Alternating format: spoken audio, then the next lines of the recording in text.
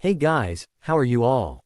Welcome to Let's Start Story on What If Ash Had Harem. Cute Serena, Misty Part 1. So do 4 blue hearts. Comment, be sure to subscribe to our channel and like this video, and please share with your friends and watch till end. Also check out Patreon for I have upload Harry x Hermione uncensored spicy version, link in description. The blazing sun is shining down on the quiet, tame, Pallet town. This small town in the southern, western corner of the Kanto region. Pidgeys are chirping, the summer breeze is blowing and the atmosphere is tranquil. This day, Pallet town is really that quiet. This is because the world-renowned Pokemon expert, Professor Samuel Oak, has started his yearly Pokemon summer camp at his lab in the tranquil town. It is for children aged 4 to 7. And children from all across the Kanto region have come to take part. It is a great way for young people to interact and learn about Pokemon, all while having fun. From Pallet Town itself, there are 5 children enjoying this camp. The first 2 are twins, Ash and Drake Ketchum. Ash Ketchum, he has messy raven black hair, hazel brown eyes, a red and yellow sleeveless shirt, dark blue denim shorts that end just above his knees, and dark green shoes with white socks. He is very energetic and brings a unique energy to anything he does. He has a unique UE skill to easily befriend Pokemon and can even understand their language. This is a trait he received from his father, and it runs in the family, although most people don't know what caused it. Drake Ketchum, like his brother, he has messy raven black hair, his eyes are hazel brown although a dark shade than Ash's. He wears a red and white jacket with short sleeves much like his father's, with blue jeans although a lighter shade of Ash's, and white trainers with hints of red.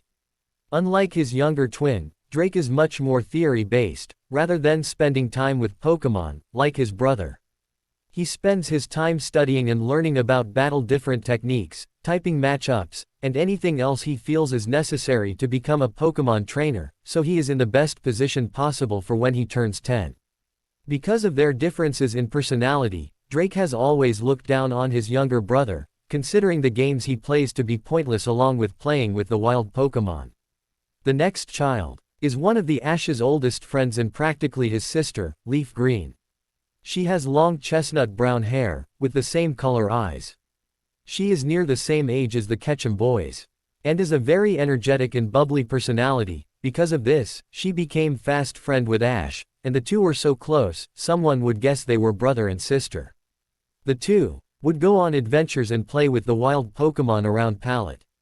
The fourth child is none other than Professor Oak's grandson, Gary Oak. Gary is a very arrogant child, mainly because of his family's reputation.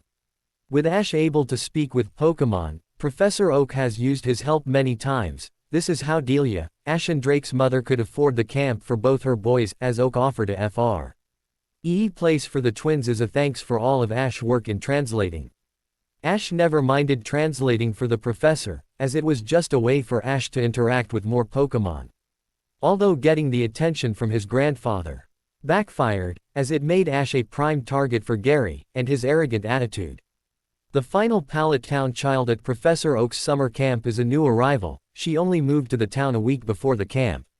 And despite her pleas to her mother, she was sent as her mother saw it as a good way for her to make friends. This is Serena Yvonne. She has long honey blonde hair, which is covered by a summer hat with a pink ribbon tied around it, sapphire blue eyes, a light pink summer flower dress and pink shoes in the same shade. She is quite a shy child, and the fact she moved to another region where she knows no one but her mother doesn't help. Plus she was told of her father's passing, being the main reason they left. At the Oak Pokemon Lab, in the back ranch, a group of adults and children were gathered in a group. Professor Oak stood in front of them, on a sort of portable wooden stand, with a male assistant dressed in a lab coat and typical researcher attire, stood next to the stand, with a trolley of Pokeballs by his side. "Greetings," Oak spoke, drawing their attention. Oak has slightly gray hair that sways off to one side, his white lab coat is open and a red shirt is visible. A black belt is also around his waist, holding up a pair of smart brown trousers. Oak waited for everyone to quiet down before continuing. "This is our 45th year running our summer camp. And we hope this year will be as successful as the previous years. As many of you know, Kanto's current champion, Plus many members of Elite Four have taken part in our summer camp in the past. Oak continued. While you're here, you will have many opportunities to interact with Pokémon, learn and prepare for life as a traveling trainer. Here, many of the kids go. Excited as they haven't had much chance to interact with Pokémon, so this should be a real treat. And most of all, have fun. Oak finished. For today, the children will have the chance to play and interact with each other, as well as the Pokémon specially selected for this camp. Here, Oak gave a signal to the assistant to his side, who smiled and started releasing the Pokémon. Parents, feel free to stick around and make any queries you may have. Oak finished, before stepping down. As he did, a couple parent approached the Pokémon professor, while others decided to wait and let it calm down and just mingle amongst themselves. And a few decided to take their leave. The children all gathered in their own group, around the assistant with the trolley of Pokeballs. One by one, the assistant released the Pokémon. And there was enough for one Pokémon per kid, with a few spares. Despite the group of kids excited, there is one girl separate, almost hiding. This is Serena. After while all the kids were playing in their own groups or just with their Pokémon, Serena was standing by a tree, all on her own. She isn't scared of Pokémon or anything like that. Except her mother's Pidgey's wake-up call each morning. Why Grace felt the need to wake Serena up with a peck attack is beyond her. Leaf saw Serena standing by herself and walked over with the Growlithe she was given to play with. "Hey there," Leaf announced in her usual bubbly tone, with a giant friendly smile on her face. Serena initially jumped as Leaf approached from behind, which caused the happy girl to giggle. "I'm Leaf." Leaf extended her hand. "What's your name?" Serena looked at Leaf with an unreadable expression. She was so shy, and sure she seems nice, but she's just too shy. I'm Serena. Serena replied after a hesitation. Leaf had a slight frown on her face as a result of the hesitation. Although Leaf couldn't frown for more than a couple seconds as she was too hyper about the camp and what is in store. Serena didn't know what to do, she was too shy to talk and it is just making her uncomfortable. "So Serena, why don't you have a Pokémon?" Leaf asked as she motioned down towards the Growlithe she was paired with. Growlithe happily barked. He was trained to be friendly with children and wants nothing more than to make friends. Serena looked down at the happy Pokémon, and smiled. She had to admit the Pokémon was pretty cute, but she is still too shy to say anything. Growlithe took this in excitedly as he jumped at the shy girl. Serena fell down with a shriek as Growlithe licked her with affection. Leaf giggled at the reaction. Serena was terrified. She quickly pulled herself up and bolted into a nearby forest. She was so scared, even a couple tears escaped her eyes. Ash was playing tag with the Poliwag he was paired with. Poliwag was shocked Ash could actually understand him. After a chat where both Ash and Poliwag got to know each other, the two started playing a game of catch, until a snide voice drew their attention. "Hey, still playing those little games, Ashy, boy?" Gary spoke in a snide tone. Ash turned to Gary as he stood up and Poliwag looked with curiosity. "Gary," Ash mumbled in a bitter tone. "Barely audible. The one and only." Gary replied with an arrogant tone, flick of the hand and a cocky smirk. "What do you want, Gary?" Ash asked as he rolled his eyes at Gary's last comment. "Typical Gary. Just seeing what you're up to." Gary gave what seemed to be a genuine smile. "After all, you'll never make it as a trainer, so playing games is perfect for you." Gary's smile turned into another smirk. This made Ash angry. Why did Gary single him out? "Why? You know what, Gary? We'll see who's the better trainer when we face each other in the Pokémon League." Ash retorted, trying to stay calm. Gary turned to his side and closing his eyes. "Yeah, we will," Gary replied before opening one eye and looking directly at Ash. "If you make it that far." "Gah." Rai ended with a mocking laugh and walked away. Ash grunted before he turned to Poliwag. The tadpole Pokémon made an evaluation of that those two clear knew each other and he guessed they weren't too friendly. This surprised Poliwag since in the short time he knew Ash, it was obvious he was very friendly. Deciding it was neither his business or right to know, he pushed it to the back of his mind. That they continued their game in with high spirits. Poliwag was surprised Ash could change moods just like that, but decided to just enjoy the game of tag, which both did. After a while, Poliwag was being chased and ran into a nearby forest, with Ash following shortly behind. After a few of the adults left concluding their quick talk with Professor Oak, a woman approached the timely professor. He has medium-length dark-ish brown hair with a yellow hair clip, a short-sleeved dark blue t-shirt, a pale green jumpsuit, only covering her bottoms, tied around her waist. "Hello, Professor." The woman approached him. Oak turned towards her. "My name's Grace. Grace Yvonne." She offered her hand and Oak happily shook it. "Ah yes, Ms. Yvonne." Oak replied with a friendly smile. "If I'm not mistaken, you and your daughter recently moved to Pallet." Grace smiled and nodded as she ended the handshake. "Yes," she replied. "Me and my daughter Serena moved here last week. I thought this camp will help her make friends as she is quite shy." Grace continued. "Yes, she should certainly have no trouble fitting in here." Oak reassured. "We have 4 other children from Pallet Town. My grandson, Gary. Leaf Green. A friendly girl who will make friends with her. And 2 twins, Ash and Drake Ketchum. Drake is currently inside the lab and Ash is, where is Ash?" Oak replied as he named each child H. He pointed them out although when he got to Ash, he could spot the raven-haired boy. Grace looked around and couldn't spot Serena either. Professor." Grace spoke, causing Oak to look at her. "I can't see Serena either." "Don't panic Ms. Yvonne," Oak reassured. "Ash is one of the nicest kids I've ever met. I'm sure if they're together then Serena will be just fine." Grace smiled, although not confirmed. There is a good chance Serena is with this Ash boy, and if what the professor said about him is true, then she should be fine, right? Serena had stopped running from the incident with the Growlithe and was no terrified. She was lost in a strange forest, with no one around. Anything could live in here and get a 6-year-old sized snack. As she started to panic, a brush began rustling. Scared, Serena slowly backed up, tripping over a rock and hurting her knee. "I knew I didn't want to come to camp," Serena cried. "MMMUUMMMMYYY."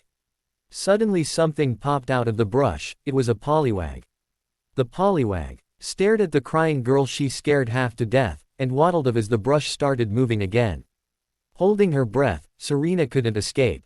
Then a head with messy raven hair came out of the brush. It was Ash. "Hello, Poliwag, where did you go?"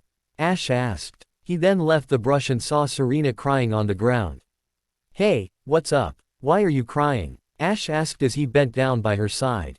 "I hurt my knee," Serena replied, in sobs. "No need to worry," Ash replied as he pulled out a handkerchief. "I'm Ash, by the way," Ash replied. He introduced himself as he tied the handkerchief around her knee. "I'm Serena," Serena replied, trying to calm down.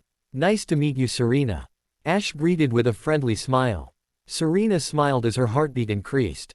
Why did this boy, who has found and helped her, suddenly make her heartbeat increase? But her thoughts were interrupted when another rush of pain flew through her knee. "It still hurts," Serena informed with a flinch and another rush of pain. Ash smiled at her. "That's okay, watch this," Ash told her as towered over her. Feel better, right away." As he spoke his chant, he waved his arms around like casting a magic spell. Serena saw this and giggled. Instantly, she couldn't feel the pain anymore. Sure, some say what Ash just did was silly, but Serena couldn't help but find it really sweet. He just went an extra mile for her, plus it was kind of cute. Wait. Did she just think he was cute? She normally only thinks of typical things as cute. A small tint of pink entered Serena's cheeks with that thought. "How's your leg? No, can you stand up?" Ash asked as he stood up, snapping Serena's attention back to him. Serena tried to push herself up, but couldn't. No, I hurt it too badly," Serena replied on the verge of tears again. "Hey, don't give up until it's over." "Okay," Ash replied, stopping Serena's tears, as he held out his hand halfway. Serena saw the gesture, and it made her heart skip a beat.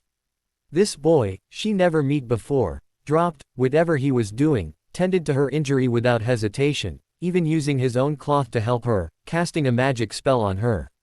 Now when she was ready to give up again, he is there with open arms to help her, plus he's kind of cute. Serena slowly put her hand out about a quarter of the way. Shaking, she was making her way. Ash saw her nervousness and quickly met her 3/4 of the way. Serena instantly blushed at this as Ash pulled her up.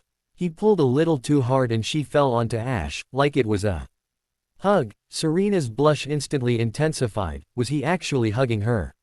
The only male she ever hugged was her father. Isn't this wrong? No, it feels nice, warm, safe. See, you're up. Let's get back to camp. The nurse can check your knee and I'll introduce you to my friends. Ash replied. He flashed her a toothy grin, as he led her out of the forest by hand. Serena couldn't understand why she felt so disappointed that he ended their embrace. Hang on, why did she want to continuing hugging him? As Ash led Serena back to the camp, he spotted two adults looking for them while walking. One was Professor Oak and the other was Grace. Serena would have spotted them too, but she seemed lost in her own little world, while staring at the boy who helped her. Ash Ketchum, you're truly the nicest, kindest, sweetest boy I have ever met. When I was scared and alone, you just showed up like some kind of guardian angel sent to protect me. He stopped whatever he was doing, without being asked, to top it off. And he jumped through every hoop to make sure I was okay. Using his own cloth to help with my injury, to some silly little chant to stop her pain. Then he helped her stand when she was just about to give in. Although he never gave up, he didn't even leave her to get help. He pulled her up and walked her to safety. It was so nice, kind, sweet. All right, Serena, Ash addressed as he stopped and turned to her, letting go of her hand, and snapping her out of her thoughts. We're here. Serena was brought back to reality to find she was now in front of the nurse's office. Before she could peek, the door opened and a friendly-looking nurse stood in the doorway. Why, hello Ash, the nurse addressed. She was new most returning campers by name, since this is Ash's third year at the Pokemon summer camp. Who do we have here? Hello Nurse Joy. Ash smiled as he greeted her. This is Serena. She hurt her knee so I brought her here. Nurse Joy smiled. Okay Serena. Nurse Joy approached the shy girl as she kneeled down to eye level. Let's take a look at this knee, shall we? Serena was scared initially of this stranger and for some reason looked to Ash. Realizing she was scared, he gave her a reassuring smile.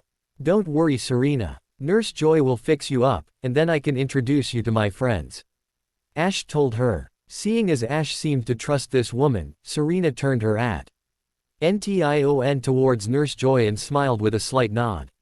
Nurse Joy smiled at this, and stood up, leading Serena into the nurse's office. As she passed Ash, Serena looked back at him. Ash looked her and smiled. Don't worry Serena. Ash reassured with a thumbs up and cheeky smile. Nurse Joy will fix you up, then we can play together. Serena smiled as her heart seemed to flutter, she didn't know why. But the promise to see Ash again and spend time with him made this whole experience worth it. Her cheeks also seemed to turn red. Nurse Joy saw this and smiled. Ah, young love. Nurse Joy thou. GHT as she walked Serena into the nurse's office and closed the door. She has always been a sort of romantic. Once the door closed, Ash decided he should go and look for Poliwag. He did just leave the little guy in the woods. Sure. He had a good reason and had to prioritize in the heat of the moment, but now Serena is with Nurse Joy, he can't leave the little tadpole Pokemon all on his own. Ash was walking through the lab, near the door that leads to the back ranch. As he neared the door, it swung open.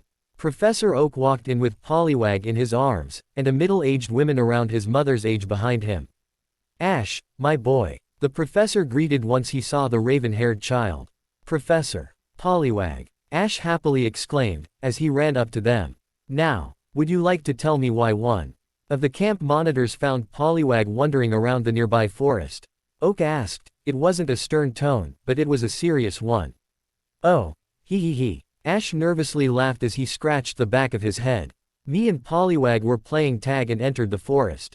While I was chasing him, I saw this girl had hurt her knee. So I had to help her, but Poliwag was too far ahead to tell him. I brought her to the nurse's office and was just about to go out to find Poliwag. Ash hastily replied. Sorry for abandoning you Poliwag. Ash bowed his head at the tadpole Pokemon, who smiled in response before jumping into Ash's arms. Who was easily able to catch him. Don't worry Ash. Poliwag reassured. You did the right thing. Ash smiled, he would hate to think he upset the little Pokemon. Oak also smiled at the scene. It was clear there was no malice in Ash's decision when he left Poliwag, and the tadpole Pokémon clearly forgave and forgot, so he could happily do the same. After all, he did the right thing. Okay Ash, now could you tell me who this girl is? Oak asked, maybe this could also solve the mystery of the disappearing girl. Yeah, she said her name was Serena. Ash smiled. She had this weird accent and a straw hat. She's with Nurse Joy at the minute. Grace let out a breath of relief. It could only be her daughter. She still had their Colossian accent, and she loved that straw hat. Her father gave it her to wear when he took her fishing. Thank Arceus. Grace thanked under her breath. Can I go now, Professor? Ash asked. Me and Poliwag have a game to finish. You're on. Poliwag declared as he jumped down and both got ready to run and continue their game of tag. Oak smiled. Ash always had limitless energy. Okay Ash, go and have fun. Oak replied, as soon as the words escaped his lips. Both Ash and Poliwag ran off into the ranch. And stay safe. Oak sighed. Whether Ash heard him or not, he knew the raven-haired boy was reckless and safety normally took a back seat. After Grace learned the location of Serena, she moved past the professor and Ash. She was thankful that Ash helped her little girl, but her escape to Kanto, even leaving her twin sister. He may have told everyone that her husband died and that was why she moved, but not necessarily the truth. Only a few people actually knew the truth, and she is still a bit jumpy. She looked through the window on the door and saw Serena with a bright smile on her face. Grace could finally relax. It was still early days, so she was still on edge. Ash and Poliwag were running around the ranch, although they didn't go near the forest in which they found Serena before. While playing, both failed to notice a little girl approach Ash from behind. Hey Ash. Leaf spoke her typically bubbly tone. Where you been? Ash and Poliwag turned to face this girl. Poliwag didn't mind stopping the game as it would be rude to not address her, and she seems to be friendly with Ash. Probably running away because he knows he can't hold a candle to the great Gary Oak. Gary's snide voice crept in from behind Leaf. Leaf rolled her eyes. Gary was always arrogant and seemed to direct it at Ash for some unknown reason. And then Ash would retaliate and they would end up in a fight. Actually Gary, I made a new friend, so don't flatter yourself.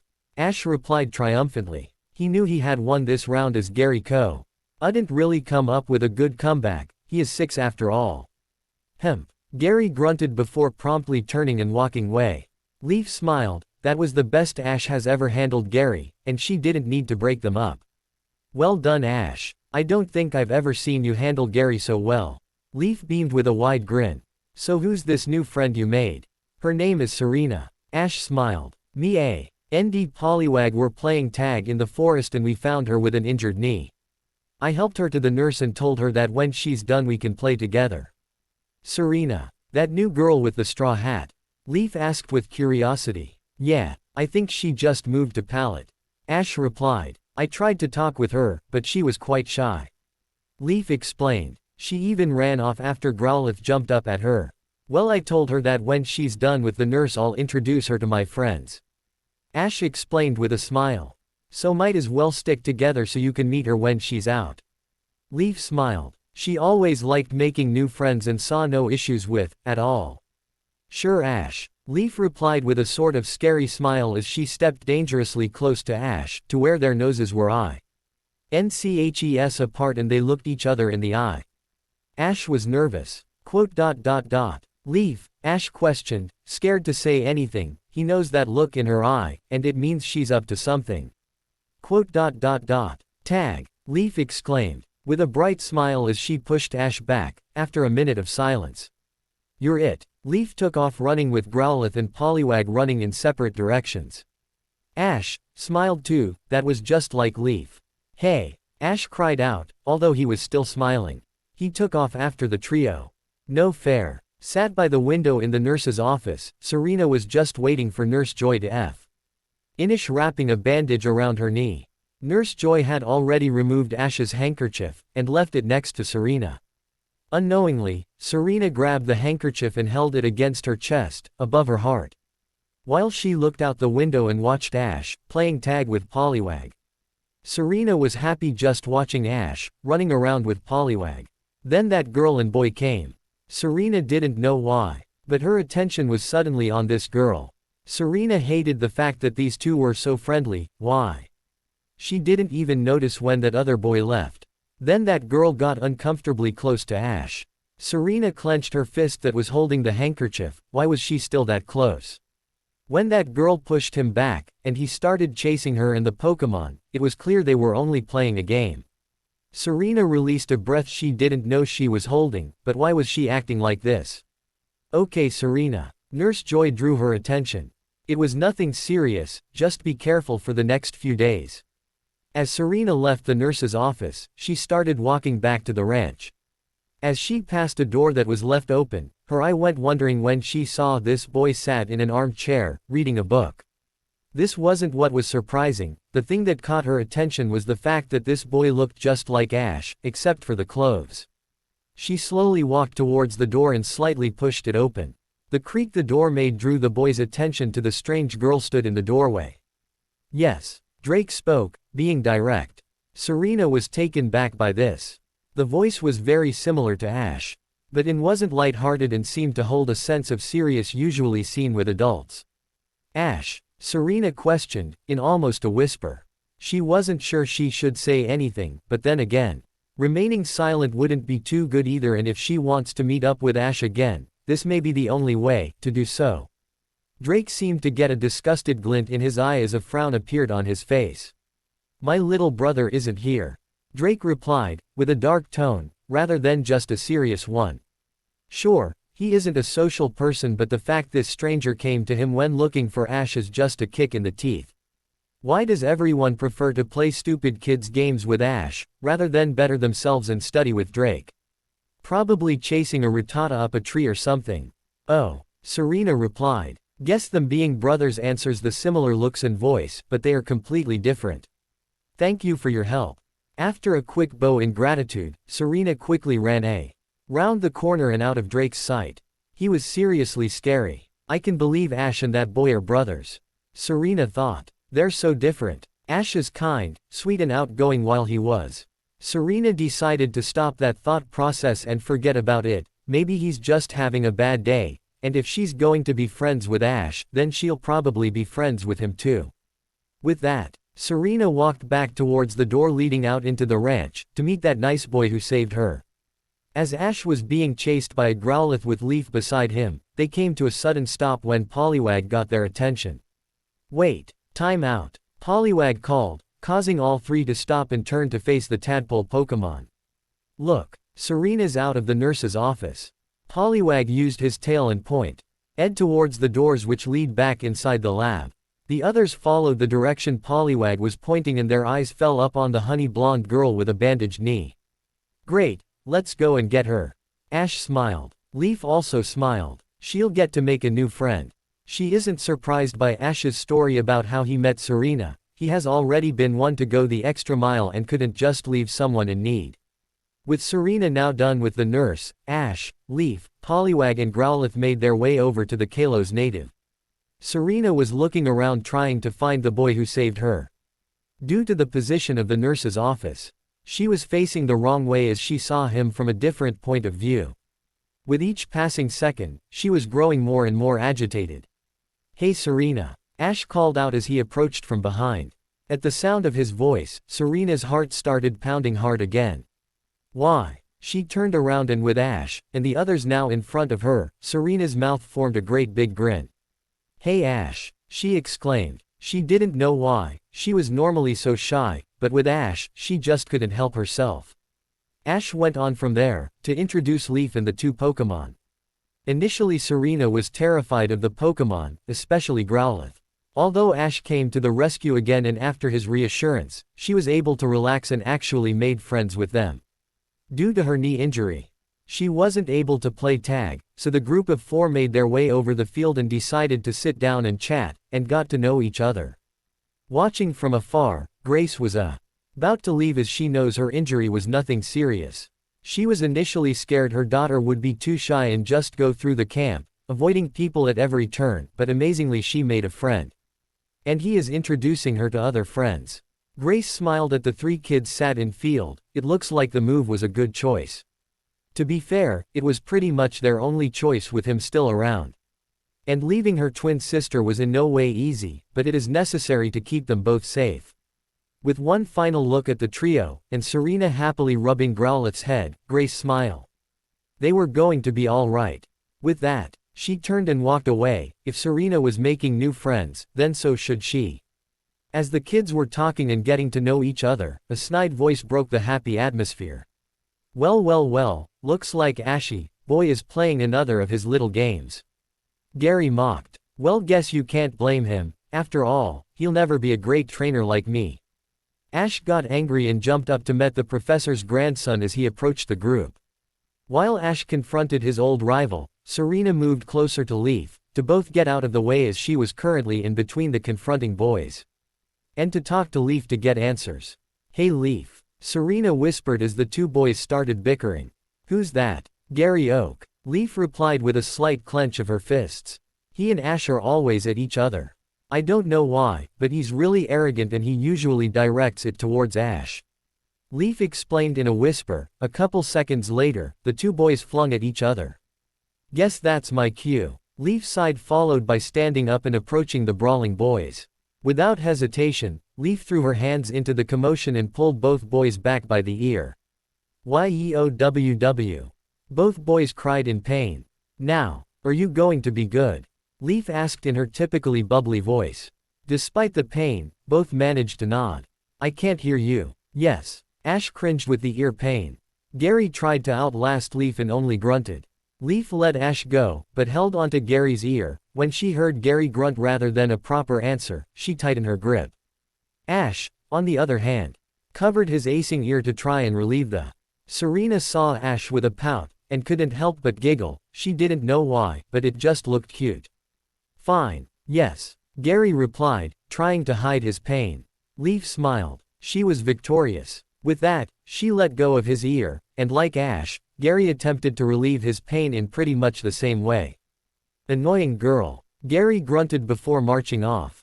From there, Ash and Leaf basically explained what the Palette group was like to Serena. How those two are practically siblings. Gary and Ash are at each other's throats, and also mentioned introducing Drake to her. Serena, for some unknown reason, was extremely jealous that Leaf was so close to Ash, but she didn't know why. Ever since meeting Ash, she has had these weird feelings around him. And this jealousy is just one of them. Maybe her mom will know and she can ask once the camp is over. Serena also mentioned that she already met a boy who claimed to Ash's brother, although he say met extremely different from Ash in personality. That made the surrogate siblings laugh as she hit the nail on the head. Ash was always adventurous and reckless, putting others first and saving thinking time for after the event. Whereas Drake is much more calculated, spending his time studying and learning rather than exploring and playing with wild Pokemon. He considers Ash's adventures to be childish and nothing more than a waste of time. With introductions done, the camp continued over the course of 3 weeks. Serena fitted right in. She quickly became best friends with Ash and Leaf. She spent a little time with Gary. Although the two could tolerate each other if needed, and because of Serena's shyness, the two never thought against each other, at least not as intense or as often as Ash and Gary. Serena also met Drake, and despite her best attempts, Drake was the same cut-off, calculating individual, and despite being friendly towards each other, they only really interacted when needed. With the camp over, Ash and Leaf helped Serena adapt to her new hometown. Grace also became friends with Delia and Rose, Ash's and Leaf's mothers, and the Yvonnes fitted right in. Serena also talked about these weird feelings she gets around Ash, which turned into a mistake, as Grace instantly knew her daughter had a crush, and wasted little time in teasing her about it. Once Serena accepted her feeling, it became common knowledge about her crush on the raven-haired boy. In fact, only one person wasn't made aware of her feelings. And not through a lack of trying. That person is Ash himself. Leaf, like Grace, made sure she would tease her best friend about it, which normally resulted in Serena blushing immensely. As time went on, the long-awaited date grew closer and closer. The day that they can start their Pokemon journey. In the Ketchum household, both Ash and Drake are still awake. Drake is lying on his bed studying a map of the Kanto region. The one in which he spent over 2 years working on. To plan out his entire journey, where he's outlined the order of the gyms he'll go to, the Pokémon he plans to catch, and his planned route he'll take. He spent years preparing for this, and he has every little detail down. Both of the Ketchum brothers agreed to travel separately, mainly because they are both aiming for the Indigo League, and don't want to copy each other in terms of battling style and techniques. Hanging up next to Drake's bed is the new clothes Delia made for his journey. Hanging on top of the outfit is his own hat, which is 75% red WITH a white window and a black Pokémon League organization sticker in the top corner of the white window, his new ruby red jacket with white sleeves and white lining. He also has a new black shirt underneath it. A pair of new Velcro gloves, which are black in the middle and white around the edge. A pair of black silk trousers, which are being held up by a black belt designed to hold shrunken Pokeballs. Finally, he has a pair of jet black shoes. Looking at his new outfit shows a striking resemblance to his father. On the other hand, Ash was stood in the middle of his room, trying on his new clothes his mother, Delia, made for his journey. He has his limited edition official Indigo League hat, which is 75% red, with a white window above the flap, and the dark green Indigo League symbol in the center, a new deep sea blue jacket. Yellow linings, with white short sleeves, and a white collar, a pair of green Velcro gloves, with them being dark green over the hand and a lighter green around the edge, to match his gloves. He also has a new emerald green backpack. Under his jacket, he has a plain jet black t-shirt. He also has a new pair of light blue jeans which are being held up by a brown leather belt, designed to equip shrunken Pokeballs onto. Finally, he has his new trainers which are a combination of black and white. Ash himself was smiling broadly. I can't wait. Tomorrow I get my first Pokémon. And then I can start my journey. Ash thought, getting really excited. To be a Pokémon master. Drake heard that little outburst from across the hall, despite both their bedroom doors being locked. He simply rolled his eyes. How can he become a Pokémon master if all he's done is play those childish games? He doubted Ash could get 4 out of the 8 badges in the Kanto region, or any region for that matter. Delia threw the door into Ash's room open and saw Ash stood in the middle of his room, making a striking pose with his Pokeball alarm clock. His television is also on, showing a special battle between 2 trainers.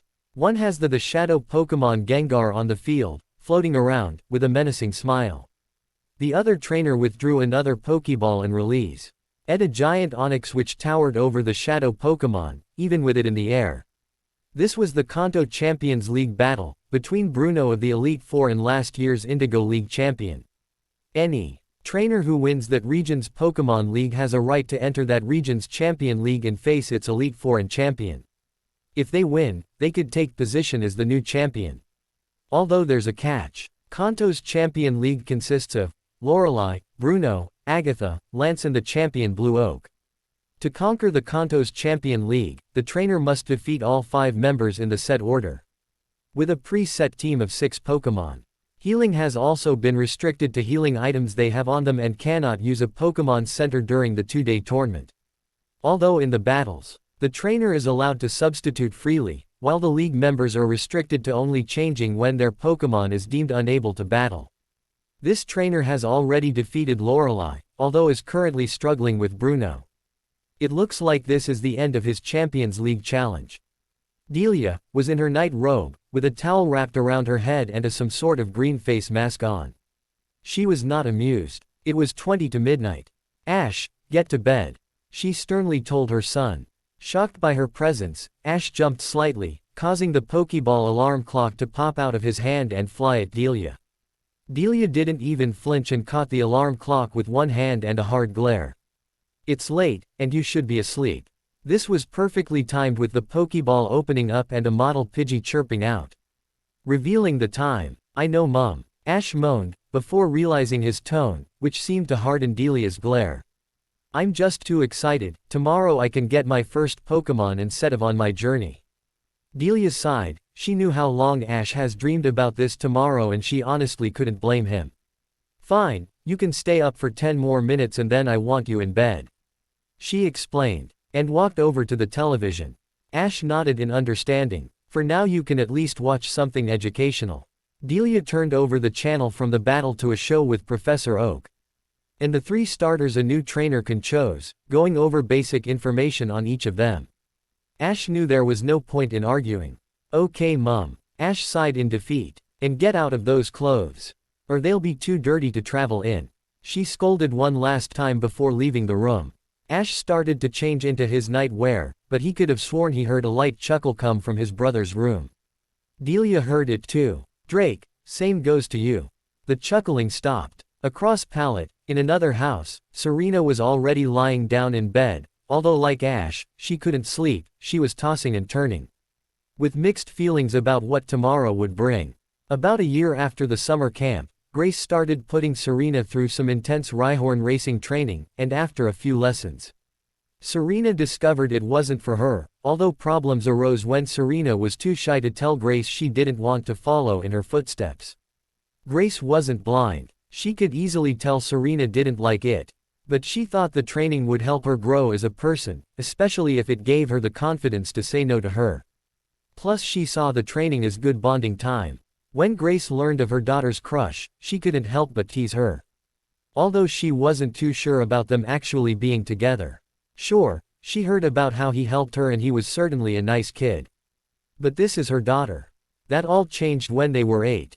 Flashback start. After another painful Rhyhorn racing lesson in the morning, Serena was sat on a bench in the Pallet Park, watching the sun set.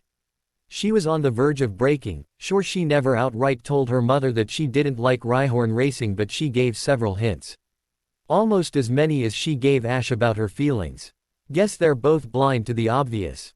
Ash was watching Serena as she stared at the sunset, deep in thought. He felt sorry for her. He knows she hates her Rhyhorn racing training and just wants to help. He hates seeing anyone upset, whether friend or foe, person or Pokemon. He just can't sit by and let them be miserable. With his mind made up, Ash walked up behind Serena. ND leaned against the bench she was sat on. Serena didn't seem to notice his appearance. Hey Serena. Ash addressed her. After a moment's hesitation, Serena looked at the raven-hair boy. She had a weak smile before responding. Hi Ash. Serena replied before turning her attention back to the sunset. Normally she would have an Ash and to see, as Leaf dubbed it, just the two of them, alone, with the sunset to make the mood. But she is too depressed about the Rhyhorn situation, so much so that she didn't even blush. Ash noticed that Serena was acting like she normally does, like she isn't even in the same place. So he knows he has to bring his friend back. Okay Serena. Ash spoke again. What's wrong? Serena looked at him and sighed. She didn't want to drag Ash into her problems. It's nothing Ash. Serena tried to convince, although she was clearly lying. Ash raised an eyebrow as to show his skepticism. Really? Serena. I'm not blind. Ash replied, causing her to look at him. Wanna bet? Serena thought with an inward giggle, although her face stayed neutral. Seeing as she didn't deny it, Ash decided to continue. It's about your Rhyhorn racing, isn't it? Ash continued. Serena was shocked. He actually figured it out. That gave the honey blonde girl a shimmer of hope that maybe, just maybe he would discover her feelings for him. Or maybe not, this is Ash after all. Serena simply nodded. She couldn't deny it. But she couldn't bring herself to say it.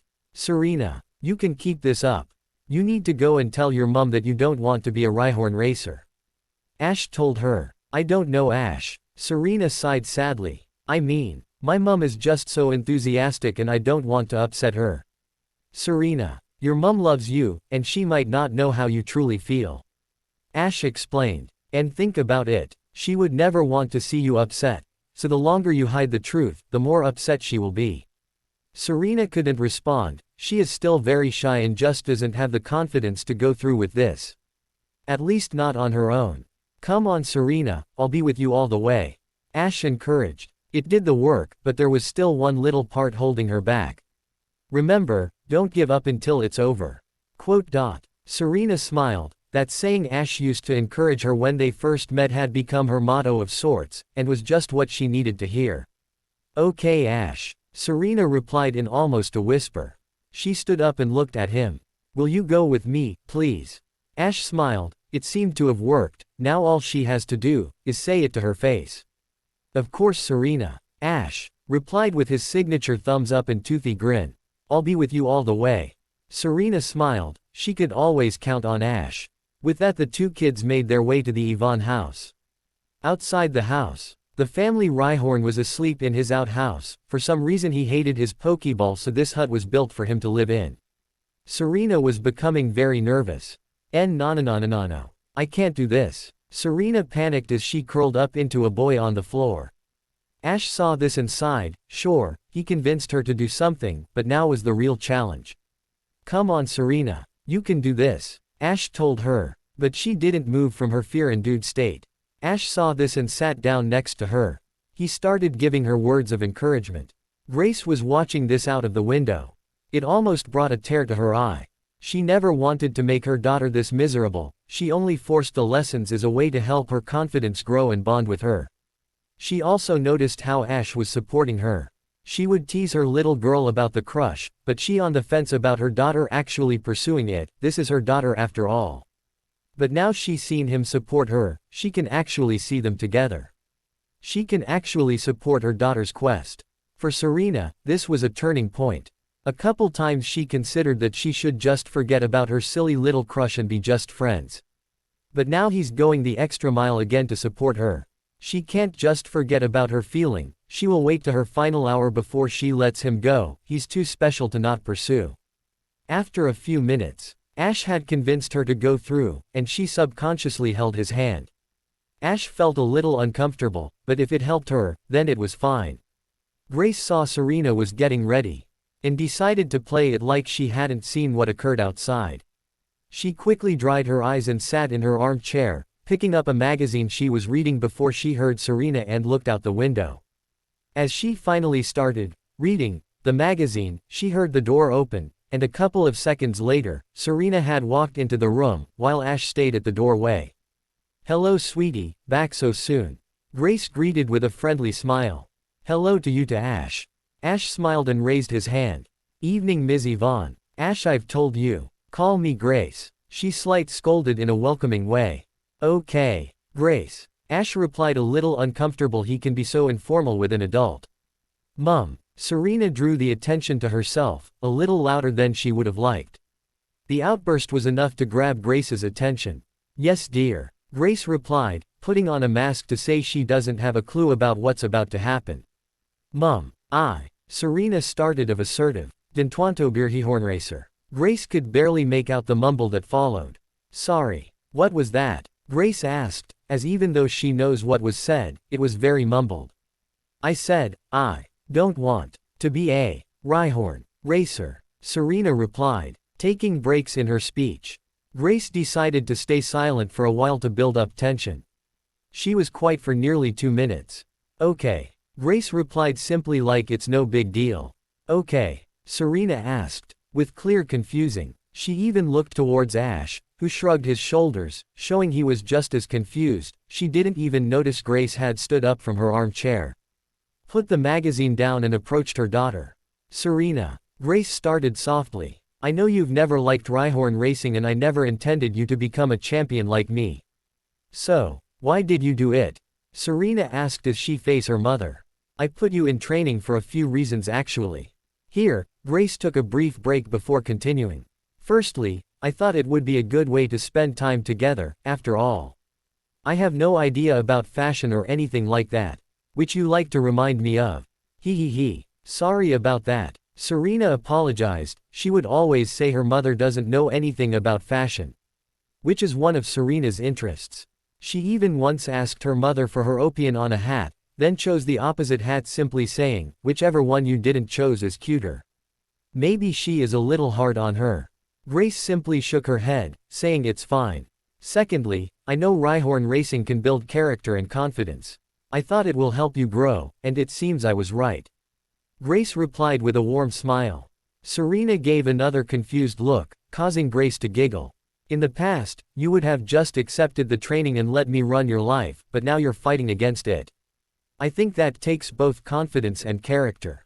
Serena smiled and threw her arms around her mother in a big hug. Thank you. Serena thanked, in the tight embrace as her mother returned the affection. Ash smiled at the heart-warming scene. Grace grew a sly smile on her face as Serena slowly moved back out of the hug, but still quite close. Besides, Now you can work towards your true goal. Grace whispered so only Serena could hear. She then made a quick glance at Ash and back to Serena. Ash didn't hear the whisper or notice the glance. Serena turned bright red. MMMUUUMMM. Flashback end. After a trip down memory lane, Serena smiled sadly. Ash helped her so much for the right to find her own dream to work towards, and since that day, she has considered multiple options: trainer, breeder, watcher, doctor, researcher, coordinator, connoisseur, and many more. She just could find one to suit her. After everything Ash did that day, and she couldn't even make a decision after years of thinking. She sighed as she lay in her bed. Maybe she'll find something on her journey. Right, tomorrow she is setting off on her journey, not knowing when she'll see her friends again. Maybe Ash or Leaf will let her travel with them. With that she finally drifted off into a deep slumber. The next morning, both Ash and Drake had gotten up. Drake was awake sooner than Ash. By the time Ash had woken up and dressed, he made his way downstairs and discovered Drake was already awake, dressed and finished his breakfast. Drake looked at his younger twin and rolled his eyes. Forget about those childish games. He woke up late on his first day of a trainer. Yeah, he will never make it. Delia, on the other hand, smiled sadly. Today is the day both her boys will leave. She knows she can't hold on to them forever, but it is still upsetting. Come on honey, eat up. Delia told Ash as she placed his breakfast on the table. This is the last meal I'm going to cook for you, for a while at least. Ash smiled. He would miss his mother's cooking, so he would be sure to make the most of this last meal. As Ash sat down and dug in at incredible speed, Drake grunted. Not only could he not make it as a trainer, but his manners was disgusting. So boys, have you decided which Pokemon you'll pick as your starter? Delia asked, trying not to think of the sadness of her boys leaving. Of course. Drake replied, swift and short. He isn't up for conversation as he runs his planned journey through his mind. Instead of heading straight to Viridian City, he's going to Add north, west of Pallet Town across the wasteland and go to Celadon City for his first badge. Ash took a brief break from demolishing his breakfast to also answer the question. I don't know yet Mum. Ash replied. Any Pokemon would make an awesome partner. Drake grunted as he stood up and walked towards the door, grabbing his new bag on the way. He doesn't even know which Pokemon he'll choose. Disgraceful. Leaving already Drake? Delia asked sweetly. She knows the bad atmosphere between her sons, and doesn't want an argument on today of all days. Yeah Mum. Drake replied with a neutral tone. He doesn't want to start a fight despite his feelings towards his little brother. I don't want to be late. Delia smiled. She knows it's a little early to leave, but it's probably for the best. Okay. Just make sure to stop back here before you leave. Delia replied with a warm smile, which Drake returned. He has nothing against his mother, and loves her as much as any son. After all, she treats him better than his father does. Of course Mum. Bye for now. Drake replied and with that he left. Delia then looked back at Ash, to see what his reaction was. He had continued demolishing his breakfast and seemed unaffected. At least it didn't dampen his spirits. In the Yvonne house, Serena had woke up early. Got dressed in the outfit she decided to wear on her journey and made her way downstairs. Her outfit consists of a dark gray tank top, with a white collar, dark gray stockings. She still has her long honey blonde hair, although it's grown in the years to just above her waist, a red skirt. Black high tops with pink semi-pokeballs printed on the side and a dark pink hat paired with a black hatband and ribbon bow.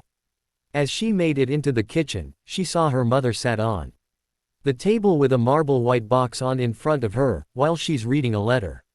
Serena could have sworn she saw a look of dread on her mother's face, although when she heard the door creak as Serena pushed it open because she couldn't get through the small crack it was open. As soon as Grace heard the creak, she quickly scrunched a letter and forced it into her handbag, which was on the floor next to her.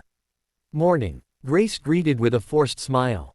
Serena thought this was weird, but she shrugged it off. Today is the first day of her journey. Morning Mum. Serena replied as she walked to the table and sat down to eat breakfast.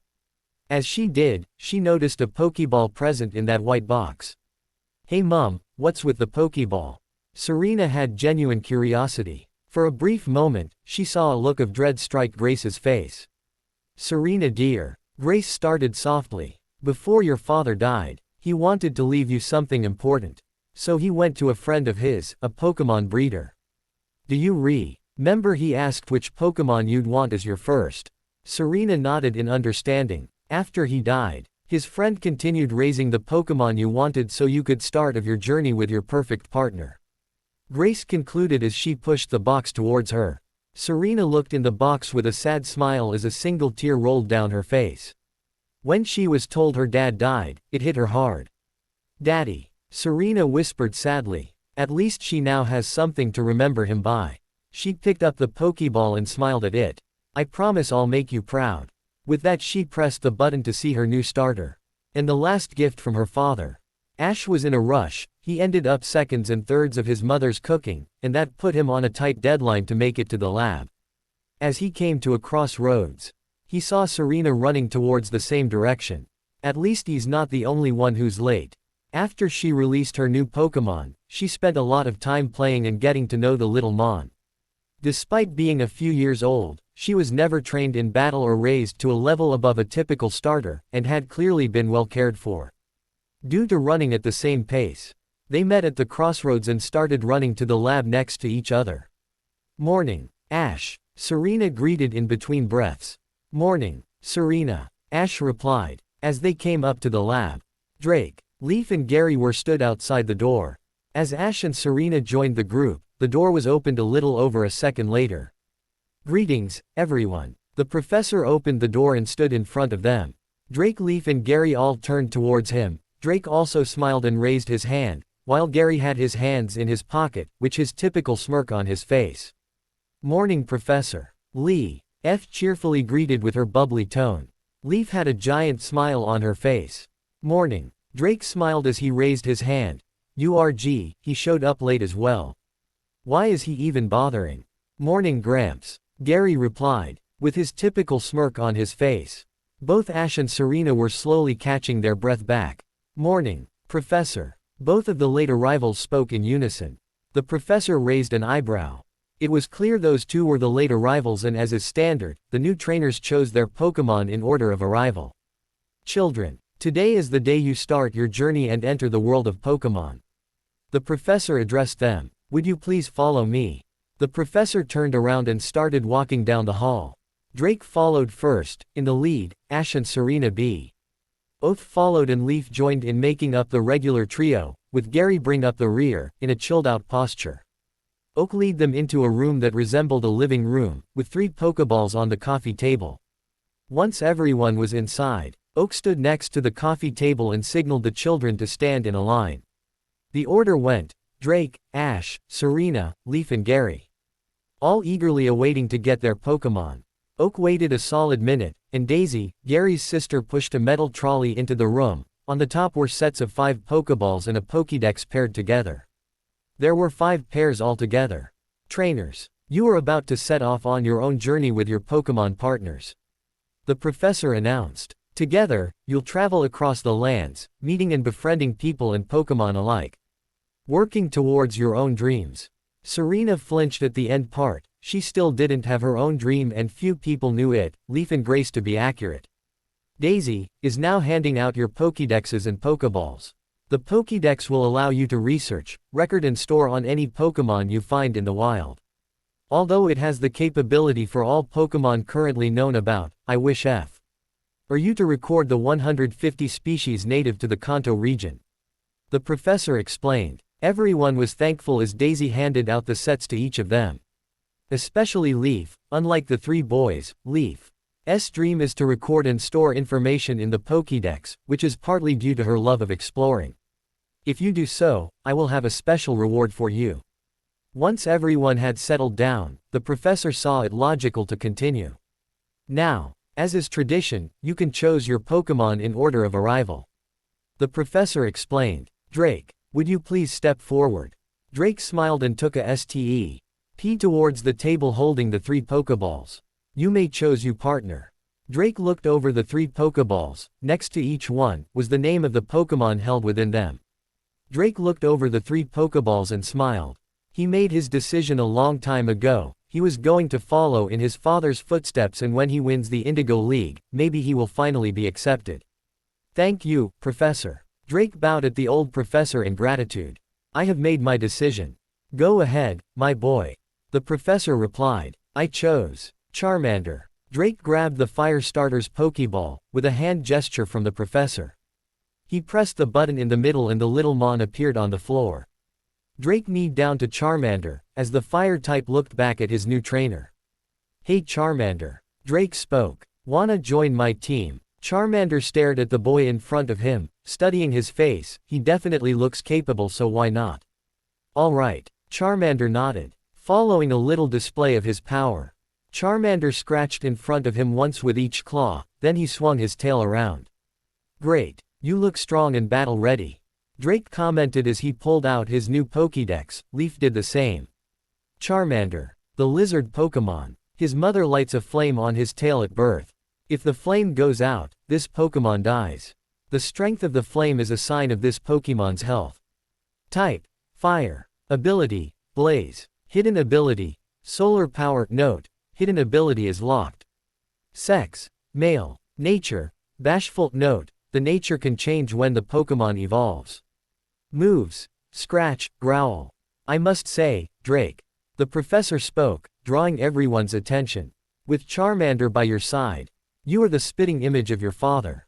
Drake bowed, and inwardly smiled. The Red Tornado legend will continue. With that he walked back to his place and Charmander stood by his foot. Drake, I'm sure you'll make a great team. Ash commented with a friendly smile. Drake forced a smile. He doesn't want to cause a scene. It's not the time or the place. I don't need your praise. I prove who's best at the Indigo League. If you make it that far. Leaf, will you please step forward? The professor requested. Leaf excitedly jumped up to the table. The professor smiled at hyperactive girl. You may choose your Pokémon. Leaf didn't waste any time and her hand quickly grabbed the Pokeball labeled Bulbasaur. It seems you've made your decision. The professor commented. Leaf blushed in embarrassment. Her overeagerness caused her to briefly forget her manners. Oh sorry professor, thank you. Leaf quickly apologized followed by a bow and thanks. Receiving the same hand gesture from the professor, Leaf pressed the button and released her new partner. Bulbasaur appeared on the floor and was facing Leaf, who had dropped to her knees. Hello Bulbasaur. I'm Leaf. Do you want to go on an adventure with me? Leaf spoke at rapid speed, trying and failing to contain her excitement. Bulbasaur, like Charmander, studied Leaf, but this time it only took a couple seconds before Bulbasaur made his decision. Sounds great. Bulbasaur happily replied before jumping into Leaf's arms.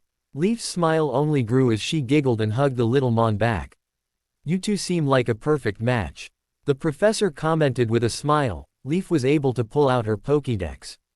Bulbasaur, the seed Pokémon. This Pokémon feeds on sunlight through the bulb on his back. The size of the bulb shows it health. If in danger, then the bulb will open and release spores as a defense. Type. Grass poison.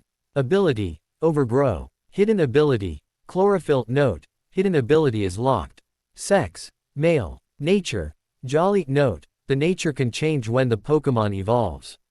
Moves. Tackle. Growl.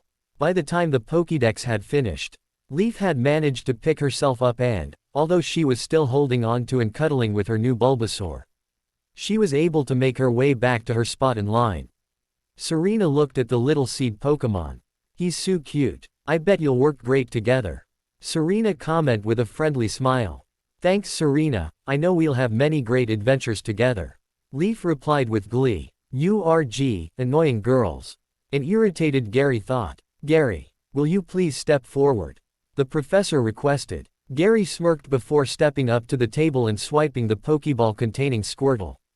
Without a word, he pressed the button and released Squirtle. Unlike the others, Gary remained standing and looked down at the little mon.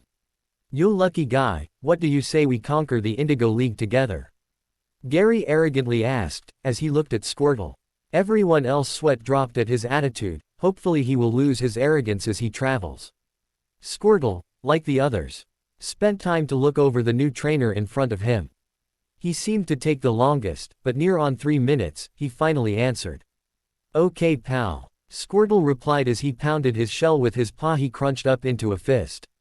With that, Gary walked back to his place in line, and like Charmander, stood by his new trainer's foot. Gary and Leaf both pulled out their Pokédexes. Squirtle, the tiny turtle Pokémon.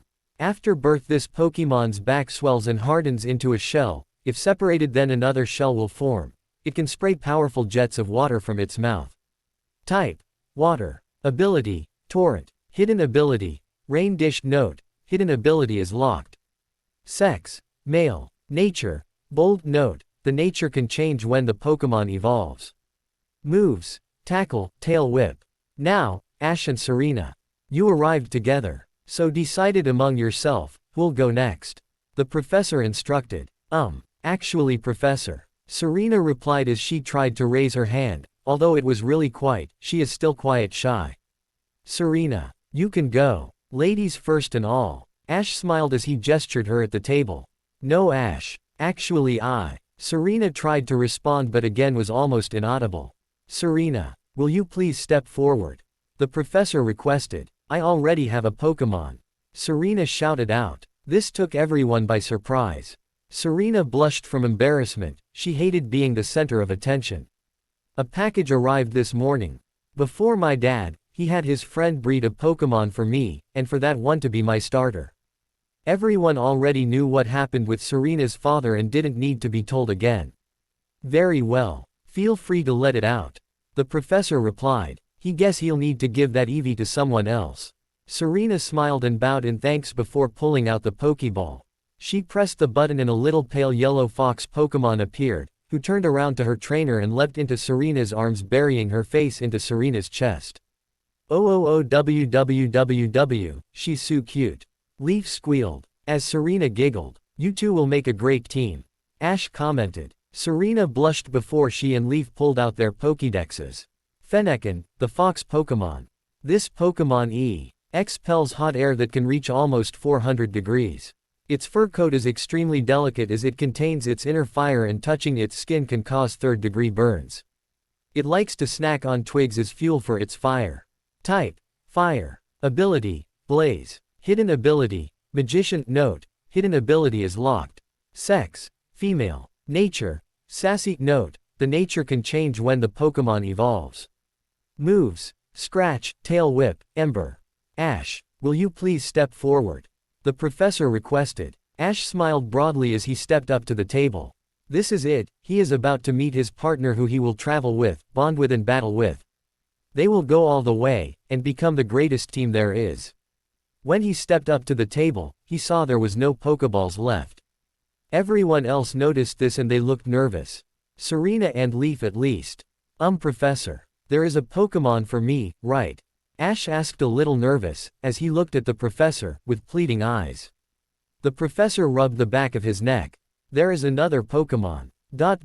Although I must warn you. This Pokemon has had a troubled past. The professor explained. Are you sure you want it? Yes. Professor, I'll take it. Ash happily exclaimed. Gary grunted. Why was he so easily excited? He's so annoying. Drake inwardly frowned. Great. He's giving the Pokemon with issues to the least capable one here, get ready for the fireworks. The professor smiled. He knows Ash is serious about this, and he also knows that they will become great partners and the best of friends. Okay Ash, I trust you. The professor replied as he too a Pokeball out of his paw on his lab coat. I must ask the rest of you to step back as to not startle the Pokemon. With that Ash looked at the Pokeball fondly, as everyone, including the professor took a big step back. With cost clear, Ash turned to the table and pressed the button. The Pokeball opened and released the Pokemon onto the table. It was revealed to be a Pikachu. Ash stared at the Pokemon, and after less than a second, his face broke out into a massive grin. A Pikachu. That will be an awesome Pokemon. Both Ash and Drake had the same thought. Why do I think he would say that no matter who was in that Pokeball? Pikachu looked at Ash with curiosity. Who did this kid think he was? Hello Pikachu. My name's Ash. Ash Ketchum. I heard you had trouble in the past and I promise I will help you in any way and become your partner. Ash happily explained with a big smile. Pikachu continued watching Ash. He didn't believe this kid for a second, he has heard the stick before. Pikachu promptly turned his back. Yeah right. Pikachu replied with a dark tone, clearly not believing him. Come on Pikachu, I promise I'm not like those people in the past. Ash pleaded, he also expanded his arm to rub his head with affection. Pikachu saw his arm come towards him, so he's starting already. Pikachu narrowed his eyes, and then released a powerful electric shock. Ash could barely hear the professor warning him not to. But it was too late. Ha ha ha ha ha ha ha. Geez Ashy, boy, I thought it would take longer for your Pokemon to discover you're no good. Gary laughed. Drake did an inward smirk, it's just like I predicted. On the other hand, both Serena and Leaf were scared for Ash's well-being. As Ash pulled himself up, he dusted off the soot. Ash, are you okay? Serena asked, concern evident in her voice. Yeah, I'm fine. Ash reassured, although it didn't work 100%. Then he turned to face Pikachu again. Hey Pikachu, you're really strong. I'm sorry if I scared you, I didn't mean anything bad by it. This actually surprised the little Mon, he was only ever called weak, pathetic and so on.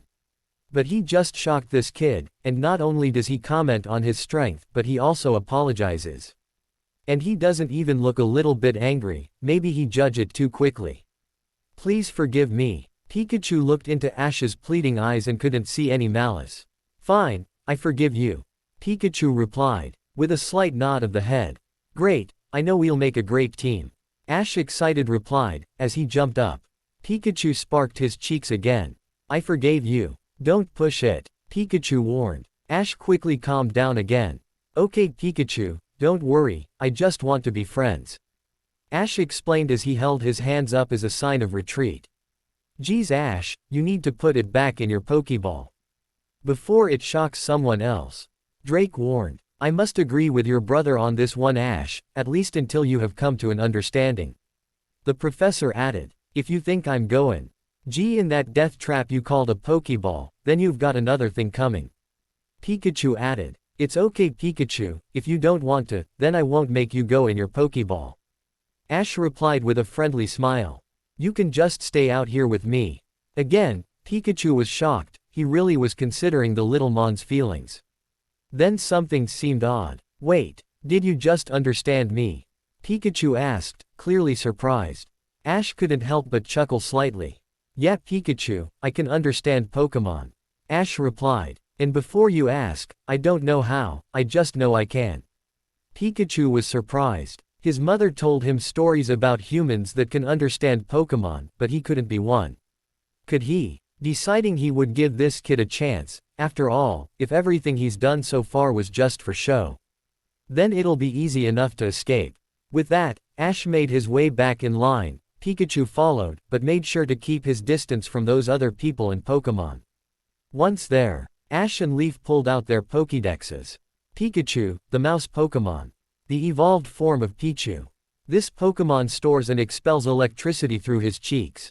It can stick its tail in the air during a lightning storm. And be used as a lightning rod. Type: Electric. Ability: Static. Hidden ability: Lightning rod. Note: Hidden ability is unlocked. Sex: Male. Nature: Quirky. Note: the nature can change when the Pokemon evolves. Moves: Thunder Shock, Tail Whip, Quick Attack. With all the Pokemon and trainers antiquated, as well as all the equipment handed out, the professor saw it suitable to bring it to an end. Daisy, at this point, left the room. She could only stay for the meet and greet as she has the Pokemon to feed.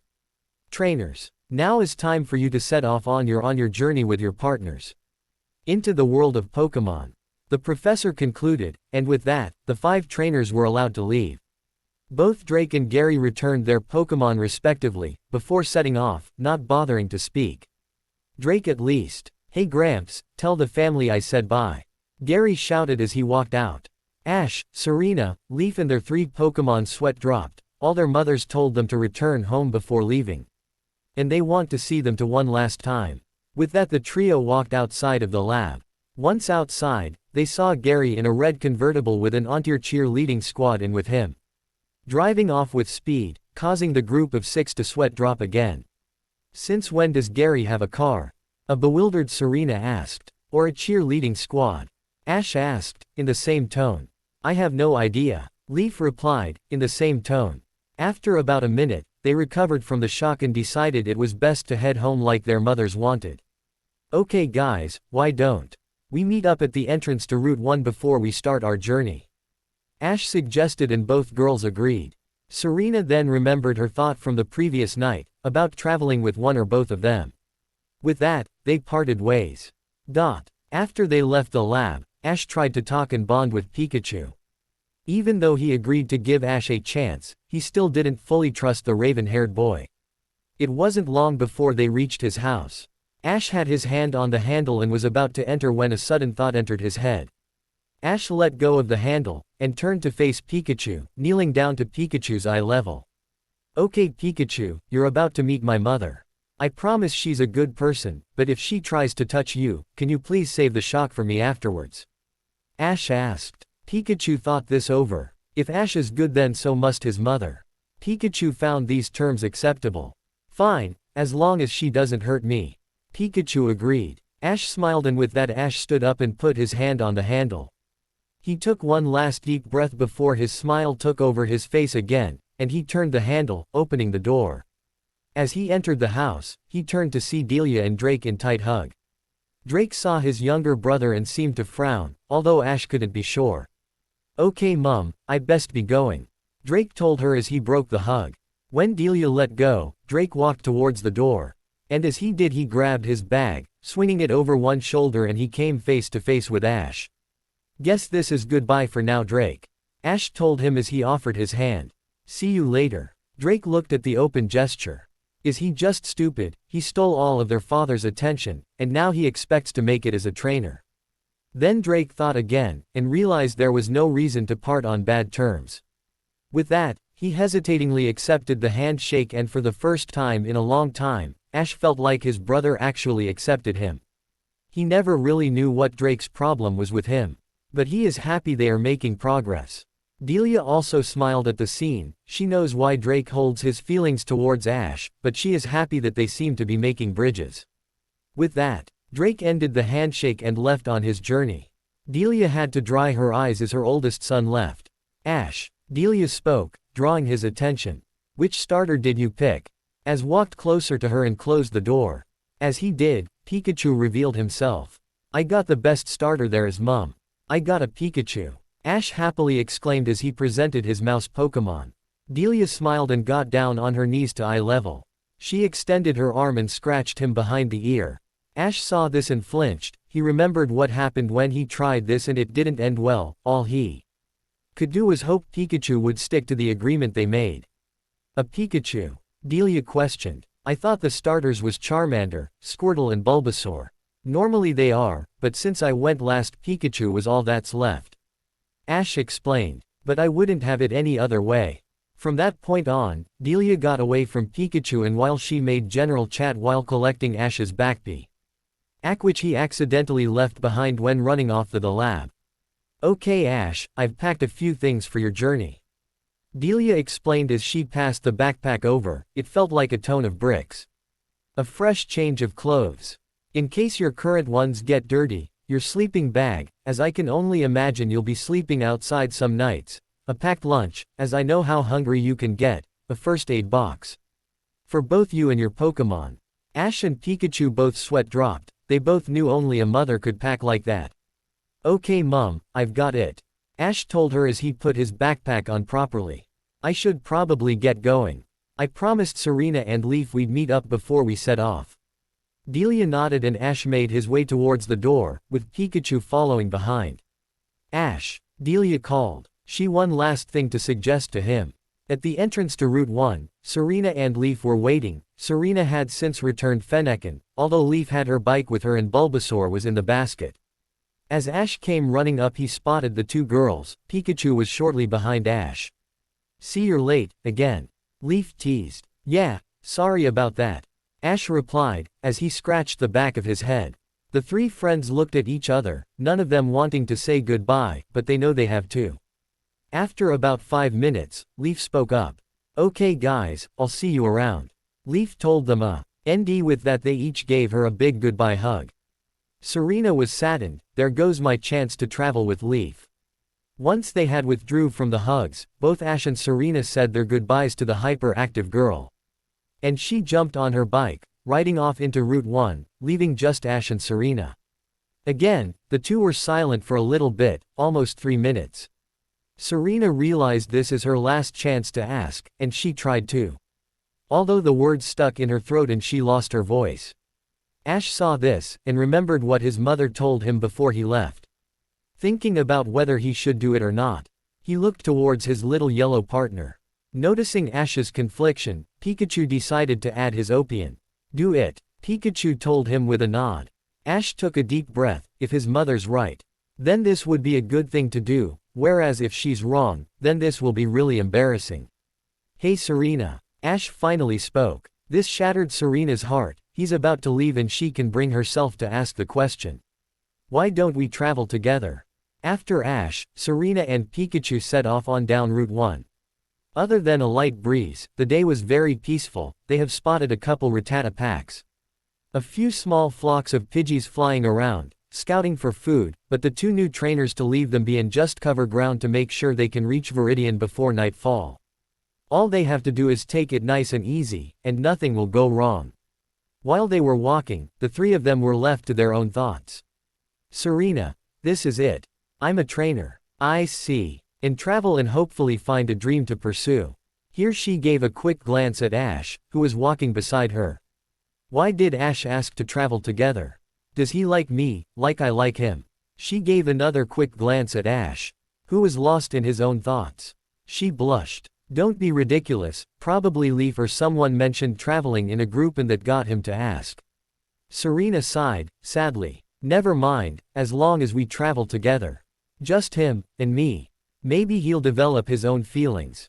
Serena smiled broadly and enter another, Ash had to see, about him confessing to her. Pikachu, I really misjudged this kid. He apologized after I shocked him. The past trainers would have yelled at me, at least if not more. Even after that, when his brother and the old guy wanted me to go back in the Pokeball. But he defended me and promised I could stay out. Not only that, but because I'm out walking with him. He told me to let him know if I get tired. He really is a nice kid. Now Pikachu took a quick glance at Serena. That Serena girl isn't bad either. Although her feelings are quite obvious, seriously, I've seen Vulpixes with lighter red coloring. Then Pikachu looked back towards Ash. Guess watching them interact should cause some good entertainment. Although Ash has kept to his word, maybe staying with him won't be too bad with him. Ash, great, I'm finally here. On my journey to become the very best, like no one ever was. With Pikachu by my side, nothing can stand in our way and we'll win the Indigo League.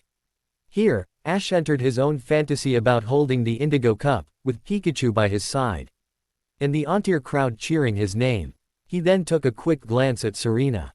Why was Mum so insistent that I travel with her? I can handle myself. Maybe it was what Serena wanted to travel together. But then why didn't she just ask? I know she's shy, but we've been friends for years. Then again, she has always been more shy around me than Leaf or Drake or even Gary. Why? Here, Ash let out a breath of relief. Probably just nothing. Is it lunchtime yet? Back in the, after everyone had left, Professor Oak was sat in his chair, skimming through his emails, nothing too important, junk mail. A couple new theses from other regional professors and some fan mail. When will the Tracy kid understand I'm not looking for a Pokemon watcher to work with me? Daisy and I are managing fine by ourselves.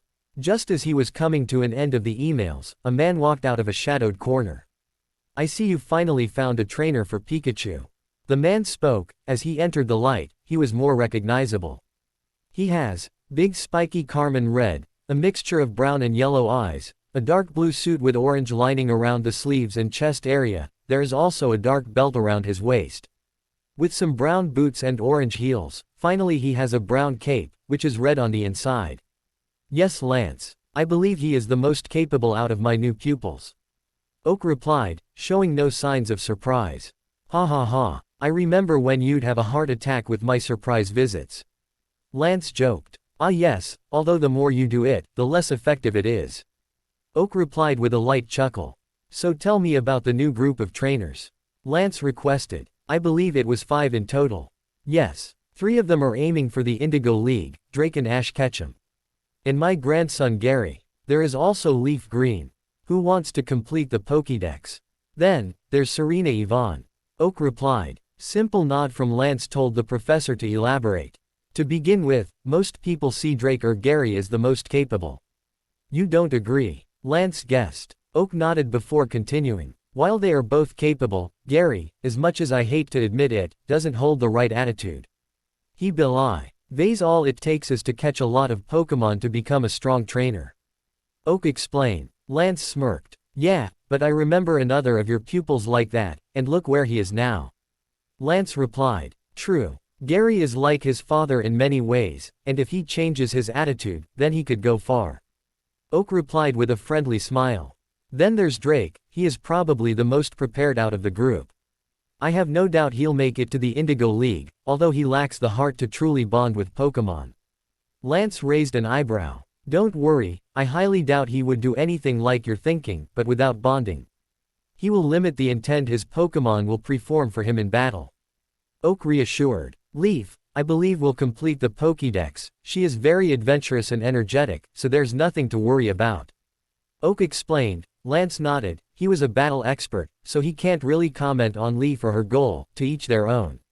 Then there's Serena. She honestly worries me the most. She doesn't have a set goal in mind, and she only started her journey because her friends were starting. Oak continued. I wouldn't worry too much, after all a journey itself can help one discover their own dreams. Lance reassured. Oak nodded in agreement. Now what about Ash? I believe Ash is the most capable out of all of them. He may not have the knowledge that Drake does, or the attitude of Gary. But he has the heart, and as his father has proved, that is the most important thing. Oak explained. Well, considering who his father is, I can't argue, especially if they share the same talent. Lance replied. Well, he can easily understand Pokemon, if that answers your question. Oak smiled, which Lance returned. But only time will tell. So how will you know? Lance asked. You know Pikachu's history. Neither of us could get him to trust after months of trying. I'll know when Pikachu opens up. Oak explained, and Lance nodded in agreement. Here, Lance's poke gear rang. Lance answered it as the person speaking to him explained the situation. Lance clenched his fist in anger. After the call ended, Lance put the poke gear away then turned back to Oak. Sorry Professor. There's an illegal gym operating outside of Cerulean City. Reports say the guy running it uses a whip to make his Pokemon savage. Lance explained. I have to go. Oak nodded in understanding, and Lance walked back into the shadowed corn before disappearing. How does he do that? GGGGRRRR. Ash's stomach growled. This broke the trio's thought train. Serena giggled. No matter Ash did, she found it extremely cute. Even his Snorlax-sized appetite. Pikachu's sweat dropped. His stomach growl was embarrassing, and why is that Serena giggling, could she be any more obvious? He, sorry guys. Guess it's lunch time. Ash sheepishly replied as he blushed lightly and scratched the back of his head. It's okay Ash. I'm actually a little tired as well. Serena replied with a bright smile. At least we have a way to tell the time, at least. Ash looked a little confused. What do you mean? Ash asked, as he tilted his head with a confused expression. I mean, your stomach always does that 3 times each day. The same time each day. Serena replied with a giggle. It's like your own personal alarm clock. He, guess you're right. Ash replied, as he nervously laughed and scratched the back of his head.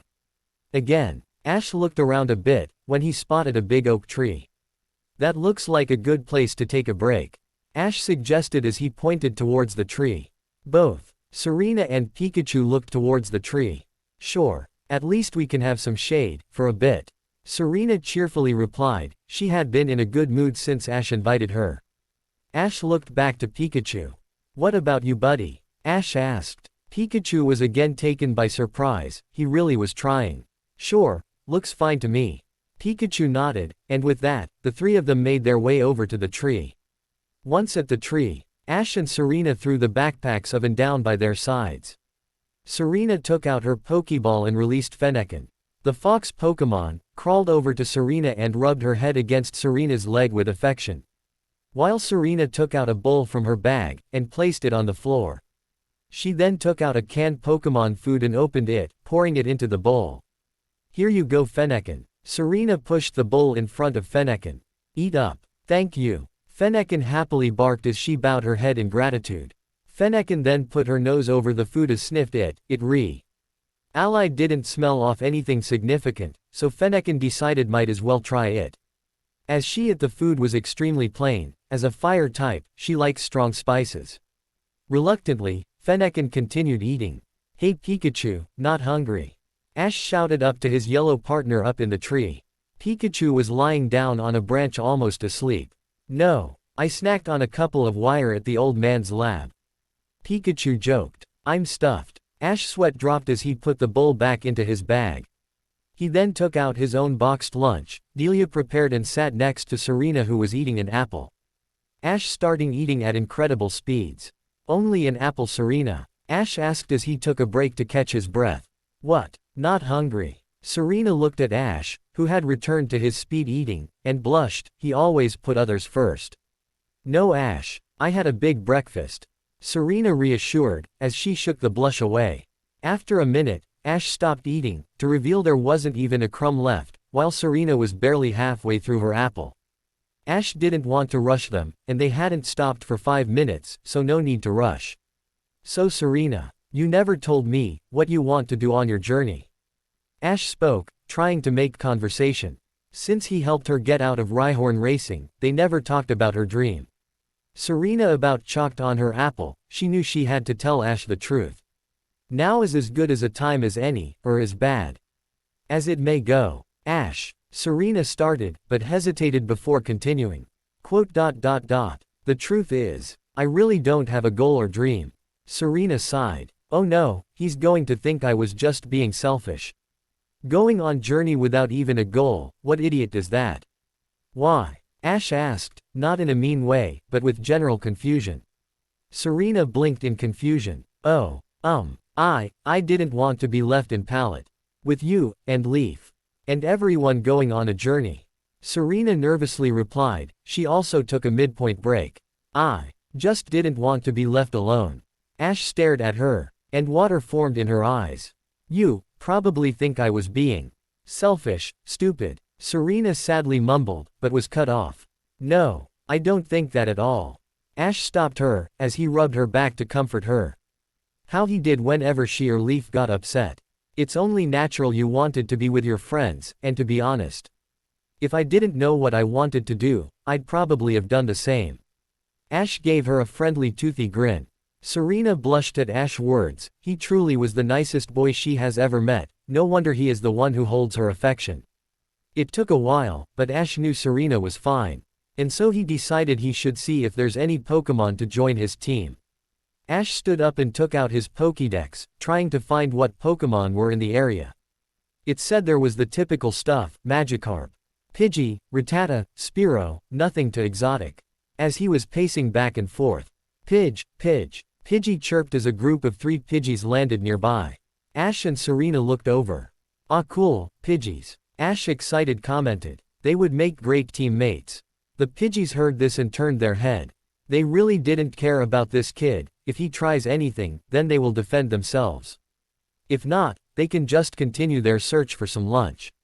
Ash jumped up to just in front of them. Go, Pokeball. Ash shouted as threw a Pokeball. It struck one of Pidgey's as the other 2 flew off. The Pidgey was sucked inside the Pokeball, and it fell to the ground. Alright, I caught a. Ash cheered, but stopped when the Pokeball started wiggling back and forth.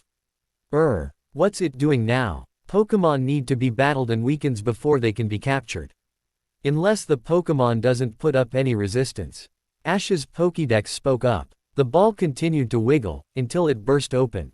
Pidgey flew out and while in the air, flapped its wings, creating a powerful winds directed at Ash. It even blew the Pokeball into Ash's face. The combination of the strong winds and the hard hit from the metal ball, caused Ash to fall into the dirty.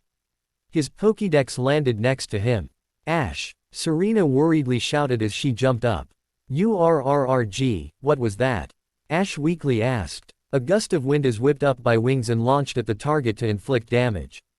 Ash's Pokédex spoke up again. Trainers normally battle wild Pokemon with their own As Ash picked himself up and dusted the dirt off, he heard Pikachu snickering. Ha ha ha, Pikachu, I'm sure it looked hilarious. Ash sarcastically replied with slight anger in his voice. Let's see you battle Pidgey. No way. This is too good to miss out on. Pikachu replied, as his snickering continued. Fine. Ash angrily turned to face Pidgey again. Just you watch, I'll catch Pidgey by myself. Ash then pulled out the blanket. Delia packed in Ash's bag. Ash held the blanket, one corner in each hand, and had it fall down. He began sneaking towards the Pidgey as the bird went picking at the ground. Ash, Serena called out, a little concerned. I don't think this is a good idea. Don't worry, Serena. Ash reassured as he closed in. I will be just fine. Serena sighed. She seriously doubted that. But she knew she couldn't stop this. But Serena took the initiative and packed up the few things they had out. Something told her they were in for a rough ride. Ash continued to tiptoe forward.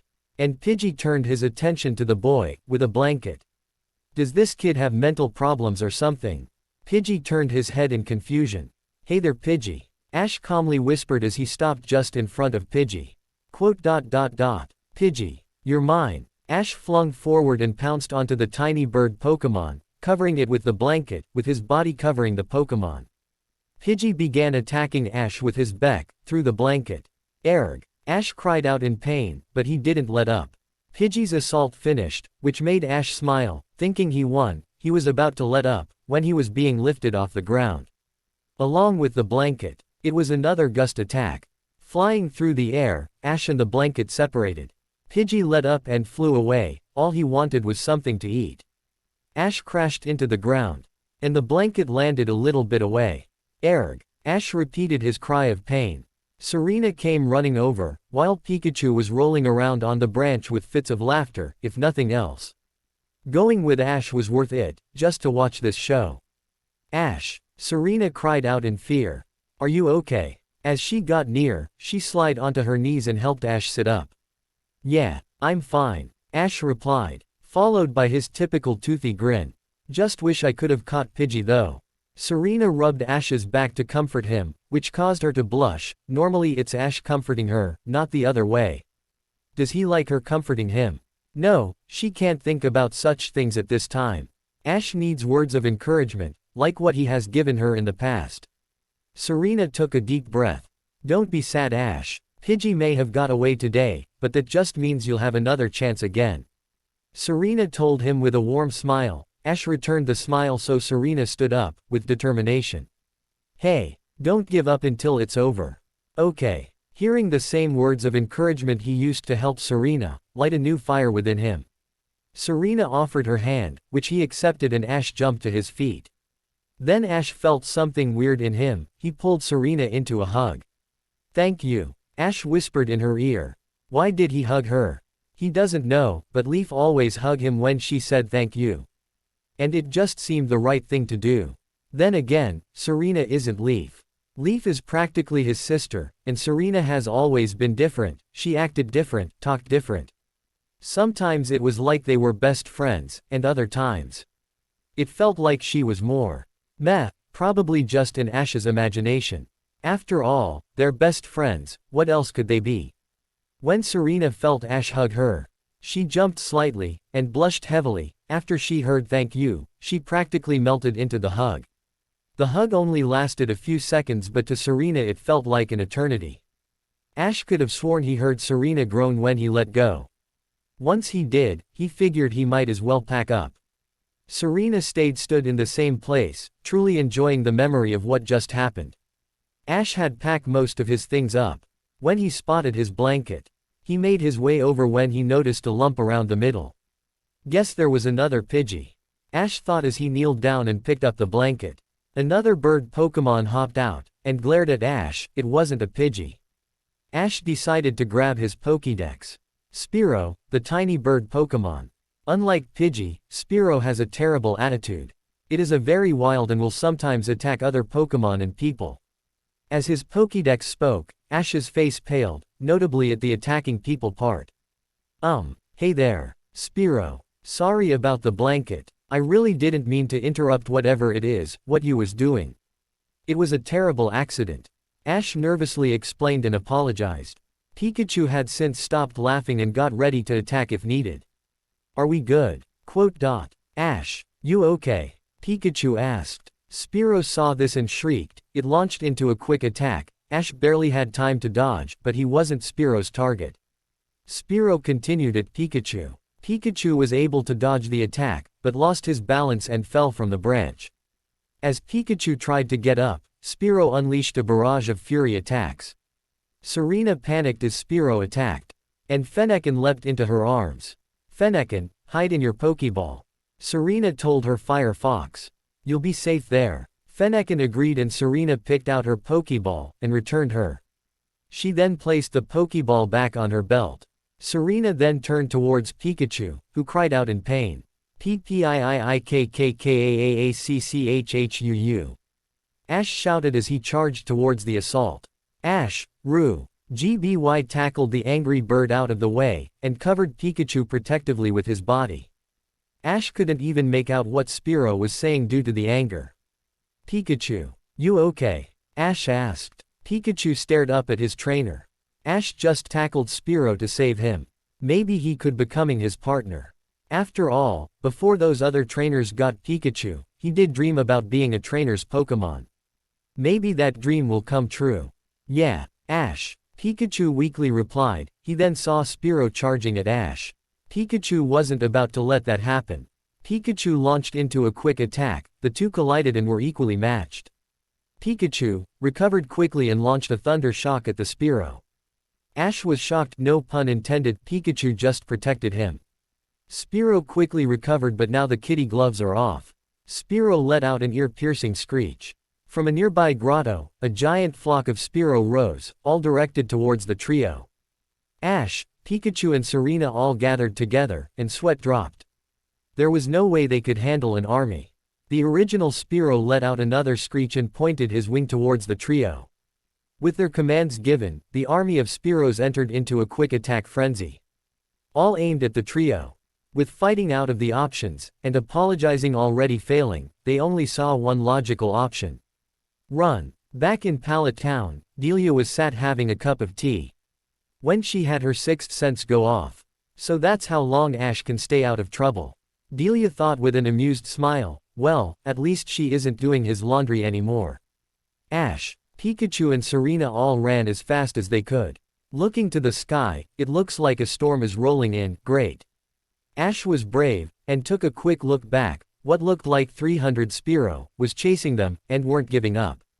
Ash inwardly sighed. Looking at Pikachu, it was clear the mouse Pokemon was getting tired, and Serena wasn't doing too good. Looking for a way out, Ash hastily looked around. He spotted a cliff and could hear running water. Ash got a very bad idea. Guys, I've got an idea, Ash told them, in between breaths. What is it? Serena asked confused. No time to explain. Ash replied. Do you trust me? Serena stared at Ash after that question. After everything he's done, of course she trusts him. Yes, I trust you, Serena replied as she put her hand over her heart. And you, Pikachu? Ash asked. Yeah, Ash. Just get us out of here. Pikachu snapped. With permission from both, Ash put his plan into action. Ash grabbed Serena's hand, with one of his own, and swiped Pikachu up with his own. With both in hand, Ash drew them towards the cliff. Looking down, a river is seen. Ash, are you crazy? Serena and Pikachu shouted in unison. What choice do we have? Ash asked. Stay here and get attacked. Serena and Pikachu looked at each other, they knew he was right. With that they both looked back and nodded. With time running out, Ash took Pikachu and held him next to his chest. Before fastening his jacket to keep him close. He then turned to Serena and gave her a reassuring smile. Ready? Ash asked, being serious.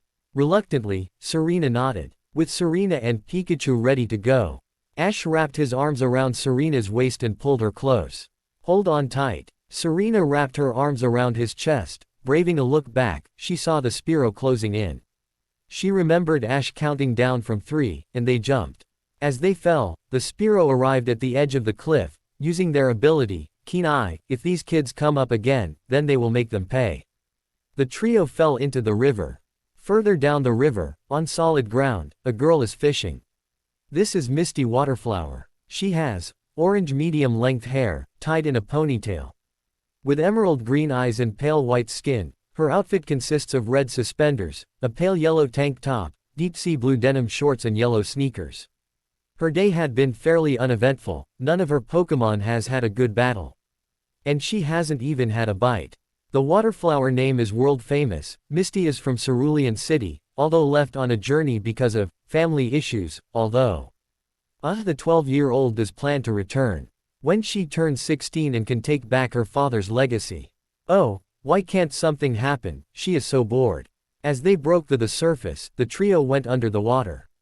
They were forced down the river by the current. Ash could have sworn he saw a Gyarados swim by.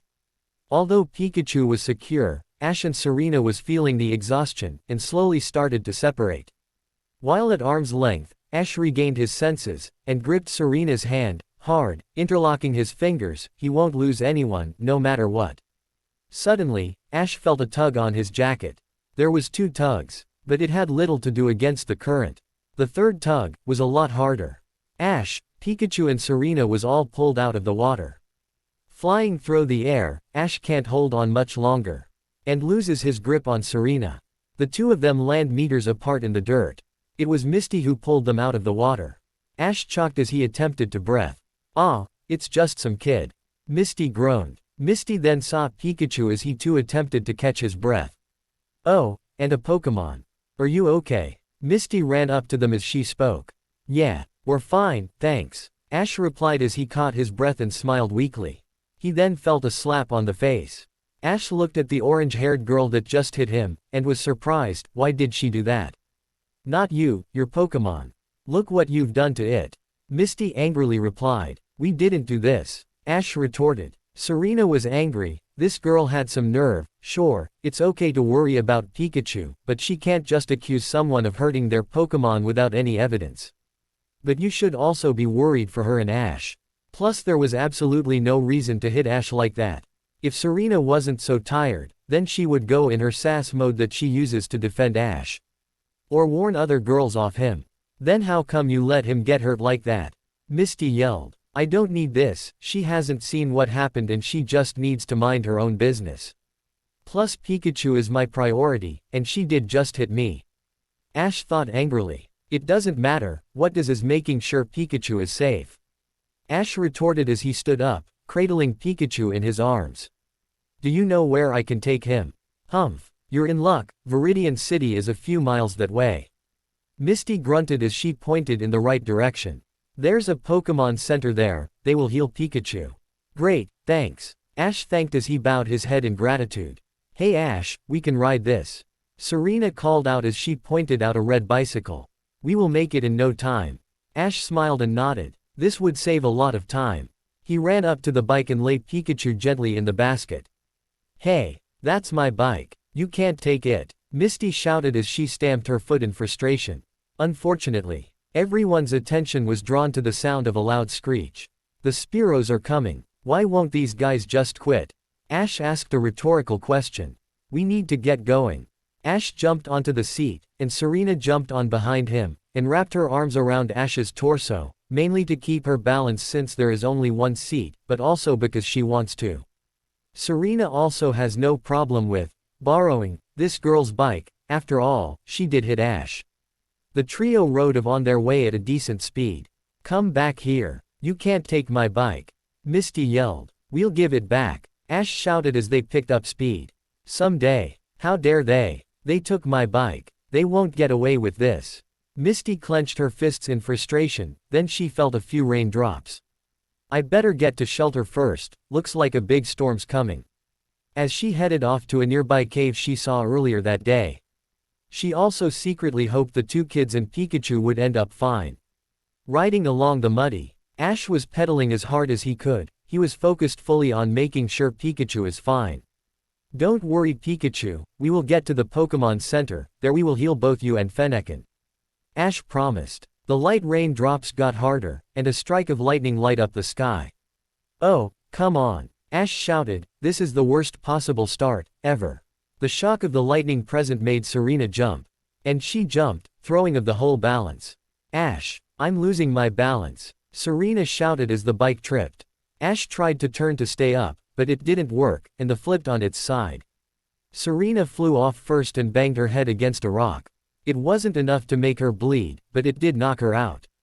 Pikachu also flew out of the basket and rolled over the ground. Ash stayed on the bike. But it was on the side. As it hit the ground, Ash grunted in pain. It took him a couple seconds to come to, as he was a little dizzy. Serena. Pikachu. Ash thought worriedly. He looked around and first he saw Pikachu. Ash crawled over to the mouse Pokémon. Lying on the ground, Pikachu weakly looked up at Ash. The Spearow screeched again. "Don't worry, Pikachu," Ash told his starter. "I'm going to sort this. Just please go in your." Ash pleaded. "I know you're scared, but it's the only way I can keep you safe." "I'm sorry." Ash placed Pikachu's Pokeball by Pikachu's side and stood up. Clearly in pain and limped towards the Spearow, stopping just a little bit away from Spearow. Ash shouted, catching their attention. It was at this point Serena came to. "My name is Ash Ketchum. From Pallet Town. And I am going to be a Pokemon Master. I can't be defeated by the likes of you. I will capture and defeat you all." A lightning bolt struck down in between the two sides. "Now, come and get me," Ash shouted, and with that, the Spearow went into dive bombs aimed at Ash. Serena looked worriedly. She was helpless. She couldn't make her way over there in time. Why was she so weak, again? It's Ash protecting her. Why? Why does this always happen? Serena had tears in her eyes as the Spearow closed in. This was it. Pika Pika Pika Pika Pika. Pikik, who repeated as he ran to his trainer's side. He jumped from the floor onto Ash's shoulder. Ash was surprised as Pikachu leapt from his shoulder. Pikachu. With the Spearow mere inches from him, Pikachu launched a Thunder Shock. Lightning Rod. This ability draws in all nearby electricity and boosts the power of the Pokémon. Ash's Pokédex spoke. A lightning bolt struck Pikachu as the Thunder Shock was released. The lightning bolt supercharged it and created an explosion of electricity. The force blew Ash back, knocking him out. Pikachu also went flying in the same direction. Serena was re-knocked out. And the Spearow was either defeated or retreated. Misty's bike was also fried. It was finally over. Ash groggily came to. His vision was blurred. He can barely make out a light blue background. Must be the sky. He blinked multiple times, which helped his vision return. He noticed his head was on something soft. Well, softer than the ground should be. The sky was completely clear. It must have been a while if the storm has passed. Suddenly, Serena appeared, towering over him. From the top of his head was resting on her knee. Serena. Ash slowly spoke. "Ash, you're awake," Serena excited exclaimed. She woke up about half an hour beforehand, and she spent that time trying to make Ash as comfortable as possible. She even had the medical kit her mother packed for her out. Although she doesn't know what half the stuff does, so she wasn't the biggest help. She had been worried. Ash basically gave himself to the Spearows to protect her, and Pikachu. And she couldn't do anything about. Why does he have to be so selfless? It is one of Serena's favorite qualities about him, but she almost lost him. She can't let him do that again. Ash weakly sat up, and turned to face her. He was about to say something, when Serena did something surprising. She slapped his face. 2 slaps in one day, as well as being hunted by the Spearow, almost drowning, and taking a lightning bolt to the face. This is just not his day. Ash held his cheek, which Serena slapped. "Ah!" Ash groaned in pain. What was that? Ash went to ask, but was cut off when Serena tackled him into a giant hug. The tight grip hurt him with his sore body, but he was too shocked to even feel it. Serena just broke down and cried into his chest. "You stupid, ridiculous, immature, stupid, idiot." Serena cried as she thumped her fist weakly against his chest. "You would have died if Pikachu didn't." More tears rolled out of her eyes, onto Ash. Ash was upset. He just wanted to protect Pikachu and Serena. Was that so wrong? Sorry. Ash muttered sadly. With this, Serena reluctantly let go, and dried her eyes. Pikachu had woken up and weakly walked over to Ash, who picked him up in his arms. And cradled him like a baby. "Thank you, Pikachu. How you holding up?" "Never better." Pikachu panted as he relaxed in Ash's arms, and then he licked Ash's arm where he had a scratch from the day's events. Ash smiled that Pikachu had finally accepted him. Ash, Serena spoke, causing the raven-haired boy to look at her. You can't do this again. You could have died with those Spearow attack, and you would have. If Pikachu hadn't. My point is, I know you like to protect everyone. But we're on this journey together, and we want to protect you, just like you want to protect us. Serena was being very serious. Serena, Ash tried to reply. No Ash, don't say you're sorry, because we both know if the situation comes up again, you'll do the same. Serena scolded. Here, she put her hand on his hand and pulled it out. She turned it around and lay her hand on top of his. I want you to make a promise. A promise that you won't sacrifice yourself again. And no matter trails come up, we face them together. Ash looked into Serena's eyes. Ash nodded. I promise. Ash promised. With that the two trainers stood up, with Pikachu still in Ash's arms. We should get going to the Pokemon Center. Serena nodded and they started their journey, albeit at a slow pace. Hey Ash, look up, Pikachu told his trainer, pointing to the sky. Both Ash and Serena followed the mouse Pokemon's direction and looked to the sky.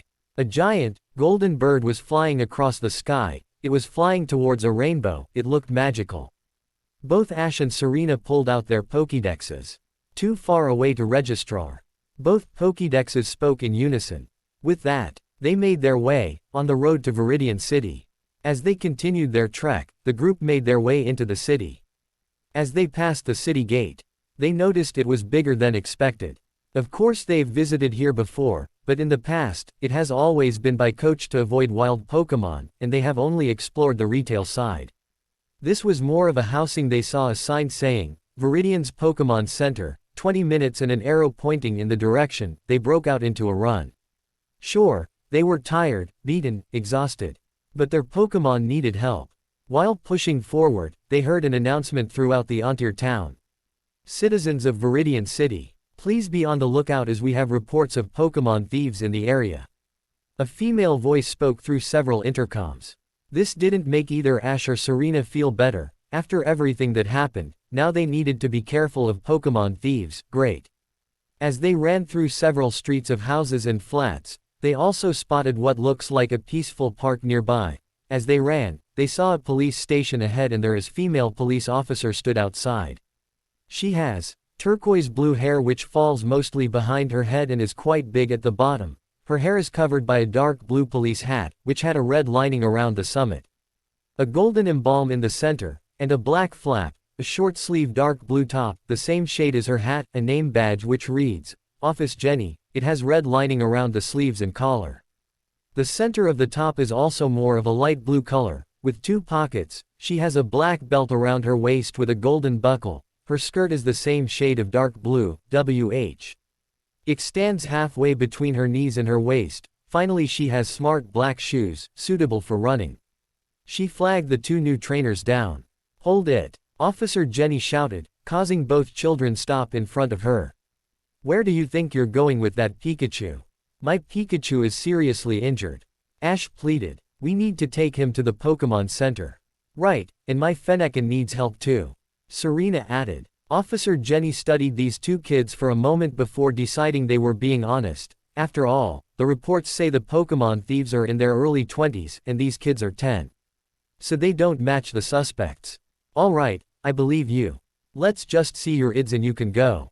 Officer Jenny replied, as she handed out her hand. You mean our Pokédexes? Ash asked, a little uncertain. As both himself and Serena pulled out the red devices. Without a word, Officer Jenny took the 2 devices and opened both up. She pressed a few buttons and the Pokédexes confirmed Ash and Serena's story. Officer Jenny smiled as she handed the devices back. Okay kids. Officer Jenny spoke as Ash and Serena each took back their Pokédexes. You're free to go. Thank you, Officer Jenny. The 2 replied in unison as they read her name badge. Could you show us the way to the Pokemon Center, please? Ash requested. I can do better than that. Officer Jenny replied, with an inward smirk. I'll take you there myself. Before Ash or Serena could have responded, Officer Jenny ran into the police station, leaving the 2 10-year-olds bewildered. About a minute later, Officer Jenny drove from behind the station in a motorbike, with a sidecar. This caused both Ash and Serena to sweat drop. That isn't the biggest sidecar, and the two of them would be very close. Hop in. Officer Jenny instructed. Ash and Serena looked at each other.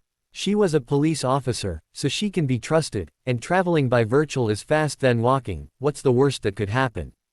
With that, the two kids climbed into the sidecar. Due to the small space, Serena was practically sat on Ash's knee, which caused her to blush immensely. Ash, however, didn't notice. He was too focused on Pikachu. With everyone strapped in, and the engine revved, Officer Jenny drove off at a dangerously fast speed.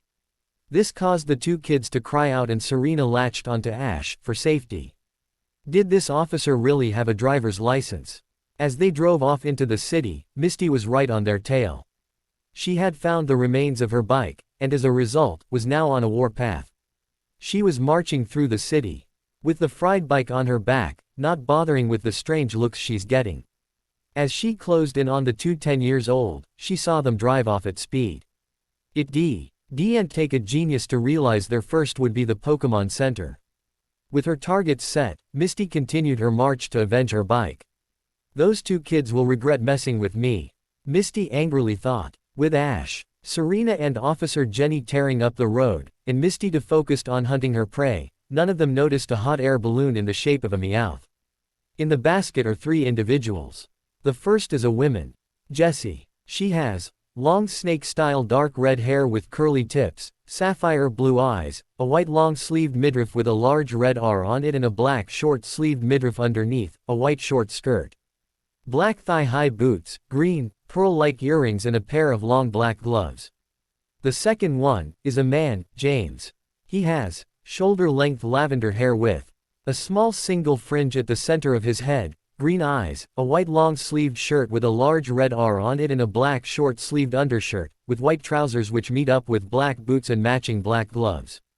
The third one is a Pokemon, Meowth. He has pale cream fur, his ears are black lined with light brown inner color. This color also matched his feet and tail end, black fine pupils in his big eyes. A golden yellow charm in the center of his forehead, and 6 whiskers, 2 on each side of his head, and 2 going upwards, surrounding his charm. Ah, just look at this photo. They complete got my bad side. Jessie moaned in disgust. Tell me about it, Jessie. James replied. Whoever chose this terrible picture, they will be sorry they ever looked at this face. They're all sorry to look at your face, Jimmy. Meowth piped up, which is weird as it can actually speak human language. Now stick to the plan. Meowth grabbed a fishing rod and using patience and accuracy, he hooked the corner of the wanted photo and brought it up to the basket. Humph. James turned his head to the side. You're right, I suppose. Are you ready to steal some rare and valuable Pokemon? James asked in a sinister tone. I'm very ready, Jessie answered in an equally as evil tone. And don't forget me, I'm the top cat. Meowth added. With that the hot air balloon flew off in the same direction. Officer Jenny drove towards a few minutes prior. As the motorbike closed in on the Pokemon Center, Ash and Serena thought it was all over. They were driving at a dangerous, high speed which was only increasing as they got closer and closer to the door. The two 10-year-olds shut their eyes as they prepared for the impact. Aarrrrrrr. Both of them screamed in fear. Officer Jenny just laughed. Hold on, kids. She laughed as she sped up again. I know what I'm doing. Although that didn't ease the two 10-year-olds, they were going to crash. But, as they were an inch away from the doors, they automatically opened. Officer Jenny threw on the bikes and made a 90-degree turn. The bike flew into the Pokemon Center and it screeched to a halt, completely stopping in front of the desk. See, Officer Jenny smiled. I told you I know what I'm doing. Oh my. The nurse behind the desk exclaimed in shock. This is Nurse Joy. She has bright pink hair and fair skin, a Mexican pink-colored dress with a white nurse apron, and low-heel Mary Jane shoes. What's going on? Nurse Joy, we have a Pokemon emergency, Officer Jenny announced as the two kids climbed out of the sidecar. Nurse Joy, can you please help my Pikachu? Ash pleaded as he showed the unconscious mouse in his arms. I understand, Nurse Joy replied as she went over to a microphone. Chance, we need a small stretcher. Stat. A couple seconds later, a pink egg-shaped Pokemon, Chansey, pushed a small stretcher up to Ash, who carefully laid Pikachu down on the stretcher. Serena Brugg, HT out her Pokédex to scan Nurse Joy's assistance. Chansey, the egg Pokémon. A rare and elusive Pokémon that is said to bring happiness to those who manage to get it. It shares its egg with any Pokémon that is injured. Serena's Pokédex spoke. Nurse Joy, could you take a look at my Fennekin too please? Serena asked, worriedly, as she held the Pokéball towards Nurse Joy. I'd be happy too. Nurse Joy smiled before she took the Pokéball from Serena and walked into the back as Chansey pushed the stretcher in the same direction. Well, that's my job done. Officer Jenny spoke. See you kids around and stay out of trouble. With that, Ash and Serena said their thanks and Officer Jenny drove off, leaving the two trainers alone in the Pokémon Center's lobby. With their Pokémon being examined their clothes dirty from the events in Route 1, Ash and Serena went to the bathrooms in the lobby to clean up best they can. Since Nurse Joy is healing Pikachu and Fennekin, they can't get their rooms for the night. While cleaning themselves up, they changed into their bedwear. Ash had changed into a white short-sleeved t-shirt with a Pokéball in the center, and dark blue athletic shorts. Serena changed into a plain light pink shirt and pink shorts. Once changed, they followed the signs around the center, they found a laundry room and set their clothes to wash. Then they returned to the lobby. In the lobby, Ash sat on the settee, while Serena went over to a vending machine to get a drink. She brought 2 soda pops, one for her and one for Ash. As she stood up after collecting them from the dispenser, she noticed 2 posters on the wall. The first one is for the Pokémon Indigo League Challenge. Do you want to be the very best? Are you aiming for the top? Try the Indigo League Challenge. Battle and beat the 8 gym leaders of the Kanto region in a battle against the best in the Indigo Plateau Stadium, for your chance to win the right to enter Kanto's Champions League. Registrar at the nearest Pokémon Center.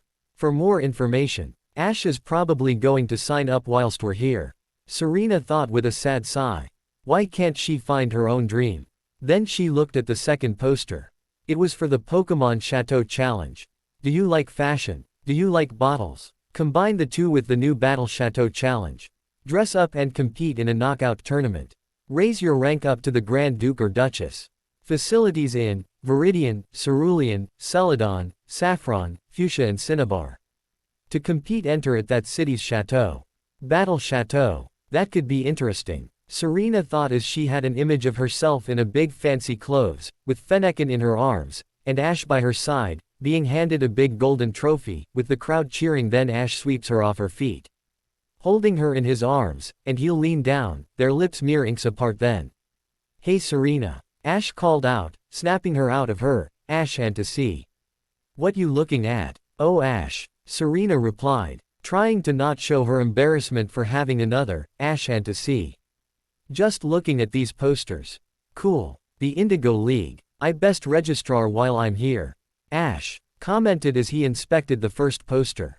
Yeah, Serena replied. I also saw this one. The Battle Chateau. Ash turned his attention to the second poster, and spoke thoughtfully. Yeah, I thought it would be good to check out. Serena enthusiastically replied. She was getting pumped about maybe finding a dream. Ash hummed thoughtfully as he read it. I think it'd be great for you. You're really great with fashion and this sounds perfect for you. Serena blushed at Ash's words of praise. He. Thanks Ash. Serena almost whispered in a sweet tone. We should probably call home whilst we wait. I bet our mums would like to know we're here. Ash suggested, not noticing Serena's previous tone. Serena nodded in agreement and they walked over to the video phones. In the process, Serena handed Ash one of the soda pops. Do you mind if I call my mum first? Serena asked. Not at all. Ash smiled as he gestured her towards the chair. Serena smiled. Ash could be so gentlemanlike. Serena took her seat and dialed her home number, hitting the call button. It was about 30 seconds before someone picked up the other end. The screen lit up, and Grace appeared on the other side.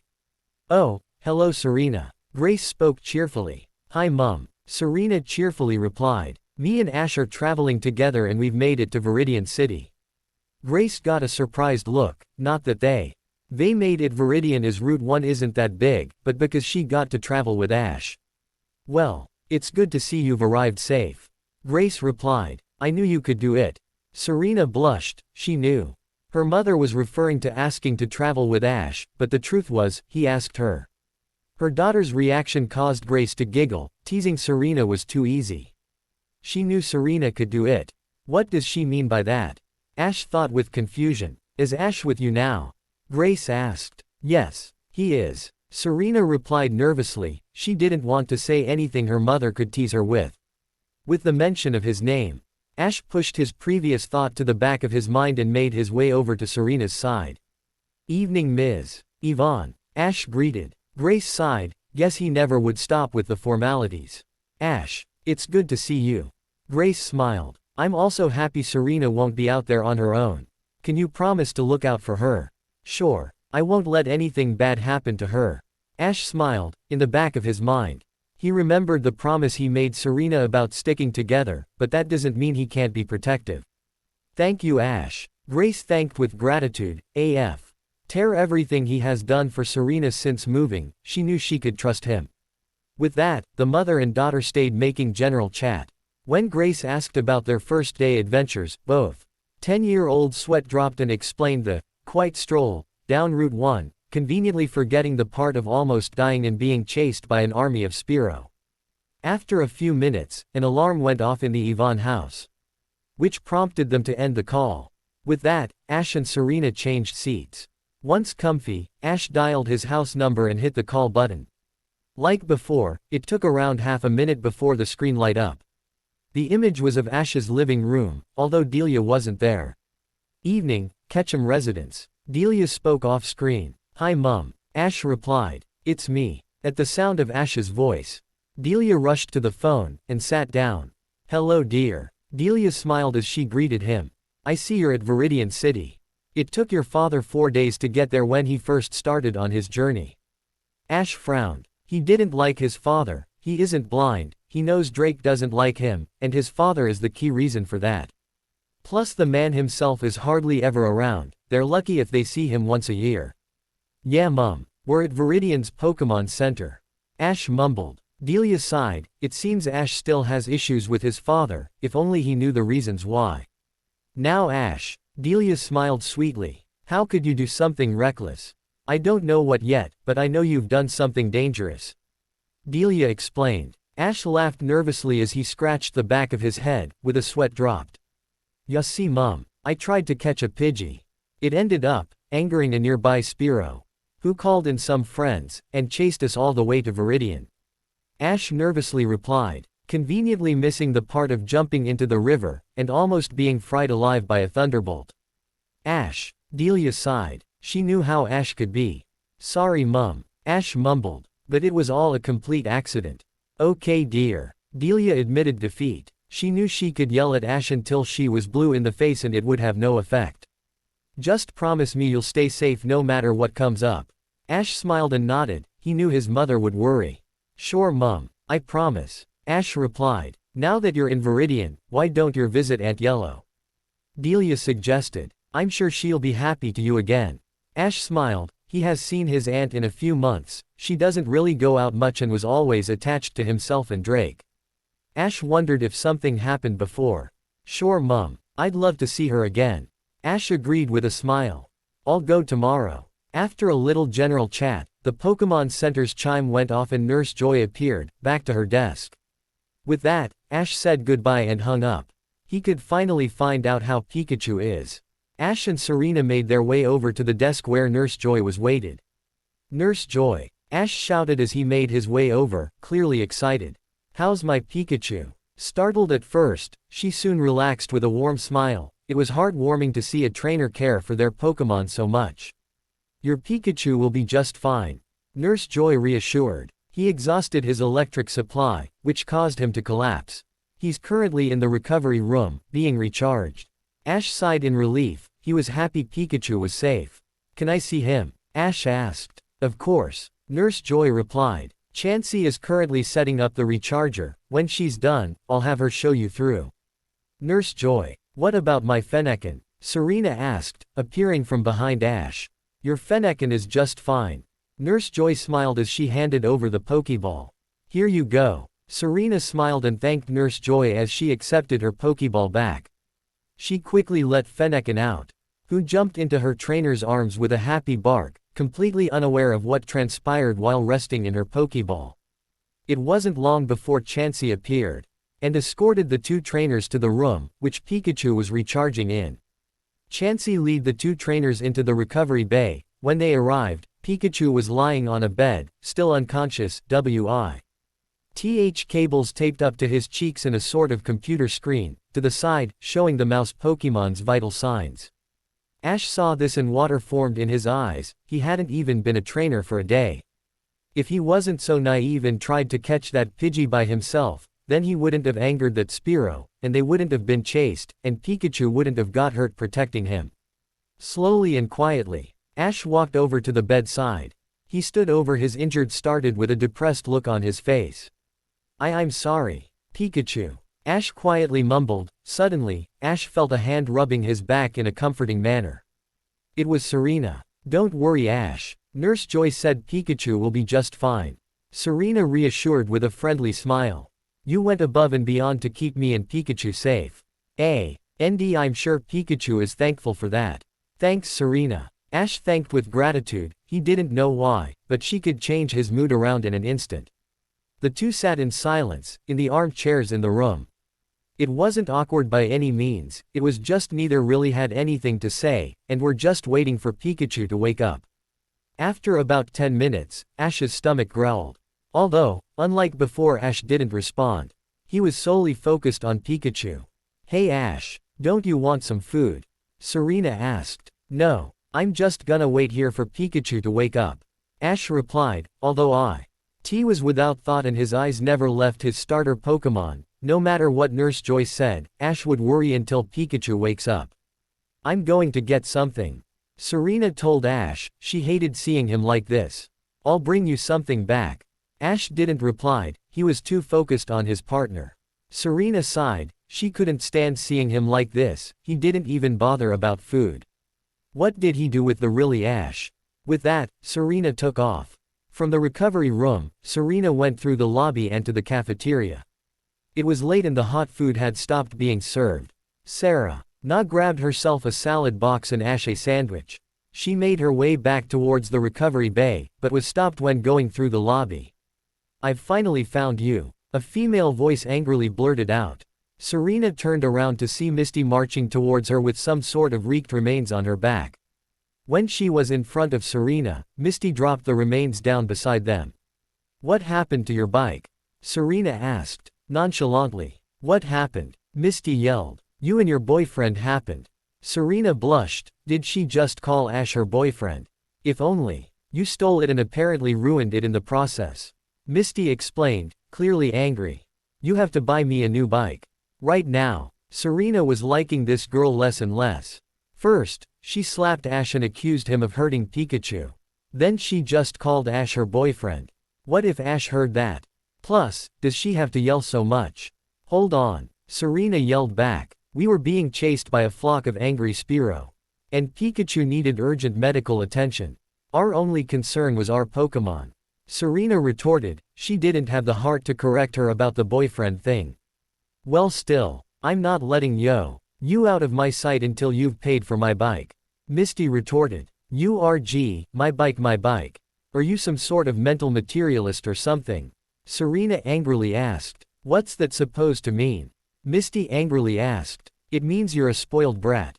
Pikachu is lying in the recovery room, unconscious, and all you're bothered about is some stupid bike. Serena replied. Misty froze, sure she cared about being repaid for the bike. But she would never put something like that over the priority of a Pokemon's well-being. Maybe she is a little hot-headed. Misty was about to reply when boom. An explosion went off in the lobby and black smoke blinded the two girls. In Pikachu's room, the mouse Pokemon has since woken up.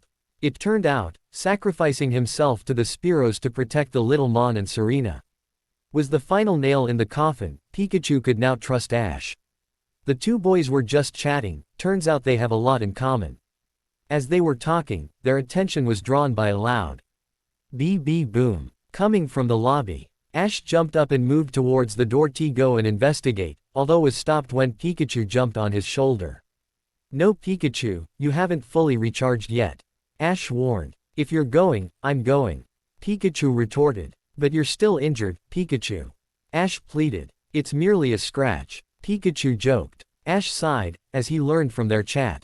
Pikachu is much like Ash himself. You're not going to just wait here, are you? Ash asked, in a defeated tone.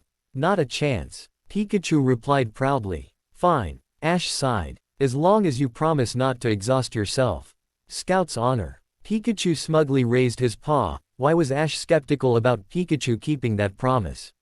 With that, Ash ran down the hall towards the lobby, with Pikachu on his shoulder.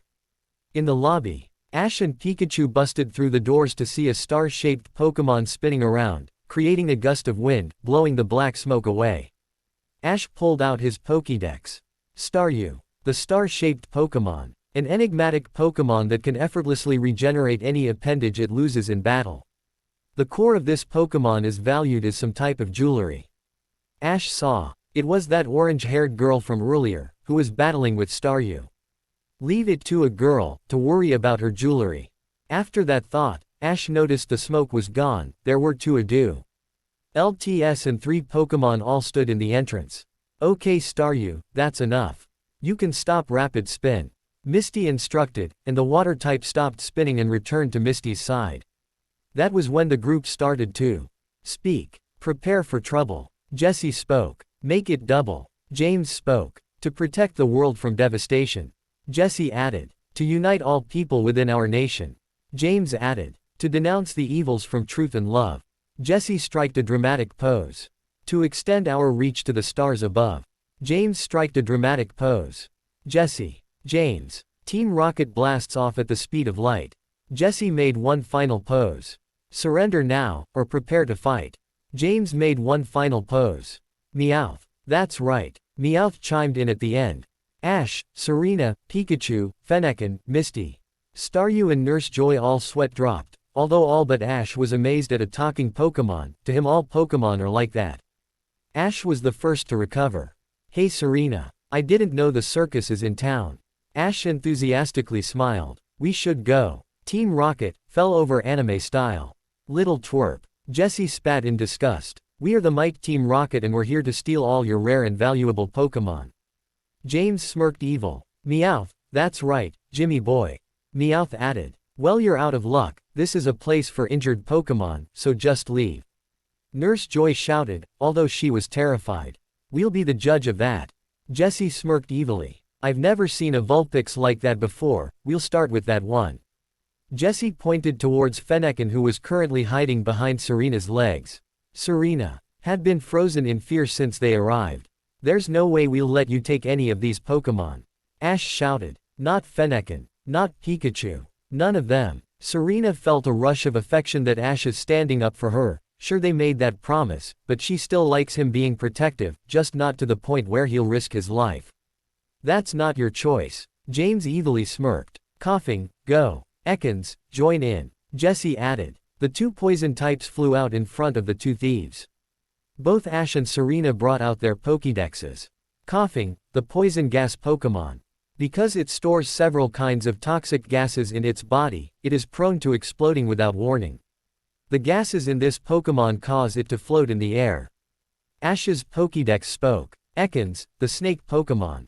Moves silently and stealthily. Eats the eggs of birds, such as Pidgey and Spearow. It can release the toxins in its body as a defense mechanism. Serena's Pokédex spoke. Serena, you wanna battle these guys?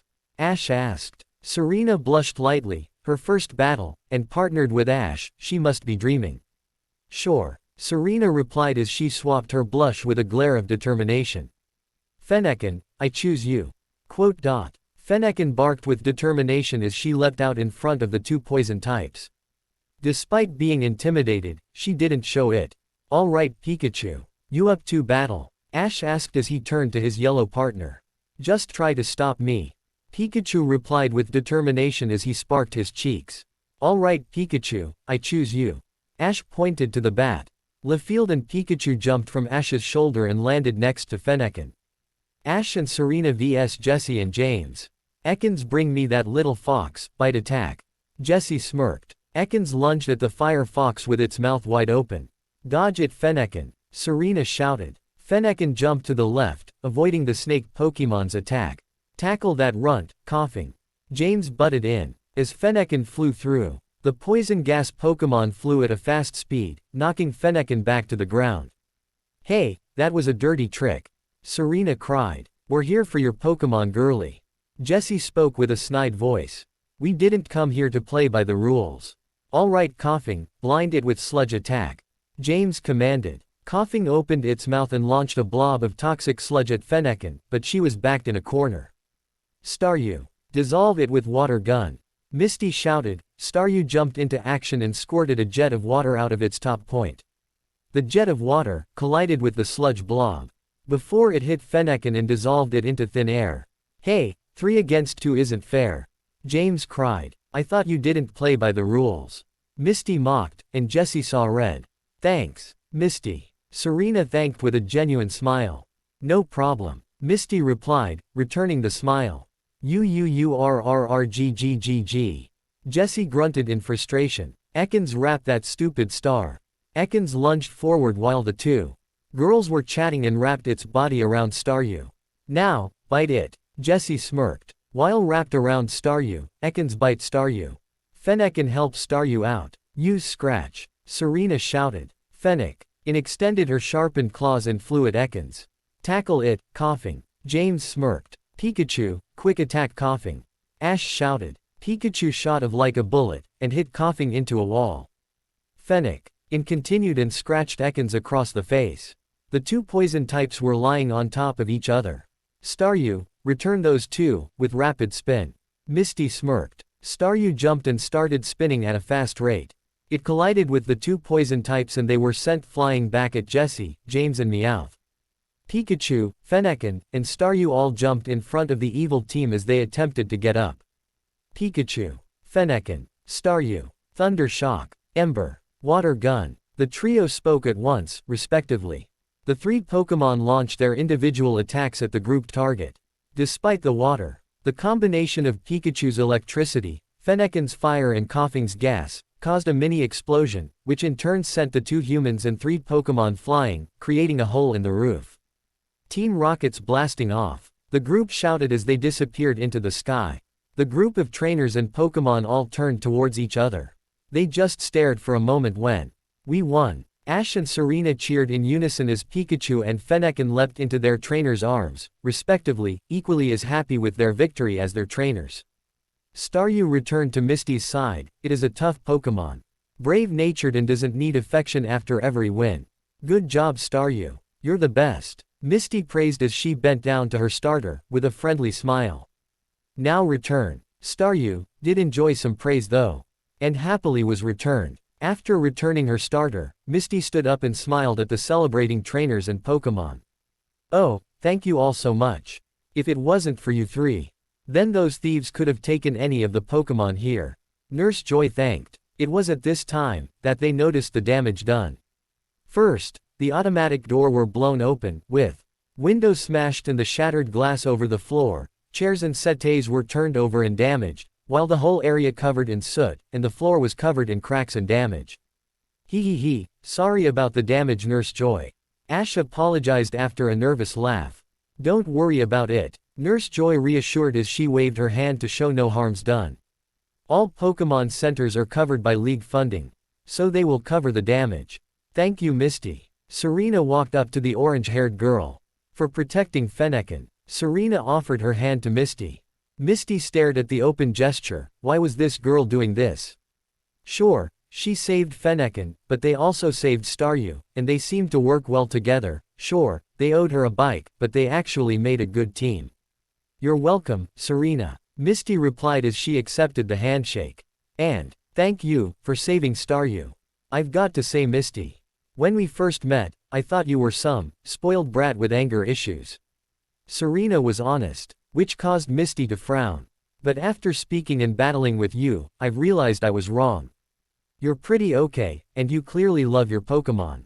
Misty smiled. Sure, the first part may have been uncalled for, but she can accept it.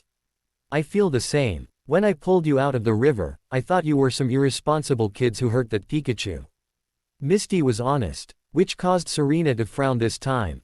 But those two clearly share a strong bond, and the same goes for you and your Fennekin, you're pretty okay after all. Thanks Misty. Serena thanked with gratitude. Why don't we start anew? Sure. Misty replied with a friendly smile. It's good to see you're both getting on. Ash spoke as he walked over, holding a room key. Ash and Serena agreed ahead of time to share a room. After all, they've done it before at sleepovers, and it's not like they're sharing a bed or anything. Plus it saves on funds, although that doesn't apply this time. Considering Nurse Joy offered the room, free of charge, since they fought of those thieves. Yeah, the two girls replied in unison. But you two still owe me a bike. Misty added, although not angry like before. Serena sighed. She hoped they could just forget that part. Ash and Pikachu sweat dropped, they weren't present at the last meeting, before Team Rocket showed up. Hee, don't worry Misty. We just don't have the funds right now, but we promise to pay you back as soon as we have the money. Serena reassured, she didn't want an argument. Okay. I'll just stick with you until then. Misty suggested with a smile. Both Ash and Serena exchanged glances. Sure, they didn't get off on the wrong foot, but now it was all behind them. Although Misty proved she could be nice, and was an experienced trainer. More experienced than these two at least, and that could help out at the very least. Okay Misty. Serena started as she looked back at the orange-haired girl. You can travel with us. The more the merrier after all. Ash added with a smile. It is the day after Team Rocket attacked the Pokémon Center. Like planned, the group spent the night at the Pokémon Center, because the room had 3 beds. Ash and Serena invited Misty to join them. Although a little uncomfortable at first, with sleeping in the same room as Ash, she gladly agreed. Misty changed into her bedwear in the adjacent bathroom, for privacy. Once in bed, the trio spent the night getting to know each other and planning out the next day's adventures. As Ash promised, he planned to visit his Aunt Yellow in the morning, and while he did that, Misty decided to join Serena in her trip to the Battle Chateau. They both knew this should take them through to noon, and as a result, they could head out for their next destination of Viridian Forest, as it is the most direct route to Pewter City in Ash's first gym battle. Of course there is a gym in Viridian City, but they only accept challenges from trainers with 7 badges. And it's the only leader whose identity is kept secret. Anytime they are referred to, they are called G. The trio also introduced their Pokémon. Needless to say, Misty was S. Hawked by Ash's ability to understand Pokémon, Misty actually had 2 Pokémon her, one being the Staryu which battled Team Rocket, and the other was a little fish which both Ash and Serena scanned their Pokédexes. Goldeen. The goldfish Pokémon. Its tail fin billows like an elegant ballroom dress, giving it the nickname of the Water Queen. We now join them in the lobby, parting ways, for now. So we'll meet up back here at 11:40 and grab an early lunch before setting off. Serena clarified. Right. Ash smiled with a thumbs up. And best of luck with the Battle Chateau. Serena blushed at Ash's comment. Hee, thank you Ash. Serena replied in a sweet low tone, barely audible. Seriously, how can he be this dense? Pikachu thought with a mental sigh. Sure, Ash was probably the nicest human he's met. But he is also the densest. All well, at least it will make for some good comedy, for the electric mouse Pokémon. This could be interesting. Misty thought with a mischievous smile. Sure. They were friends and she highly doubted she would ever be interested in Ash. At least not in that way, but maybe some playful teasing couldn't hurt. It could be a way of bonding, and maybe she'll help the younger girl out, but that would have to wait for a later day. Pikachu. Ready to go. Ash turned to his partner who is sat on his shoulder, seeing nothing odd about Serena's reaction. Ready as I'll ever be. Pikachu replied. Okay, see you guys later. Ash said as he started walking away. Serena just stared at the raven-haired boy, until he turned a corner and was out of sight. HHHHRRRR. Serena happily sighed before turning to Misty. How about you Misty? Ready to go? Serena asked, receiving a smile and nod from the orange-haired girl. The two of them headed off in an opposite direction to Ash and Pikachu. After a couple of minutes of walking in silence, it wasn't an uncomfortable silence, the two girls were taking in the sights of the city, making sure to go on the right path. Misty decided to break the silence. "So Serena," Misty started casually, "how did you and Ash meet, anyway?" Serena sighed happily as she remembered the fateful day. It all started 4 years ago. From there Serena described their first encounter at Professor Oak's Pokemon summer camp, albeit in a more romantic tone. "Then after the camp, he kept his promise and we became best friends." Serena smiled. By this point, her head was staring at the sky with her eyes closed, reliving the day, like a movie playing in her head. Misty smiled, which almost looked a little mischievous. She was sure Serena held feelings for the raven-haired boy.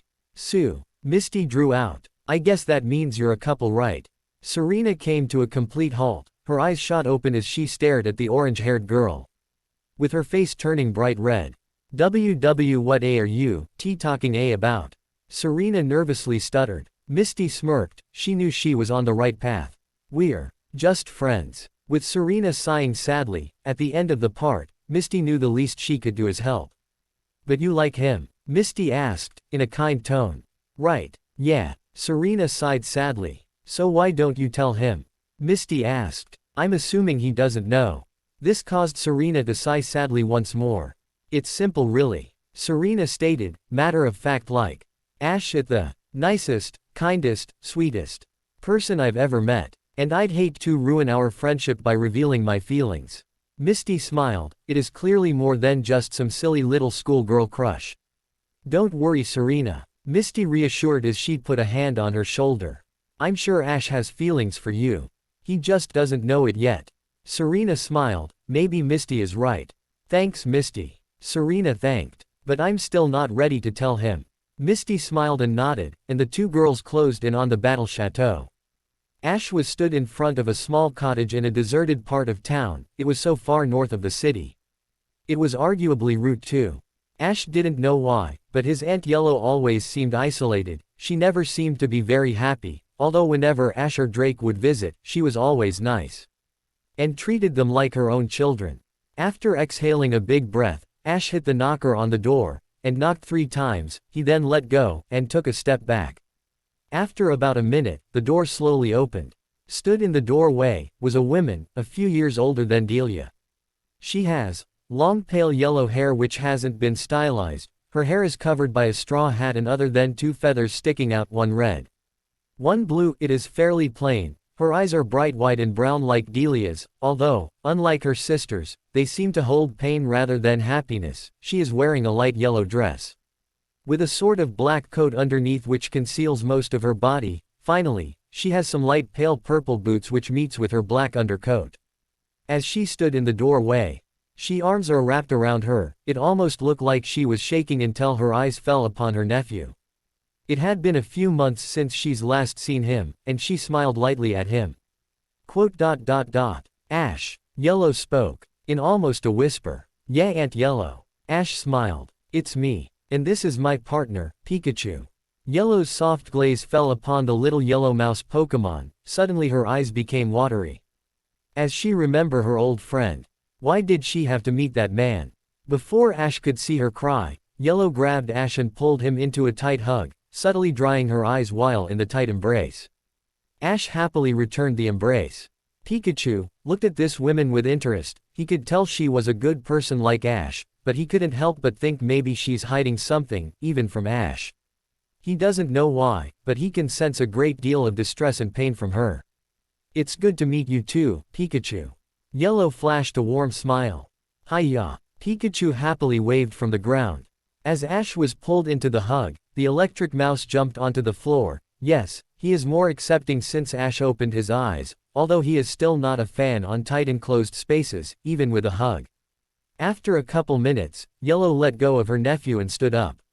"Come on in Ash. You must be cold." Ash smiled and happily walked into the small cottage, with Pikachu shortly behind him. Serena and Misty arrived in front of a big, castle-like, building, with a big gate, and a smartly dressed man stood there. He had neatly combed white hair, a point-thin mustache, a SMA. RT dark blue blazer which covers his pure white shirt and black bow tie. He also has smart dark blue trousers in the same color as his blazer and smart black shoes. Welcome to the Battle Chateau, dames. The man spoke. I am Hennessy. Pleased to make your acquaintance. Serena was a little nervous, for some reason she was intimidated by this man. Hello Hennessy. Serena nervously replied. I'm Serena and this is Misty. Hennessy raised an eyebrow. This is clearly her first time at the Battle Chateau. Is this perhaps your first visit to a Battle Chateau facility?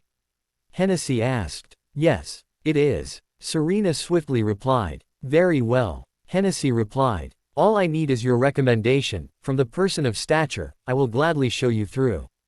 A recommendation? Serena asked as she tilted her head in confusion. I don't think I have one. If you have a number, I could call. Hennessy explained. Then that would work, as well. Oh I know. Serena lit up. I'm sure Professor Oak would give me a recommendation. Oh, you know Professor Oak? Hennessy asked. Yes. Serena smiled. He gave me my Pokédex, and as a neighbor. Perfect. Hennessy exclaimed. Your Pokédex will be proof enough that Professor Oak deems you a worthy trainer. Okay, great. Serena smiled as she pulled her Pokédex out. Hennessy gladly accepted the device and pressed a few buttons. Hitch confirmed Serena's identity and the fact Professor Oak gave it to her. There you go. Hennessy handed the Pokédex back to Serena. Are you competing too, young dame? Me. Misty replied, like it was a question. No, I'm just spectating today. Very good. Hennessy replied. Would you follow me? With that, Hennessy turned around and started walking into the castle-like structure behind him. Serena and Misty followed behind, although they kept their distance. Once in the building, Hennessy walked over to the desk to the right, where a smartly dressed woman was stood, next to a computer. Madam, I have one Serena Yvonne here, who will be competing for her first time. Hennessy explained, and gestured towards the nervous honey blonde girl. The women smiled at and pulled a clipboard with a sheet of paper on it. Very good, Hennessy. The women smiled, before turning to Serena. Young dame. The women turned towards Serena.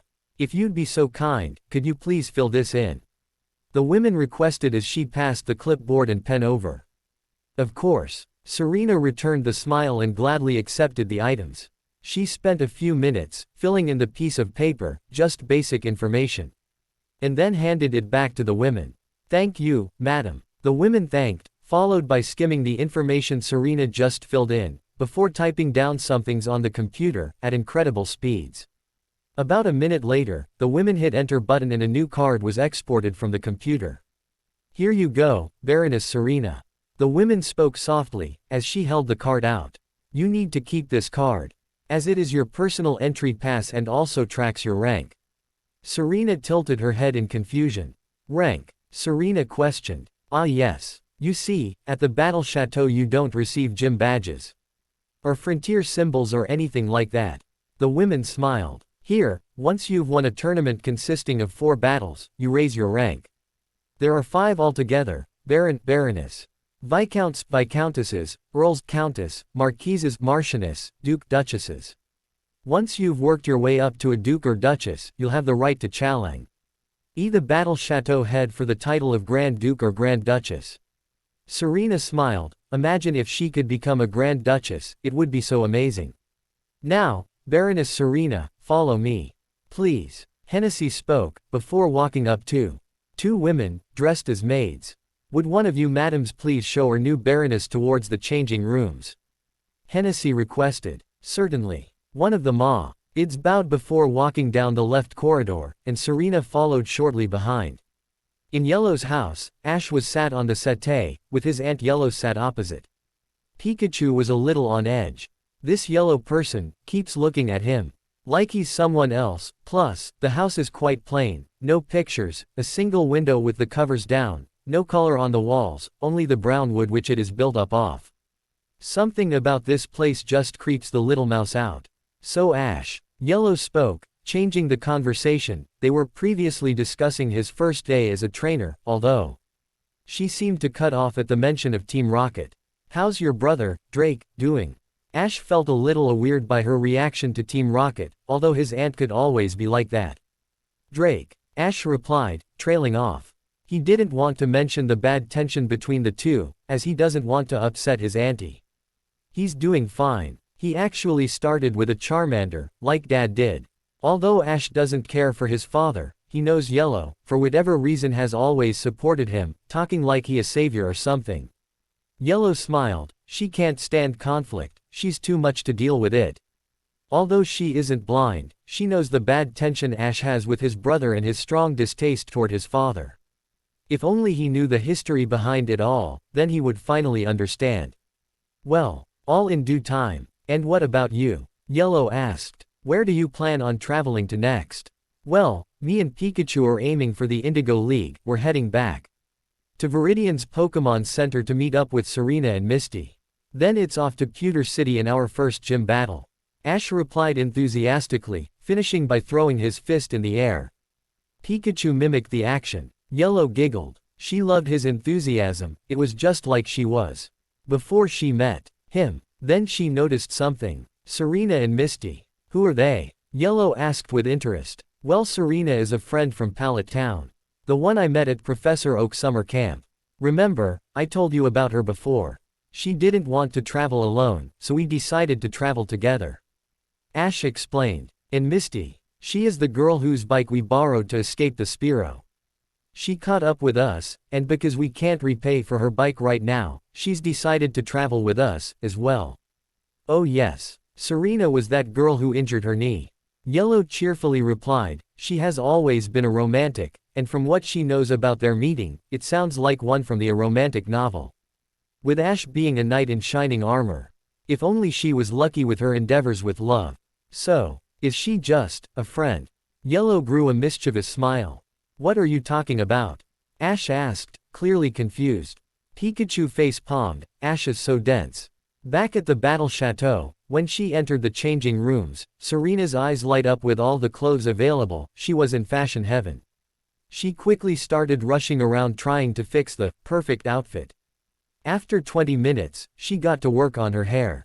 In total she spent around 35 minutes in the changing rooms. Her new outfit looks like a long pink dress, with short sleeves edged with white frills, pantyhose on her legs with elegant pink flats to match, and on her head is a sparkling pink headband. As she walked out to the main lobby she found Misty waiting for her. As Misty spotted the honey blonde girl, her eyes widened, and she walked towards her. Wow, Serena. Misty spoke. You look beautiful in that dress. Serena smiled. Thank you, Misty. Serena replied. I bet Ash would think so, too. Misty whispered. This caused Serena to blush and let out a short yelp. Misty giggled in response. Come on, Serena. It's nothing to be embarrassed about. Misty reassured. Maybe. Serena sighed as her blush faded. It's just everyone in Pallet seemed to tease me about my crush. Even my mom, and Serena, don't worry. It was just a bit of fun. Misty reassured. Besides, if Ash is as dense as you say he is, then you don't need to worry about someone else taking him away. Guess you're right, Misty. Serena replied with a grateful smile. Anyway, are you sure you want to participate today? Misty asked. Yeah, it looks like it will be good fun. Serena cheerfully replied. Misty inwardly sighed. This won't end well. Guess she should wait until it's all over. Baroness Serena Yvonne, please make your way to Battle Room 3. A voice announced over the speaker. With that, Serena turned around and started walking towards the battle room. This is a first-round match of an official Battle Chateau tournament, between Baroness Serena and Baroness Macy. May both participants curtsy. The ref declared. He was stood on the podium box in the center of the edge of the battlefield, with Serena and her opponent in the trainer boxes. Both Serena and Macy did a curtsy to each other. Now both participants may choose their Pokemon. Serena and Macy each grabbed their Pokeball and held it. Beedrill. Battle time. Macy threw her Pokeball, releasing the Poison Bee Pokemon. The Bug Type jabbed its stingers in an aggressive manner as a sign that he was ready for battle. Serena took a deep breath, and exhaled. Serena took out her Pokédex. Beedrill, the Poison Bee Pokemon. It has 3 poisonous stingers on its forelegs and its tail. They are used to jab its enemy repeatedly. Fennekin, I choose you. Serena threw her Pokeball and the Fox Pokemon appeared on the battlefield. Althaug. She was a little scared by the big bee, she stood her ground and took a battle position. Begin. The ref declared. Baroness Serena vs Baroness Misty. Alright Fennekin, start of with Ember. Serena instructed. Fennekin tensed up, before opening her mouth and firing several little fireballs at Beedrill. Aerial ace to dodge. Misty shouted. Beedrill took off at speed, easily dodging the fireballs. While in the air, Beedrill preformed a loop and redirected towards Fennekin. Before either Serena or Fennekin could react, Beedrill slammed his wings into the fire fox and Fennekin was sent flying into the wall. Fennekin had swirls in her eyes. Fennekin is unable to battle, the winner is Baroness Misty. The ref declared. Misty returned Beedrill, giving one last curtsy before exiting the room. Serena made her way over to Fennekin and picked her up, cradling the little fox Pokemon in her arms. Serena just stared at the unconscious fire type. What went wrong? She had a type advantage, they were both the same rank. Why did she lose? Serena's thought was cut off when Fennekin let out a weak bark of pain. She can't think about that now, Fennekin needs medical attention. With that, Serena took off, returning Fennekin. She quickly got changed back into her normal clothes, and then ran back to the Pokemon Center. Misty sighed, guess this is her cue, and the orange-haired girl slow. Leaf followed Serena back to the Pokemon Center. At the Pokemon Center, Serena ran into the medical building and handed Fennekin over to Nurse Joy, who left to perform the checkup.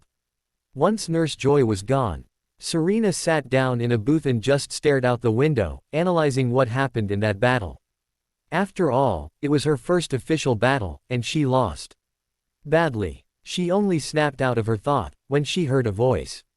Serena. Misty spoke as she stood in front of her. The tone wasn't sympathetic or anything, if anything, it sounded stern. Oh, hey Misty. Serena replied sadly. You're pretty naive, ya know. Misty replied, with a stern voice. What do you mean? Serena asked. What I mean is, this is your second day as a trainer, and probably haven't done any training with your Fennekin. Misty replied. Well, Serena went to reply, although she couldn't deny it. Misty sighed. Every battle facility, whether the battle chateau, a league gym or even a battle frontier, is not meant to be taken lightly.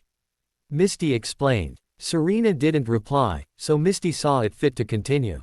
I bet every trainer in the battle chateau today was an experienced trainer who has been preparing for this tournament weeks, months, and have gotten to know their Pokemon.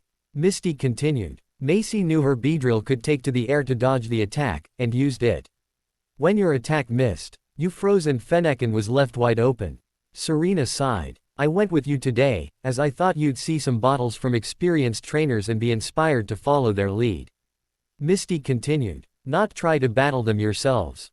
So, what should I do? Serena asked, as she looked towards the ground, in a whisper, which was almost inaudible. First, you need to apologize. Misty replied, and Serena nodded. Then you should spend time, whilst out on the road. Catch some more Pokemon, and spend time with them, training, bonding, and then you can try at another battle chateau. Except this time, you'd be prepared. Serena was silent for about a minute. Thanks Misty. You're right. Serena replied with a strong-ish smile, and a flame in her eye. With that, Misty sat down, waiting for Fennekin to be healed. Back at Yellow's house, Ash was getting ready to leave. Okay Aunt Yellow. We best be going, Ash told her. Yellow got up, and gave him a massive hug. Goodbye Ash. Yellow spoke, with a cracking voice. Take care on the road. I will Aunt Yellow. Ash replied. It was good to see you again. It was good to see you too. Yellow replied as she let go of him.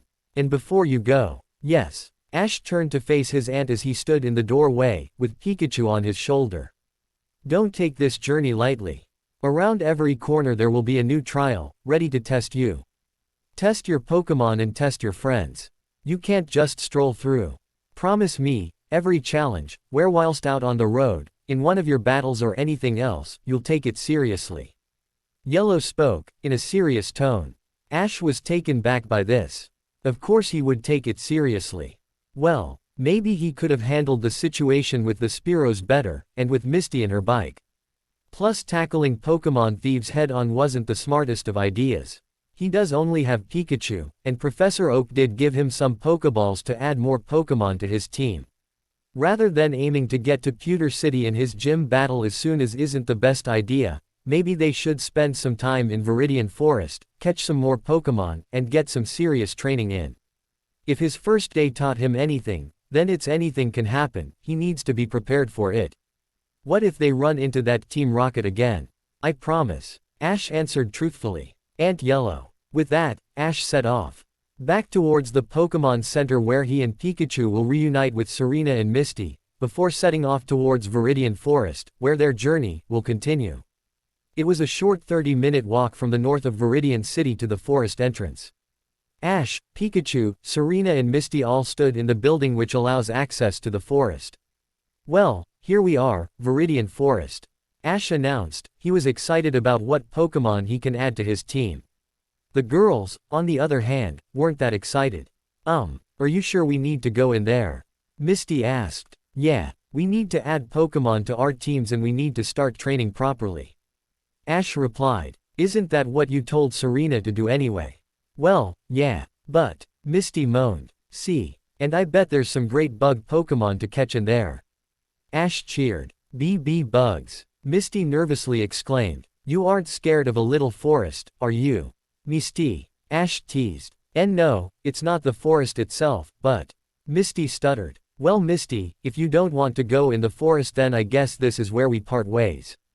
Ash smirked. Sure, they were on good terms, but Ash and Ms. Ty learnt they got on like cats and dogs. Come on guys, we're wasting sunlight. Ash commented as he turned to face the exit. Due to the morning's adventures, it was late afternoon, it was clear they would camp out. Pikachu spoke up from Ash's shoulder. I'm ready, Pikachu shouted out. Serena was a little hesitant. She isn't a fan of camping out, she is fine with all the Pokemon, but what if it starts raining? Or something attacks in the night, what will they do? Seeing the look on Serena's face, Ash gave her a reassuring smile. Don't worry Serena. We made a promise that we will face all our trials together. Me, Pikachu and Fennec and all have your back. Ash explained, with a sympathetic tone. He also offered his hand towards her. This was always his way of saying, trust me. We are in this together.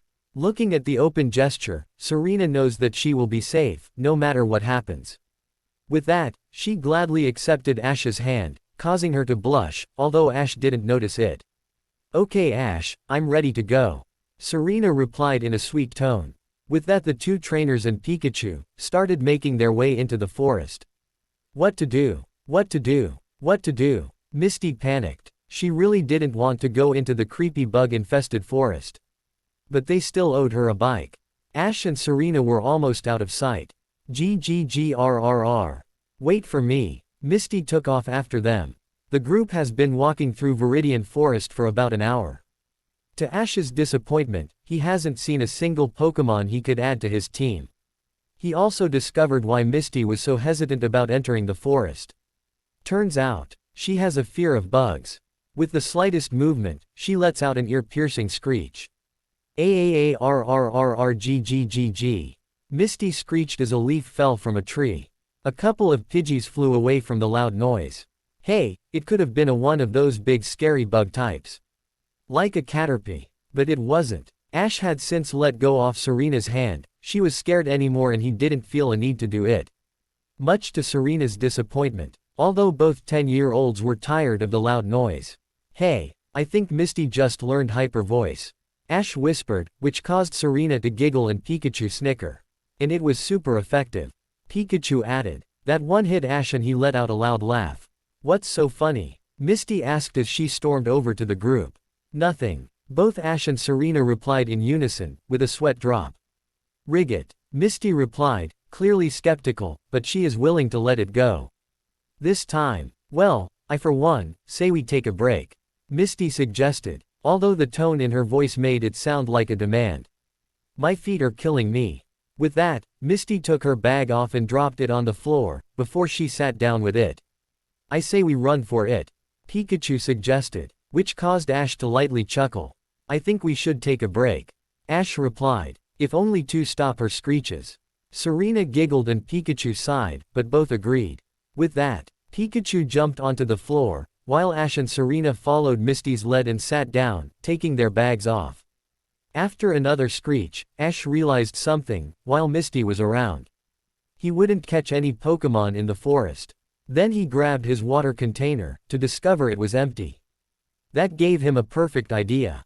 Hey guys, I'm out of water. I saw a stream little bit back, so I'm going to fill it up. Ash explained as he stood up. He looked at Pikachu and Serena. The former had found a nice branch to snooze on, while Serena was rubbing her foot. Guess they're staying put. Hey Ash, I'm out of water too, can you refill my container please? Serena asked as she handed over her water container. Sure Serena. Ash smiled as he took the pink container. Can you keep an eye on Pikachu? While I'm gone. Sure. Serena returned the smile. I think I'll brush Fennekin while we're here. Serena pulled out her Pokeball, and released her fire starter. Ash smiled as she also got out the brush. Before setting off, Ash was walking around the forest, backtracking. Sure, he was sad Pikachu wasn't with him, he can't battle anyone he comes across, but at least he can get a breather from Misty. Until they entered the forest, she seemed okay, but now she is just annoying with all the screeches. Ash continued walking, closing in on the stream. He sat down and began filling the 2 containers. Help! Help! Ash heard a scared voice shout out. He stood up, setting both containers down on the floor, before looking around. Help! Help! With that, Ash walked towards a tree to see a little bug stuck on a branch. Although the branch was breaking, Ash knew if he waited, then the branch would fall and the little bug would be squished. Ash, being Ash, jumped into action and climbed the tree. As he got to the branch, he reached out and gently grabbed the little bug.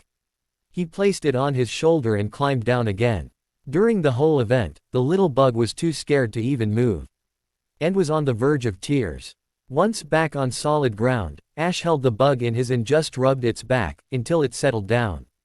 Hey there, Ash spoke as he placed the bug on the ground. And sat down next to it. I'm Ash. Hi. The little bug replied, nervously. Thank you for saving me. The little bug was so quiet, it was nearly inaudible. No problem. Ash shrugged the thanks off. He did appreciate it, but he didn't do it for thanks.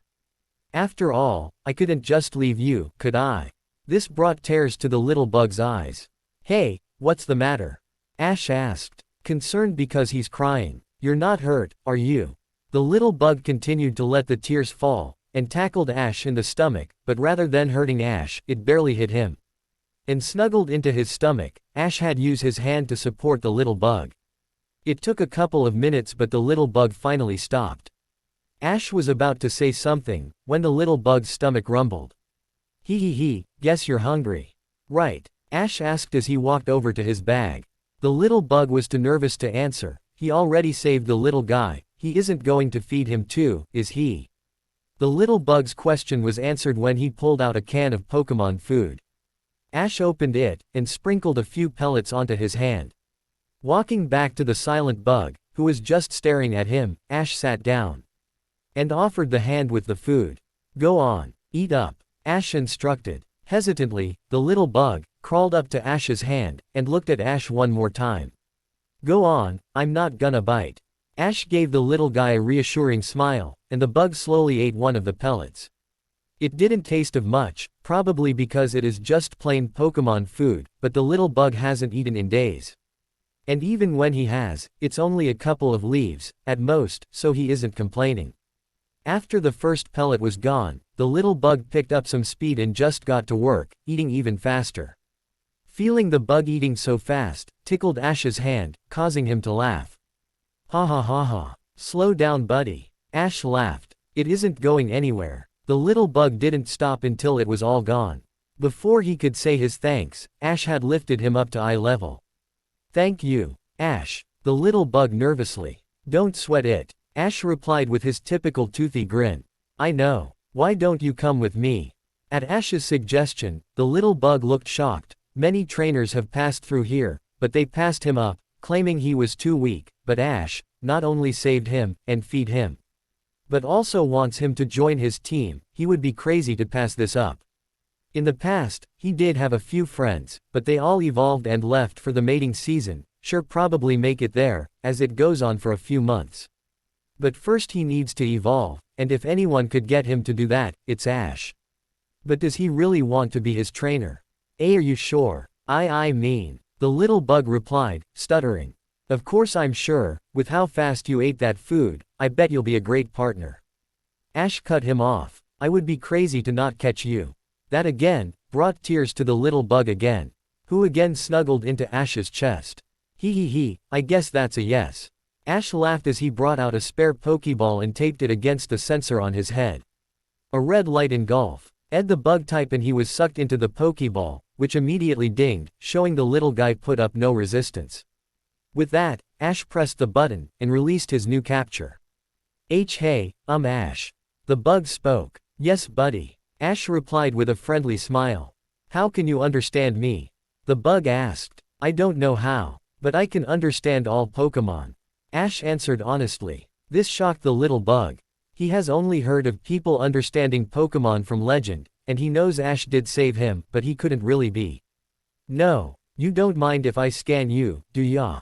Scan. The bug asked, scared. Don't worry, my Pokédex won't hurt you. Ash reassured. It only gives me some information on you. Oh okay. The bug nervously replied. Ash smiled and pulled out his Pokédex. Caterpie, the worm Pokemon. Its short feet are tipped with suction pads that enable it to tirelessly climb slopes and walls. When in danger, it will release a horrible stink for protection. Type: Bug. Ability: Shield Dust. Hidden ability: Runaway. Note: hidden ability is unlocked. Sex: Male. Nature: Quiet. Note: the nature can change when the Pokemon evolves. Moves: Tackle, String Shot, Bug Bite. Okay Caterpie. I've just got to finish getting water, then we can head back and I'll introduce you to my friends. Ash explained. Caterpie nodded in understanding. Why don't you wait in your Pokeball, and we surprise them?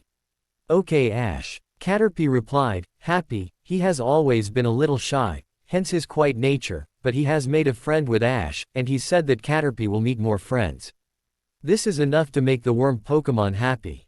With that, Ash returned Caterpie to his Pokeball, and placed it on his belt.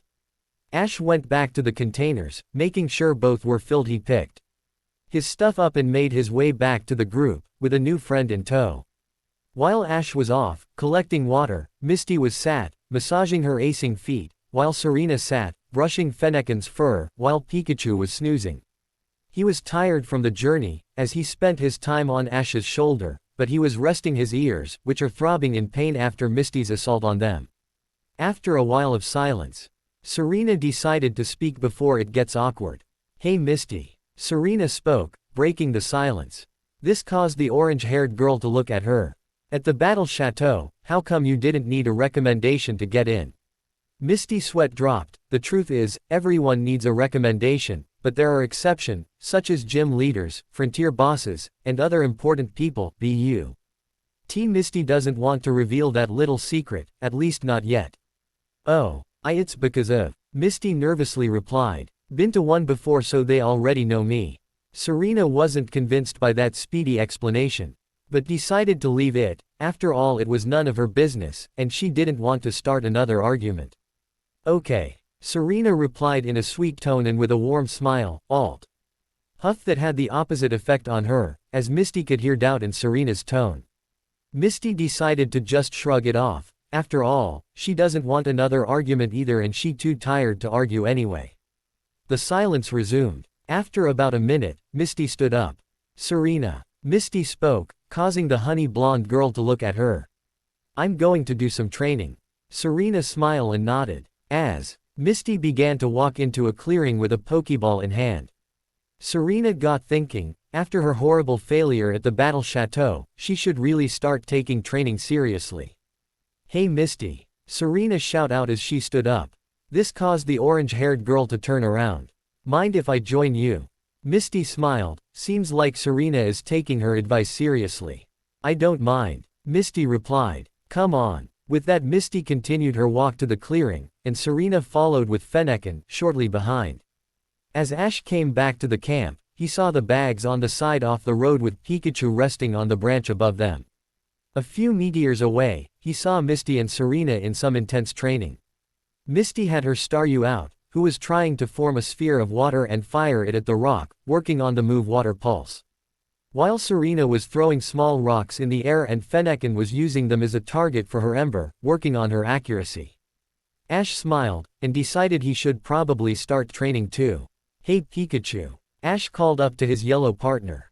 The mouse Pokémon looked down to his trainer. Come on down here, I have a friend for you to meet.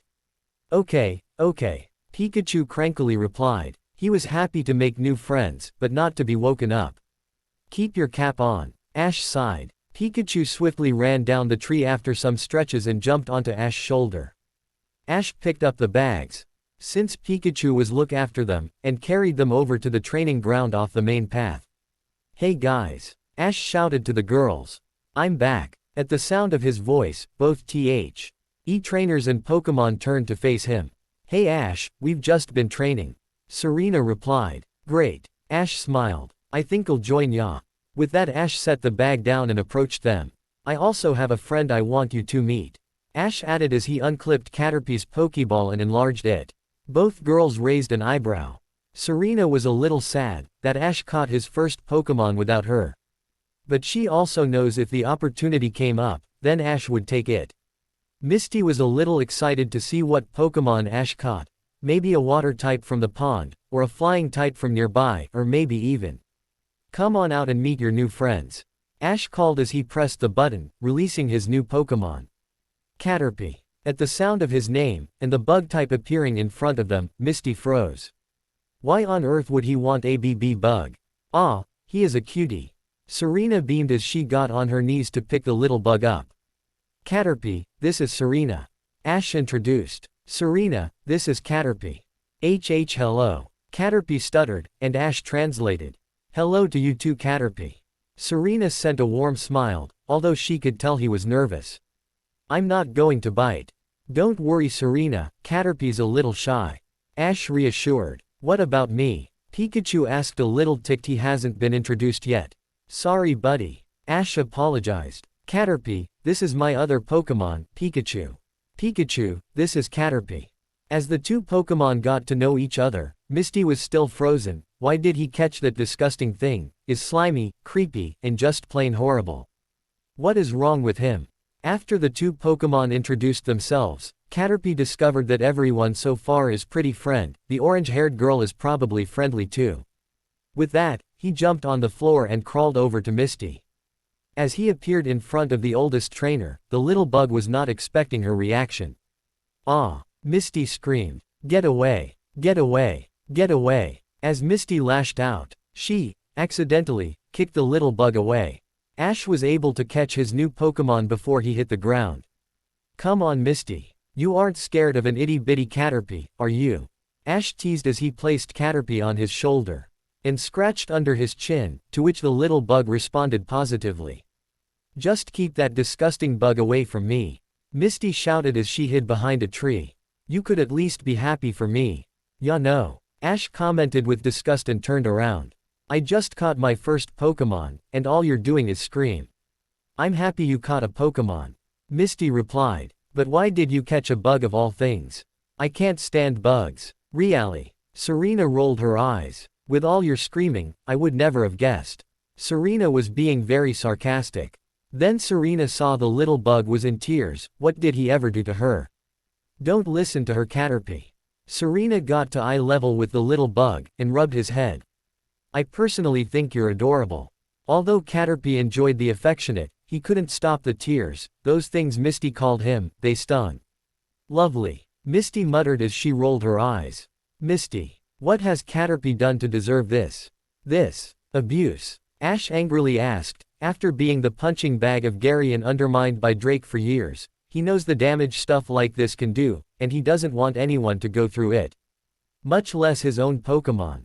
Misty was angry. How dare he accuse her of Pokemon abuse? It's not her fault she has a fear of bugs. After the treatment she got from her sisters, why whoa. Old she willingly inflict the same treatment on someone else. Why did he have to catch a bug of all things? Well, Serena asked, clearly annoyed and waiting for Misty's response. Misty's anger began to vanish. Maybe she was too hard on the little bug. After all, he never actually did anything to her. Of course she can't help her fear, but she could try to be a little nicer to it. Besides, what's the worst that could happen?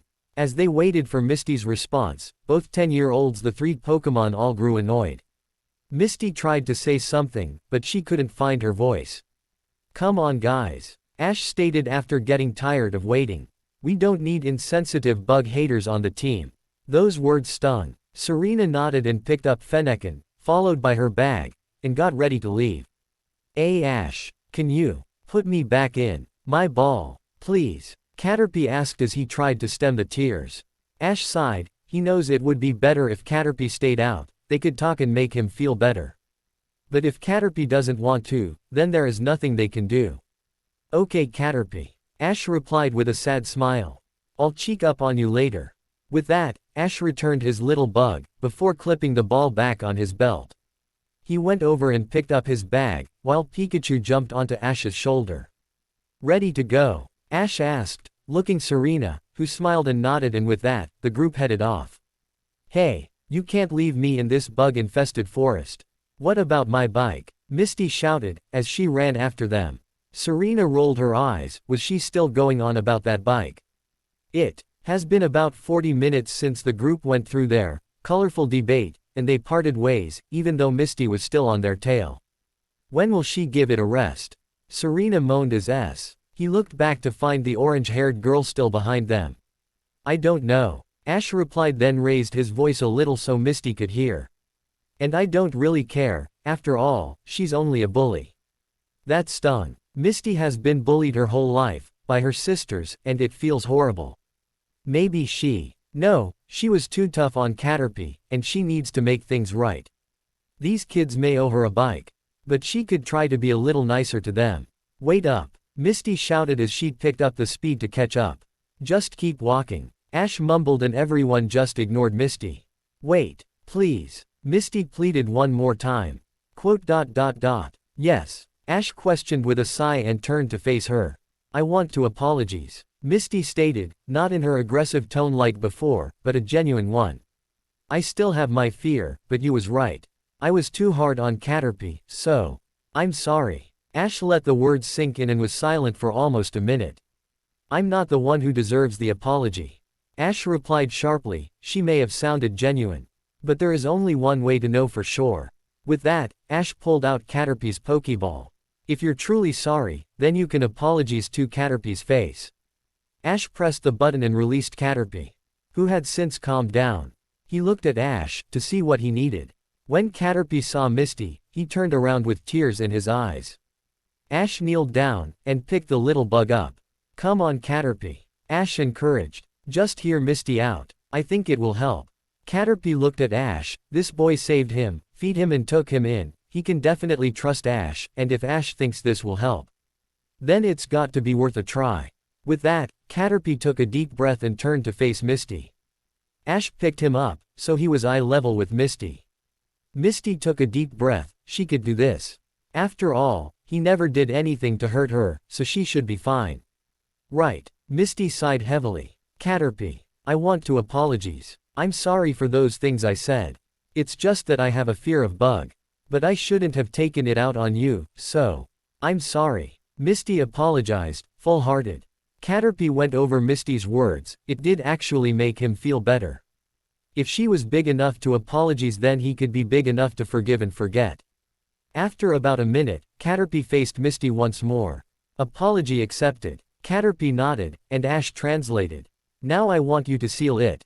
With a rub on his head. Ash commented. Misty looked at him with a, "What do you mean, look?" Normal people make a deal with a handshake, and Caterpie is missing one vital thing to do that. A hand. So you can seal and put this way with a rub on the head. With Ash's explanation, Misty's face darkened. It was one thing to apologize, but another to actually touch the bug. No, she could do this. Misty's face turned from scared to determined. She slowly reached her hand out, and moved it towards the little bug. What seemed to be a year, but eventually Misty rubbed Caterpie's head, back and forth. Caterpie gave a happy chirp as Misty gave him the rub. Both Ash and Serena smiled at the scene. "See Misty, isn't it better when we get along?" Serena smiled. "Yeah, Ms. Tai sighed happily as she finished the rub. From there they realized it was getting late, with the orange sky. The group found another clearing and set up camp. After a little training session, they ate themselves some tea of sandwiches and fruit. It was times like this that they wished they had a cook in the group, someone who could fix a nice hot meal. Serena did ask Grace to teach her once, but instantly regretted it when Grace claimed she only wanted to know to impress Ash, despite whether or not it was true. It was embarrassing. The Pokemon also wasn't too fond of the food they have, other than Caterpie. He is just happy to eat something that isn't dried leaves. Hey guys. Ash turned to Pikachu and Fennekin, who didn't look too happy while eating the Pokemon food. What's wrong? Caterpie quickly replied with, nothing, and continued to eat. He really didn't mind the plain flavor. It tasted better than just starving or a couple of leaves, plus he's too shy to really speak out. Pikachu, sweat dropped. He knows Ash won't mind that he doesn't like the flavor, but he doesn't want to sound selfish either. Fennekin sighed, guess she'll have to speak up. The problem, Ashton, is that this food is plain, no flavor. Comprehend, eh? Fennekin replied with sass. Ash's sweat dropped, only his mother called him Ashton, and only when getting told off. Sorry guys. Ash apologized. It is all we have at the minute. But I promise when we get to Pewter City, we'll restock and let you choose the flavors. With Ash's friendly smile along with the explanation, Fennekin smiled. Very well. Fennekin replied. I'll hold you to that promise.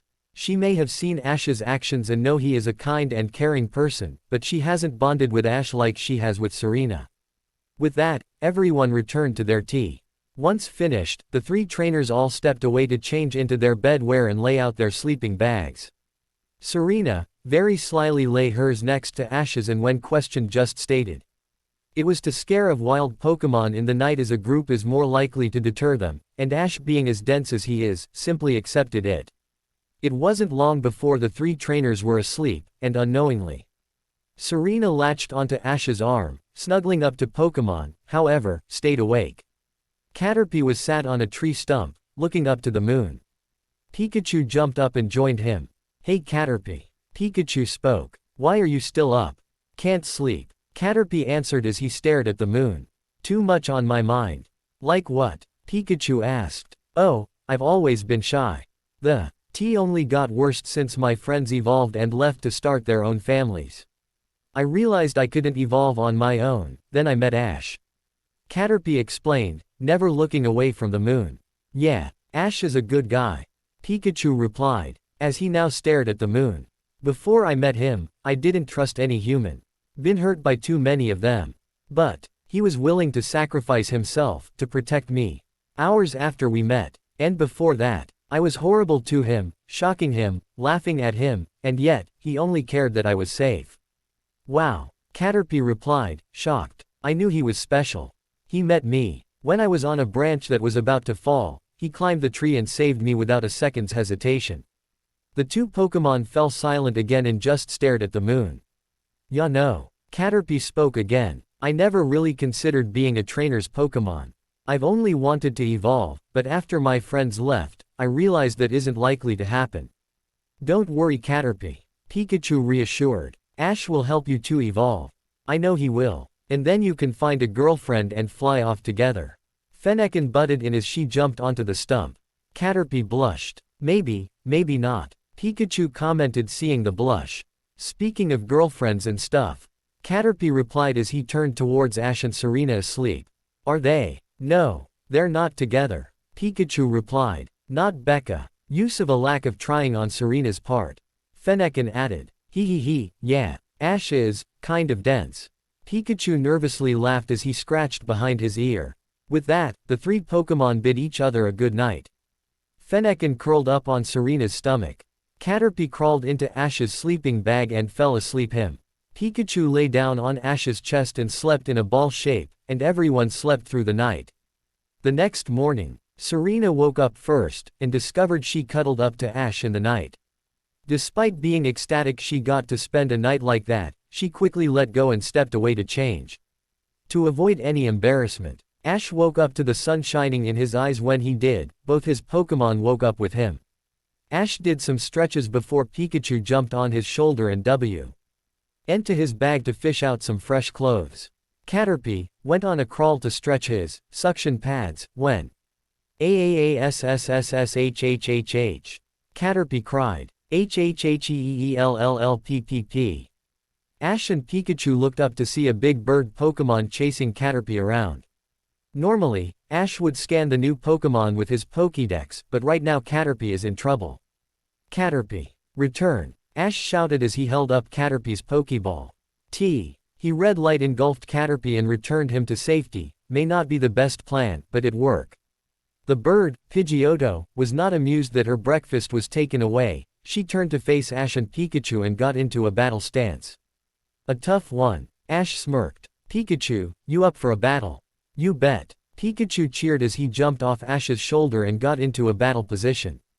Last time he EFUSED to battle a Pidgey and that almost result in all their deaths, he isn't going to make the same mistake twice. Ash vs Pidgeotto. Pidgeotto shot straight into the air, now her opponent was in the field. She cried around Pikachu, like a predictor watching her prey. Pikachu, use Thunder Shock. Ash instructed, he has the type advantage. Pikachu got ready and fired a bolt of electricity towards Pidgeotto, but she easily dodged. Pidgeotto entered a dive bomb and shot straight down. Pikachu, try Thunder Shock again. Ash instructed, the closer she gets, the likelier it is to hit. Pikachu his ground and aimed another bolt of electricity. Pidgeotto continued downwards and redirect an inch above the ground. The electricity came flying at her, but rather than dodging, Pidgeotto slammed her wing into the ground and flung a heap of sand at Pikachu, which nullified the electricity. Pikachu, dodge with quick attack. Ash panicked. Pikachu followed Ash's instruction and quickly ran away from the sand attack.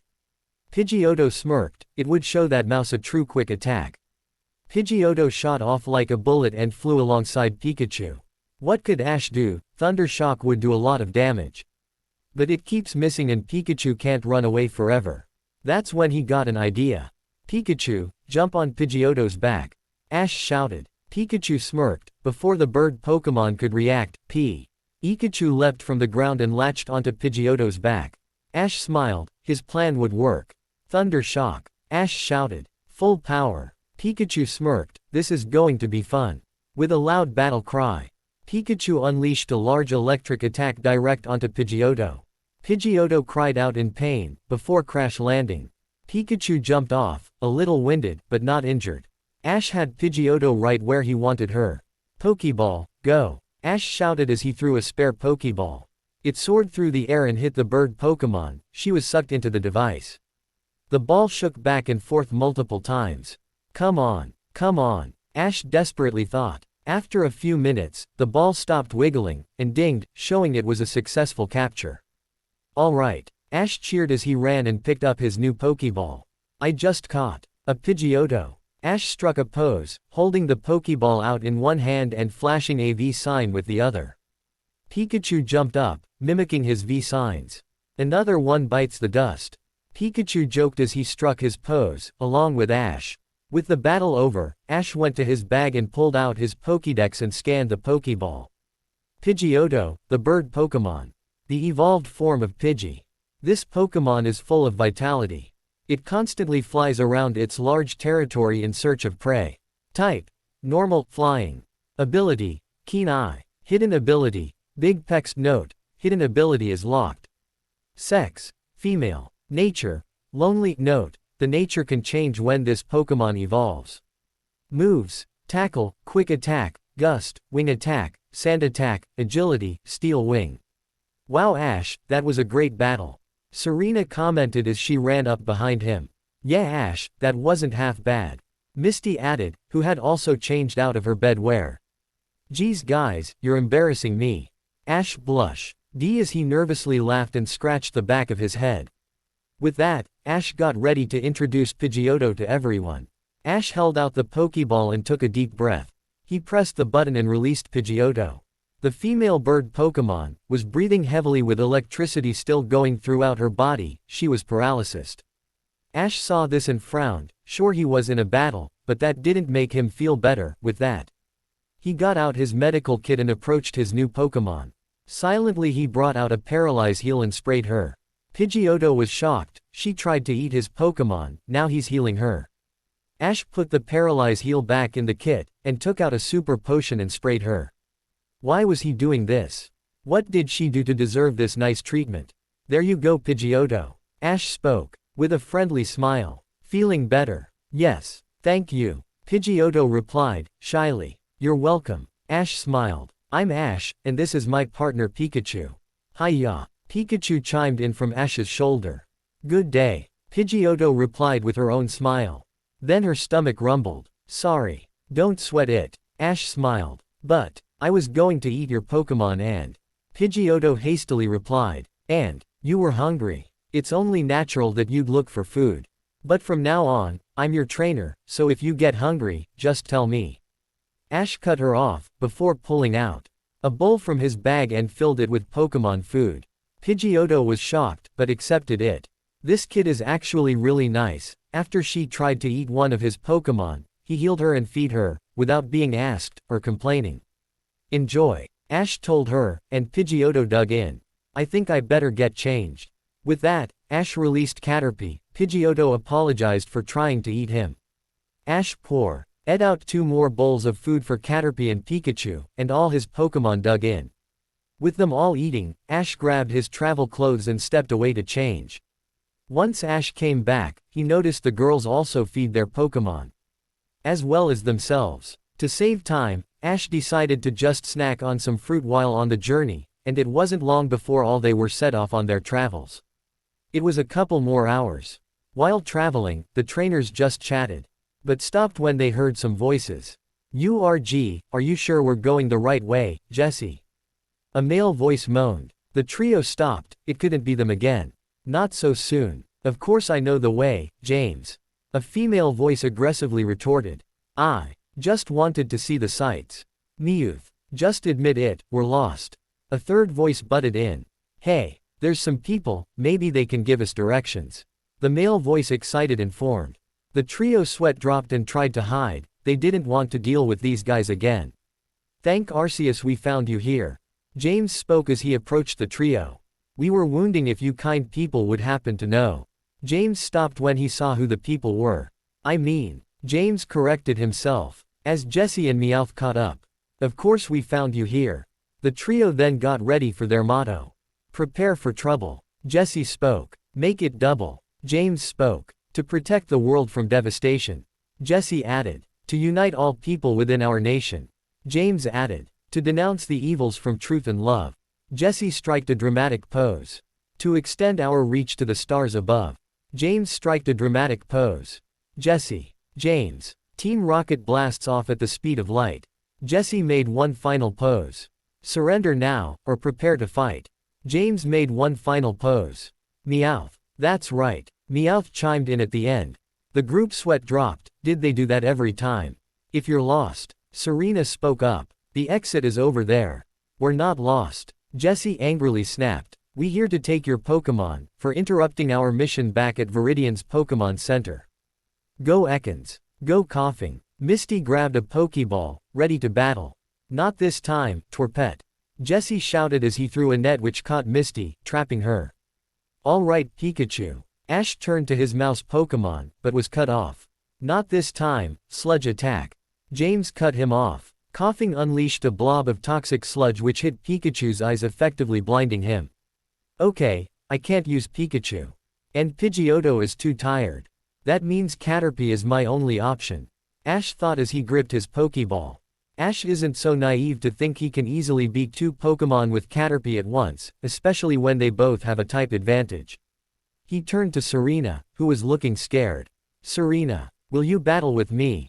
Ash asked. Are you sure? Ash. Serena stuttered. I'm sure Serena. We can't just let these guys take our Pokémon. Ash replied. Remember, don't give up until it's over. With the mention of their motto, Serena turned from scared to determined. They beat them once before, they can do it again. Serena also gripped her Pokeball. Fennekin, burn it up. Serena shouted, releasing her Fire Fox. Caterpie, I choose you. Ash shouted as he released his little bug. Team Rocket burst into laughter at the sight of the bug type. Ha ha ha ha. Do you really think that little bug can touch us? Jesse laughed. That measly bug won't make a difference. James laughed. It's not even worth battling. Meowth added. Ash and Serena vs Team Rocket. We'll see about that. Ash retorted, no one makes fun of his Pokemon. Caterpie. String shot on Coughing. Caterpie ignored Team Rocket's comments and unleashed a string shot at Coughing. The string wrapped around the poison gas Pokemon. Now pull it into a tackle. Ash continued. Caterpie pulled Coughing toward him, then launched at the Pokemon, with a tackle attack. The impact, due to double momentum, caused more damage to Coughing, who went flying, crying in pain. The cry of pain caused Team Rocket's laughter to stop. Well, if you insist. Jesse growled. Ekans, go and get your dinner. The snake Pokemon leapt towards the little bug. Fennekin. Ember in the mouth. Serena shouted. Fennekin took aim and unleashed a barrage of fireballs into Ekans' mouth. The snake Pokemon was brought to stop, then promptly ran around like a headless Torchic, trying to put his mouth out. GGGRRR. Coughing, tackle that measly bug. James growled. Show him who's stronger. Coughing flung itself with much more force. Ash knows Caterpie won't win a battle of power this time. Jump Caterpie. Ash panicked, it was the first thing that came to mind. Caterpie jumped and was directly above Coffee. As the poison type lost all his momentum. That gave Ash an idea. Now Caterpie, tackle straight down. Ash instructed. Caterpie used all his force and shot straight down, hitting Coughing to the ground, causing more damage. And staying on it. Now Bug Bite. Caterpie had two-fang form and he bit down hard on Coughing, who again cried out in pain. Ekans, dig and get that stupid fox. Jesse shouted. James could deal with the bug and she would go after the Torpet. Ekans dived into the ground, out of sight. Fennekin, be careful. Serena warned. It could come out, anywhere. As Caterpie continued his bug bite attack. And not letting up, while James had floods of tears stream down his face, he was getting beaten by a bug. Fennekin nervously looked around waiting for Ekans to appear. Suddenly, the snake Pokemon sprang up under Fennekin, knocking the fire fox onto the ground. Wrap it, Ekans. Jesse instructed. Ekans didn't waste a second and wrapped itself around Fennekin. Don't let go, and use Poison Sting. Ekans faced its prey and opened its mouth, unleashing a load of poisonous needles from its mouth direct at Fennekin. Fennekin cried out in pain. Coughing fell on the floor and rolled in front of James with swirls in its eyes. Caterpie had knocked it out, and still stood strong. Ash looked at Fennekin, who was trapped. Caterpie. String shot Ekans' mouth. Ash instructed. Caterpie turned to the target who was completely ignoring the bug. Caterpie fired another string shot and it completely covered Ekans' mouth. Thanks Ash. Serena thanked, with a grateful smile. No problem. Ash returned the smile. Should we finish this battle? Fennekin, get out of there with a scratch attack. Serena smiled. Fennekin's claws extend, and then lashed out, the pain from the scratch as well as panicking from the string shot, caused Ekans to loosen its grip, allowing Fennekin to escape. Before either Ash or Serena could call out another move, Fennekin began to heat up, before bursting into flames. Then tackling Ekans at a much faster speed. She learned Flame Charge. Ekans went flying and landed in front of Jesse, the flames burnt the string shot, and Ekans had swirls in its eyes. Now you need to deal with me, OWTH. Meowth declared as he extended his claws. Have a taste of my Fury Swipes. Meowth lunged forward toward the two Pokemon, with his claws ready to attack. String Shot. Ash shouted. Caterpie unleashed one last string shot, and completely covered Meowth. Now send him back with Tackle. Caterpie zoomed forward and tackled the immobile Meowth directly in the stomach, which sent him back to the rest of Team Rocket. During the battle, Misty was able to wiggle out of the net. Now all three trainers stood their ground, both Caterpie and Fennekin were ready to attack. While Misty gripped her own Pokeball.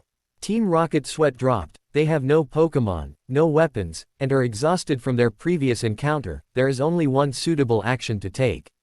Run. With that, they returned Ekans and Coughing, before picking up Meowth and running away. Team Rocket's blasting off, again. They shouted as they ran off. After watching Team Rocket run away, everyone turned back to the Pokemon, when Caterpie grew white. After a few seconds, Caterpie was gone and a new Pokemon took his place. Ash pulled out his Pokédex and scanned it. Metapod, the cocoon Pokémon. The evolved form of Caterpie. It has encased its body in a hard shell. This specimen reached this stage faster than any previously discovered Pokémon of this variety. Type: Bug. Ability: Shed Skin. Hidden ability. Note: there is no hidden ability for this species. Sex: Male. Nature: Quiet. Note: the nature can change when the Pokémon evolves. Moves: Tackle, String Shot, Bug Bite, Harden. Iron Defense. Moves are currently locked. Well done Metapod. Ash congratulated as he made his way over to him. You're one step closer to being a Butterfree. Ash Pie. CKED his newly evolved Pokémon up and hugged him.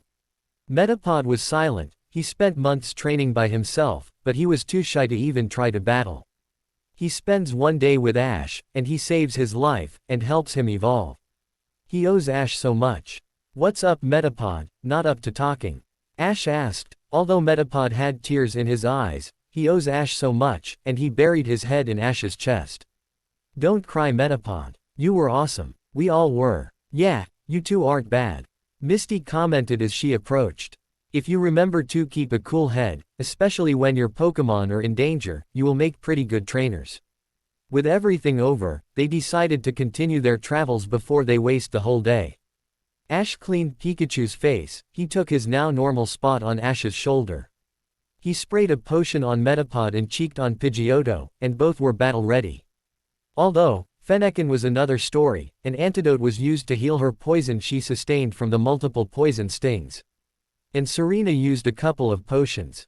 Fennekin was still tired, and needed a rest. It would be a while before she could battle again. With that, they set off. After a while, Ash's stomach rumbled again, like Serena said. It was an alarm clock to meal time. With that, they found a clearing, and sat down for lunch. Again, it was the plain Pokémon food, and just simple sandwiches for the trainers. Once they finished, they decided to do some training. Ash used his Pokédex to learn Pikachu could learn Iron Tail, and that would be handy against a rock-type gym, like in Pewter City. With that, he got Pidgeotto to teach Metapod and Pikachu to use their Steel-type energy, which she can do with Steel Wing. Metapod used this information and quickly learned the move Iron Defense. Pikachu was having a harder time as his tail hasn't been trained very much, so before he could learn Iron Tail, he needed to strengthen it. Serena cheeked up on Fennekin, who was still a little winded and not up for a battle.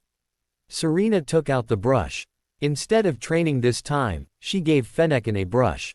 Misty, let out Staryu, and they practiced unlocking Water Pulse, and are getting close to doing this. Whilst they were training, a little orange bug wandered into the clearing. It saw Pidgeotto, practicing exceeding and descending without losing speed. The little bug was fine about leaving her be, until she got too close for comfort. The orange bug fired a poison sting out of fear. Pidgeotto took the attack, and turned around, angry. She didn't like sneak attacks. Pidgeotto didn't bother warning anyone. She could handle this pipsqueak on her own. She flapped her wings, creating a powerful gust and sending the little bug flying. It landed near Serena. Pidgeotto! Ash shouted. Pidgeotto stopped. She couldn't go lone wolf anymore. She has a team, she has a trainer. Pidgeotto gently landed near Ash, and looked at the ground. Sorry Ash. Pidgeotto apologized. Just tell me why. Ash asked. That little bug hit me with a poison sting. Pidgeotto replied. If he wanted a battle, I was more than happy to comply. Ash sighed. Weedle didn't look too aggressive type, he probably only attacked out of fear. From there, Ash went and talked to Pidgeotto about work together, and then left her in her ball to think things through. She wanted to work with Ash. If he could catch her, then he was a decent battler. But she just isn't used to working with people, she has always been a loner. Meanwhile, Serena picked the little Weedle up and healed him. She had a gentle touch and was really nice to the little bug. His parents just kicked him out. After a few weeks after a Weedle's hatched, they are made to leave their parents to learn how to battle, as part of their maturity. This little bug had just left his parents. Sure, he was supposed to go by himself, but maybe he should stay with this girl. He's never been too ambitious, and she seems really nice. Serena stood up from a tree stump she was sat on, and placed Weedle on the seat, while she went through her bag. A spare Pokeball rolled onto the stump and Weedle looked at it. He couldn't just ask. Could he? No, she's busy at the minute. Might as well just get it done with. Weedle crawled forward and poked his stinger against the button. He was sucked in, and it immediately dinged to show he had no resistance. Serena came out of her bag holding her water container. She looked around and couldn't see the little bug. Hey, where did Weedle go? Serena asked, to no one in particular. Fennekin barked to get Serena's attention, then pointed towards the Pokeball. Serena picked up the Pokeball and pressed the button releasing Weedle. Weedle? Serena questioned. Did you hit the Pokeball yourself? Weedle nodded in response. All right then. Serena shrugged. I've caught a Weedle. From there she brought out her Pokédex. While the others approached, Ash had returned Metapod, and Misty did the same with Staryu. Weedle, the hairy bug Pokémon. Often found in forests, eating leaves. It has a sharp venomous stinger on its head. Type: Bug. Ability: Shield Dust. Hidden ability: Runaway. Note: Hidden ability is locked. Sex: Male. Nature: Docile. Note: the nature can change when the Pokémon evolves. Moves: Poison Sting, String Shot. Congrats Serena. Ash spoke. You've caught your first Pokémon. Serena blushed at Ash's praise. He, thank you, Ash. Serena thanked in a sweet tone. No prob. Ash was cut off. He YYYYYAAAAHHHH. A boy with a samurai sword leapt out of a brush, cutting Ash off, and the sword was an inch from Serena's face. Greetings, young maid. The boy was cut off, by Ash tackling him to the ground. Who are you? Ash shouted. And why was you pointing that sword at Serena? Don't even think about hurting her. Serena blushed as she felt a rush of affection. Ash was protecting her, like a knight in shining armor.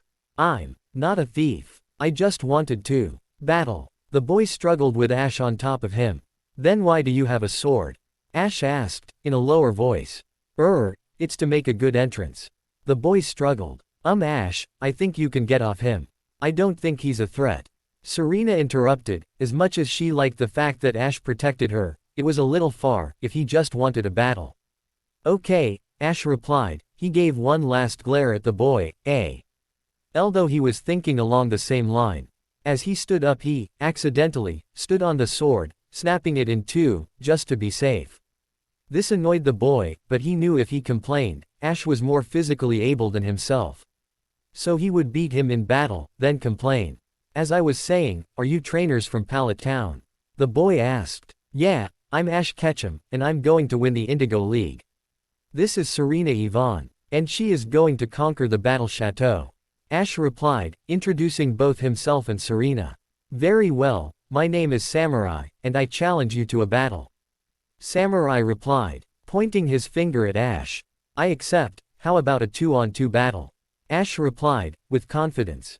Samurai was a little nervous. He only has 2 Pokémon, but he can't turn it down and look like a coward to this kid that put him down. Plus that Gary kid said that it was Ash who he would easily beat, so maybe he could battle both trainers from Pallet.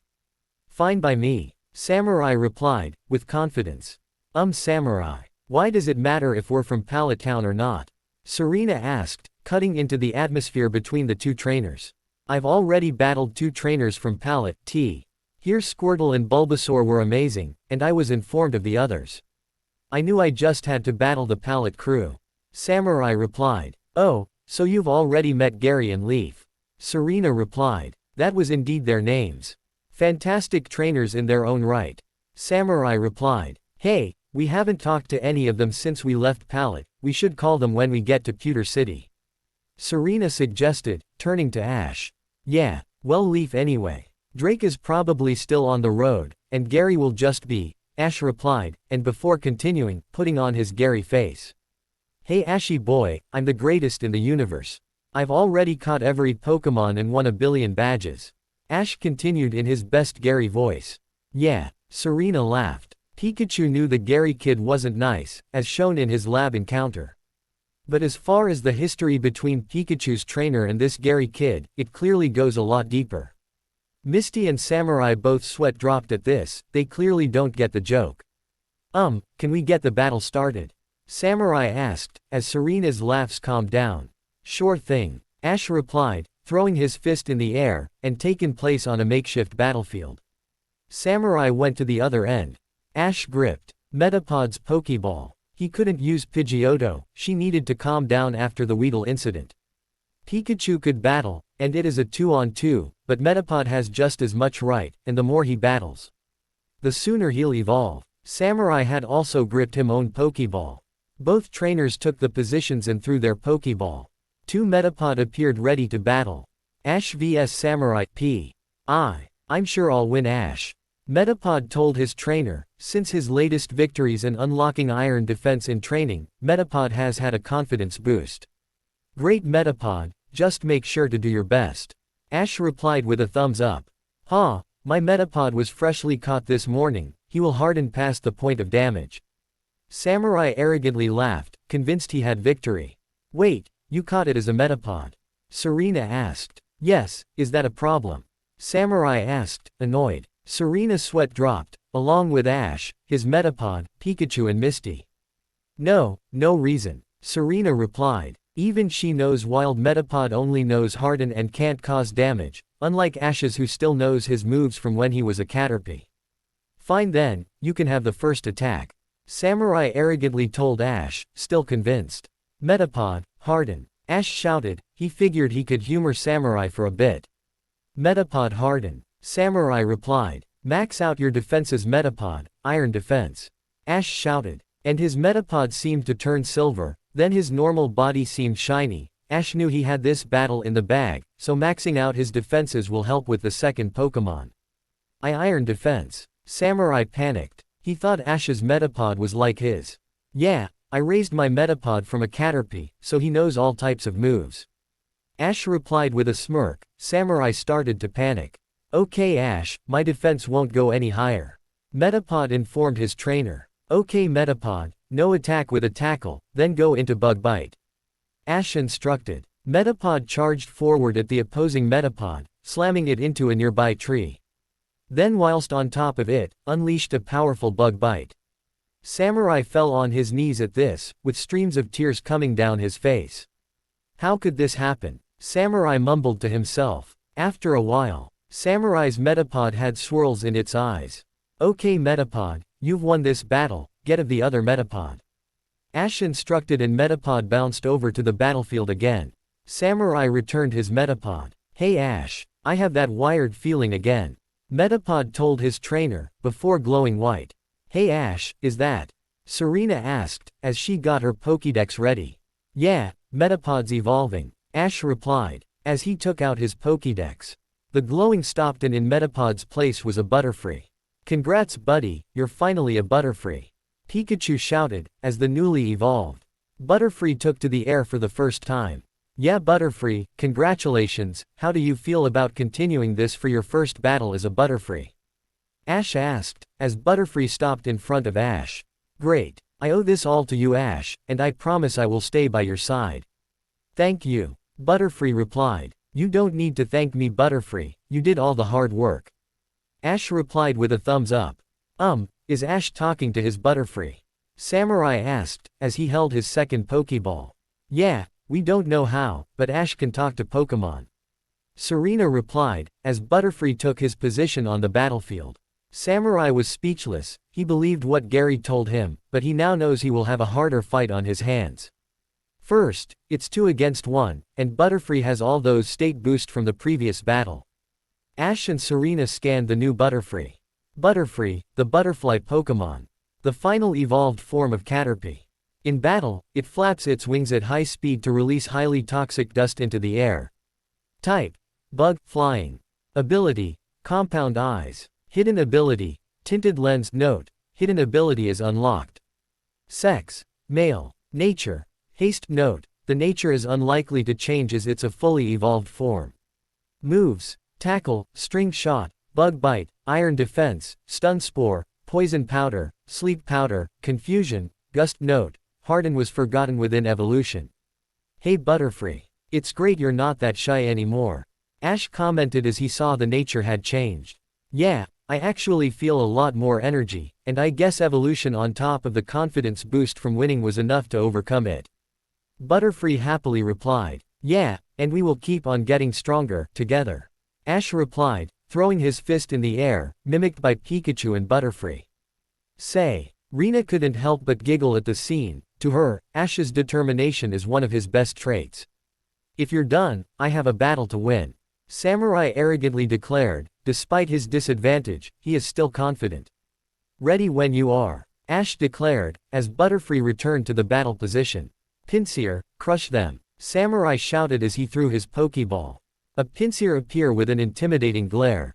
Although neither Ash or Butterfree showed signs of fear, Ash and Serena used their Pokédexes. Pinsir, the stag beetle Pokémon.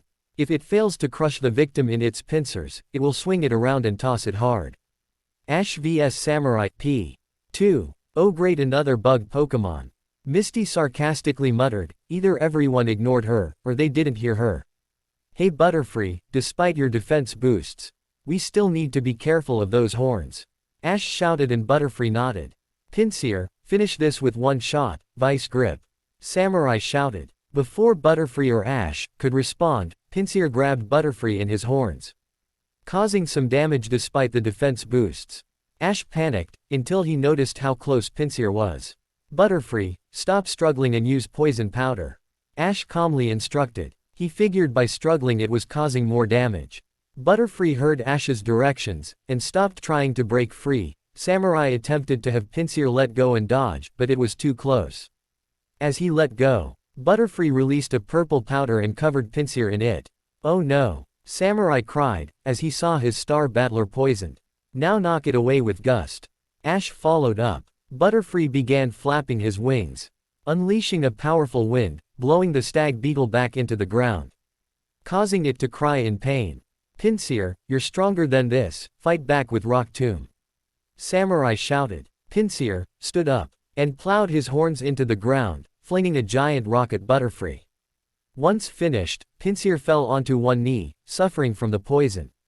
Butterfree was struck by the rock Pinsir flung at him and was knocked further into the sky. Pinsir, repeat and use Rock Tomb. Samurai replied, and Pinsir used Rock Tomb again. Butterfree, stop it with confusion, and return to sender. Ash replied. Butterfree regained control of his flight. Due to his higher attitude, he had more time to react. His eyes grew blue and a light blue wave appeared around the Rock Tomb. Stop. Ping it just before it hit the butterfly Pokémon. Butterfree then released another wave of confusion and hurled the rock back at Pinsir. Quick Pinsir, dodge. Samurai shouted in fear, but due to the poison damage, he was into much pain to move. The rock collided with Pinsir and a cloud of dust appeared. Once it settled, the rock was smashed and Pinsir was weakly standing. Alright Pinsir, now TR. Why you're, Samurai cheered but was cut off when Pinsir once again took poison damage and fell backwards with swirls in his eyes. Pinsir, no, Samurai shouted as he ran over to his fallen stag beetle. Alright Butterfree, you won your first battle after you evolved. Ash shouted, as his bug Pokémon flew down to him, where Pikachu joined in with the celebrations. Serena soon came over to join them. Congratulations Ash, that was awesome. Serena cheered. Thanks Serena, but it was all down to Butterfree that we won. Ash replied with a thumbs up. Serena loved it, such high spirits, and he was giving all the credit to Butterfree. He was selfless and she loved it. You know, Butterfree is really cute, I wouldn't mind raising one myself. Serena commented. Butterfree was really happy with that compliment. Well, first we should find a Caterpie for you to catch.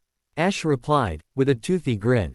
Alas, you was able to best me in battle, Ash of Pallet Town. Samurai replied as he approached the celebrating group. Thanks for the awesome battle Samurai, it's thanks to your battle that Butterfree evolved. Ash extended his hand. Thank you, but compared to you, I am but a novice. Samurai replied. Don't put yourself down like that. Your Pinsir was really strong. If Butterfree didn't get all those defense boosts, I'm not sure he would have survived that rock tomb. Ash replied. With that, both trainers shook hands.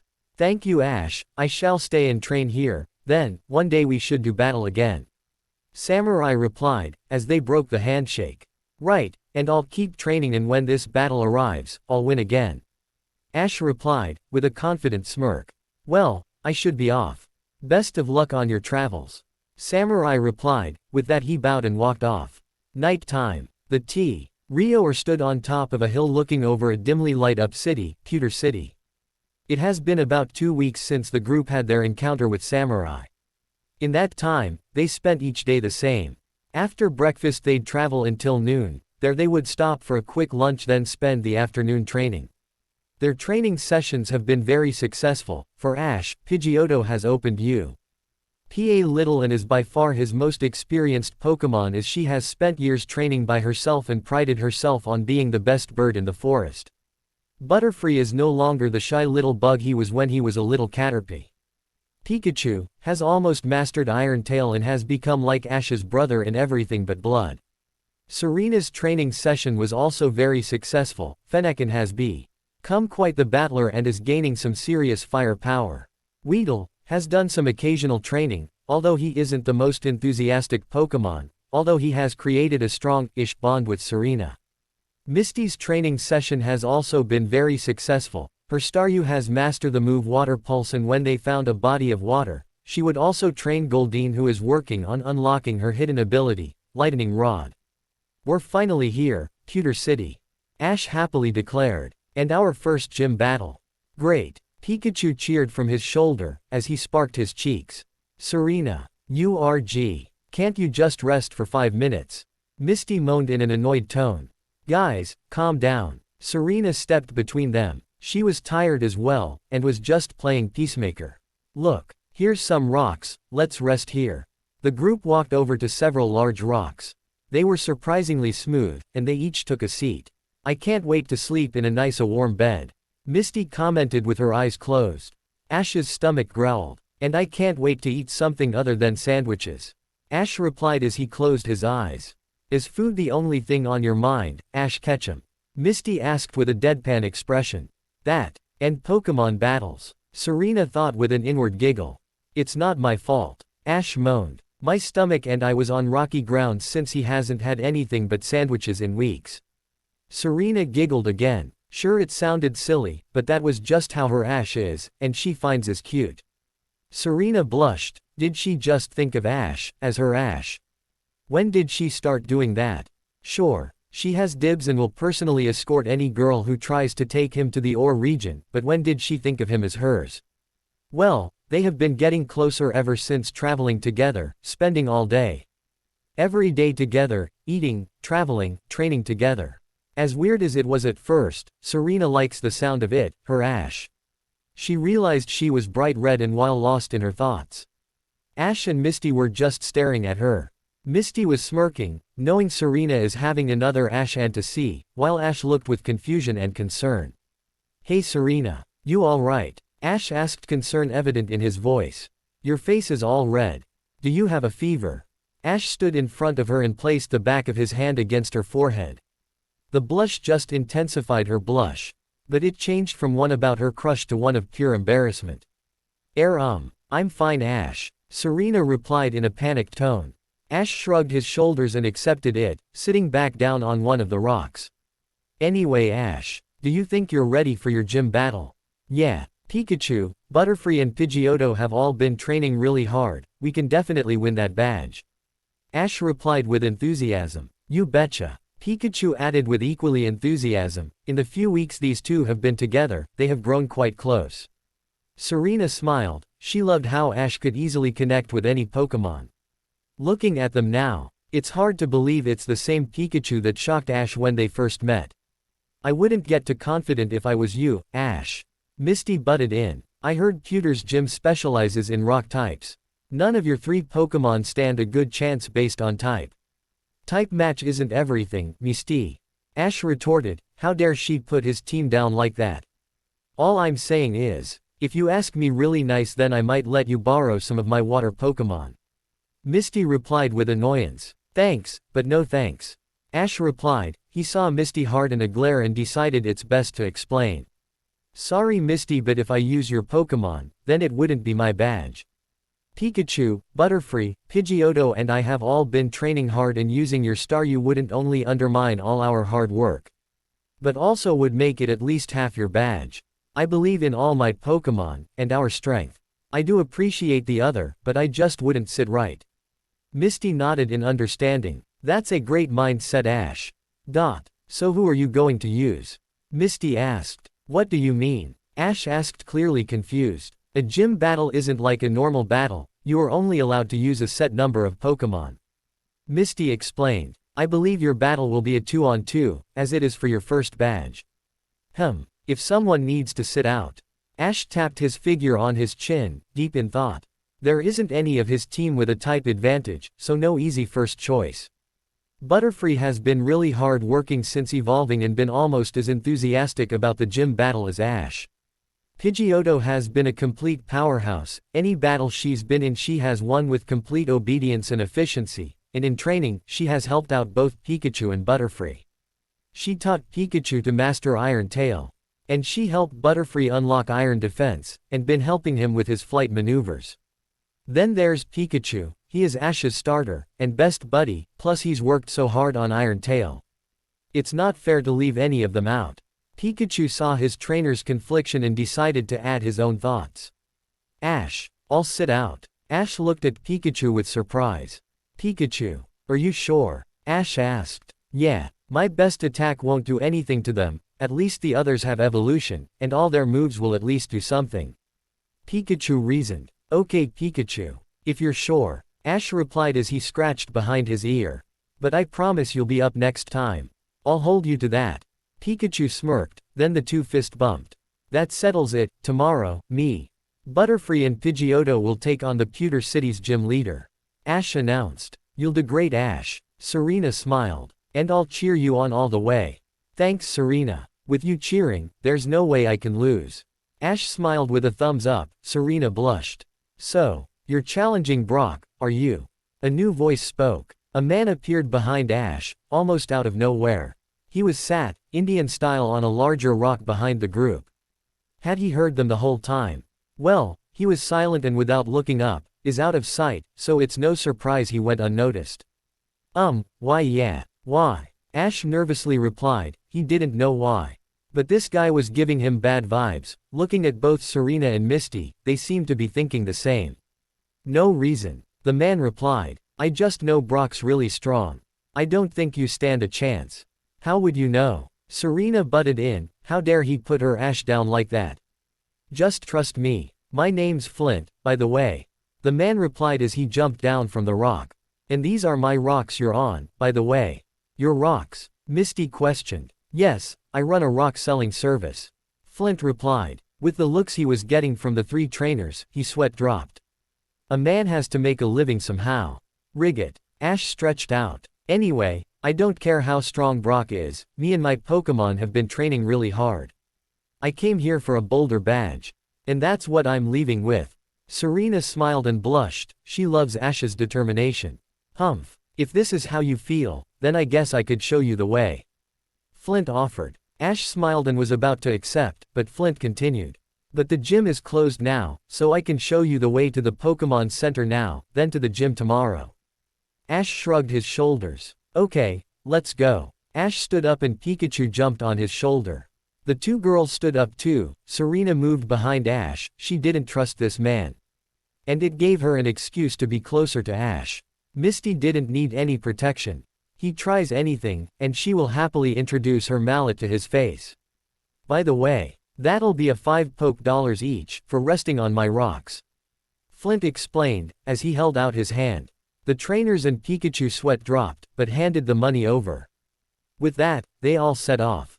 When they arrived at the Pokemon Center, they bid goodnight to Flint, who left back towards the hill. The group ate their first proper meal in weeks. Ash ate 5 portions. Afterwards, they got a room and after changing into their night wear, fell into a long sleep. It felt good to have a bed rather than the ground. The next morning, the group woke up, got ready and ate breakfast. They learned that the gym was opened at 11 a.m., so Ash decided to spend the morning for a little more training. Serena and Misty stayed inside and chatted, while he did that. Once outside he went onto the battlefield and let out of Butterfree and Pidgeotto. Pikachu also jumped down and joined them. Okay guys. The gym battle is today. Ash spoke and the three cheered. But it's a 2-on-2, meaning one of you will need to sit out. Both of the flying type looked concerned. And Pikachu has volunteered to sit out. So I'm counting on you too, Butterfree and Pidgeotto. Ash finished. Butterfree happily zoomed around happily while Pidgeotto let out a small smile and nodded. Are cool a Pidgeotto. A new voice spoke from behind Ash. Ash turned around to find a boy, a couple years older than Ash. He has a plain dark red cap, black eyes, a blue jacket with white lining, navy gray trousers, and black trainers. The boy had his Pokédex out, scanning Pidgeotto. Sorry. But you are? Ash nervously asked. He didn't mind this boy checking out his Pokémon with his Pokédex. It would be nice if he was introduced first. The boy fell over with embarrassment. He, sorry about that. The boy nervously laughed. My name's Calum Zadiver from Aquacord Town. Ash looked confused. Aquacord Town? Ash questioned. Never heard of it. Ash shrugged his shoulders and Calum smiled. I'm not surprised, it's from the Kalos region. Calum explained. Ash smiled explaining his confusion. Ash wondered if Serena and Calum know each other, they are both from Kalos after all. Then again, Ash doesn't know every single person from Kanto, so they probably don't. So Calum, are you here for a gym battle? Ash asked, excited about maybe getting a new rival. Already had it. Calum smirked as he pulled out his badge case. There were 3 badges in it. One was a pink heart shape. One is a multicolored circle and the final one is a gray rough-edged rock circle.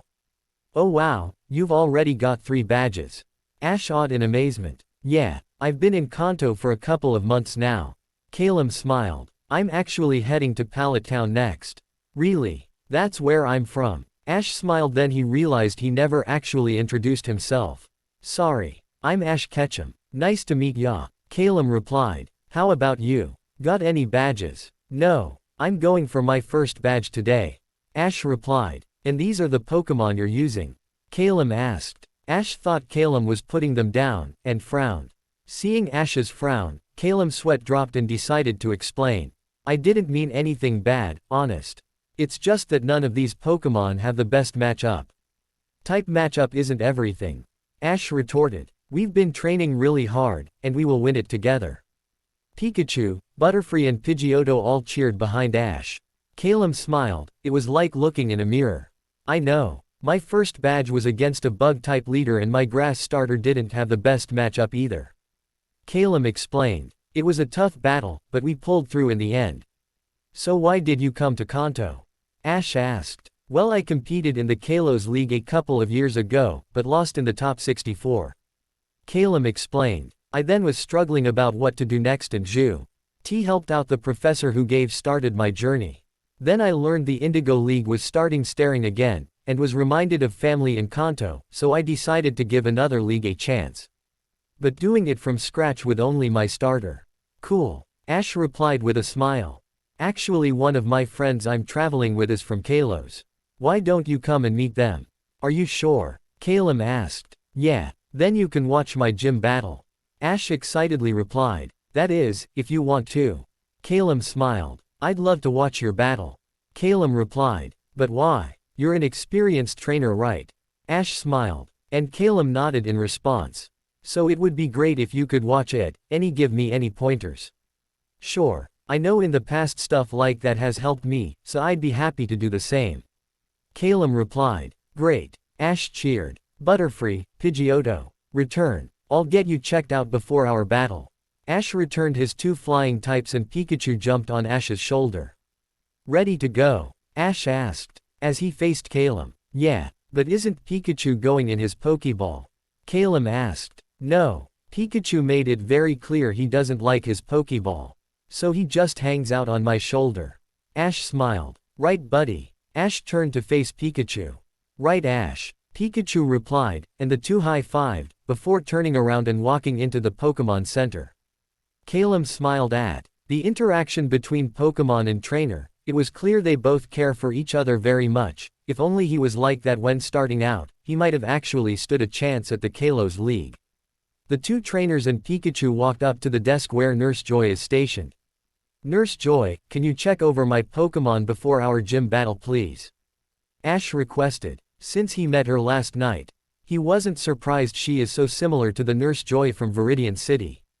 I'd be happy to. Nurse Joy happily replied. Ash placed his 2 Pokeballs in the tray she presented and Pikachu jumped down next to them. Nurse Joy dinged the bell and a Chansey came and took them away for the examination. The checkup shouldn't take very long. Nurse Joy informed them. I'll bring them over once it's done. Okay. Thank you, Nurse Joy. Ash happily replied before looking around, and spotting his two traveling companions sat in a booth. The two boys made their way over. Ash led the way with Calum following shortly behind. Hey Ash. Misty greeted the raven-haired boy. They approached from behind the side Serena was sat on, so she didn't immediately spot them. That was a short training session. Ash quickly frowned at Misty's teasing. Yeah well, I didn't want to wear them out before the gym battle, so they are having a quick checkup. Ash explained. By the way, this is Calum. Calum, this is Misty and Esser. Ash was cut off. Hey cuss, long time no see. Calum cut Ash off, as Serena turned to face the boy behind Ash. It was her cousin from Kalos. Ash and Calum had sat down in the booth. Ash sat next to Serena and Calum sat next to Misty. After some explaining, and general chatting, Nurse Joy brought Ash's Pokemon over. In that time, Calum and Serena caught up on old time. Misty seemed very interested to get to know Calum better, and Ash and Calum talked about different Pokemon. They even went outside where they each introduced all the Pokemon. Calum's current team is Chesnaught, Drodrio, Ninetales, Starmie, Eevee, Voltorb. They continued this chat until Flint showed up. With that, they all set off towards the gym. Hey Flint, do you know anything about the gym leader? Ash asked. Other than he specializes in rock types. Yeah, his name is Brock, and really strong. Flint praised. But he doesn't want to actually be a gym leader. How come? Serena asked with intrigue. Flint sighed. His good-for-nothing father, he left his family to become a trainer. Brock's mother left soon after, leaving Brock to look after his 9 siblings and run the family gym. Flint explained. He doesn't even like battling, he would rather be a Pokemon breeder. That's horrible, Misty declared. Yeah, Calum agreed as he looked down. I kind of feel bad about battling him, yesterday. Everyone also looked down. Flint saw this and sweat dropped. Don't worry. Brock is a good sport, and he would want you to take this battle seriously. Flint added, and Ash nodded in understanding. Although deep down, he is hurting. Ash nodded in understanding, while Calum looked perplexed. Hey Flint, how do you know so much anyway? Calum asked and the rest of the group looked towards Flint, wanting answers. Flint, sweat dropped. I heard stories. Flint nervously replied. The group nodded, although skeptical they decided they could accept that answer. After all, it's none of their business. The group continued their walk for another 5 minutes, before they appeared in front of a building. Here it is, Flint announced. Pewter City Gym. Right, Misty replied with a sweat drop. At least we know he takes his type seriously. Serena added, also with a sweat drop. The group waited about a minute, unable to come up with words to describe the building design. Well, let's not just stand around. Ash spoke up. There's a gym badge in there, waiting for me. With that, the raven-haired boy marched up to the front door. He is ready for his gym battle. As the group of 4 walked into the gym, they were surprised to find all the lights were off. I wonder what's going on. Serena spoke, a little scared. Maybe the power's out. I don't know. Ash replied. But I don't think anyone else is here. Calum lightly chuckled to himself. This caused Misty to raise an eyebrow. What's so funny, Calum? Misty asked with intrigue. Before he could answer, a light turned on at the back of the room. It lit up. A teenage boy is sat Indian style on a rock. Ash, Serena and Misty all found it a little eerie how similar he looked to Flint when they met yesterday. He has dark brown almost black hair which stuck out in every direction. He has dark tanned skin, squinty eyes, a dark green vest over a bright orange shirt, mud brown trousers and jet black trainers. Hello. Are you Brock? The gym leader. Ash stuttered. This kid is really intimidating, despite only being a few years older, 16. I am. Brock replied in an echoing voice. Well, I'm Ash Ketchum from Pallet Town. Ash announced, although he couldn't get the same echoing effect. And I'm here, for a gym battle. Brock raised an eyebrow as he glanced to Pikachu. Is that your Pikachu? Brock asked. Yes, it is. Ash replied. It's still in its cutest stage. Brock spoke, although it didn't sound like a compliment. What do you mean? Ash asked, with a hint of anger. It means it can't win. Brock smirked as he stood up. For your information, Pikachu could take on any of you Pokémon. But he volunteered to stand back since it's a 2-on-2 battle. Ash angrily replied. Right, Pikachu added, just as angry, it even sparked his cheeks. Well, as the gym leader I must accept all challenges. Brock put on a neutral face. Be warned, I do not lose easily. We can handle anything you throw at us. Ash declared. Before we start, will this be your first badge? Brock asked. Yes, Ash replied, also putting on neutral face. Very well, the Pokémon I shall use will be the ones I've raised myself then, and not the gym Pokémon. Brock spoke. I must ask your friends to go up the staircase, as to not get in the way of the battle. Ash turned to face his friends. Both Calum and Misty wished him good luck before exceeding the staircase, and watching from over the rails. Serena stared at Ash for a few moments. Good luck Ash, I know you'll do great. Serena told him in a sweet tone. Thanks Serena, I'm sure I will win. Ash smiled with a thumbs up. Serena blushed, and turned to make her way up the stairs. Hey Misty. Calum spoke as he saw the two 10-year-old talk. Are they together? Misty questioned. No, but Serena does have a crush. Calum smiled and nodded. Ash seemed like a good kid, and he certainly treats him Pokémon better than he did when Calum first started. Just because she left before he could confess, doesn't mean he won't support his little cuss attempts. As Serena reached the balcony that Misty and Calum were on, she got a bright idea. And brought out Weedle. What are you doing Serena? Calum questioned as both Calum and Misty raised an eyebrow as to why Serena let out her docile bug. During training, Weedle has never really been motivated. Serena smiled. Obviously he did it, but he hasn't pushed himself. I thought, watching a gym battle, might motivate him to start taking it seriously. Calum nodded in understanding. It made sense. He took a quick glance at Misty, who was now curled up in a ball, shaking like a Pokémon just used earthquake. Calum looked concerned, while Serena and Weedle sighed. Weedle crawled up his trainer, and looked out over the battlefield once on her shoulder, and Serena watched the battlefield too, mainly Ash as he took his place in the trainer's box. The field was covered in rocks. Not like at the battle chateau where it was more of a plain field. Guess it's to give Brock's Pokémon the edge. Is Misty alright? Calum asked with concern and a sweat drop. She'll be fine, Serena reassured with a sigh. She just has a fear of bugs. But Ash has a Butterfree, and you have a Weedle. Calum replied with confusion. Doesn't that cause issues? You have no idea, Serena replied before turning back to the battlefield. Both Ash and Brock took their place in their trainer boxes. Calum decided to leave it there. Good luck Ash, Serena shouted. Ash replied with his signature thumbs up and toothy grin. Serena blushed at the response. Calum smirked inwardly. Could she be any more obvious? Brock stared at the two, and smiled sadly. He wished he had a person he was close to like that. Sure he had his siblings but he was more of a father figure than anything else. He also wished he was close to a girl. No, he needs to focus, this is a gym battle. Ash, my little brother, Forrest, is going to be the ref for our battle. Brock informed him. He is currently in training to take over as gym leader when he's old enough. A boy who looked like Brock, although shorter and younger, took his place on the ref box. The battle between Ash Ketchum of Pallet Town and gym leader Brock Harrison of the Pewter Gym is about to begin. Forrest announced. It will be a 2-on-2 battle with an official Pokémon League Boulder badge on the line. There will be no time limit, and only the challenger can substitute Pokémon at any time. Forrest continued. As gym leader, I shall show my Pokémon first. Brock gripped his Pokeball. Geodude, go. Brock threw his Pokeball and a rock, with 2 arms and a face appeared. Ash took out his Pokédex. Geodude, the rock Pokémon. Found in fields and mountains. Mistaking them for boulders, people often step or trip on them. Alright buddy, here it is. Our first gym battle. Ash whispered. As Pikachu jumped down to Ash's side and Ash gripped Butterfree's Pokeball. Butterfree, I choose you.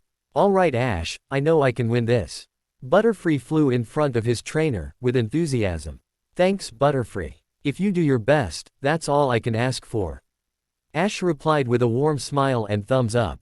Butterfree cheered and got into a battle stance. Ha! When you said you wasn't using Pikachu, I thought you might have made a good decision, but Butterfree is just as bad or worse. Brock laughed. We'll see about that. Ash replied, angrily. Quote. Begin. Forest shouted. Ash vs Brock P.I. Geodude, rock throw. Brock commanded in a loud voice. Geodude picked up a big rock from the ground and threw it at Butterfree. Dodge it. Ash panicked. Butterfree was barely able to dodge it. That was close. Butterfree. Use Iron Defense, and set up. Butterfree nodded in agreement. He then began to shine like he was covered in steel, his defense sharply rose. Brock raised an eyebrow. Most trainers wouldn't have thought of teaching their Metapod Iron Defense, and would have just settled for Harden. Very good Ash, maybe you could pose a challenge. Brock replied. Geodude, set up as well. Rock Polish. Geodude began to shine. After a few seconds it stopped, his speed sharply rose. Butterfree, his speed could be a problem now. Ash warned. Slow him down with string shot. Butterfree nodded and the string wrapped around Geodude. That string won't stop my Geodude, Ash. Brock informed. Tackle now. Geodude ripped the string off and at a surprising speed flung at Butterfree. Knock him back with your own tackle, Butterfree. Ash smirked. Do you really think Butterfree will overpower Geodude? Brock questioned, raising an eyebrow at the Ash's tactic. To everyone's surprise, the two collided but neither one had the advantage. After both pushed as hard as they could, the two pulled back, shaking the damage off. What? Brock questioned. My Butterfree has the hidden ability, Tinted Lens. Ash replied. Meaning moves which aren't very effective, like Tackle, get a power boost. Very clever Ash. Brock smiled, impressed. But let's see it overpower this. Roll out Geodude. Geodude tucked in his arms, and began spinning, followed by rolling around the field, striking Butterfree, hard. Hang tough Butterfree. Ash panicked. Geodude, rock throw again.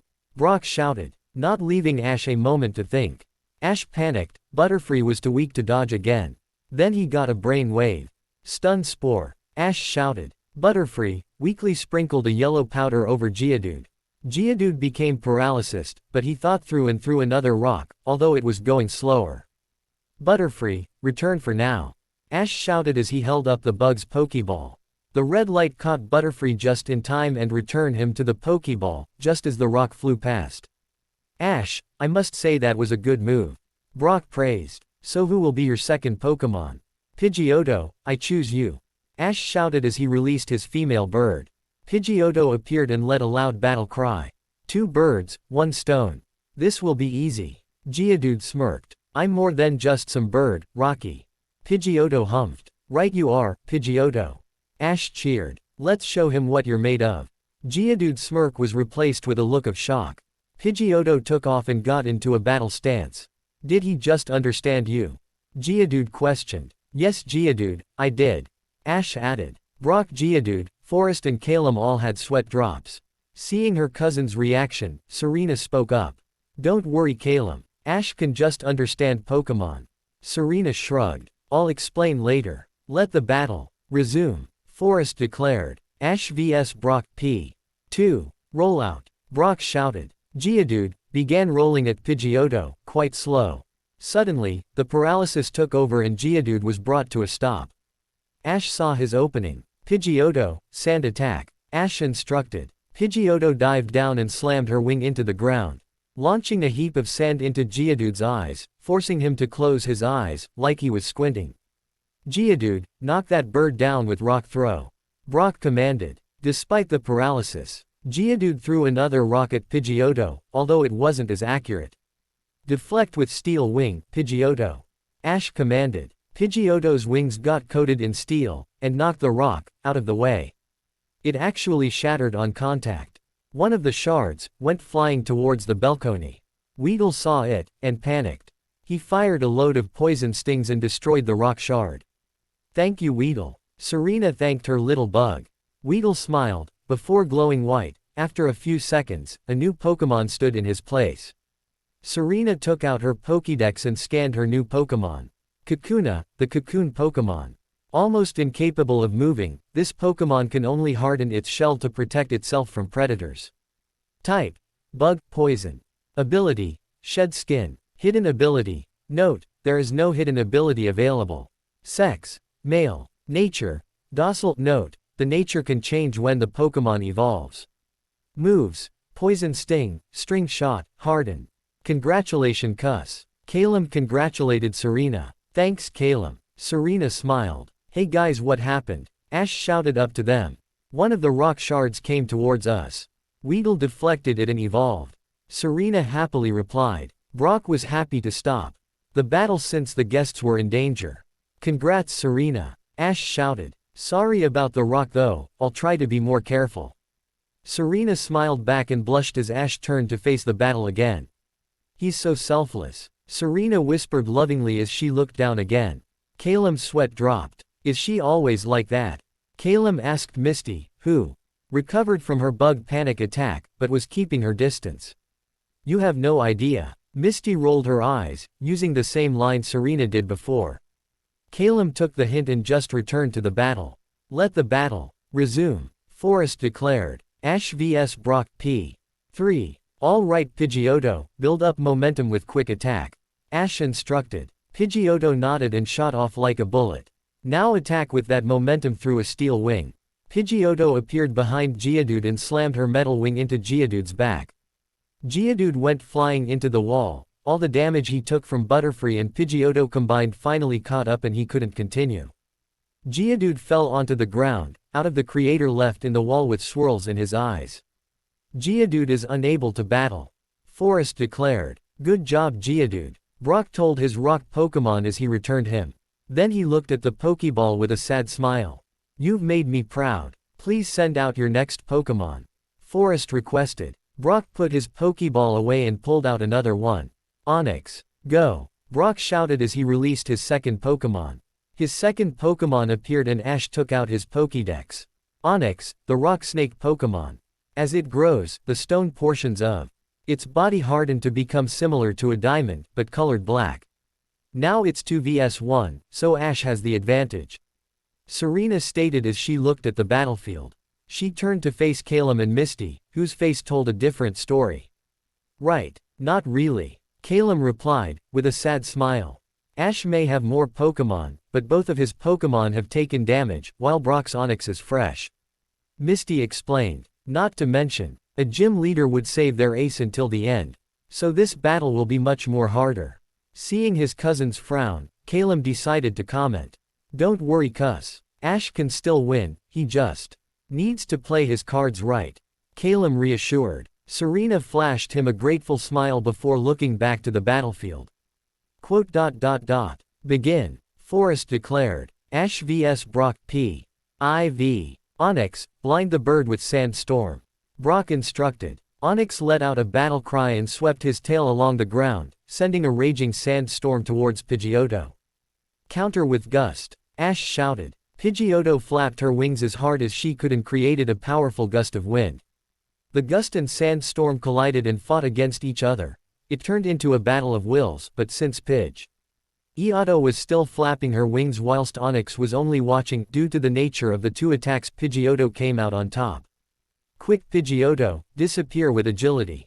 Ash instructed. Pidgeotto, let out her own battle cry before flying off at a high speed. Screech. Brock ordered. Dodge it. Ash shouted. Onix opened his mouth and let out an ear-piercing screech directed towards Pidgeotto. Pidgeotto skillfully dodged the screech as she flew around, like a fighter jet. Now get in close, and hit his horn with Steel Wing. Pidgeotto's wings were coated in steel before redirecting towards Onix.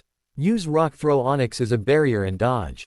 Brock replied. As Pidgeotto closed in, Onix slammed his tail on the ground, a ton of rocks went flying towards Pidgeotto. Dodge. Ash panicked.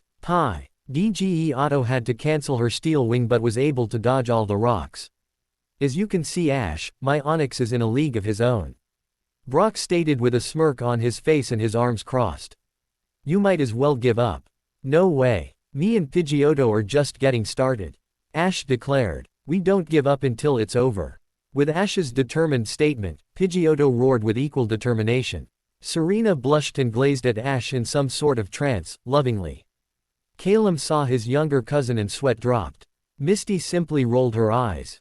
Brock smiled. This battle was actually a lot of fun. His Ash boy clearly loves his Pokemon and is holding up well. Most trainers with his line-up would be struggling, and probably followed his suggestion of giving up. He is actually a kind person, but he gives the tough act to separate the really trainers from the wannabes. Alright Pidgeotto, aim for the horn and use Aerial Ace. Ash commanded as he threw his fist in the air. Pidgeotto did a speed Y-loop in the air and her wing slammed into Onix's horn. Brock didn't even try to dodge as Aerial Ace never misses. Before Pidgeotto flew away, Ash called out the next attack.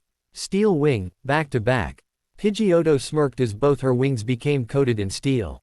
She may have been the best bird in the forest, but since joining Ash, she has been challenged in a whole new way. After all, she is always trying to improve. She would rather be a little fish in a big pond rather than a big fish in a small pond. She hasn't had this much fun in a battle for a long time. Pidgeotto rapidly slammed her wings onto Onix's horn, causing him to cry out in pain. Onix, relax. You know what to do. Brock instructed. Onix grunted, but didn't try to stop Pidgeotto in any way. Brock smirked, but Ash was smiling the turn of events and wasn't paying attention to Brock. The assault continued for about a minute. Onix, unleash your rage. A tick mark appeared on Onix's forehead. He let out a roar. It wasn't one of pain, but one of strength. Onix slammed his tail against Pidgeotto, causing major damage as she slammed into the ground. Come on Pidgeotto. I know you can still battle. Ash encouraged as his bird Pokemon tried to push herself up.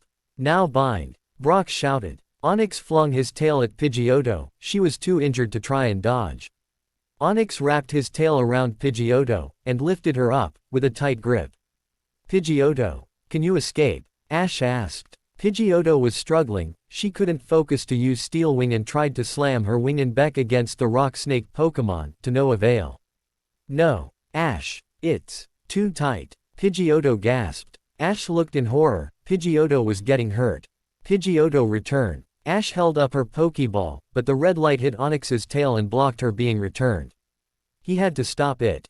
Brock, stop. Pidgeotto's had enough. Alright Onix, let her go. Brock replied calmly. Onix loosened his grip and laid Pidgeotto on the ground. Pidgeotto has been disqualified and thus unable to battle. Forest announced. Sorry, Ash. Pidgeotto weakly apologized, as she tried to push herself up. Don't apologize. You did your best. Ash replied as he walked over to his bird Pokemon. I'm sorry about pushing you so far. Ash picked Pidgeotto up and cradled her like a baby. It's fine. Pidgeotto weakly replied. She also weakly smiled. Well, take a good rest, you deserve it. Ash gave one last sympathetic smile before returning Pidgeotto. He then placed the Pokeball on his belt and returned to his trainer's box. That was a good call, Ash. Most trainers would have continued until Pidgeotto couldn't stand. Brock praised. But do you really think your injured Butterfree can handle Onix? Ash took out Butterfree's Pokeball and stared at it sadly. Oh no. Ash can still win, right? Serena asked as she stared sadly at Ash, who was looking like he was fighting an internal battle. It'll be hard. Onix has proven to be a tough Pokemon, and has a type advantage. Misty explained. Truthfully, this upset Serena. Ash has worked so hard, and what for? But that doesn't he shouldn't try. Ash has proven he can think outside the box, and that is an important skill for someone going in at a disadvantage. Calum reassured. Serena gave her cousin a weak smile before returning to the battlefield. Ash had released Butterfree and seemed to be talking with him. Okay Butterfree. It's just you and me now. Ash told his hasty bug type. Are you up to another battle? Butterfree looked at Onix and then back to Ash. He knew how strong Pidgeotto was, and if that thing could be hurt, his chances weren't much better. But this is for Ash, the boy who saved him from certain death, then took the time, care and effort to help him evolve.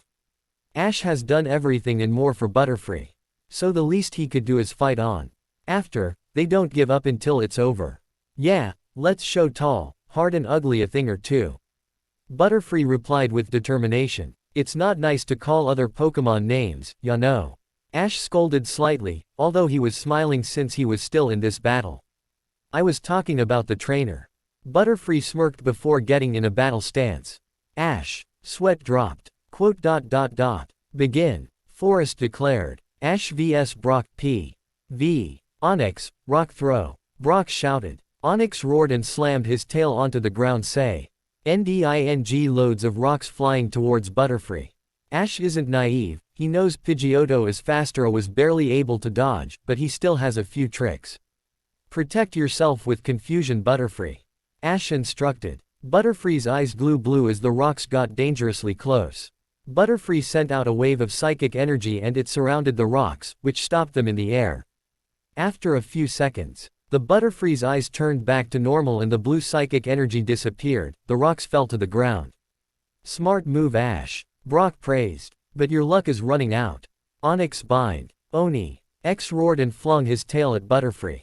Dodge it. Ash shouted. Butterfree flew out of the way, but Onyx continued to try and bind Butterfree. Ash panicked, he knew Butterfree couldn't continue this. Then a light bulb went off. But it is risky. Butterfree. I have a plan, but I need you to trust me. Ash shouted. This caused everyone to look at Ash. Do you trust me? Yes. Butterfree replied after a moment's hesitation. Alright, stop and let him bind you. Ash instructed, with a serious glare. Butterfree followed his instructions and came to a complete stop. Onyx also followed Brock's instructions and held Butterfree in a bind. What's your plan? Giving up? Brock asked with a confident smirk. Ash returned with his own smirk. No. Getting the two of you to let your guard down. Ash replied confidently, taking everyone by surprise. Poison powder Butterfree. Butterfree didn't even bother struggling and released a purple poisonous powder over Onyx. Onyx tried to let go, but was too slow, and was poisoned.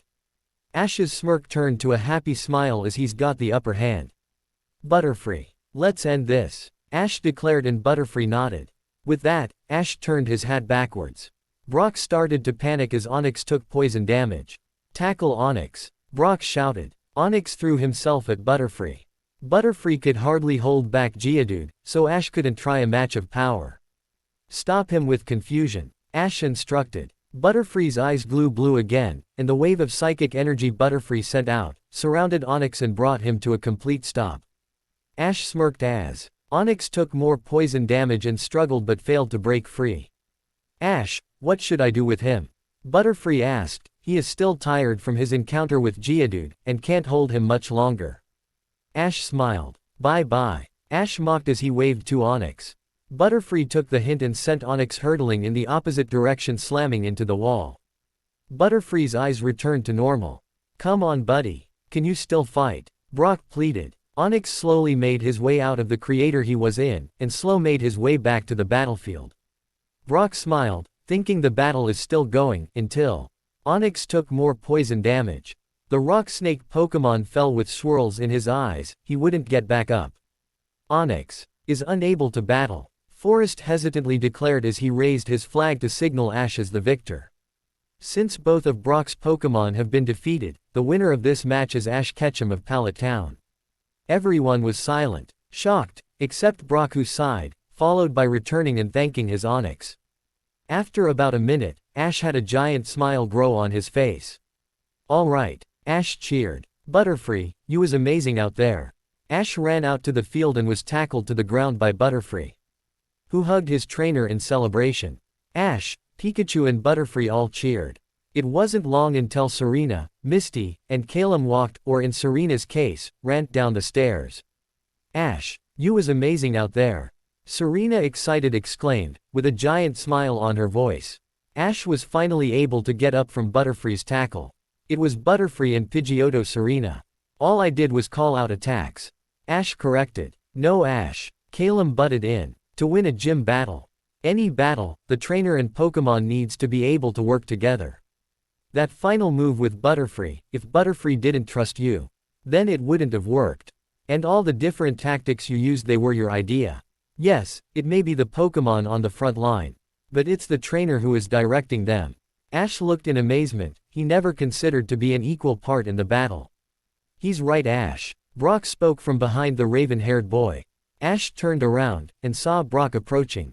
While he pulled out a gray rough-edged circle badge, similar to one that Calum showed him yesterday.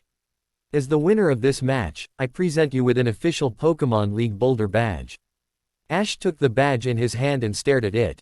Alright. Ash jumped up with excitement. We just won. A boulder badge. Ash flashed AV signs. Pikachu jumped up to Ash's side and flashed the saw. V sign with his own cheers and Butterfree followed their actions. Serena smiled. She would have to practice her own victory pose.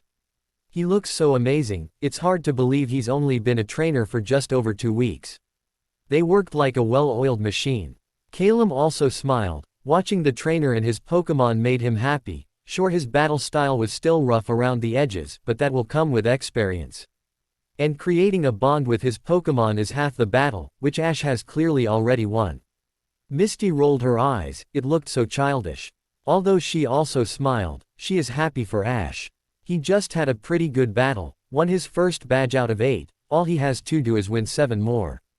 Oh no, he's going to have to visit that gym. What will she do when they travel that way? Brock smiled sadly. He may have been too hard on this kid. If Ash wanted to, he could possibly make a great Pokémon breeder, if he wanted to. He clearly has the heart for it. Hey Ash. Brock spoke, causing the celebration to stop. Yeah, Ash questioned as he turned to face the pewter gym leader. First, I want to apologize. I may have been too hard on you and your Pokémon.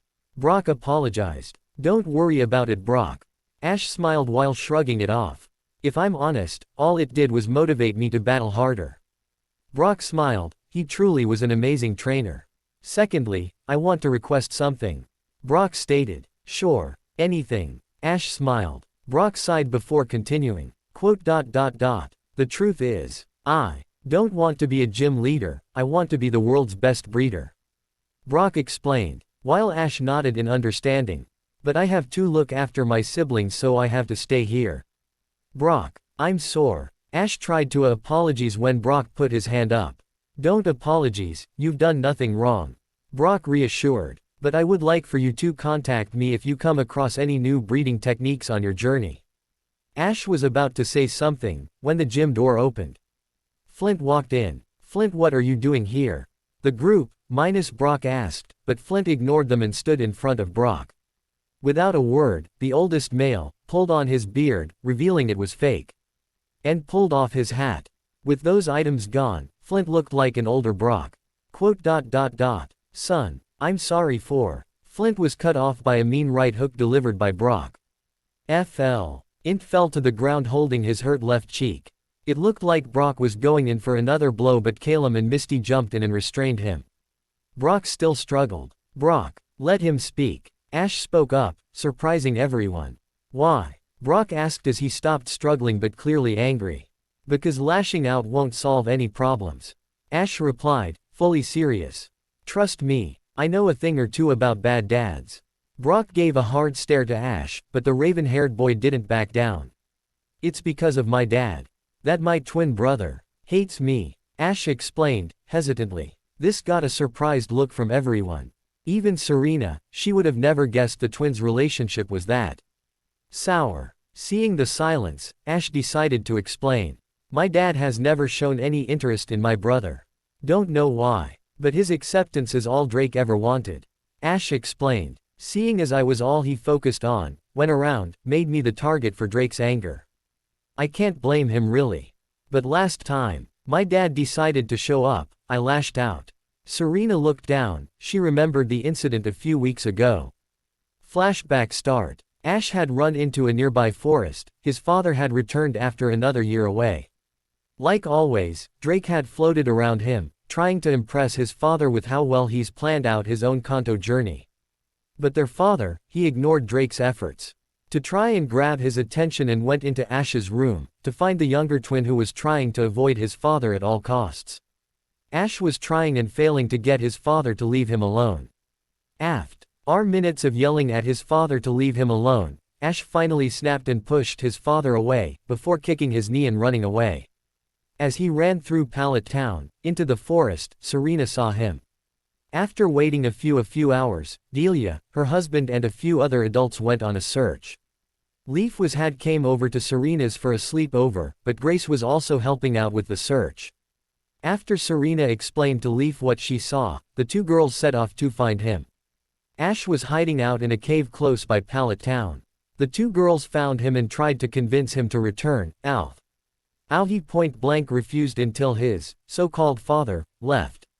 Like always, his father wouldn't stay longer than a couple days. In that time span, the adults continued search while Leaf and Serena would visit him and bring him snacks to keep him going. Like Ash promised, once his father left, Ash happily returned, although he wasn't happy about the events, and lashing out didn't help. Flashback end. After Ash had explained the story to everyone, although directed at Brock, the Pewter City gym leader had finally calmed down. Even Flint was shocked by Ash's story, sure he wouldn't win any Father of the Year award. But showing favoritism to one child over another is something no parent should do. Brock, I'm sorry. Flint apologized. Because of me, you had to grow up too fast. I left all of you and held you back from your dream. But I want to make it up to you. To all of you. Brock just stared with his mouth open. Brock, I know what I did was unforgivable. But I have to try. So I want you to go on a journey. I will stay here, do the job I should have been doing all this time, and you can follow your dream. Flint offered. Brock thought it over, he never thought this day would come. He expected to see all his siblings off on their journeys, and be stuck not able to do the same. Now his father is here and trying, he can at least do the same. I forgive you. Brock finally spoke after a couple minutes of silence. But Brock, Flint panicked until he looked surprised. Wait, what? Just because I forgave you, doesn't mean the others will. Brock stated. I know, Brock, and I will do everything in my power to make it up to them as well. Flint promised. Before that, I should tell you some things. Brock stated with a hard glare. I understand. Flint braced himself for a tough scolding. But he'd deserve it. He was confused when Brock handed him a notepad and pen.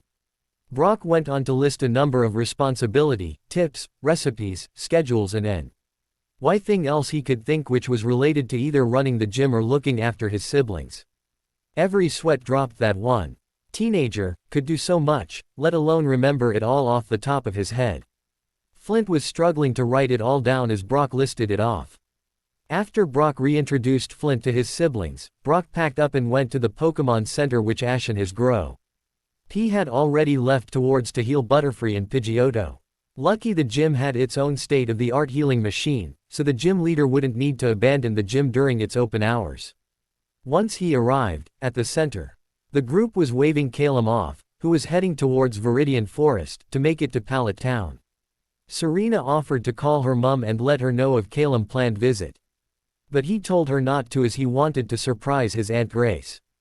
Ash, Pikachu, Serena and Misty were packed up and started walking east towards the city exit leading to Mt. Moon as Brock ran up behind them.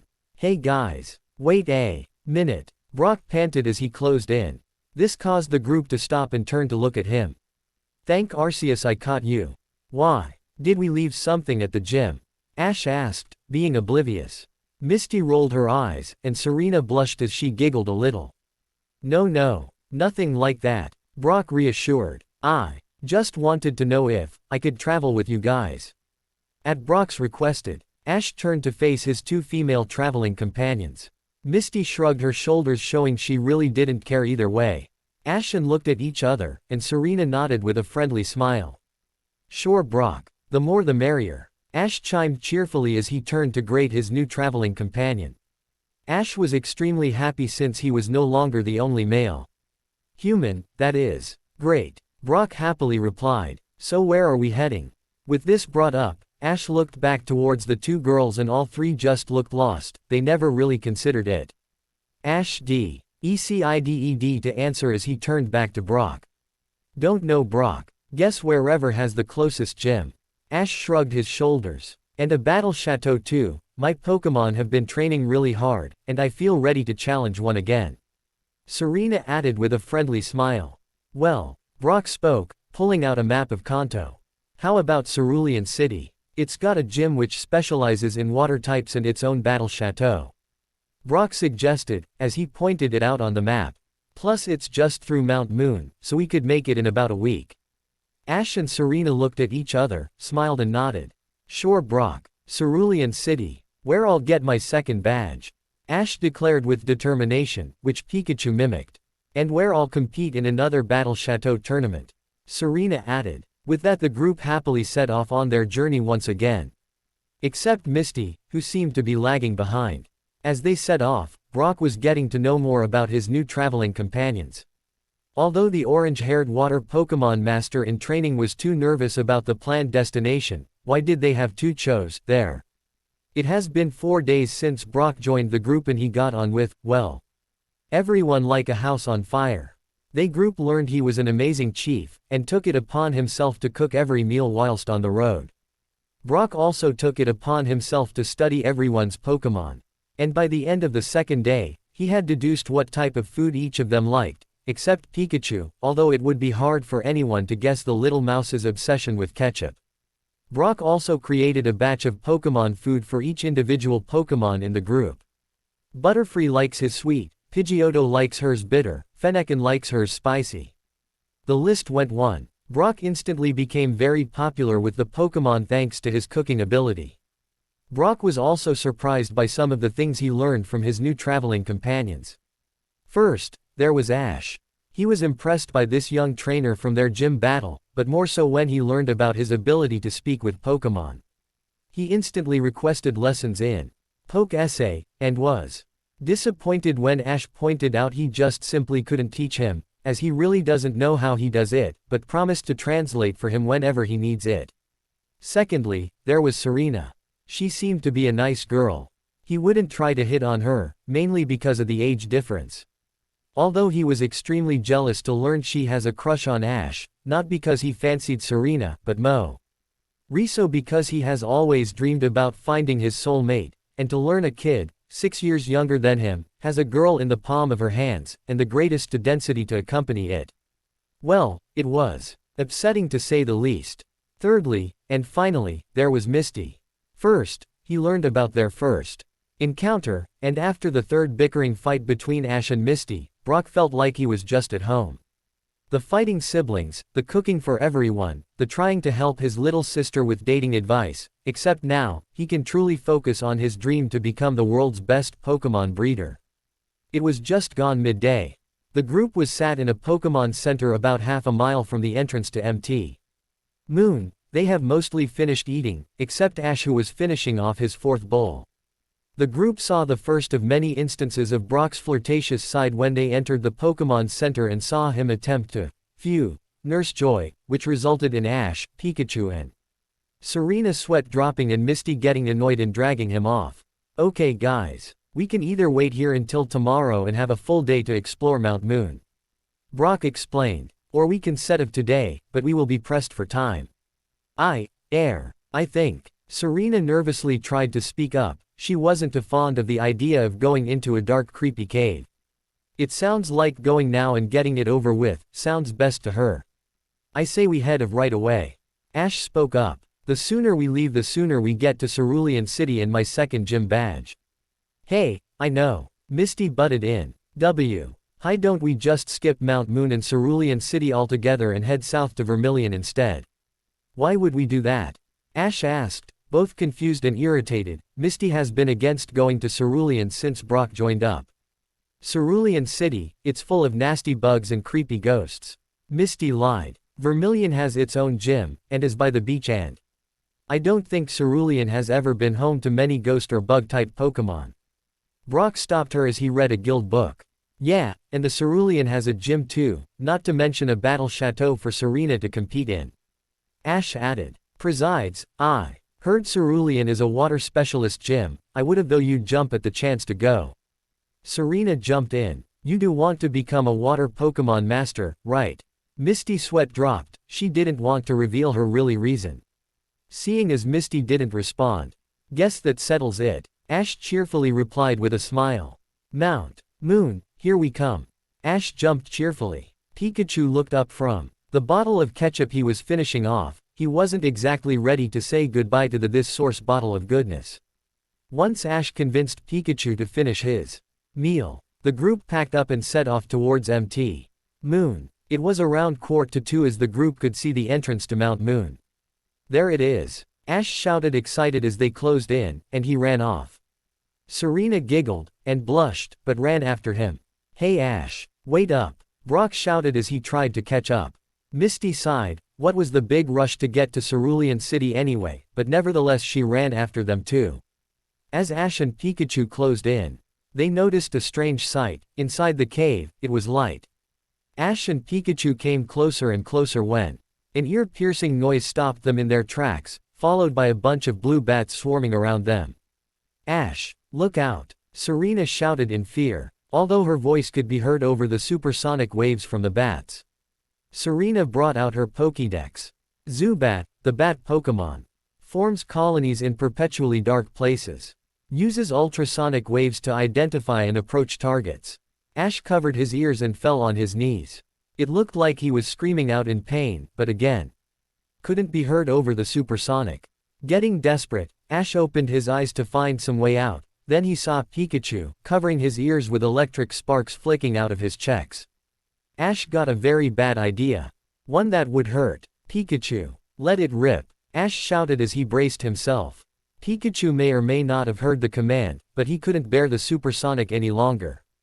SSSSSTTTTTOOOOOOPPPPP. Pikachu cried as he finally let out an electric shock. It caught all the Zubat in the blast, along with Ash. After a few seconds, Pikachu finally stopped, and fell on the ground, exhausted. Night-night, Pikachu spoke before closing his eyes. Ash was trying to recover from the shock, with static through his body and his body stiff all over. Pikachu, your power is even more shocking than last time, Ash painfully joked as he fell next to Pikachu. Serena ran up to Ash and Pikachu to check they're okay. She can't really scold him for being reckless as there was no way of tell off the ambush. While she put Ash in her recovery position, she could see Brock moving out the corner of her eye. He threw a Pokeball and it looked like he sucked a Pokemon in rather than send one out. Her suspicions were confirmed when she heard the Pokeball ding, showing a successful catch. As she stayed put, trying to help both Ash and Pikachu, she watched as Brock walked over and picked the Pokeball up. Instead of doing a pose like what Ash and Serena did when they caught their Pokemon, he simply smiled and calmly released the Pokemon, which was one of the Zubat. He introduced himself to the little bat with a friendly smile, then took out a medical kit, healing the little bat with a potion and paralyze heal. Turns out he was paralyzed from Pikachu's electric attack. After his new Pokemon was healed, Brock came over to Serena to help with Ash and Pikachu. Congrats Brock. Serena smiled as Brock sat down and checked over the two exhausted males. Yeah Brock, congratulations on your catch. Misty smiled as she slowly approached. But why did you decide to catch a Zubat? Her tone wasn't judgmental like when Caterpie or Weedle were caught but more curious. Simple really. I read an article that claimed to get a Zubat to its final evolved form, Crobat, takes a great breeder. Brock explained. I figured it would be a great way to test my progress. It took about 10 minutes, but Ash and Pikachu recovered, although weren't as energetic as before. With everything set, they decided head into the cave. As they set off, a little pike ball Pokemon, which appeared to be holding some sort of microphone, watched from a brush. It smiled happily as he walked after them, finally an audience to perform to. As the group were walking through the cave, they learned that the normally dark cave had light because of man-made lanterns set on the walls. This was bad as it disturbed the Pokemon who lived in the cave. The Zubats were going mad as they rely on the dark to cover themselves while hunting prey with supersonic. The flames in the lanterns also made the narrow cave paths quite hot, which in turn dried out Pokemon like Paris and Geodude. Granted, it did make the group's job of finding their way through easier, but it isn't worth the suffering of the Pokemon. This is horrible. Whoever put these lanterns up or caused great pain to the Pokemon that live here. Brock raged. He hated seeing the wild Pokemon in pain. He was currently working with Misty's Staryu to hydrate a group of Paris. I know what you mean. Whoever put these up are pure evil. Serena hissed. She may not be too big of a fan of wandering around a dark condensed cave, but she would rather do that than see the Pokemon suffer. I say we take down all these lanterns, to help the Pokemon. Ash declared with determination. Right with ya, Ash. Pikachu declared with equal determination. Oh, and just how do you propose we do that? Misty asked with her hands on her hips. She wants to help them too. But if they stop to take down each one, they could get injured or the people that put them up could find them. That, Ash started enthusiastically like he has a plan. Quote. Is a good question. While Ash nervously laughed and leaned against a wall, trying to come up with a plan, Pikachu saw what looked like metal wire connecting the lanterns, and gained an evil smirked. Misty's right, Ash. If we try anything, we could get burned by the lanterns, or might alert the people who set them. Brock reasoned as he saw the hydrated Paris cower in a small hole in the wall. Maybe. Ash sadly sighed. But we can't just leave them up, for the Pokémon to suffer. Pikachu heard the conversation but didn't pay it much mind. He hated Pokémon suffering, he did at the hands of his last trainer, and wants to help. As the colorful debate went back and forth, Serena was silent trying to think of a plan, while it seemed to be Brock and Misty vs Ash. Pikachu happily climbed up Ash's body onto his head, where he could reach one of the wires. Hey guys, what's Pikachu doing? Serena asked with confusion, and Every turned to the electric type as he reached for the wire. Before anyone could speak, Pikachu touched the wire and sent a powerful electric shock through it, with mini sparks coming off his cheeks. Opsy. Pikachu spoke sarcastically as the electricity ran through the wire on the wall, destroying all the lanterns, one after another. Ash smiled. Sure, the lanterns are still on the wall, but they can't be relit thanks to the damage. Well, that's the lanterns dealt with. And I'm sure if we continue through this cave, we will find whoever put them up. Ash reasoned as he turned to face deeper in the cave. Hey Ash, are you sure that's a good idea? Serena asked nervous. It's one thing to help Pokémon in need, but another to take on bad people deliberately. I'm with Serena, Ash. Brock spoke up. This could be dangerous. Maybe it is dangerous, but we can't just stand around and do nothing. Who knows how else they'll hurt the Pokémon here. Ash snapped, everyone silent for a moment until Ash added. Besides, we need to go through the cave anyway to make our way to Cerulean. With that, both Brock and Serena sighed. Alright Ash, I know I can't stop you, but I won't let you do this alone. Serena smiled as she joined Ash's side. Thanks Serena, you're the best. Ash praised with his signature thumbs up and toothy grin. This caused Serena to blush and nervously laugh. Lucky it's dark, so no one could see her red cheeks. Okay Ash, I'm not a fan of this idea, but if we move now, maybe we'll have the element of surprise. Brock spoke, as he joined Ash's side. Misty sighed, great, she can either stay here by herself, or follow them. Fine, Misty commented, clearly not happy. I suppose I could help you too. Great, now all we need to do is follow the lanterns and we'll find out who's behind this. Ash chimed happily, it was so simple. What could go wrong? And just how do you suppose we follow them? Misty asked, annoyed. In case you haven't noticed, it's hard to see past our noses without any light. Ash grunted, he hated to admit it, but Misty did have a point. We can handle this. Serena piped up as she grabbed a Pokeball. Fennekin, come out and use Flash. Serena released her little fire fox, who upon landing with a happy bark, light up her body like fire, giving them a decent light source. With that, the group set off down the cave path ready to avenge the wild Pokémon who have been hurt. After what felt like an eternity, the group could hear voices ahead of them, and it sounded familiar to Ash, Serena and Misty.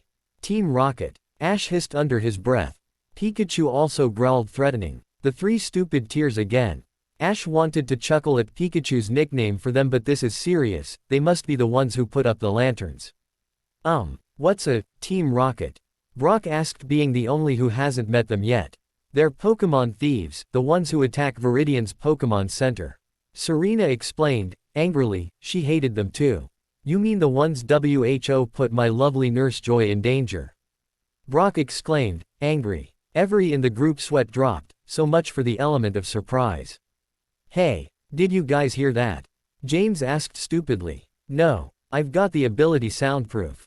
Jessie sarcastically replied. Yeah, no. Soundproof doesn't mean the Pokémon's deaf. Meowth replied, trying to sound intelligent. No. Well, you will be deaf if you don't shut up and investigate that noise. Jessie raged. First the light they set up blow, now these Edots are standing around instead of doing work. Scared for his life, Meowth quickly shut up and turned to walk to the source of the noise. As he walked around the corner, Meowth spotted the group as they trying to silence Brock by covering his mouth. Guys, it's the twerps with the Pikachu. Meowth raised the alarm, and the group sweat dropped. Jessie and James all ran to aid Meowth. They have bag on their backs with are filled with these weird-looking rocks. They frowned when they saw their opponents. Prepare for trouble. Jessie spoke. Make it double. James spoke. To protect the world from devastation. Jessie added. To unite all people within our nation. James added. To denounce the evils from truth and love. Jessie striked a dramatic pose. To extend our reach to the stars above. James striked a dramatic pose. Jessie. James. Team Rocket blasts off at the speed of light. Jessie made one final pose. Surrender now, or prepare to fight. James made one final pose. Meowth. That's right. Meowth chimed in at the end. While the others were, used to the performance. Brock wasn't and had a massive sweat drop. Guys, what was that about? Brock asked, in a hushed voice. Ash sighed. Before Serena could reply. Honestly, we have no idea. Serena explained, as she shook her head. Hey, we are talking. Jessie raged. Ekans. Teach them a lesson. Jessie's Pokeball opened up and her poison snake Pokemon appeared. Coughing, joined the fray. James released his poison type. Team Rocket vs the Group P. Alright Fennekin, you ready? Serena asked her little fire fox. Fennekin was a little winded from using Flash but could fight. Fennekin turned to face Serena and nodded, but Team Rocket took advantage of this. Rapid Ekans. Jessie spat. Ekans sprang into action and wrapped itself around Fennekin. Fennekin escaped with. Serena tried to counter but was cut off. No. James cut her off. Coughing sludge attack. Coughing floated over to the two Pokemon and spat a blob of toxic sludge into Fennekin, who cried out in pain. Now slam it. Jessie hissed with a hint of glee. Ekans lift Ekin into the air before unwrapping its hold over Fennekin and slamming her into the ground. Fennekin struggled to stand up, as everyone else watched in horror. Coughing, finish it with Euro Ball. As James ordered his attack, Coughing began spinning, followed by charging at Fennekin. It connected and sent Fennekin flying at a wall, but Serena jumped in the way, to cousin her starter's throw. Serena! Ash shouted in fear. Then he narrowed his eyes. No one hurts his friends like that. There was a hint of blue in his pupils. The look he shot at Team Rocket was enough to send shivers down their spines. Butterfree, help me out. Butterfree appeared, and his eyes also glowed blue for a brief moment before stopping, almost like he tried a confusion attack, although no one saw it. Ash, I feel stronger. Butterfree explained, sounding scared. Where was this power boost coming from? Good. Ash smirked, although it didn't feel like it was Ash speaking. Geodude, help us out. Brock shouted as he released his rock type.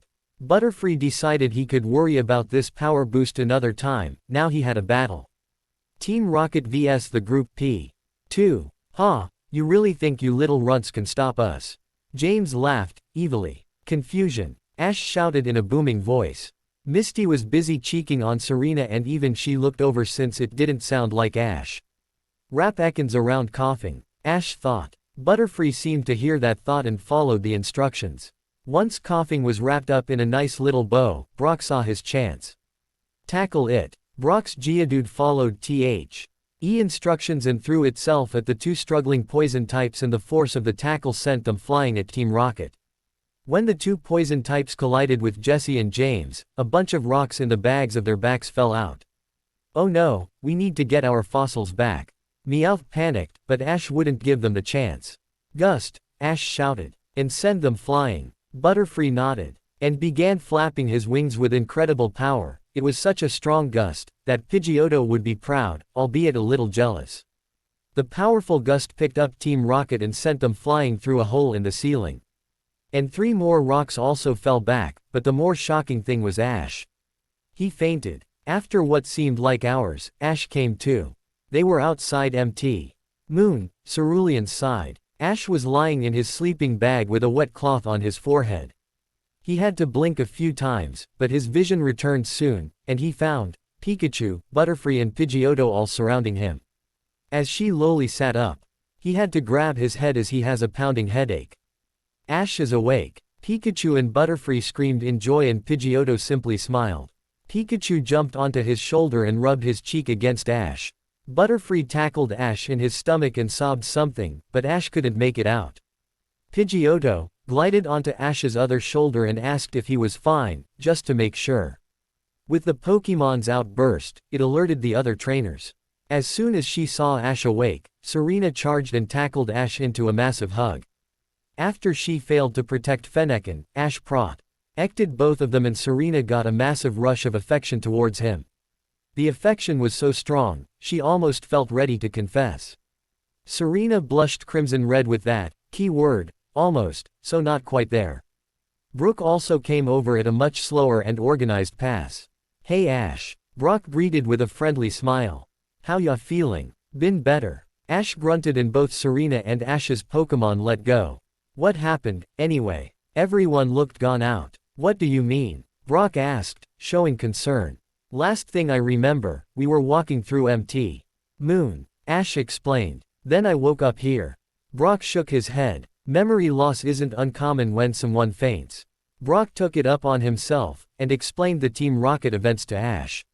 He also explained how the 3 rocks that fell from Team Rocket were fossils and they took them as Brock read an article about scientists on Cinnabar Island who's created a machine which can restore fossils, and will do for any trainers that bring the fossils to them. Since there were 3 fossils, Misty volunteered to sit out as she didn't want one, potentially. Ash, Serena and Brock all chose their fossil. After a bit, Misty returned from a mini-venture to find firewood. Brock cooked another good meal, but throughout the whole night, Serena seemed a little clingy to Ash. Although Ash neither had the energy or heart to stop her. After the previous day's adventure in Mt. Moon, they decided to camp just outside the cave, and rested a day to make sure Ash was 100% fine. Despite complaining about the wait, Ash was secretly grateful his friends cared enough to hold off on the journey one more day, for his benefit. After Misty Countless requested to go to Vermilion in Cerulean, Brock showed everyone the guild book, which showed it was home to one of Jim's. Like Misty said, and they all agreed to go, much to Misty's delight. After Cerulean, which was the point that Misty face-palmed before heading out on her own. This caused mixed reactions. Butterfree and Kakuna were both happy since she hadn't really welcomed them in. Brock and his team was confused but decided it wasn't his business, although he has never seen someone so determined to avoid an Ontier city. Serena was actually sad, sure they didn't always see eye to eye, but they had grown close in their travels. Fennekin and Pidgeotto were indifferent, EY pretty much only interacted with their trainers and the other Pokémon on the team. They have nothing against Misty, but they haven't bonded either, and finally, Ash and Pikachu didn't show that they cared, by just ignoring it. Even though a small part in each of them was sad she left. With them taking a resting day, Ash was determined to not waste his time, since he has a gym battle coming up. As well as he wanted to distract himself from Misty's departure, so he started training with Pikachu, Butterfree, and Pidgeotto. After learning the Vermilion gym was electric type, Ash checked his Pokédex to see the best way to prepare. Pikachu and Pidgeotto have been training hard for the Cerulean gym, but if there's one thing he's learned, it's plan ahead. Checking the moves his 3 Pokémon can learn through his Pokédex. Ash set Pikachu to learn the move Dig, as his Lightning Rod hidden ability puts him at the greatest advantage against electric types. Sure, he'll probably catch some more Pokémon before then. But there's no harm done in preparing in case he doesn't. While Pikachu did that, Ash tried out Butterfree Gust again considering he was told about how powerful it had become in the Team Rocket battle. But was disappointed to see it wasn't that much better, if at all, from the last training session. While Butterfree and Ash tried to figure things out, Pidgeotto was perfecting her new move Aerial Ace. After his victory in Pewter's gym, Butterfree volunteered to sit out Cerulean's gym. Pikachu was already guaranteed a spot, mainly because he missed out last time, but also because it is a water-type gym, giving him the best advantage. When deciding between Butterfree and Pidgeotto, Butterfree decided to let Pidgeotto have a go because she felt like she failed in Pewter's gym. This is because she only took out Geodude after Butterfree weakened it, then Butterfree had to save her from Onix. Butterfree was amazed with his performance in the Pewter gym, but after seeing how down the female bird was, he knew if Ash sat her out in favor of himself, then that could crush her confidence. Knowing what little confidence is like, back before he evolved, he couldn't put someone else through that. While Ash was training, Brock used his time to both groom his Onyx and Geodude, with this weird technique of sprinkling sand into the brush and then brushing his two rock types, and also bonding with his new Zubat, who was very calm around everyone, even when Pikachu dug up under Brock's foot whilst training. When not with his Pokémon, Brock also prepared all the meals for the day. Serena saw Brock's cooking skill and considered requesting lessons. She did ask her mum to teach her, but couldn't go through with it, as Grace spent the time teasing Serena that she only wanted to learn to impress Ash. Despite how true it was, Serena found it embarrassing. She isn't that obvious. Is she? Well, she shouldn't be thinking about such things now. She has a Battle Chateau challenge to prepare for. Serena spent her day training with Fennekin and Kakuna. Kakuna was working on his firing rate for Poison Sting, and in turn his training also sped up the speed in which his harden took place. Maybe once they're done in Cerulean, Butterfree could help Kakuna master Iron Defense. It may not be a locked move in Kakuna's arsenal, but it is still possible. Fennekin's try. Ning was more about hitting targets while on the move. Serena set empty poke food cans in various areas, and Fennekin was picked up speed with Flame Charge before firing embers to hit the targets. Alt. Huff. There was one major difference between the two training trainers. Serena was observing her two Pokémon and giving them pointers. When not doing this, she sat on a chair and found a nice spot, W. Here she could observe Fennekin and Kakuna without trouble, plus she could observe Ash whilst he was training. Ash, on the other hand, was training with his Pokémon. When with Pikachu, Ash running across the field, waiting for Pikachu to use Dig on him, and tried to dodge with a duck and roll. When with Butterfree, the bug Pokémon was creating a powerful gust and Ash ran against it, training both their endurance. Finally, to help Pidgeotto with the accuracy of Aerial Ace, he put a target on his back, and ran for Pidgeotto to hit him. Sure, it scared Serena. Her Ash could get hurt by taking all these Pokémon attacks, but she couldn't stop watching him. It was amazing how he has built up strong bonds with all his Pokémon, then again, by training alongside them and showing he isn't afraid about their attacks hurting. Must say he trusts them 100%, and in return they are showing the same trust. He truly is amazing. A blush appeared on the blonde trainer's face as her sight became more focused on Ash. All the training he's doing must be good for him as well. Serena's blush only intensified as she began an Ash and to see about Ash gaining some muscle and sweeping her off her feet. Having fun. Brock's voice snapped Serena out of her trance. She turned to the source to see the oldest traveling companion searching through his bag looking for something. Air, HRR. W what or EU? Serena stuttered but was cut off. Save it. Brock cut her off. It's pretty obvious you was watching Ash. Eep. Serena yelped. She had been caught staring. Don't worry. Your little Ashy didn't notice. But just sitting there isn't going to get you anywhere either. Brock explained as he pulled a small notebook which had Brock's breeding tips written on it, and the aspiring breeder stood. Serena's blush faded as though the shock had also passed. Now she was nodding at Brock's words. She knows she'll have to confess. Eventually. I know. Serena repeated, showing she understands Brock is right. But, Brock egged on. But, I don't want to ruin our friendship. He's kind, nice, sweet, and incredibly dense. Serena explained. I've noticed. Brock nodded as he stroked his chin in his hand, seeming deep in thought. And I don't want to do it before he's ready and have an awkward tension. Serena explained. So? Brock questioned. So, I guess I'll wait until he's ready to know. Serena replied, with a sad sigh. And when will that be? Brock asked. I don't know. Serena shrugged her shoulders. And you're willing to wait? Brock asked, skeptical as he raised an eyebrow. Most people would give up at some point. Oh Brock, let me tell you a story. Serena went on to explain both their meeting and the support Ash gave Serena when confronting Grace about her dream. Needless to say, he wasn't skeptically about Serena willing to wait. And after he's done that, and more. I will wait until I'm 50 or older. Brock smiled, happy at this. Serena was sort of like one his sisters. And he is happy she found someone like Ash. But his brotherly nature kicked in, and decided to help his little sis. Don't worry Serena, I'm sure Ash's density will break. Brock reassured her, which caused Serena to smile warmly. And I'll help you with it. The tone of Brock's voice changed and Serena didn't like the sound of it. "Why?" Serena nervously asked. What are you going to do? Don't worry about the details." Brock tried to reassure, but failed miserably. "Just leave it to the love doctor." With that, Brock flashed her what seemed to be a confident smirk and walked away.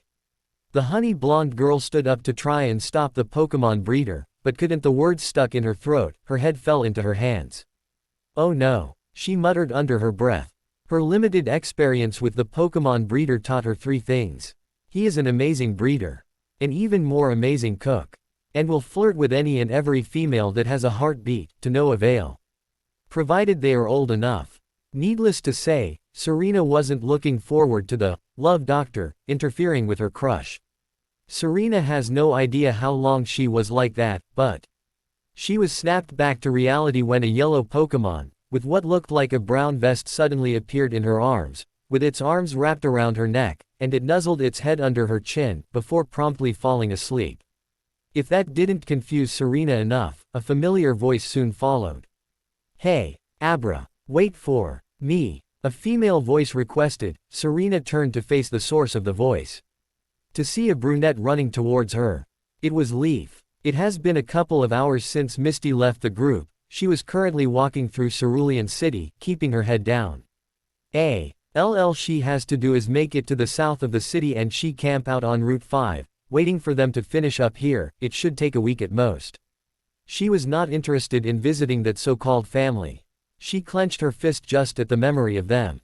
Misty's negative thoughts were broke when a news channel showed the latest gym info. Misty, as well as a small crowd gathered round. It is official. Saffron City's official Pokemon League gym has swapped over from the fighting dojo to Sabrina's Psychic Palace. The news reporter spoke as she stood outside the 2 buildings. Now for all those trainers who won a badge at the fighting dojo before the changeover, they will need to recompete against Sabrina for her badge, as the Hitmon badge is no longer acceptable for the Indigo League or any other. Misty shrugged her shoulders. She didn't really care as she isn't competing in the Indigo League and she isn't a gym leader, yet. She went to continue when the crowd started talking. "Hey, I heard the PL are sending someone to inspect the Cerulean City gym." One male spoke. This stopped Misty in her tracks. "Really?" a female inquired. "Yeah," the first male replied. Apparently the leaders have been battling with a Pokemon who won't even listen to them. This caused Misty to change her mind. She can't let the PLA close the Cerulean gym, she needs to keep it open so she can inherit her father's legacy. With that, Misty dashed off towards said gym. Forget what she said before, she can't leave something like this up to her 3 dimwit sisters. Back with the group, Leaf had been catching up with Serena while Serena cared for the sleeping Pokemon on her. Leaf was able to add all the group's Pokemon to her Pokédex. She was able to both Caterpie and D-Metapod from Viridian Forest, so scanning Ash's Butterfree meant she complete her the Ontier evolution line. Although Ash was too busy with his training to notice she arrived. Serena introduced Leaf to Brock, and Leaf was happy to learn some of his breeding tips for her current team, which was Ivysaur, Sandshrew, Nidorino, Nindorian, Spearow, and Seal. Obviously she had other Pokemon waiting at the lab, but these are the ones on hand. Leaf did plan on catching the Abra, but it seemed attached to Serena and agreed she'd leave it be, although after scanning it with her Pokédex. After learn that Ash and Serena have been traveling together, Leaf could resist a little tease about Serena being one step closer to her dream, which earned a chuckle from Brock and a blush from Serena. Turns out, Leaf was only here as she has been exploring the outskirts of Cerulean City trying to fill her Pokédex. When she tried to catch this Abra, it had teleported away and she had chased it all the way here. "Hey Leaf, when did you get here?" Ash asked as he approached, taking of his jacket and whipping his forehead from the heavy training session. Pikachu was resting on Ash's shoulder, completely tired. Whilst Butterfree and Pidgeotto were fly by his side, clearly tired as well. "Nice of you to notice. Bro," Leaf mocked sarcastically. She was able to scan both Pidgeotto and Butterfree will. Saint they were training and he didn't notice her. Leaf gave a quick glance at Serena now that Ash's jacket was often over his shoulder. She was staring at him with her typical Ash trance glaze, with a completely red face and what appeared to be steam coming off it. Leaf simply rolled her eyes. Guess her best friend's crush has only grown on their travels, but she isn't against them being together, it just make good teasing material. He, sorry about that. Ash nervously replied as he rubbed under his nose. Guess we was too busy training. Oh, so you didn't even notice me. Leaf disappointed. Tingly mumbled as her head tilted to the ground but stared at Ash with big growlith eyes. I mean, no, we were, just. Ash stuttered nervously. Pikachu do something, was Ash's last thought as Leaf seemed to skip up to him. With a smirk on her face, she has him cornered, this won't be pretty. You seem a little fluster bro. What's the matter? Leaf asked sweetly, but Ash know the tone, and it sends shivers down his spine. Serena giggles at the scene. This is typical of Leaf, if only she could be so open with him. Well, she doesn't want to be a sister like Leaf, she wants to be more. Brock, on the other hand, was watching disbelief. He heard that they were like siblings and they really were. In his short time with the group, never has Ash acted like this. Ash was trying to think of the correct response. Hearing his loyal partner Pikachu snickering as he lay down next to a collapsed Butterfree and Pidgeotto didn't help. He needs a distraction. Then a little pink ball-like Pokemon appeared from behind a brush carrying what looks like a microphone. Finally, the Pokemon happily cried. It saw this group when they entered Mount Moon. Now it's caught up, she can preform. Hey look, a Pokemon. Ash pointed out as the pink puff ball approached them. Nice try, mister. But Leaf smirked, but was cut off when she heard the Pokemon speak. You get to hear me perform. The Pokemon declared as it waited for its audience to gather around. Leaf instantly turned around to see the new Pokemon. At first sight, she had stars in her eyes, and ran up to this new arrival. AAAAWWWWW. She squealed happily. A Jigglypuff. You are just so cute. The others gathered around. Both Brock and Ash took interest but didn't go overboard like Leaf. Serena wanted to join Leaf. But she still had a sleeping Abra on her, and didn't want to disturb the psychic type. Leaf pulled out her Pokédex and Ash followed. Jigglypuff, the balloon Pokemon. When its huge eyes light up, it sings a mysteriously soothing melody that lulls its enemies to sleep. It can inflate and deflate its body, allowing it to battle in the air. Now it has its audience around. Jigglypuff is ready. She does a light cough to prepare. And then holds her microphone in a tight grip. With herself ready and the audience waiting, Jigglypuff begins her song. Lullaby. Lullaby. Go to sleep, little. After the beginning, Jigglypuff opens her eyes and is brought to stop her song. She expected them to be happy, tapping along, but no. These idiots have just fallen asleep. Did she say take the song literally? No. Jigglypuff is angry. They want to fall asleep. Well, she'll teach them. Jigglypuff puffs her cheeks in anger and takes her microphone and removes the top to reveal a marker pen. With her mind made up, she begins scribbling all over the people and Pokemon's faces, even the ones who were already asleep, like Abra, Pikachu, Butterfree and Pidgeotto. That will teach them. Misty stood outside her parents' gym. Since the incident, when she was 4, her 3 older sisters ran this place, although none of them really have any idea how to battle. It was these, plus their constant bullying which caused her to leave home, although she vowed to return when she could take over as gym leader, to follow her father's legacy. Flashback start. Misty was 4 years old. She was home with her sisters. And playing with a tentacool which recently hatched in the gym. Her parents weren't there. They had gone on a 2-week cruise to celebrate their anniversary. Misty was being looked after by Daisy, 19, Lily, 17, and Violet, 15, her 3 sisters. It was a normal day. For a 4-year-old, Misty was quite forward, and always loved playing with her daddy's water Pokemon, and they were all water type. He was known as a water type expert. Hell, he had even received a letter of recommendation to become an Elite 4 member. He was scheduled a battle against his only competition, an ice-type specialist called Lorelei. But the normal day ended when there was a knock on the door.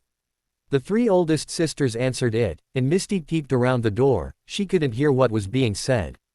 But it was obvious that it was bad. At the door she could see 2 men, dressed in green army outfits. After about 2 minutes, Violet ran up the stair, sobbing. This was nothing new to Misty. Violet had recently had a fight with the guy she called her boyfriend, and she acted in the same way, but it can't that again. Can it? Lily was the next to move. Unlike last time, she simply sighed and followed Violet, at a slow walk. It looked like Lily was in pain, with water in her eyes. She was trying her best not to cry, but was failing. I'll go and talk to her. That was all she said before following Violet upstairs. Daisy said bye to the two men and closed the door. Her reaction was the most shocking. She curled up into a ball and sobbed into her knees. Now the 4-year-old knows something's up. Misty isn't sure how long Daisy was sobbing, but Misty was shocked. Her oldest and strongest sister just broke down. Daisy only stopped when Misty sneezed, revealing herself to Daisy. The oldest sister looked up to see the youngest sister and dried her eyes. Forcing a friendly smile, Daisy stood up and picked Misty up in her arms. "Hey there, Mist." Daisy spoke in soothing, friendly tone. "Why don't we go to the crusty cloister for some food?" That suggest made Misty forget about what she just witnessed. She is 4 and the crusty cloister is her favorite eatery in the whole wide world. Crusty cloister, crusty cloister. Misty happily exclaimed with an innocent child-happy smile. It was enough to turn Daisy's forced smile more genuine. Misty still remembered that day. Despite the men's arrival and her sister's weird behavior, Daisy took Misty out, and it was one of her best days. Like Daisy said, they went to Crusty Cloister, and Misty got everything she asked for. Even the ice cream for dessert. She didn't even get told off when the ice cream was turned into just a mess instead of eating it, although it was a little weird that Daisy didn't eat anything. After that, Daisy took her around Cerulean's aquarium. Even though it's closed now, it was the place to see all the different water types native to Kanto. Then to top it off, Daisy and Misty spent the rest of the day at the fun fair, and Daisy let Misty go on anything she wanted within reason. For the 4-year-old Misty, it was one of the best days she could remember. As for Misty's two sisters who weren't with them, Lily and Violet were absolutely devastated by the news. They knew it would have had to happen at some point, but to lose both their parent before they turned 20, it was tough. To get through it, these two sisters agreed to do a few things. First, they would stick together, now their parents weren't there. Second, they would follow their passion of performing and their father's love of water Pokemon, and to construct the perfect Pokemon water ballet in his memory, because now they only have each other. Flashback end. Misty sighed, despite how that day turned out. What followed wasn't pretty. Her 3 sisters reluctantly took care of Misty, although they were always more bothered with their performances and when Misty started to take an interest in training the Pokemon. Lily and Violet did all they could to deter her. Daisy never really bullied her, but she also didn't stop it or punish the other 2 sisters, meaning she clearly supported them. Misty also learned the truth, that both her parents were killed on the cruise ship when it was caught in a whirlpool somewhere out at sea. It was at that point she decided what she would do. Dedicate her life to water Pokemon, like her late father, and take over the gym when she turns off age. She did vowed she would only return when she was a water Pokemon master, about 3.5 months ago. But she can't let her sisters lose the gym before she has the chance to inherit it. With her mind made up, Misty made her way into the gym. In the gym, Misty walked herself through the corridors. She could see some of the gym's water Pokemon swimming around in the tanks. A Gyarados, a Blastoise, a Dugong, a Cloyster, a Poliwrath, a Lapras and a Starmie. All her father's ace team. Even though their level is on par with that of Elite Four Pokemon, they all had the highest amount of respect for their trainer, and after his passing, honored his memory by battling alongside the 4 sisters when needed. Walking through the gym, Misty came across 2 big doors which leads into the main battlefield. She takes a deep breath. Despite the frosted glass, she can make out 4 figures, 3 of whom are her sisters. Daisy is the tallest, with blonde hair and green eyes. Lily is around the same height as Violet and has dark pink hair and blue eyes. Finally was Violet, who had blue hair and brown eyes. But who was that 4th person? Wanting to find out, Misty released that deep breath, and her look grew serious and determined. Maybe Ash has rubbed off on her. With her mind focused, she pushed the doors open and entered the meeting. Once she entered the battlefield room, she discovered the 4th person was Nurse Joy, although she had an unusual brown overcoat. So Misty couldn't be sure if she had her normal nurse outfit on. "Excuse me miss, but the gym is closed right now."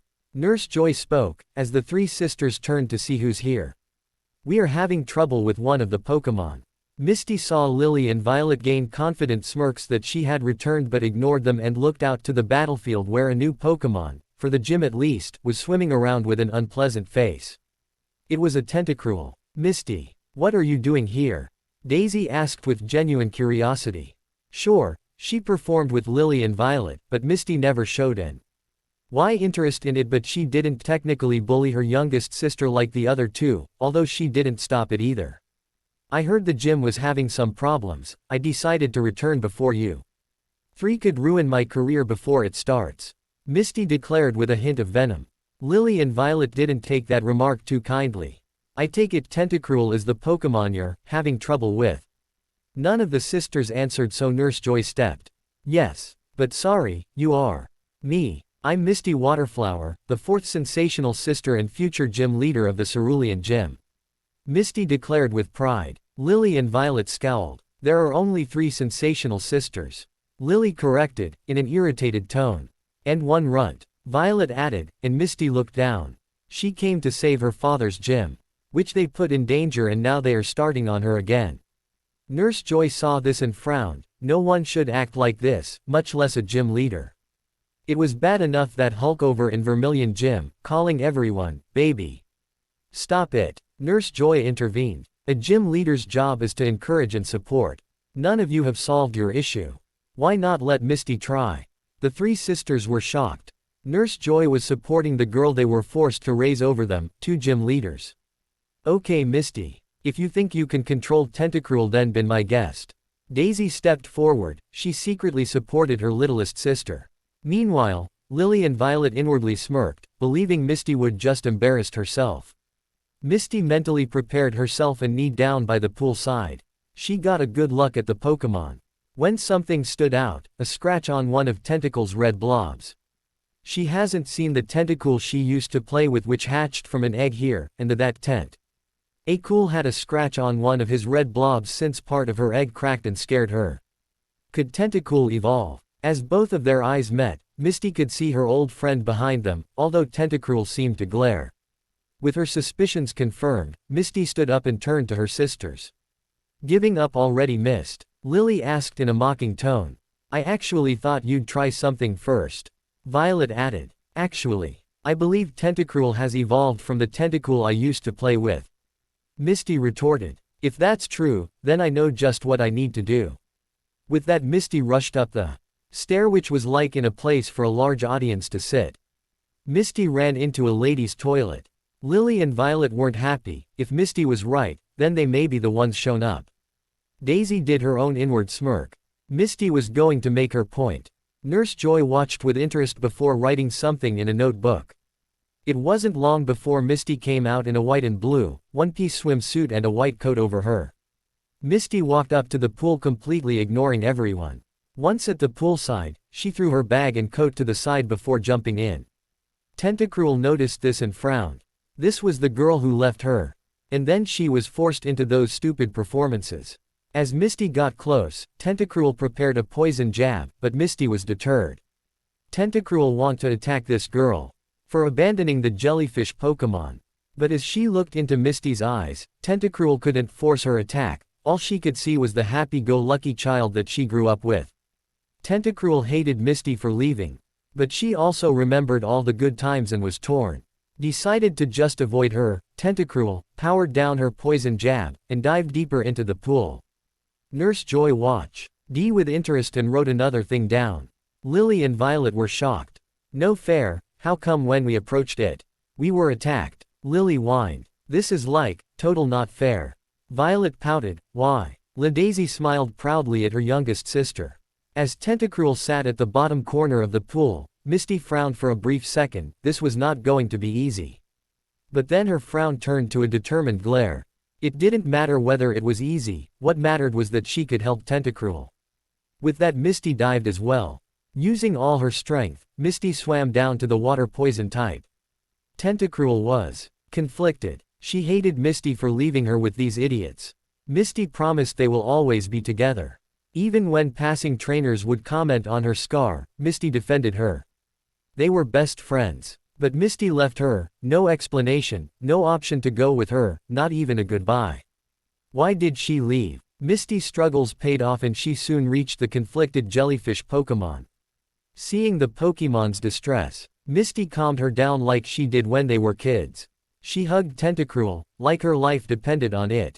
Tentacruel's internal battle continued. What about all the times Misty stood up for her?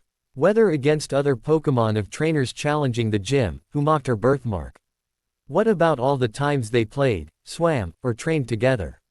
Sure, she evolved when that Bluenet used her in a gym battle, but it was only because of Misty's training. But after that evolution, the trio tried to get her to perform. She hated doing those shows, that's why she's acting up. As Tentacruel's mind fights back and forth, Misty was starting to lose her grip as Tentacruel struggled. In one false swipe, Tentacruel's tentacle slapped Misty around the cheek. It was on accident and wasn't like a typical move which involves those tentacles, as it wasn't filled with poison like Poison Jab, and it didn't wrap around her like Constrict. Despite it not being a normal battle move, it hurt Misty. And was enough to knock her off Tentacruel. Due to it striking Misty's cheek, it also caused the girl to open her mouth and unintentionally take a deep breath. Except she's still underwater. On the surface, the four females gasped as they saw Misty get sticked. As then noticed she started to tread water, they panicked. Daisy was the first to respond as she prepared to jump in. Wait! Nurse Joy stopped her. Daisy looked at the nurse, not happy, her sister was drowning. Nurse Joy simply pointed back to the scene and what they saw was surprising. Feeling her tentacle hit Misty. Stopped Tentacruel's internal battle and she looked to see Misty, who was attempting to breathe, but due to the location, was causing her to drown, whilst attempted to tread water. Tentacruel's hatred vanished as she stared at the girl she grew up with. Her best friend. With her mind made up, Tentacruel rushed to the rescue and swam to Misty at a fast speed. It only took a few seconds before the two females surfaced and Misty coughed as she tried to catch her breath. Unheard by most, all three of Misty's sisters sighed in relief. After her coughing sessions, Misty could only respond in one way. Tentacruel, you saved me. Misty teared up in a weak frail voice, followed by wrapping her arms around the jellyfish Pokémon. Tentacruel replied, as she wrapped her tentacle around the orange-haired girl. Misty may have left, but their love never died. Tentacruel, I'm sorry I left. I wanted to prove myself and prepare to take the gym when I'm old enough. Misty cried. I begged them to let me take you. But you was officially the gym Pokémon. I was only allowed to take Staryu. Because Dad registered it as my starter. Before he passed, Misty had completely broke down. And even Tentacruel had tears. It was simultaneously a heartwarming and heartbreaking scene. Tentacruel. Tentacruel replied, remorseful. Really? You forgive me? Misty replied, hopeful. Tentacruel nodded. Oh thank you Tentacruel. I promise. I won't leave you again. Everyone watching the scene became watery-eyed. After a while both Misty and Tentacruel pulled themselves together. Hey Tentacruel, could you answer me one thing? Misty asked as the two swam back to the group, and everyone was in earshot. Tentacruel happily nodded. How come you've been lashing out? Tentacruel.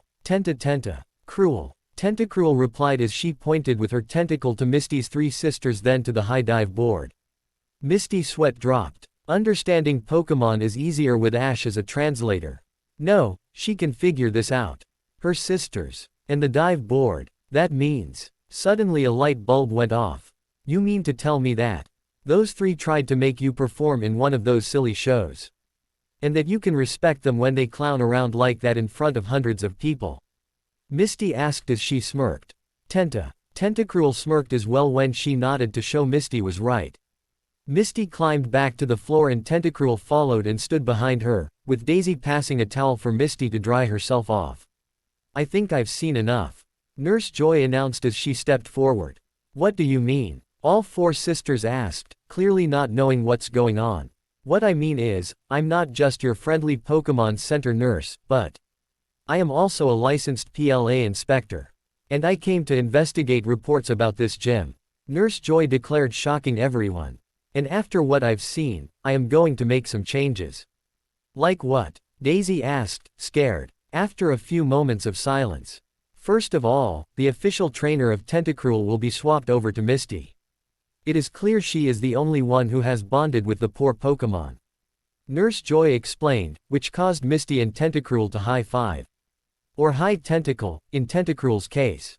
Lily and Violet were shocked, maybe they were too hard on their little sister. Daisy was happy, her littlest sister was proving herself as a worth successor to the gym. In terms of the gym itself, I am still to make my final decision. What do you mean? Misty asked scared. Firstly, these two have shown me that they are not capable of performing like responsible gym leaders, with their teasing, snickering and unprofessional behavior as a whole. Nurse Joy snapped, as she directed towards Lily and Violet. That shut the two up. As for you two, Daisy has the capability, but she isn't 100% deviated like she should be. Misty, on the other hand, will make a fine gym leader with her attitude, but I haven't witnessed your battle capability. Being able to battle is one thing, but battle like a gym leader is another. I would love to see your capability firsthand. But I don't have forever and you are still too young to be a full-time leader. Nurse Joy concluded. Wait, a challenger is coming here tomorrow, for his second badge. Let me battle him and I will prove I can battle like a gym leader should. Misty pleaded. Yeah, and I will keep the gym running like a gym leader should, until Misty is old enough and can take over. Daisy added. Nurse Joy thought it over, she could deferentially give it a try, especially if she tests how bendy the rules are. Looking into their pleading eyes, was enough to push her over. Okay, I will let you take on that challenger tomorrow, provided they agree. Nurse Joy replied. I will watch your battle and by the end I'll inform you of my decision of whether or not the sensational sisters can remain as the gym leaders. With that Nurse Joy left. Slowly, the group was coming around. Serena still had Abra in her arms. Brock was groggy. As Ash and Leaf got up, they looked at each other and burst into laughter. Ha ha ha ha ha, you should see your face. Both Ash and Leaf laughed. They stopped when they heard each other. Avery found some sort of reflection, whether Serena and her pocket mirror. Brock and his cooking utensils or Ash and Leaf who looked in a nearby pond. Everyone had scribbles over their faces. They quickly whipped them off, and then realized the Pokémon were like it too. After cleaning all the Pokémon, they came to the conclusion it must have been Jigglypuff and it left. Once everything was packed, all the Pokémon returned. They were almost ready to set off. Hey Abra, what are you going to do? Serena asked the Pokémon who was awake but still holding on to her. He looked at her with a blank expression. Why don't you come with us? At that request, Abra stared directly at Serena. Completely still, completely silent. After 2.5 minutes Serena was going to say something, when Abra nodded and snuggled into her, closing his eyes. He fell back asleep. Serena smiled and pulled out a Pokeball, tapping against Abra's forehead. The sleeping Pokémon was sucked inside and it dinged straight away. Alright, I caught an Abra. Serena cheered as she struck a pose. She then used her Pokédex to scan her new catch. Abra, the Psy Pokémon. Using its ability to read minds, it will identify impending danger and teleport to safety. It sleeps for 18 hours a day. It employs telekinesis whilst sleeping. Type: Psychic. Ability: Inner Focus. Hidden ability: Magic Guard. Note: hidden ability is locked. Sex: Male. Nature: Relaxed. Note: the nature can change when the Pokémon evolves. Moves: Teleport, Hidden Power. After finishing listening to the Pokédex, Serena clipped the new Pokeball to her belt and put her Pokédex away. Pikachu climbed onto Ash's show. Alden Leaf was surprised to see it had opened up after what happened at the lab. Wow, how did Pikachu come to trust you, Ash? Leaf asked, genuinely curious. Ash nervously laughed as he, Serena and Pikachu sweat dropped. You see, Ash went on to tell the story of the Spearow on the first day. When done, Leaf had a good laugh at their expense while Brock scolded Ash for his recklessness. They group set off. And Leaf decided to stay with them for a bit. After all, she could registrar the Pokémon from the gym leader and the trainers at the Battle Chateau. With Serena's new Pokémon, and Leaf in tow. After cleaning themselves up, the group set off to Cerulean City. Ash, Pikachu and Leaf were in the lead, having a race, while Brock and Serena brought up the rear at a much more leisurely pace. As the city came into view, Ash had one thought. This is it. My second gym badge is right down there. Waiting for me. Ash thought with determination. Hey guys. Come look at this. Brock called out as he stared at a sign. Ash came over and decided to read it aloud. Trainer tips. Gary was here. Ash is a loser. Ash's voice became angrier as he read it. I'll show you Gary. With that declaration, Ash stormed off towards the city and his second gym badge. Everyone else, Pikachu included, had massive sweat drops. It was the day after Leaf rejoined the group. During breakfast, AF was excited about getting to see Ash's gym battle. Some might think it was her doing the battle with how hyperactive she was. Leaf kept asking him which Pokemon he was using or what sort of strategy he had planned. He happily shared that it would be Pikachu and Pidgeotto battling, though he didn't really have a particular battle plan in mind. Brock revealed it was a water-type gym from, and th. And it would be a 2-on-2 like his first gym battle, but that was all Ash did know. Ash was sure the battlefield would be a something which would give the gym leader the edge, maybe because it's water-type. It will be a giant shower constantly falling, although that could be problematic as none of them have any experience of battling in the rain. Ash did remember watching an Indigo League match, which took place on a water field, which was a big pool, that the same layout since it's a water gym, and Brock's field matched the rock field he's seen used in the Indigo League before. Serena was happily listening to Ash as they talked about his upcoming battle while her new Abra slept in her arms. When the Pokédex said he was relaxed and slept 18 hours a day, it wasn't exaggerating. Sure, she has her Battle Chateau challenge. But right now, she can focus on supporting Ash. It's not that she isn't excited for her challenge, she is, but she is also incredibly nervous. If her hesitation to confess to Ash is any indication, Serena is still a very shy person. That was one reason she was attracted to the Battle Chateau in the first place. Other than getting to dress up, she would get to meet a lot of other people, and that could be a really confidence booster. Like stated before, she is ready for the Chateau challenge, but she just needs the little push. Maybe Ash's enthusiasm will rub off on her. He just seems to have that effect on people. After they finished eating, the group returned their Pokemon, save for Pikachu, and headed into the city. Whilst stood in the center, Brock gave them clear-cut instructions of how to get to the gym, but also parted ways. Hey guys, sorry about these, but I have something I need to do, whilst you're having your gym battle. Brock broke the news. Don't worry. All you have to do is follow this road and take first right, then continue along the path until you're at the gym. You can't miss it. Thanks, Brock. Ash mumbled. Brock was like a big bro. But he wouldn't watch his gym battle. Cheer up, Ash. Brock encouraged. I promise I'll watch the next one. It's just, this thing is urgent. What would this thing be, Brock? Leaf asked, putting quotation marks with her fingers around the word thing. Would it be a date? Leaf's mischievous smile gave Brock a cold sweat. Leaf tried teasing the breeder that he had a date, if only. The truth was, after the last gym leader conference held by the PLA, Brock made a big fool of himself whilst wooing the sensational sisters, and he didn't fancy a trip down memory lane, so it was best if he just parted away for a bit. Unlike Misty, who seemed to have something against the whole city, Brock just doesn't want the embarrassment.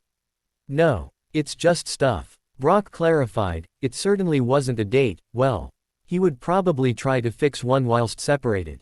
Gotta go, bye. With that, Brock zoomed off, leaving everyone else with a sweat drop. With it down to just Ash, Pikachu, Serena and Leaf. The Palette Party made their way through the city, following Brock's instructions. After about a 20-minute walk, the Palette Party stood outside of building. It was a white dome shape, kind of like an aquarium. But that wasn't the half of it, as the roof had pink and yellow stripes for colors.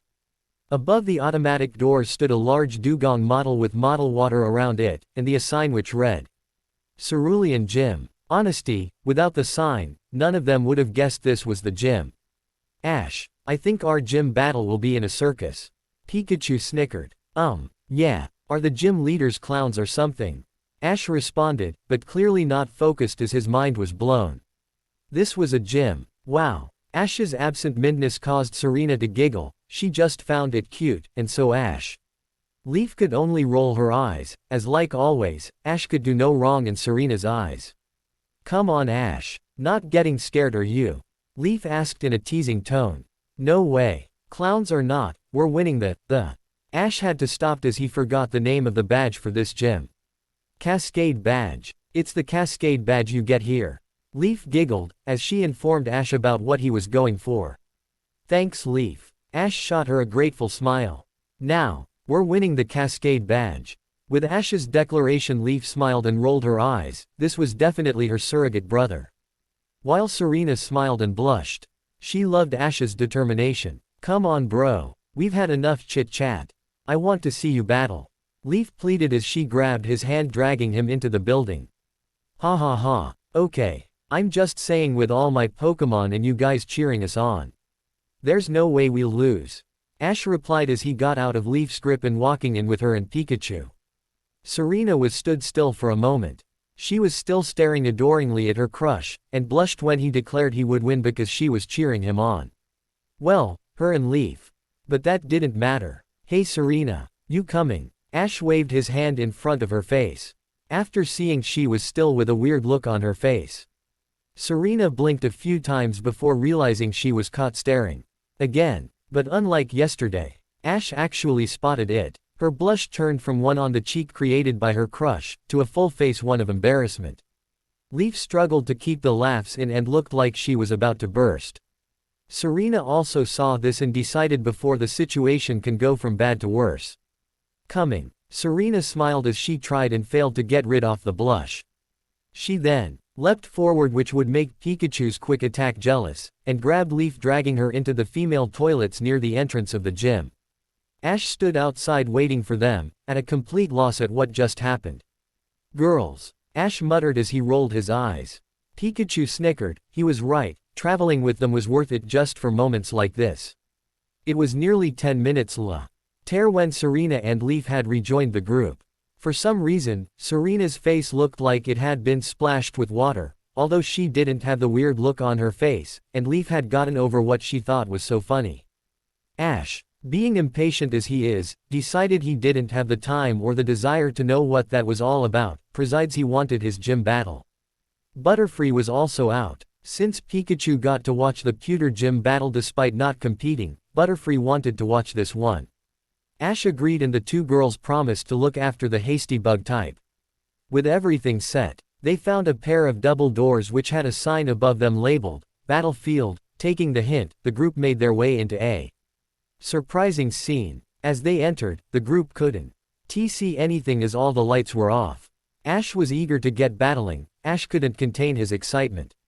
He would have ran straight in, but a spotlight caught him and he decided to stand in it. He could show his excitement in another way. Leaf, Serena and Butterfree all stood back, out of the spotlight as this was technically Ash's spotlight. I'm Ash Ketchum, from Pallet Town. Ash shouted at the top of his voice. And I came for a gym battle. Silence fell for about half a minute, until 3 more spotlight appeared lighting up 3 females from the top of the dive board. Greetings Challenger. Violet spoke first. Welcome to the Cerulean Gym. Lily spoke next. We're the Sensational Sisters, Daisy declared, and the 3 of them all dived into the pool. The entire group had sweat drops. This was nothing like the pewter gym. Ya know, Ash's clown theory might have just been proven right. Leaf whispered. Serena nodded, not quite recovered from the Sensational Sisters. Suddenly, what looked like a tornado of water appeared in where the Sensational Sister dived into and is arched over just in front of Ash. After a few seconds the water tornado disappeared, revealing the Sensational Sisters just in front of Ash. Surprisingly, they were completely dry. Somehow, Ash was nervous, as he feels he's made a wrong turn. Sorry, I think we might be in the wrong place. Ash explained, and the trio leaned forward, as if they are studying him. You did come for a gym battle, right? Violet asked. Ash could only respond with a nod. Then you're in luck, Lily replied, while everyone's sweat drop just got bigger. 'Cause we're the Cerulean Gym leader. Daisy finished. All right then, I challenge you to a gym battle. Ash quite responded. Before the Sensational Sisters stood up straight, which eased Ash's tension. But wait, How will the battle work if all three of you are the gym leaders? Serena asked, as the main lights turned on, revealing the battlefield as a pool. With solid platforms floating within it, around the battlefield is a giant seating area which could hold hundreds of spectators. Yeah, does he battle each of you, or does he choose or? Leaf started listing of the possibilities, until she was cut off. Actually, today it will be done a little different. A new voice appeared from behind Serena and Leaf.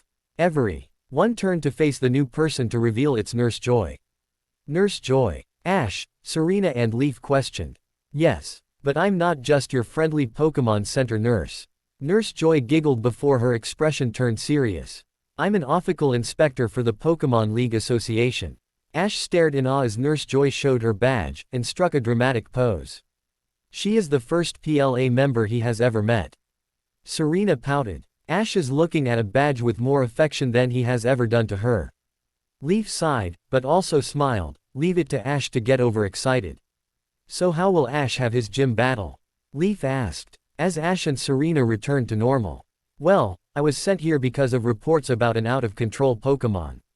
Yesterday the matter was resolved when the youngest of the sisters returned and calmed the Pokemon. Nurse Joy explained. The only matter is, she is currently too young to hold the gym leader position. I need to decide if I'll leave the sensational sisters as the gym leaders, or replace them. The three 10-year-olds nodded in understanding. This encouraged Nurse Joy to continue. Their sister pleaded to them the gym, so she can take over when old enough. Nurse Joy continued. So I decided, I'd allow her, one gym battle with the next challenger, to prove herself.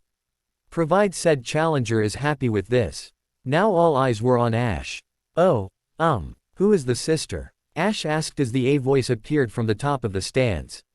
That would be me, the familiar voice declared. Every turned to face Misty. Ash and Serena exclaimed in shock as the orange-haired girl made their way down and leapt over the railing next to Daisy.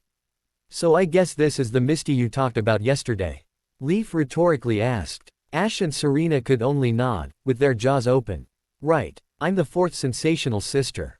Misty declared happily. There are only 3 sensational sisters, and 1 runt. Violet corrected, as Misty hung her head in disappointment. Guess. Saving the gym isn't good enough for them. Sue, this is the boyfriend you said was coming to challenge the gym. Lily added, teasing Misty. Serena gave the 4 sisters a death glare, if looks could kill. Good looks, confident. Not bad missed. Daisy teased. He is not my boyfriend.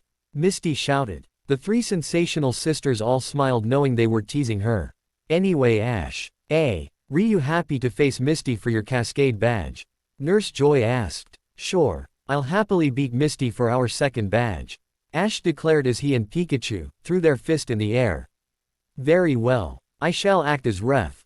While your friends can watch from the stands. Nurse Joy explained. Misty walked up to her trainer's box, which is under the dive board. While her 3 sisters sat on the 3rd row in the stands. Secretly eager to see their little sister in an actual battle. Nurse Joy also took her place on the ref podium. Ash, Serena and Leaf were looking at each other. Until Leaf tackled Ash into a hug. Serena let out a sad sigh. She could only build up the courage to hug Ash when she had a huge rush of affection. Curse her shyness. Good luck bro, I can't wait to see what you can do. Leaf told him, as Ash returned the brotherly hug. Thanks Leaf. My Pokemon are ready, I know it. Ash declared as they ended the friendly hug. Good luck Ash, I know you'll win. Serena stated as she held her hand over her heart. We will. With all of you cheering me on, how could we lose? Ash replied with his signature thumbs up and toothy grin. Serena blushed. Leaf saw this and giggled, it seriously. Anything Ash does would make her blush. With that Leaf dragged Serena away. Come on Serena, I want to see this battle right away. Leaf excitedly declared as she grabbed Serena and dragged her up to the stands. They sat on the front row in front of the sensational sisters. Ash saw this with a confused expression and sweat drop. What just happened? He can't think about that now, he has a gym badge to win. Ash and Pikachu made their way over to their trainer's box. The gym battle between Ash Ketchum of Pallet Town and Misty Waterflower of the Cerulean Gym is about to begin. Nurse Joy announced. It will be a 2-on-2 battle where only the challenger can substitute their Pokémon as he pleases. There is no time limit and a Cerulean Gym Cascade badge is on the line. Nurse Joy continued. As gym leader, Misty, please reveal your first choice. Misty nodded with a look of determination as she gripped her first Pokeball. Misty calls. Staryu. Misty shouted as she released her first Pokémon. Leaf quickly scanned Staryu with her Pokédex. This shocked Ash at first, as Misty was her strongest Pokémon. Then he remembered that it was Misty who calmed the other Pokémon, so that will probably be her ace. With that, Ash gained a look of determination and gripped his Pokeball. Pidgeotto. I choose you. Ash shouted as he released his female bird Pokémon. Let the battle begin, Nurse Joy declared. Ash vs Misty P.I. Staryu. Start off by hiding in the water. Misty shouted as soon as the match had officially begun. Staryu followed her orders and jumped in the water. Careful Pidgeotto. Ash warned. Staryu could come up anywhere. Pidgeotto nodded and began using her keen eyes to try and spot the water type. But found nothing. Ash, I've got nothing, Pidgeotto warned. But how? With your eyes you should. Ash panicked before his Pokédex spoke up. Camouflage. This move will change the user's type to its surrounds. It can also be used to hide in the environments as a stealth tactic. Ash face paled when he heard that. All he could do was wait for Staryu to attack. Misty clearly has the advantage. Alright Staryu. Now attack with Rapid Spin. Misty smirked. After a couple of seconds, a red dot appeared in a part of the water behind Pidgeotto. Ash looked closer before Staryu sprang out from it and struck Pidgeotto in the back. Pidgeotto was able to stay airborne. Although before a counter-attack could be launched, Staryu dived back into the water. Alright Staryu, keep this up. Misty commanded, unlike a regular battle where you battle to win. Misty is trying it like a gym leader, and hoping Ash will find a counter-attack. It is the job of a gym leader to teach her the challenger, after all. After about 15 seconds, Ash saw another red dot. Followed by Staryu jumping out, although Ash was half expecting it. Up! Ash shouted. Just in time, Pidgeotto gained a little altitude, causing Staryu to miss, but the water type just dived back in the water. Alright Pidgeotto. I'll call a direction. When I do, launch a wing attack that way. Pidgeotto nodded in reply and her face grew serious. Ash waited patiently. Nearly a minute passed and there was no sight of any red dot. It was a stalemate. Ash was tempted to give up, but one look at Misty smirking told him that is what she wanted. So he waited. Then an idea popped in his mind. Wow, Misty is actually pretty good. Lily commented on the battle. Since when can she battle? Violet asked to no one in particular. I don't know, but I kind of feel bad about putting her down now. Lily answered. Daisy smiled proudly, both that her little sister is leading the battle, but also that her other sisters are seeing the error of their ways.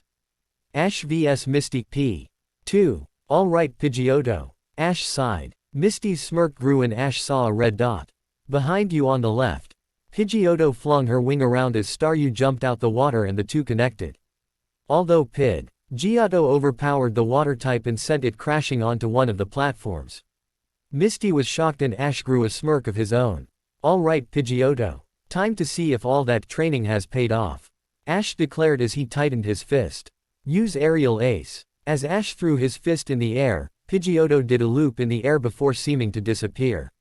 Misty was shocked. When she left, Pidgeotto was struggling with this attack. Pidgeotto appeared in front of Staryu who was struggling to stand up after the crash. Pidgeotto slammed her beak right into Staryu's center and the water type went flying. Misty had to think fast. Staryu. Control your flight with Rapid Spin. Misty shouted. Staryu let out a battle cry and turned the momentum into another Rapid Spin. Now dive under the water and use Recover. Instead of attacking with this Rapid Spin, Staryu dived under the water again, and glue multicolored. After the multicolors stopped, Staryu jumped back onto the platform, completely healed. Ash groaned. Come on Ash. Misty shouted. I can't just give the Cascade badge away. Ash smirked. Right. And that will make our victory so much sweeter. Ash replied, and Pidgeotto let out a cry of agreement. Staryu. Use Rapid Spin again. Misty commanded, and Staryu nodded at top point in agreement before jumping and spinning towards Pidgeotto. Pidgeotto, up and use Feather Dance. Ash shouted. Pidgeotto again gained altitude and as Staryu flew underneath the bird Pokémon, Pidgeotto dropped a series of feathers, sharply lowering Staryu's attack. Staryu's rapid spin became much weaker and the water type landed on the platform a little dazed as to why he feels physically weaker. Aerial Ace. Pidgeotto did another loop before disappearing. Misty remembered what happened last time, and knows Aerial Ace can't miss. But she has a plan. Staryu, prepare a water pulse in front of you. Misty ordered. Staryu began forming water in a sphere shape in front of its jewel. Pidgeotto struck the same place like last time. But the water pulse seemed to protect Staryu. In return, the water type fired the attack at point-blank range and it took its full effect. Pidgeotto became confused. Pidgeotto was blown backwards by the blow. Although something was off. Her body felt right although her vision was off. The pool that is the battlefield is currently on the left and the dive boa road which was above Misty is now underneath her. She panics and tries to fly so her vision will return to normal. But it is constantly changing, and none of it is working. What can she do? Pidgeotto. She can hear Ash shout to her. She tries to reply but her voice is gone. What's happening? Close your eyes Pidgeotto and listen to my voice. Pidgeotto tries to nod, but it doesn't feel like she did. Although she forces her eyes shut.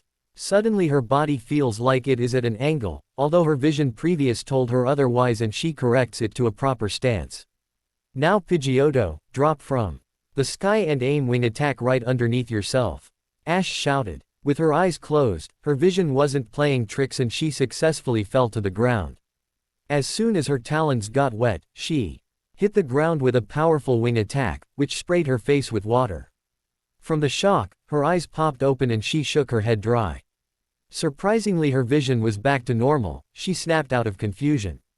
With the obstacle now taken care of, Pidgeotto returned to the sky, let out a battle cry. Impressive Ash. Most trainers would panic when hit with confusion. Misty praised. Now Staryu, back into the water.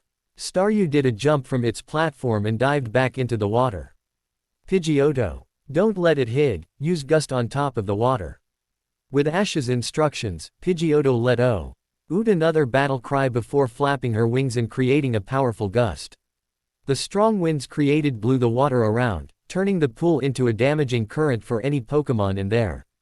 Staryu cried out in pain as it was swept along with the current. Misty looked shocked. The crowd were getting soaking wet as they were part of the splash zone. Except Nurse Joy who pulled an umbrella out from thin air and used it to protect herself. Just where did that umbrella come from? Staryu, get out of there and use recovery. Misty shouted. Staryu used all its strength and jumped out of the water and started glowing multicolored. Ash saw his chance. No way. Ash declared with a tightened fist. Use quick attack into wing attack Pidgeotto. Pidgeotto stopped flapping her wings and with her keen eyes she could see the multicolor Staryu through the chaos. Tucking her wings in, Pidgeotto made a quick beeline for Staryu and struck it in the direct center, causing its recover to stop and cry out in pain. From there, Pidgeotto sent the momentum gained in the quick attack and slammed her wing into the water type. Staryu went flying, shot past Misty and landed in a mini crater in the wall. Its jewel beeped a few times before completely powering down. Staryu is unable to battle. Nurse Joy declared. Wow. Leaf moaned as she squeezed her hat free of water from Pidgeotto's gust on the pool. Ashton Ketchum. You're gonna pay for that. Ash as well as everyone else sweat dropped at Leaf's anger. Butterfree was zooming around the stands ecstatic at the first victory. Someone might think he learned extreme speed. Sorry sis. Ash apologized, hoping to get off the hook. Serena couldn't help but giggle. Ash was cute when he was scared, and nothing could scare him like a woman's wrath. Namely, Delia and Leaf. Leaf's glare at the giggling girl which caused Serena to stop and gulp. Serena then looked back at the field to see Ash had removed his hat and jacket as they were also soaking wet. Serena couldn't help stare in awe at Ash. Serena. Leaf sighed, with a deadpan expression. You're drooling. Like, I can't believe Misty lost. Violet disappointingly spoke. Right, she was doing so well. As well. Lily added in a disappointed tone also. Cheer up, she still has her second Pokémon left, and you both know how strong she is. Daisy reassured. Great job Pidgeotto. Ash praised as Pidgeotto returned to his side. Take a good rest now. I promised Pikachu he would get a battle after all. Pidgeotto nodded, although she is more than ready to battle again. She has proven herself and is happy for Pikachu to do the same. Misty also returned Staryu. She gave a quick glance at Nurse Joy. This isn't good, she is supposed to show she is a capable gym leader and she just lost the first round. Although Nurse Joy's face didn't show any clue to her current thought process. Pikachu, you're up buddy. Ash told his started as Pikachu jumped onto one of the soaking wet platforms. Ready to start his battle. Thank you Staryu. Misty smiled sadly at the Pokeball. I could have asked more from you. Misty placed her Pokeball back on her belt before looking at the battlefield to see Pikachu had taken the place of Pidgeotto. Misty let out a breath of relief, she can still win this. Misty, please select your next Pokemon. Nurse Joy requested. Misty nodded, and eyes seemed to have a new fire behind them. Misty calls. Tentacruel. Misty shouted and released her old friend. Ash, Pikachu, Serena and Butterfree were all surprised to see Misty's choice. That must be the problemed Pokemon she helped. Ash smiled. This Pokemon looked tough, meaning his victory would be that much sweeter. Then he took out his Pokédex. Tentacruel, the jellyfish Pokemon. The tentacles are normally kept short. On hunts, they are extended to ensnare and immobilize prey. It is capable of attacking with its internal toxins through those tentacles. Pikachu, careful of its tentacles. Ash warned, and Pikachu responded with a thumbs up. Let the battle resume, Nurse Joy declared. Ash vs Misty P3. Okay Tentacruel, start strong with Bubble Beam. Misty declared. Tentacruel nodded with a serious expression, before lifting the blue beak-like appendages, revealing its mouth. It continued to shoot a fast and powerful stream of Booblaze at Pikachu. Jew. Saint-like we practiced with Rock Throw Pikachu. Use quick attack and close in. Ash instructed. Like a bullet, Pikachu shot of and jumped on top of one of those Booblaze. Although it popped, Pikachu wasn't deterred and continued to jump from bubble to bubble until he was in the air directly above Tentacruel, who narrowed her eyes on her prey. Let it rip with Shock Wave Pikachu. Pikachu clenched his onto your body before firing a strong wave of electricity at Tentacruel. The jellyfish Pokemon grunted at the shock, pun intended. Knock it away with Poison Jab. Misty shouted. Despite the electricity running through her body, Tentacruel lifted one of her tentacles, with the tip glowing bright purple, then jabbed it into Pikachu's stomach. The force stopped Pikachu's shockwave and sent Pikachu flying, landing on a platform. Tentacruel looked fresh, like she hasn't even battled.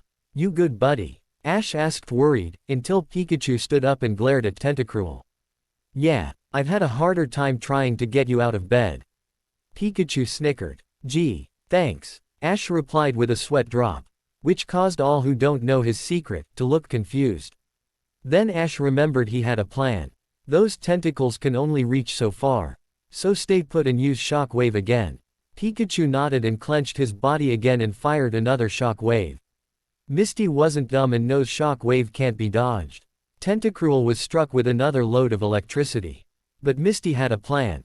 Fire acid at Pikachu. Misty shouted. Tentacruel nodded like the electricity wasn't touching it, then lifted her appendage again, but this time fired a blob of purple acid onto Pikachu's platform. Dodge it, Ash shouted. Pikachu stopped his electric attack, and jumped to another platform, successfully dodging the acid, although now he's in Tentacruel's range. Don't let up. Use Poison Jab into Constrict. Misty instructed. Tentacruel nodded and flung her tentacle at Pikachu, with the purple tip. It struck Pikachu in the stomach.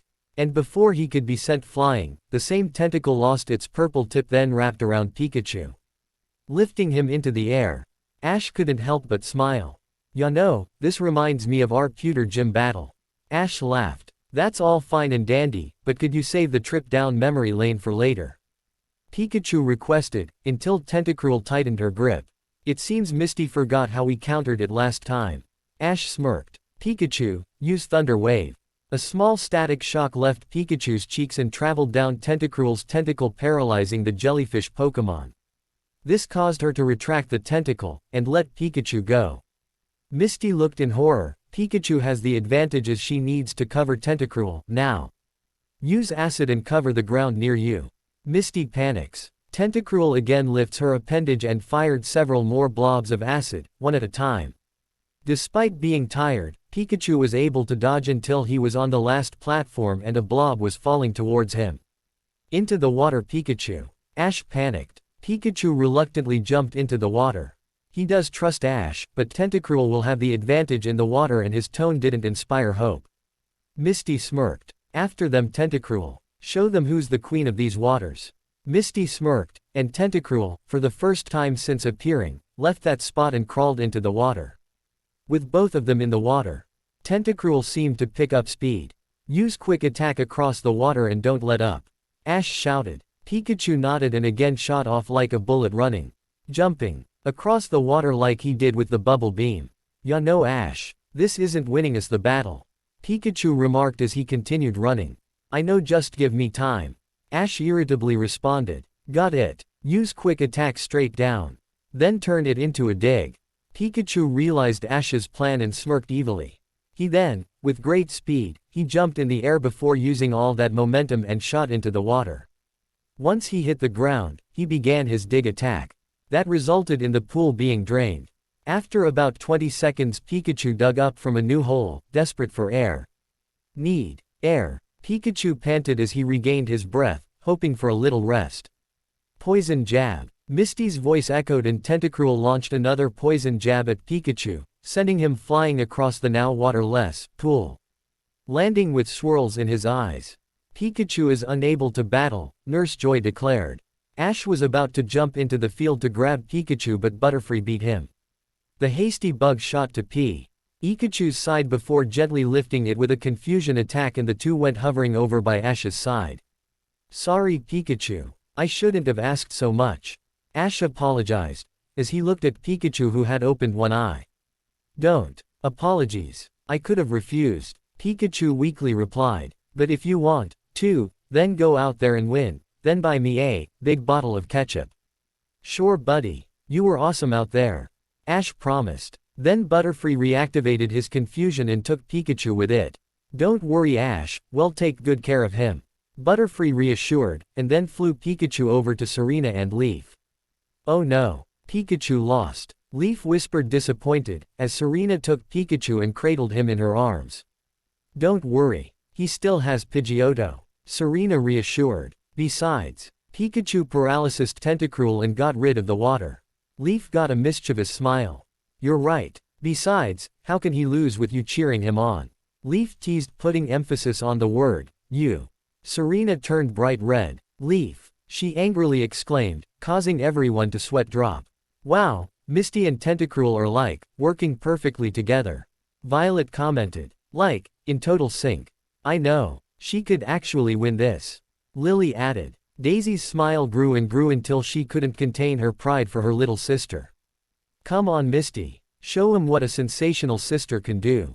Daisy shouted encouragement. Lily and Daisy soon joined in with other cheers. Misty was touched. Her sisters considered her a sensational sister. And was cheering her on. She even had a small tear in her eye, which she quickly whipped away, then looked back to the battlefield, ready to win this. Pidgeotto, I choose you. Ash shouted as he released his bird Pokemon. Upon appearing, Pidgeotto let out another battle cry, like she had even battle before this. The final battle. Begin, Nurse Joy declared. Ash vs Misty P.I.V. With the start of the battle, Ash and Mist. Y seemed in some sort of staring contest, waiting for the other to move first. Pidgeotto and Tentacruel were in the same state. None of the Pokemon are in top form, as this both of their second battles, so taking the lead isn't ideal. Eventually Misty grew restless and broke first. Poison jab Tentacruel. With a command spoken, Tentacruel launched another poison jab at Pidgeotto. Dodge with agility, Pidgeotto. Ash instructed and Pidgeotto seemed to glow a faint red before speeding off, a lot faster than before. Misty grew irritated, her sisters were finally supporting her, and now she can't land a hit. Bubble beam and hit it.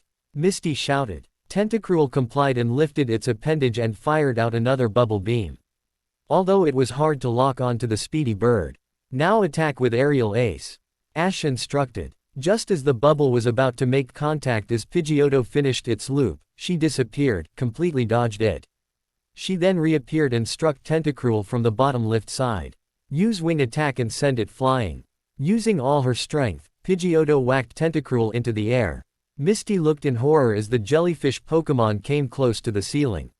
Luckily, Tentacruel was able to turn her body around and her tentacles allowed her to stick to the ceiling, which caused Misty to grin happily. Good job, Tentacruel, Misty praised. Now rain acid down on them. With her instructions, Tentacruel spat out several blobs of acid towards Pidgeotto.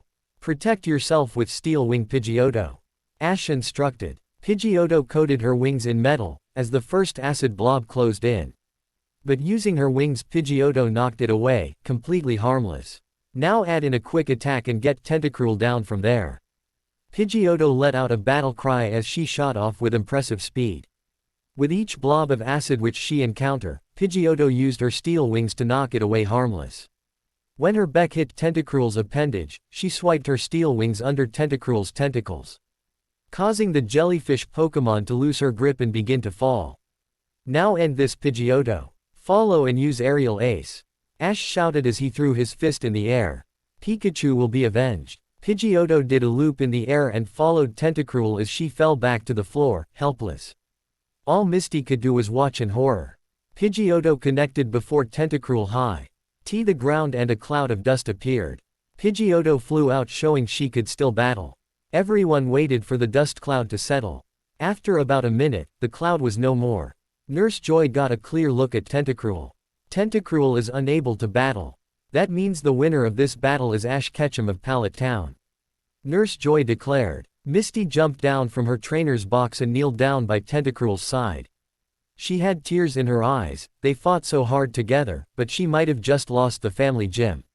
Tentacruel's eyes slowly lost the swirls and looked at Misty. Good job, Tentacruel. Misty sadly smiled. I couldn't have asked more from you. Tentacruel muttered sadly. Misty shook her head. No, you were great, she reassured, as she pulled out her Pokeball. Now take a good rest. With Tentacruel returned, Misty looked up to see Ash celebrating with all three of his Pokémon, Serena and Leaf. She made her way over to the stairs on the side and climbed them to leave the pool area. As she reached the top, all her sisters were waiting. Well done, Mist. Violet congratulated her. You did a great job. Hee. Well, it wasn't all that great. Misty nervously laughed and scratched the back of her head. She did lose after. Nonsense. Lily butted in. You and Tentacruel were battling like old-time partners. You were amazing. They're right, Mist. But don't you have one more job? Gym leader. Daisy asked with a knowing smile and handed Misty a raindrop-shaped badge. Right. Misty smiled happily. She might have lost the battle, and possibly the gym. But she earned her sister's respect. She clenched the badge in her hand and turned around. With that, she marched proudly over to Ash and the group. Nurse Joy was also there. Ash, Misty spoke. This caused the celebration to stop and them all looked towards her. As proof of your victory here, I present you with the Cascade badge. Ash stared at the new badge in Misty's hand before. His face broke out into a wide grin and he grabbed it. All right, Ash shouted as he struck his pose. We just won the Cascade badge. All of Ash's Pokémon joined in the victory pose. Serena blew. Shedden lightly giggled at the cute scene. Leaf also smiled. Trust Ash to have a victory pose. While everyone else had sweat drops. It was just one victory. Misty. Nurse Joy drew all their attention. From your battle, I can see you still have a long way to go before becoming a gym leader. This caused Misty to look down disappointed. Here it comes. A gym leader has to provide a challenge and keep pressure on the challenger. There were times you didn't do this. Like when Pidgeotto was confused. You allowed Ash the chance to recover, whereas you could have kept up the attacks. Nurse Joy explained. That stung, obviously. A gym leader should keep the pressure up. Although for your first battle as a gym leader, you did incredibly well. Whilst you can't take over for a number of years, I recommend you use that time wisely. Visit other gyms. Compete in tournaments and go on a journey. Build and bond with your own team and don't just rely on the current Pokémon here. This caused Misty to look up in shock. Wait, does that mean? Misty asked. Yes, I am happy for your sisters to run the gym. Nurse Joy smiled as she revealed the news. Provided when you come of age, you take over and you work on your battle style beforehand. With that, Ash, who had since returned all his Pokémon, save for Pikachu, Serena, Leaf, and Nurse Joy, all returned to the Pokémon Center, Here they left the Pikachu and Pidgeotto to get healed up. Misty decided to stay with her sisters to celebrate the good news, but promised to support Serena at the Battle Chateau tomorrow. Ash, Serena, and Leaf were all stood outside the Pokémon Center. What do you guys wanna do? Ash asked, then became nervous when he saw Leaf's sinister grin. To anyone else, it would look sweet, but Ash knows the history of when she uses that grin. You still owe me for ruining my hat with that gust on the water trick. Leaf spoke in a threatening tone, causing Ash to break out into a cold sweat. Again, to anyone else, the tone would sound sweet. Sorry. Again. What do you want me to do? Ash stuttered, scared of what evil is cooking up in her mind. You have to agree to the first activity that I suggest for the rest of the day. Leaf declared. Ash sighed, that isn't too bad, what's the worst that could happen? Fine. Ash replied and Leaf's grin grew. Then we're going shopping. Leaf cheerfully replied, followed by dragging Ash off to the shops, with Serena skipping behind. She loves shopping.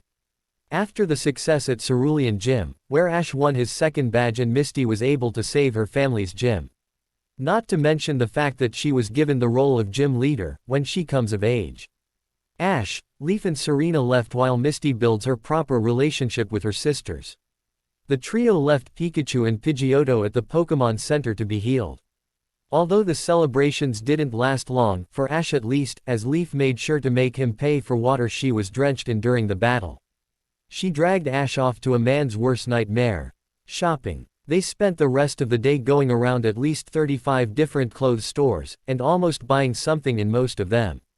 Well, Serena and Leaf at least, as Ash was forced to carry the bags, comment on how great they look in whatever they tried on, and if they didn't have enough money near the end, the girls would ask if Ash would lend them the money, which he had an obvious choice in.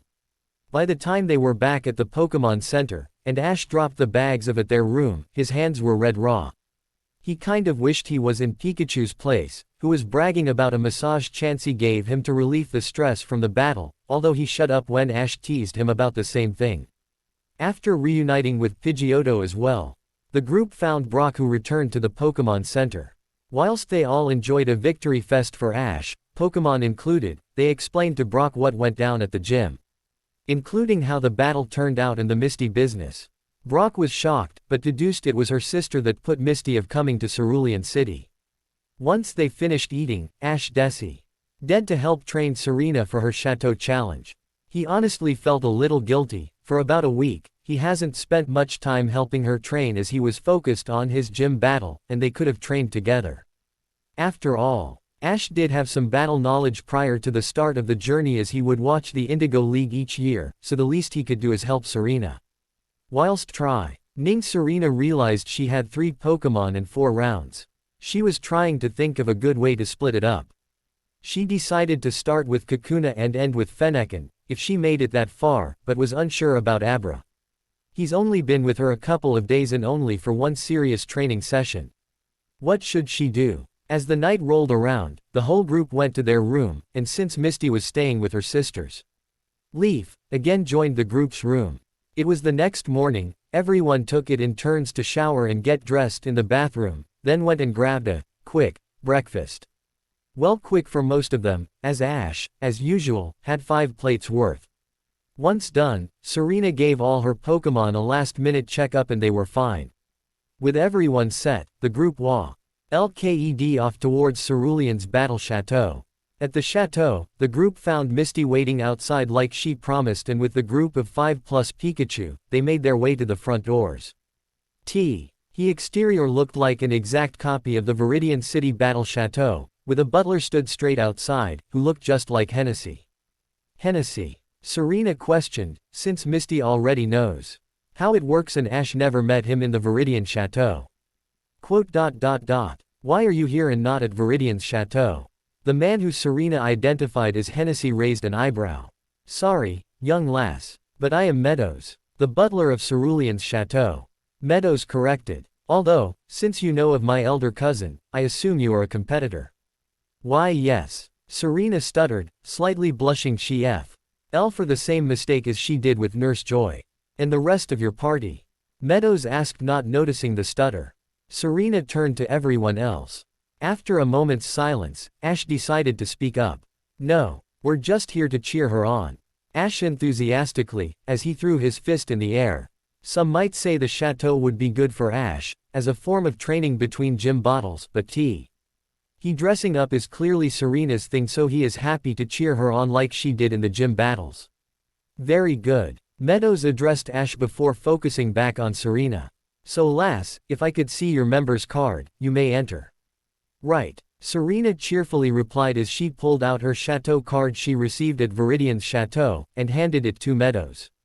Meadows scanned it, then smiled and handed it back. Very good, Baroness Serena, you are eligible to compete today. Meadows informed her. Would you please follow me? Meadows requested as he turned around and walked into the castle-like building. The group followed behind, and were led to a group of maids. Madam, could one of you be so kind to escort Baroness Serena to the changing room? Meadows requested. Certainly, Meadows. One of the maids smiled with a light curtsy, before turning to Serena. Would you please follow me? With that the maid walked off and Serena followed shortly behind. In the changing rooms, Out of looking at the clothes available to borrow, Serena pulled out a dress she brought yesterday. The main reason she brought it was because when she showed it to Ash, he seemed to react positively to it. So that pretty much guaranteed a buy. Now is for the really test, to see if his reaction was a fluke or just because he was under pressure trying to get out of Leaf's bad book.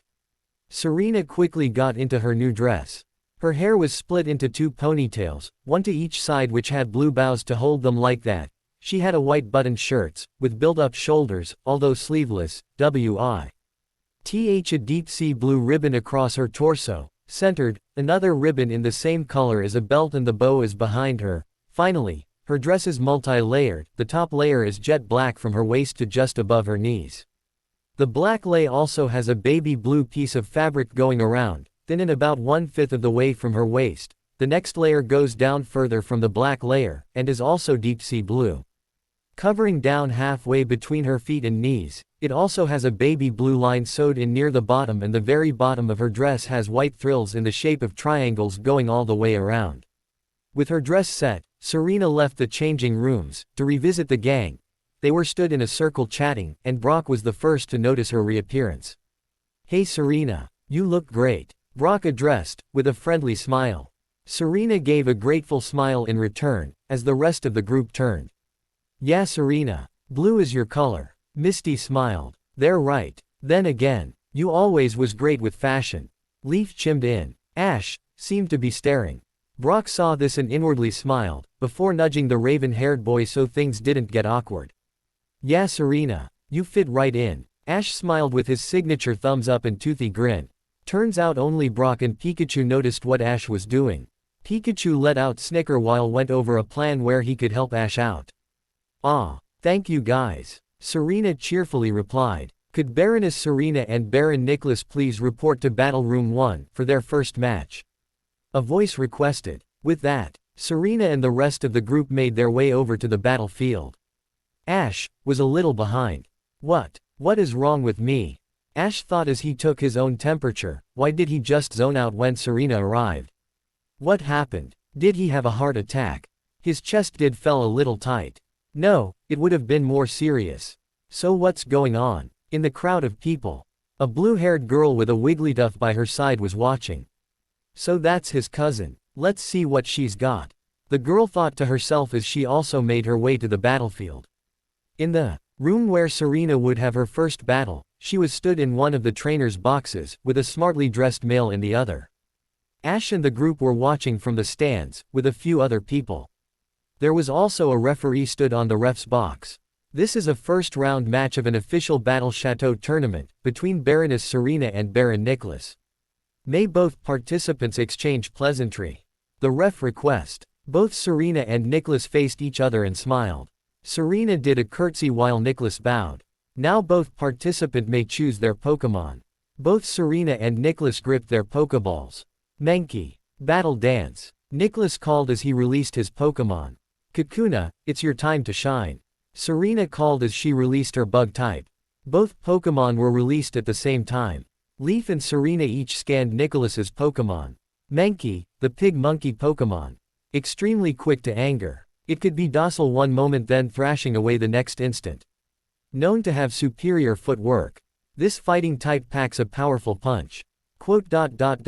Begin. The ref declared. Baroness Serena vs Baron Nicholas. Karate chop, Mankey. Nicholas shouted. The fighting type S. Tamped its feet a little before preparing his hand and launching at Kakuna.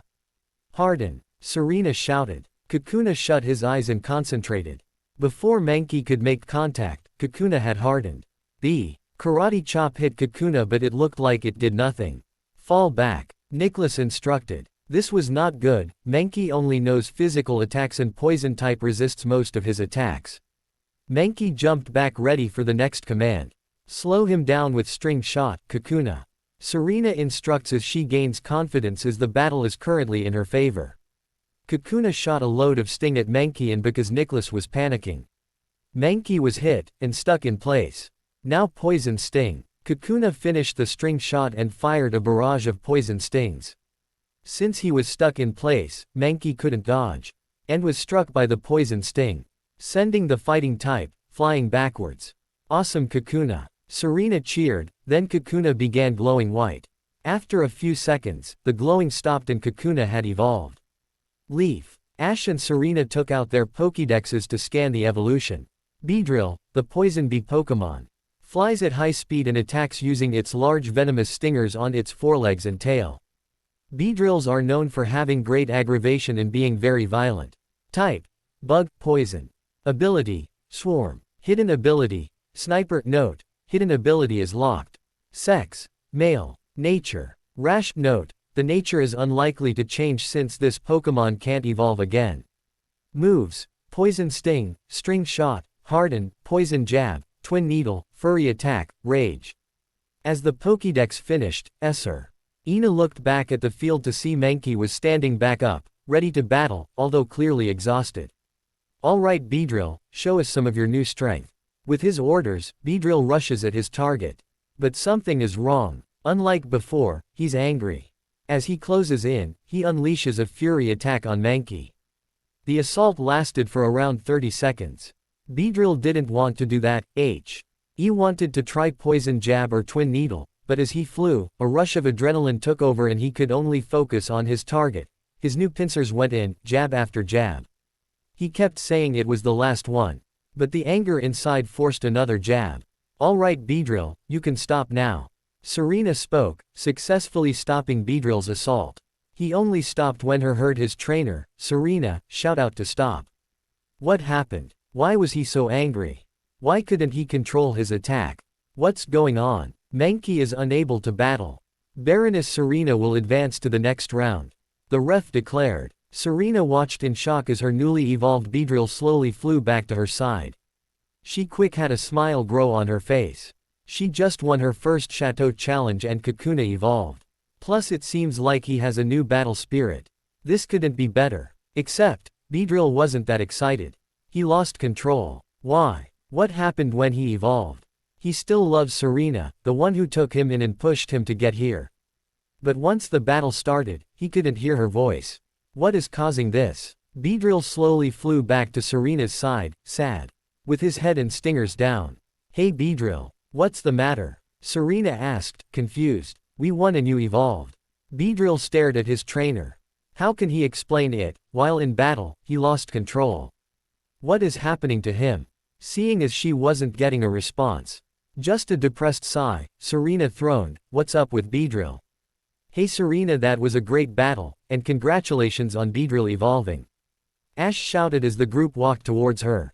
Seeing her group of friends, Serena returned Beedrill. She may not know what the matter was, but now is not the time or the place. With that she turned and ran to her friends. They all left back to the waiting room for Serena's next battle. Well, that was interesting. Guess I should go and introduce myself. The blue-haired girl smirked as she skipped after the group. While waiting, For her second battle, Serena was talking to the group, and explained Beedrill's weird behavior. So Beedrill wasn't happy with his victory. Leaf clarified. Right. If I didn't know any better, he looked sad. Serena replied, concern evident in her voice. Don't worry about Serena, if you want I could translate and Beedrill could just straight up tell ya. Ash suggested. Why don't you let everyone out? Fennekin and Abra should know about Beedrill's evolution. Misty added. Serena thought it over and agreed, so she let her 3 Pokemon out. Fennekin, Abra, Kakuna evolved in our last battle. Serena cheerfully addressed her 2 Pokemon. Say hi. With that, Fennekin, who was on the floor, walked up to Beedrill and happily barked, hello. Beedrill was lying on the floor, and after hearing the happy greeting, Beedrill just got angry. Why can't he be happy? Why does he feel angry? He was able to calm himself down slightly and simply turned his head, hopefully by ignoring the happy Pokemon. He can keep this new anger at bay. Abra saw this was his cuddle with Serena and got angry. He may still be new here, but he knows Serena is really nice, and snuggly too. Abra is a little mad that this overgrown bee would shrug his 2 friends off, like that. With his mind made up, Abra teleported down to Beedrill's side. He yelled something at Beedrill. The poison bee Pokemon hovered in the air, and was staring at his stingers for what seemed like forever. After a decision was made, Beedrill just flew slowly away and faced a corner. Abra was angry he just left without an apology, and got ready to fire a hidden power at the Pokemon. No Abra, Serena called as she saw the whole event and didn't want Abra to start a fight. Abra powered down his hidden power T. Hen teleported back into another hug with Serena. He would like nothing more than to teach that bug a manner or two, but Serena didn't want him to, so he won't. Instead, he will only comfort her. Brock K saw the whole thing and thinks he knows what's happening. When his Onix learned the move Rage, he would lose control. He didn't want to, but the anger was too strong. He remember a breeder's book Ntioned that when certain Pokemon evolve, they also gain a lot of anger. Oh Beedrill, what has gotten into you? Serena sadly asked as she stared at her sad bug Pokemon. Serena, I've got a theory about Beedrill. Do you mind if have a go? Brock requested. Serena thought it over. She still has to focus on the Chateau challenge, and Brock is very knowledgeable. It couldn't hurt. Sure Brock, be my guest. Serena replied, with a happier tone. If anyone could find the problem, Brock can. Brock flashed her a reassuring smile in return. Don't worry Serena. If my theory is correct, then there's nothing to be scared of. Brock told her before turning to Ash. Ash, can you come too? I might need a translator. Ash sighed. This isn't the first time he's been a translator, and it probably won't be the last time. What is he complaining about? This is for his friend after all. Sure Brock, let's go. Ash smiled and the 2 walked off in Beedrill's direction. As Serena watched the 2 go, she thought it was sweet that Ash was so willing to help her out. He really does care about her.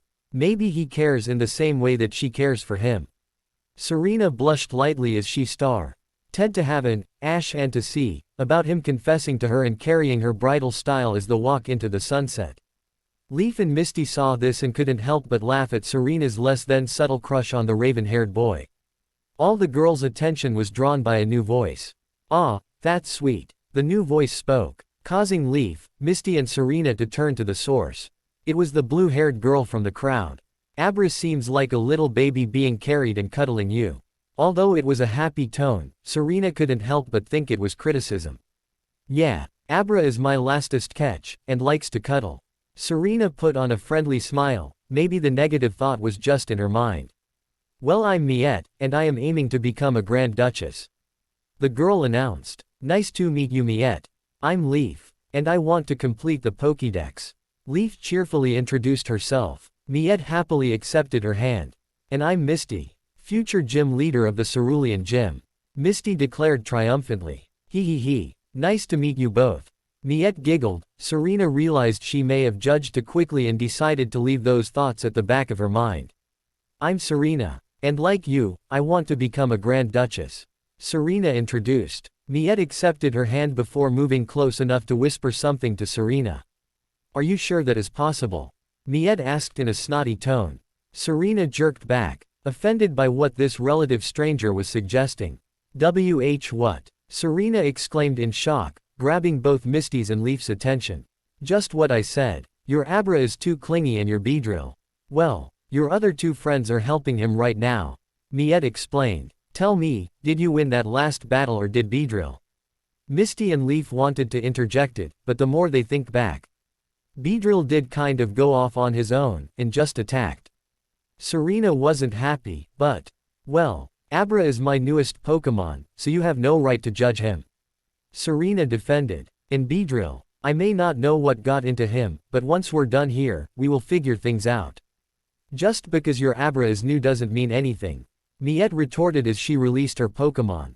Leaf immediately scanned it with her Pokédex. Drowsy, the Hypnosis Pokemon. This Pokemon puts its enemies to sleep then eats their dreams. It can get sick if it eats nightmares. Drowsy 10. D to prefer the taste of the young's dreams. Drowsy here has been with me for less than a week. Miette declared. Meadows walked up. Excuse me Baroness Miette, you're needed in Battle Room 5, for your first round. Meadows informed her. Miette smiled before turning back to Serena. Well, you'll see what I mean.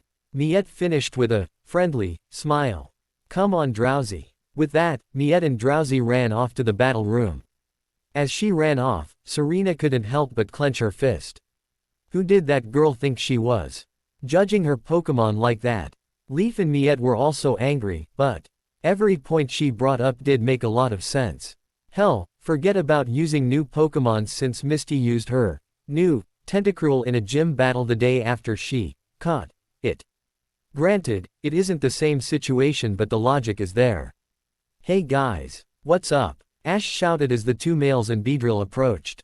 Everyone turned back to see the trio approached. Serena brushed off her encounter with the blue-haired girl, secretly hoping to face her and win. Of course she mentioned meeting her but nothing about their chat. Ash happily accepted it but Brock guessed there was more to it. Brock got Serena to return Beedrill to relax, and told her he would explain the situation after the tournament, which Serena was happy to do. With that, they turned to the screen which showed Miette in battle. Her opponent was using an Arcanine. Her Drowsy had already put the fire type to sleep in using Dream Eater. The battle was over in under 2 minutes. With Miette victorious, Leaf was sure to scan Arcanine to her Pokédex. That was really impressive. Maybe I should catch a Drowsy. Ash commented as he watched the battle. As much as Serena hated to admit it, that was an impressive win. Abra Abra. Abra spoke up from Serena's arms. What is it Abra? Serena asked, as she looked down to the normally relaxed psychic type in her arms. He said he wants to battle. Ash translated. Really? You want to battle Abra? Serena asked. Abra answered with a look of determination and a nod. Serena smiled. With that kind of determination she can't turn him down. Okay Abra. You've got a deal. Baroness Serena. You're needed in Battle Room 3, for your next match.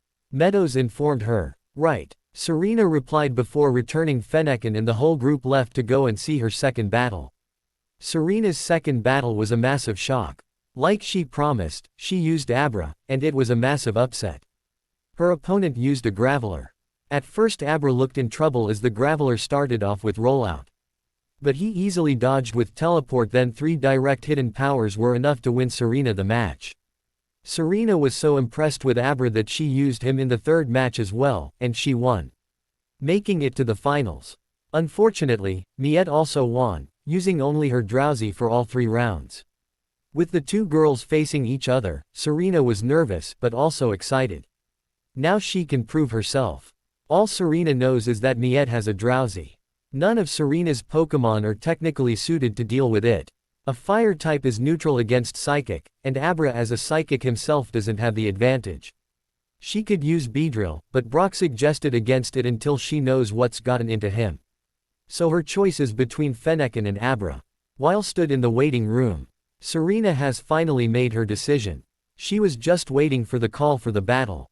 Ya know, your Abra wasn't half bad, Miette whispered as she appeared behind Serena. Her sudden appearance caused Serena to yelp in Serena, catching the others' attention. Seeing the new person, being polite as always, Ash introduced himself.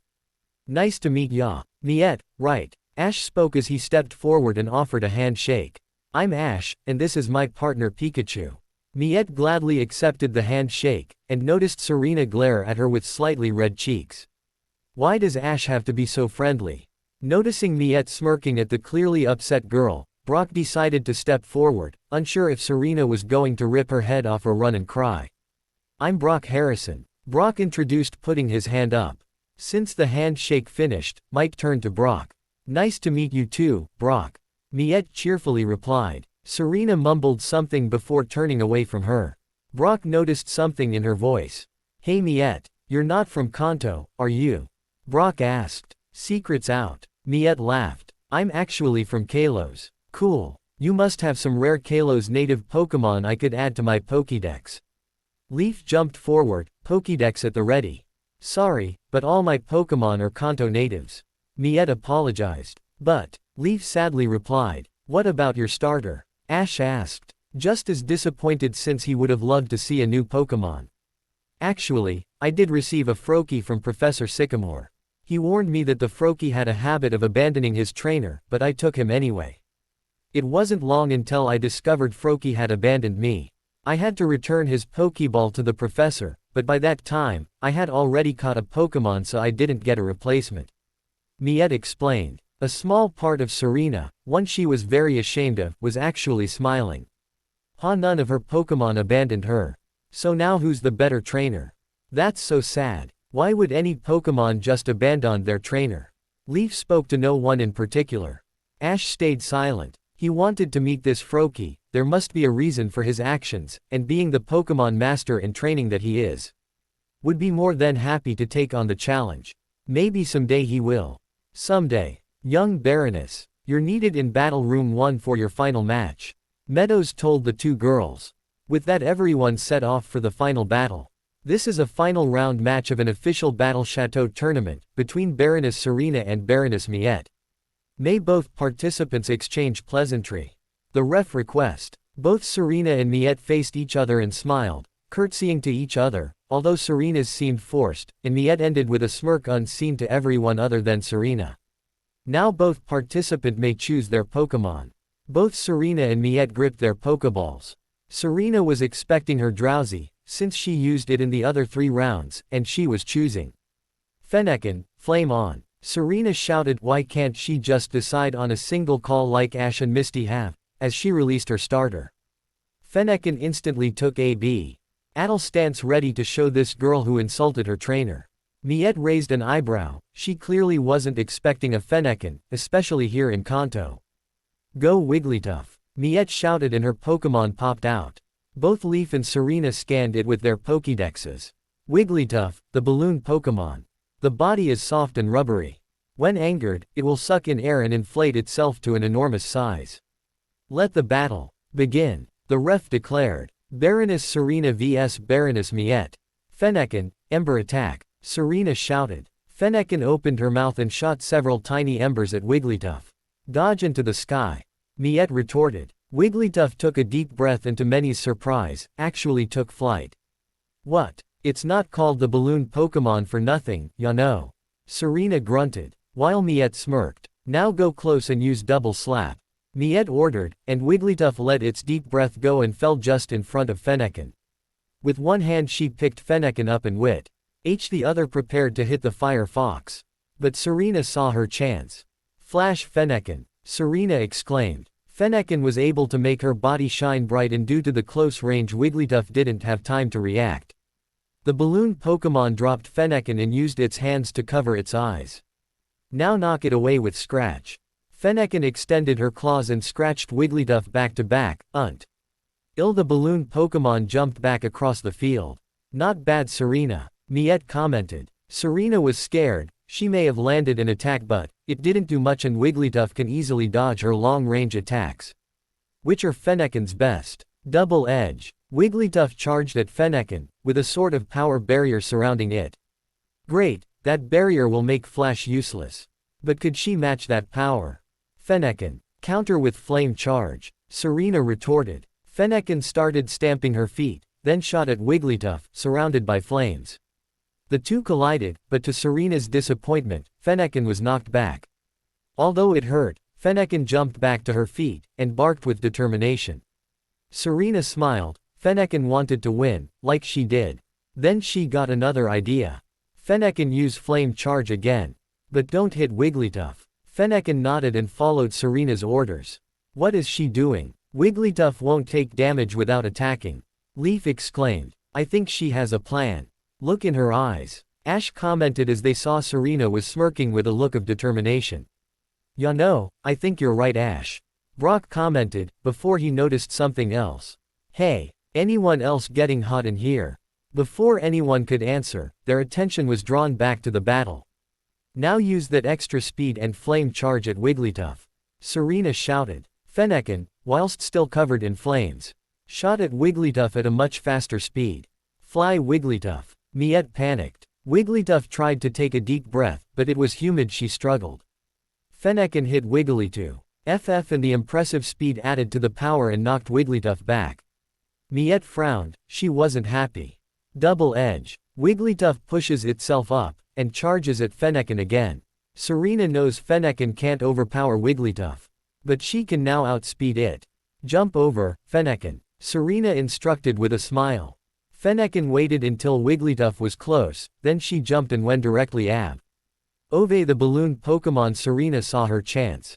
Ember. Whilst in the air, Fennekin turned to face Wigglytuff and shot multiple embers at the balloon Pokemon. Wigglytuff cried out in pain, and Fennekin only stopped to make a graceful landing. Ken. Fennekin declared proudly. Followed by Wigglytuff bursting into flames. She had been burnt. Once the flames again disappeared, Wigglytuff fell on her back with swirls in her eyes. Wigglytuff is unable to battle. Baroness Serena is the winner, and has increased her rank to a Viscountess. The ref declared. Miette ran onto the field and comforted her fallen Wigglytuff. You were great out there. Miette praised with a friendly smile. Now get a good rest. You'll be better in no time.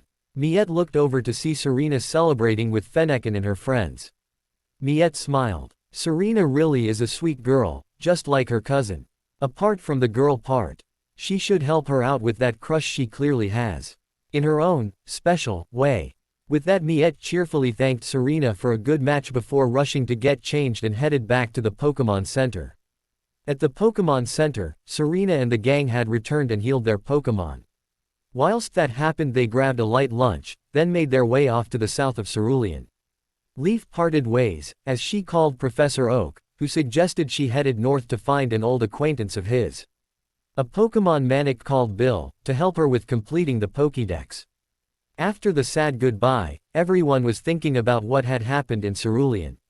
For Ash, he was able to win his second badge. Plus he proved to Misty just how good at battling he is, since she was who he battled for his badge. For Brock, he was able to get through the city without embarrassing himself.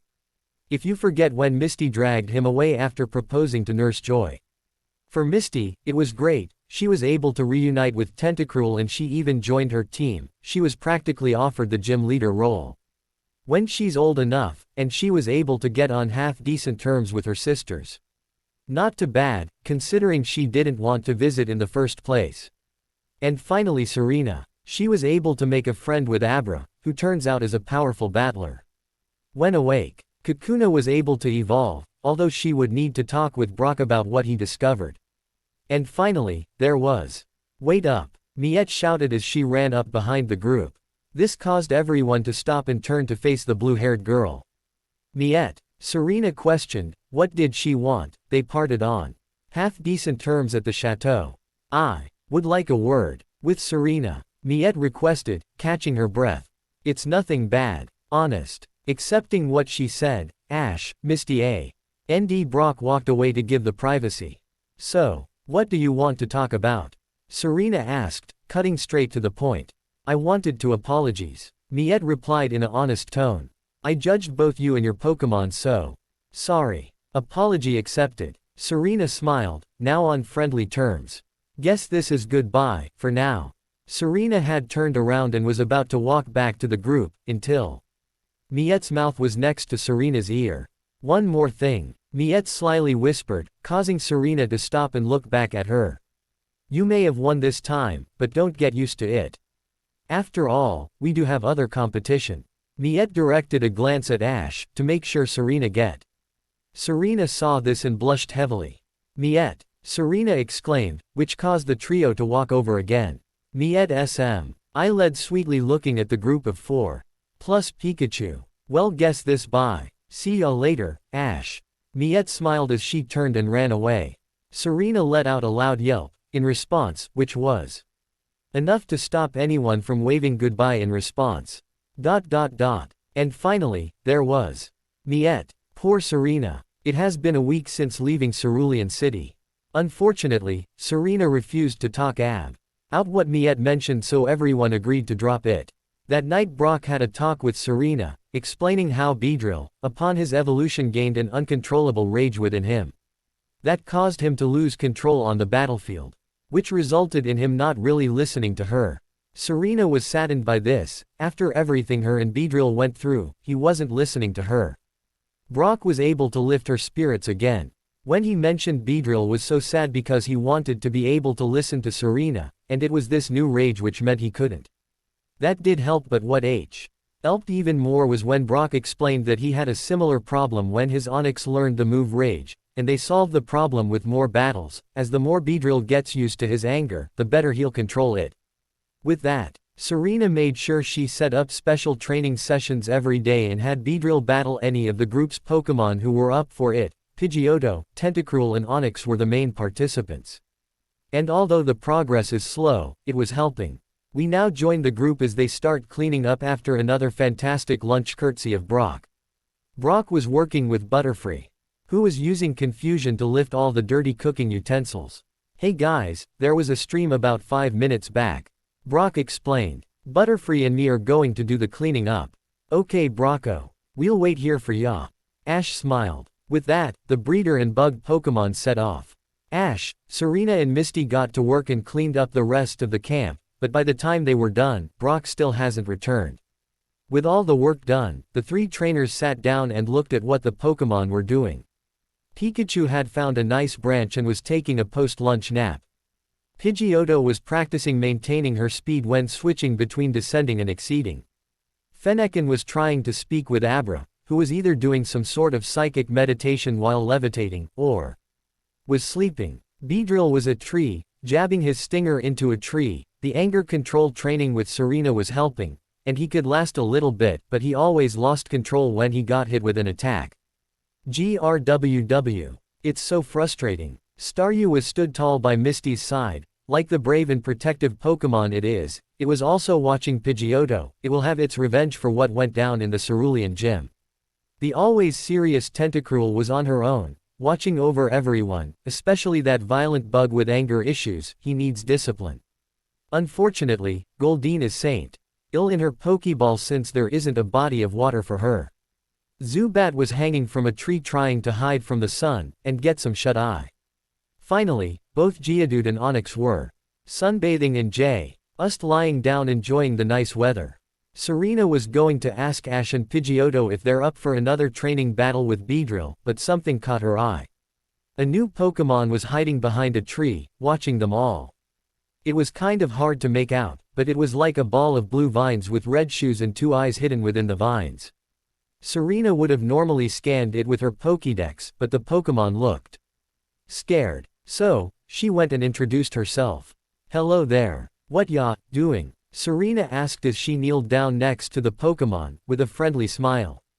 The Pokémon in question looked terrified and took a step back. No need to be scared, I'm not going to hurt you. Serena slowly reached out and picked the shaking Pokémon up.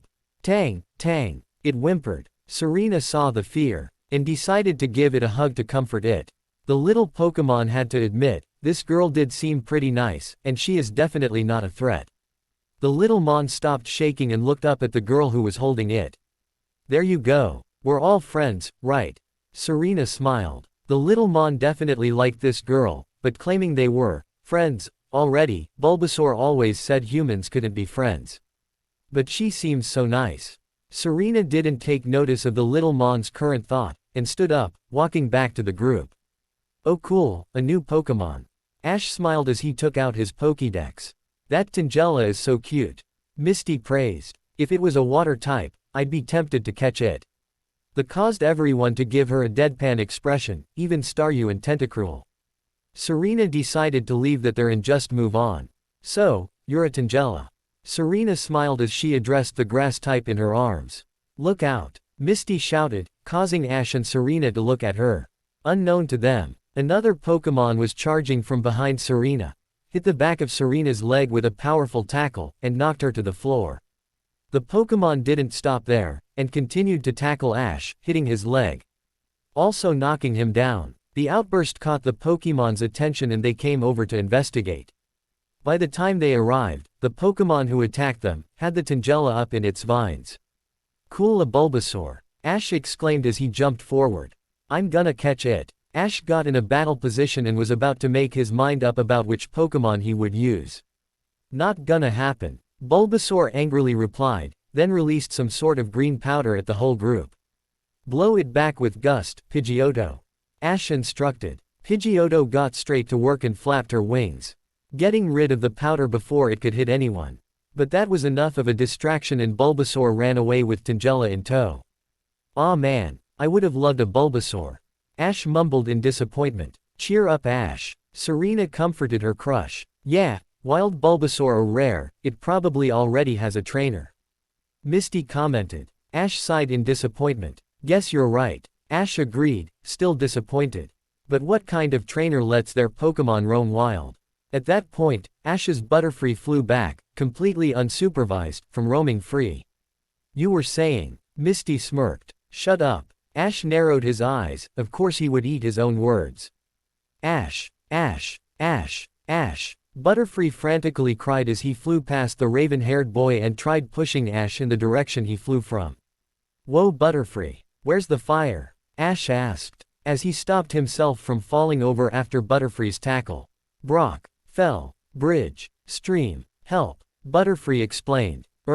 What? Ash asked. Brock, he crossed a bridge after this Pokémon stole one of his cooking things. He chased it across the bridge, but it gave way and he fell into the lake below.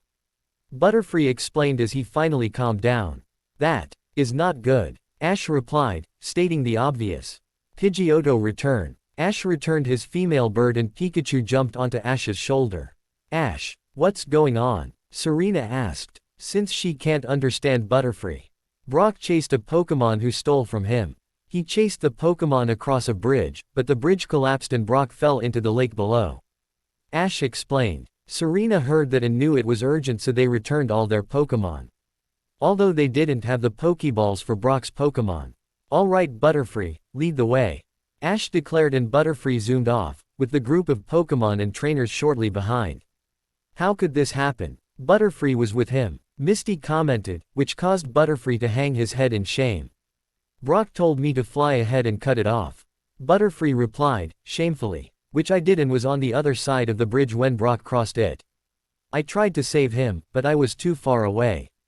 I'm sorry. Don't worry Butterfree, you did all you could, Ash replied, trying to make his first catch feel better. And we will save Brock and everything will be fine. Butterfree perked up with that and zoomed off towards the collapsed bridge. It wasn't long until the group arrived. They realized that the side they were on, just left to a steep cliff, but the other side was almost like a ramp. We need to get over there, then we can follow stream down and hopefully Brock got onto the land a little be back, Ash exclaimed. And how do you suppose we do that? Misty asked. The answer came in the form of Onyx. He pushed everyone out of the way and stretched his body over the gap which the bridge once occupied. His trainer was in danger and he was going to save him. That's how, Ash answered simply. Ash, are you sure this is a good idea? Serena asked nervously. Come on Serena, Ash encouraged as he held out his hand, which was his way of saying, trust me. We have to save Brock. And I'll be with you all the way. Serena gladly accepted Ash's hand and blushed immensely, although it also filled her with confidence. She can do this. Okay Ash, Serena smiled, ready to cross the rock snake Pokémon. Ash climbed up onto Onyx's tail and pulled Serena up. Once both found their balance, they walked slowly across the rock snake Pokémon. When about halfway across, a stray gust of wind blew and knocked Serena off balance. Ash, Serena cried as she felt her foot slip. Misty gasped in fear. Ash used all his strength and pulled Serena up, and held her in a tight hug. "It's okay. You're safe," Ash whispered as he tried to calm her down. After a solid minute, Serena finally calmed down, although she held Ash in tight embrace. She almost fell and he just saved her. She was having a huge rush of affection towards Ash, and she didn't want to fall again. Ash didn't mind Serena hugging him as they continued to cross the Onyx Bridge. His mind was focused on making sure everyone was safe, Serena and Brock included. Due to Serena not letting go of Ash, it did take longer to get to the other side. Although they safely made it across. "Okay Serena, we made it. You can let go now," Ash told Serena, and he could have sworn she let out a disappointed sigh before actually ending the hug. Pikachu quick attack over Onyx and got over with no problem. Butterfree and Zubat could fly over easily.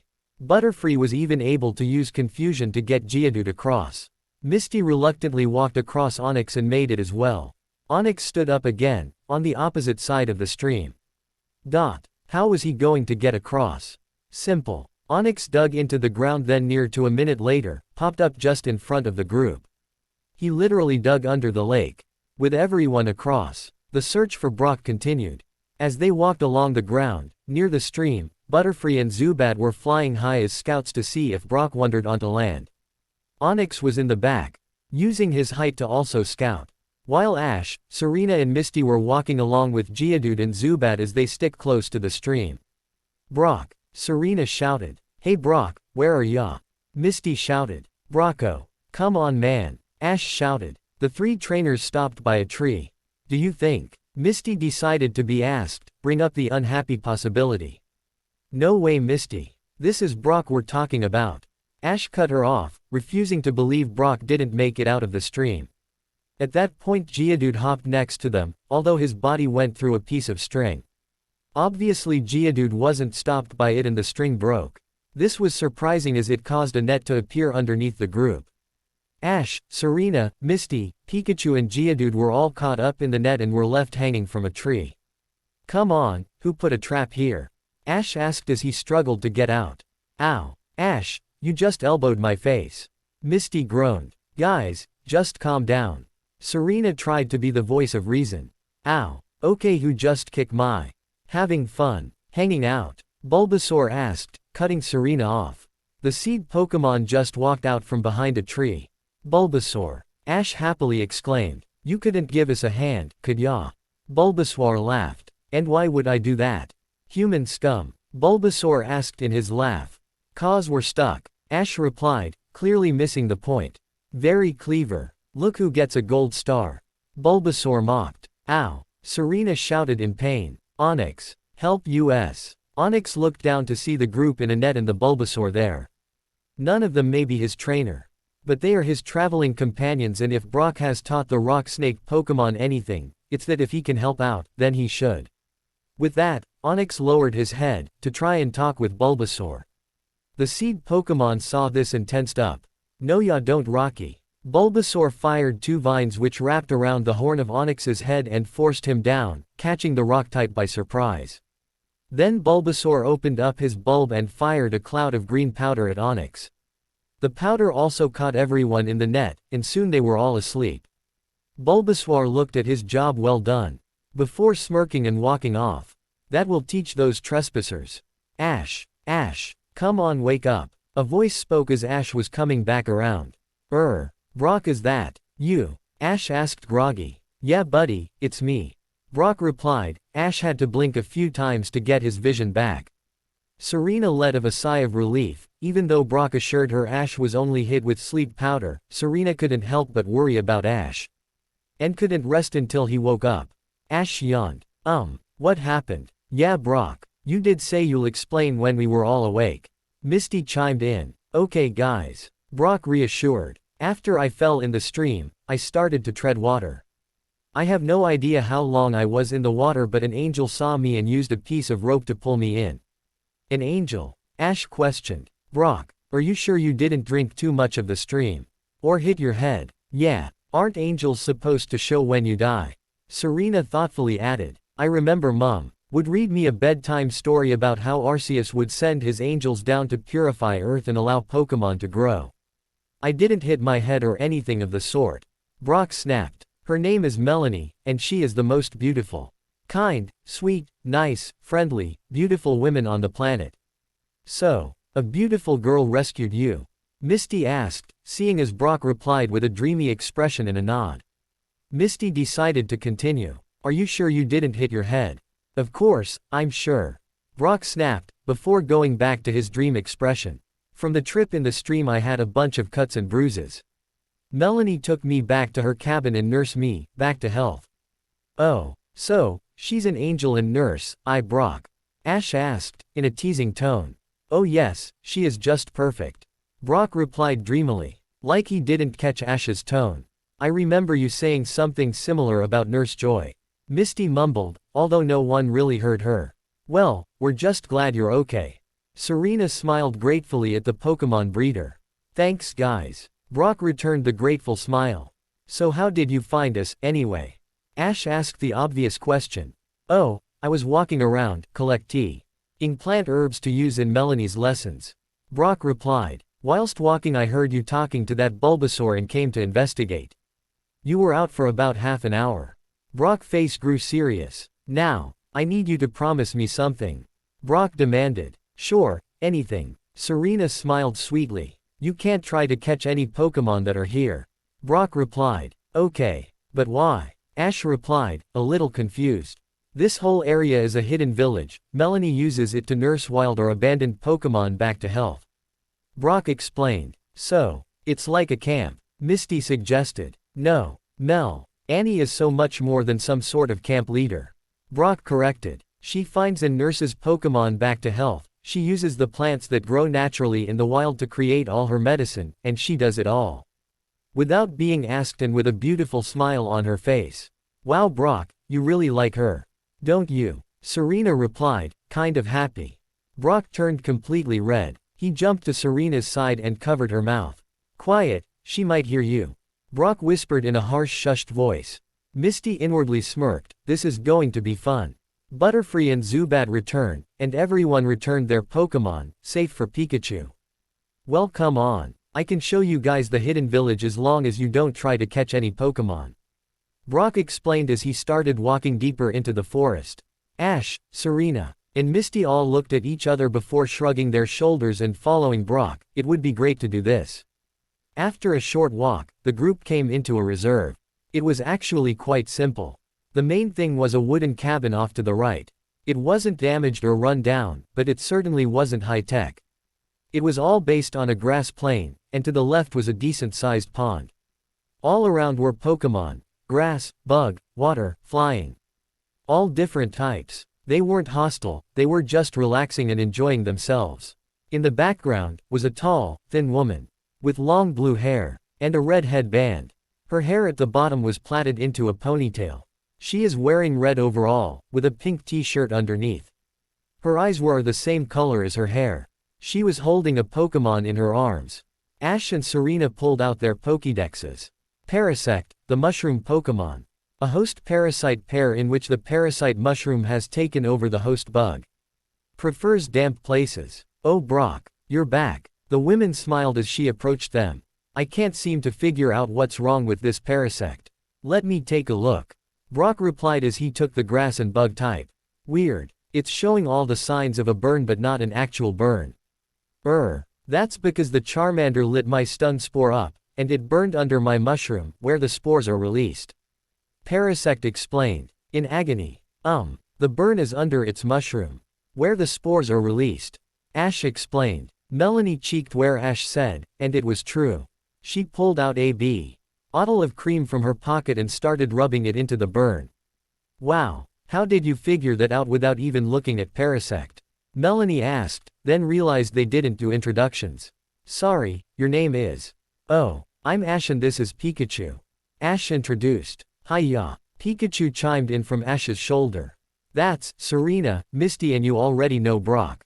Ash concluded. The two girls waved hello. And I knew because Parasect told me.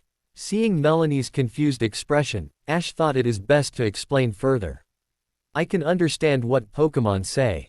Oh wow, I bet that is useful to have. Melanie replied, a little in awe. Understanding Pokemon would make her job so much easier. He, I guess. Ash sheepishly replied as he scratched the back of his head. Brock sulked as he stood next to Misty. It's not fair. Brock mumbled. Wow Brock, you like her, don't you? Misty asked with a mischievous smile. Brock turned bright red and covered Misty's mouth. Quiet, she might hear you. Brock whispered in a harsh tone. So, Melanie, it seems like you like to take care of Pokemon like Brock does. Serena commented as she ignored the Brock and Misty interaction. Oh yeah, Melanie uses all the herbs and plants that grow here to make her own medicine. Brock jumped in. This place is like a Pokemon center then. Misty commented. Oh no, I'm not qualified enough to become a Pokemon doctor. Melanie corrected. I just take care of the Pokemon that come here. Ash realized something. Wait, so, was the trap we were picked up in, was set by you? Ash asked. Yes, sorry. Melanie apologized before explaining. You see, I put up multiple traps to stop poachers from getting close. It's okay. Ash smiled accepting her apology. Since you know so much Melanie, could you teach us about making our own medicine whilst on the road? Sure, I'd be happy to. Just let me do my rounds first okay. Melanie replied, and everyone agreed. Whilst Melanie went around cheeking on all the wild Pokemon, the group just relaxed waiting for their lesson to begin. It wasn't long until Melanie had started and finished her lesson. The group learned what plants can heal what status conditions, what soil the different berries grow in, and how to mix together different herbs to make certain medicines. Afterwards, they were all outside. Serena was sat on a rock when she noticed a familiar grass type approach her. Hey Tangela. Serena greeted as she approached the shy grass type. Sorry if I scared you earlier, I didn't mean any harm. Tangela stared at this girl. She seemed nice. And she didn't attack her. Hell, she was only scared when Bulbasaur jumped in and rescued her. Plus, Melanie seems to trust her, maybe Tangela could also trust this girl. Tang, Tangela. Tangela happily exclaimed, and jumped into Serena's arms. Thanks, Tangela, I would hate for you to think bad of. Serena was cut off when she was tackled to the ground, with a lot of force. It was Bulbasaur. You're that same Bulbasaur. Looks like you want a battle. Ash declared as he grabbed Pidgeotto's Pokeball. Tang, Tang, Tangela exclaimed as she tried to tread water. Turns out, after Bulbasaur's tackle, she went flying and landed in the pond. Oh no, Tangela. Ash turned his attention to the drowning grass Pokemon. In the blink of an eye, Ash ran and jumped into the pond. He swam out to Tangela and placed her on his head. Ash was able to stand up, but the water went up to his chest. So more than deep enough for Tangela to drown in. Slowly, Ash walked back to land and when he was out of the pond, he lay down. And Tangela lay next to him. Serena saw the whole thing and had a massive rush of affection at Ash's heroics. But now is not the time, and she got to work getting both parties comfy. Using what Melanie taught them. After a while, both were fine. Ash got up and changed out of his wet cloths, while Tangela slept it off, and Serena watched over the grass type. Melanie, Brock and Misty all returned to see the end result, and a very guilty-looking Bulbasaur. What happened? Melanie asked as she kneeled down to Tangela's side. Tangela was in my arms, and Bulbasaur tackled me, making Tangela fly into the pond. Ash jumped in and saved her, then I set her in the recovery position. Serena explained. Melanie checked over Tangela. Good, Tangela will make a full recovery. Melanie let out a breath of relief. Her face then looked apologetic. Sorry about Bulbasaur. He was abandoned by his trainer, meaning he isn't very trusting. He found his way here and I nursed him back to health. He is a very strong and caring Pokemon, and has took it upon himself to protect the village. Ash looked at the sad seed Pokemon, and frowned. How could someone do that to any Pokemon? Just get rid of them. Bulbasaur was devastated. In his attempts to protect the village, he nearly caused Tangela to drown. If it wasn't for that boy, the one he's been so hard on, then Tangela wouldn't be here. What has he done? Hey Bulbasaur. Ash called out as he approached the seed Pokemon. Bulbasaur turned to face him. Sorry. Bulbasaur sadly mumbled as he looked down. To his great surprise, Ash rubbed his head with affection. You don't need to be sorry. You've been doing a great job. So, you made one mistake. Everyone does. All that matters are that you don't give up, and fight a good fight. Ash explained. Bulbasaur stared at Ash, half with amusement and half in awe. He believes all people other than Melanie were just like his old trainer. But Ash has shown more than enough kindness to him, even when he attacks him, and called him human scum. Bulbasaur made a surprise move, and nuzzled his head into Ash's hand. Hey Ash, will you take Bulbasaur with you? Melanie asked as she approached them. I would love to Melanie. But doesn't he need to protect the village? Ash replied with a hint of confusion. Melanie shook her head. Bulbasaur isn't sick or injured. And being here isn't helping his growth. Look at his bulb, it is quite big and it shouldn't be long until he is ready to evolve. But staying here isn't the lifestyle suited to get Bulbasaur to reach his full potential. Melanie explained. You are the first person other than me to gain Bulbasaur's trust. He needs a good trainer to help him achieve greatness, and I think that is you. Don't you want me? Melanie. Bulbasaur asked as his heart broke, with tears in his eyes. Ash translated. No Bulbasaur. You do a fantastic job here, but it's too good. All the Pokémon that visit feel too safe and don't want to leave. This isn't a permeate home and all the Pokémon should move on, when ready. That includes you. Melanie explained. Bulbasaur dried his eyes, she really cares for him. What do you say Bulbasaur? Wanna join the team? Ash asked. Bulbasaur stared back with determination. Maybe. If you can best me in battle. Bulbasaur replied as he ran a little away and took a battle stance. Wouldn't have it any other way. Ash declared as he gripped his Pokeball. Pikachu is at a disadvantage, so he's a no-go. Both Butterfree and Pidgeotto are a good match-up. And Pidgeotto got to shine in the Cerulean Gym. With that, Ash made his decision. Ash vs Bulbasaur. Okay Butterfree, I choose you. Ash shouted as he released his bug type. Bulbasaur looked at Butterfree and smirked. He fired multiple Razor Leafs at Butterfree. Iron defense to protect yourself. Ash shouted. Butterfree coated itself in a metal coating and the Razor Leaves made contact. Once done, Butterfree didn't even have a scratch. Bulbasaur grunted, before firing 2 vines at Butterfree and wrapped around the bug type. Before Ash could respond, Bulbasaur sent him flying into a rock. Butterfree, you good? Ash asked in a panicked tone. Butterfree got back into a battle stance, it would take more than that to take him down. Great, now pick up that rock with confusion. Butterfree's eyes grew blue and so did the rock. With one big push, it hit Bulbasaur on the head. You're pretty good. Bulbasaur complimented. But let's see how you like this. Bulbasa. Aimed his bulb and released a cloud of yellow powder at Butterfree. That's Stun Spore. Blow it back with gust. Ash instructed. Butterfree nodded and flapped his wings. The gust blew the Stun Spore back in Bulbasaur's face, paralyzing him. Now end it with Bug Buzz. Butterfree raised his antennas and a loud buzzing noise was released. Bulbasaur cried out in pain.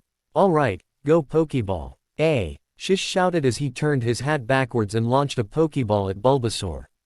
Bulbasaur was sucked in and the Pokeball fell on the ground. It began wiggling back and forth. Violent shaking. Yon held their breath as they waited for the end result. Come on Bulba. Ash thought desperately. After about 2 minutes, the shaking stopped and the Pokeball dinged. Bulbasaur had been caught. Alright, I just caught a Bulbasaur. Ash and Butterfree struck their pose, before Ash ran at the Pokeball. He scanned it with his Pokédex. Bulbasaur, the seed Pokémon. This Pokémon feeds on sunlight through the bulb on its back. The size of the bulb shows its health. If in danger, then the bulb will open and release spores as a defense. Type: Grass Poison. Ability: Overgrow. Hidden ability: CH. Chlorophyll. Note: Hidden ability is locked. Sex: Male. Nature: Brave. Note: the nature could change when this Pokémon evolves. Moves: Vine Whip, Razor Leaf, Leech Seed, Poison Powder, Stun Spore, Sleep Powder, Tackle. Growl. Note: Stun Spore is a rare move for Bulbasaur, and is believed to be an egg move. Oh Melanie. Since Bulbasaur is now a part of Ash's team, why don't I stay here and be the protector of the village and Yumai? YYEOOWWW. Brock offered, but stopped when Misty dragged him away by the ear. The only protecting she needs is from you. Misty mumbled as she dragged him off. It's okay Brock, I'll be fine by myself. Melanie replied sweetly. Besides, I wouldn't want to stop your journey with your friends. Brock sulked. Ash, Serena and Pikachu all had sweat drops. Anyway, we should probably get going. Ash told Melanie. Don't worry, I'll take good care of Bulbasaur. After Bulbasaur joined the team, everyone set off again. It was near sunset, so they let all their Pokémon out. Ash went to collect firewood, and Bulbasaur decided to join him. Bulbasaur decided to be very protective of his new trainer. He has misjudged humans his whole life, and he doesn't want the human to teach him otherwise to get hurt. Brock got to work preparing the ingredient and cooking utensils for when the firewood arrives. Misty was setting up the sleeping arrangements. It's supposed to be a nice night so they won't need their tents. While Serena was setting out the Pokémon food bowls, she made sure to take an extra one and write Bulbasaur on it. She had just placed it on the floor when she spotted very familiar red shoe-like objects sticking out of a brush. She went to investigate. Hey Tangela, what ya doing? Serena asked as she sat down next to Bush. The timid grass type popped her head out of the bush and looked at Serena. She wants to go with this girl, be her Pokémon and her friend. But she's too shy to say anything. After a couple moments' silence, Serena frowned. What is the matter that Tangela can't come out and say it? Serena was about to ask again, when the grass type jumped in her arms and snuggled into her stomach. Suddenly a vine popped out of Tangela and pointed to a Pokeball on Serena's belt. Are you saying you want to come with me? Tangela. Tangela happily nodded. Serena smiled. Looks like Ash isn't the only one to catch a new Pokémon. Okay Tangela. Serena replied with a wide smile as she pulled out a Pokeball. Welcome to the team. Tangela hit the center of the Pokeball with its vine and was sucked in. It tentatively dinged to show there was no resistance. Serena smiled at the Pokeball before pulling out her Pokédex and scanning it. Tangela, the vine Pokémon. The whole body is swathed with wide vines that are similar to seaweed. Its vines shake as it walks. No one has seen what it looks like underneath its vines. Type: Grass. Ability: Leaf Guard. Hidden ability: Regenerate. Note: the hidden ability is unlocked. Sex: Female. Nature: Timid. Note: the nature could change when this Pokémon evolves. Moves: Vine Whip, Ingrain, Constrict, Absorb, Bind, Growth. Alright, I caught Tangela. Serena chimed as she did a mini jump on the spot.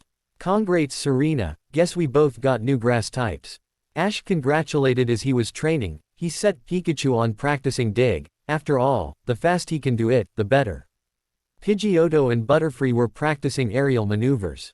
While Ash and Bulbasaur were training together, Ash was doing push-ups, whilst Bulbasaur was doing vine-ups. Basically his own push-ups but with his vines.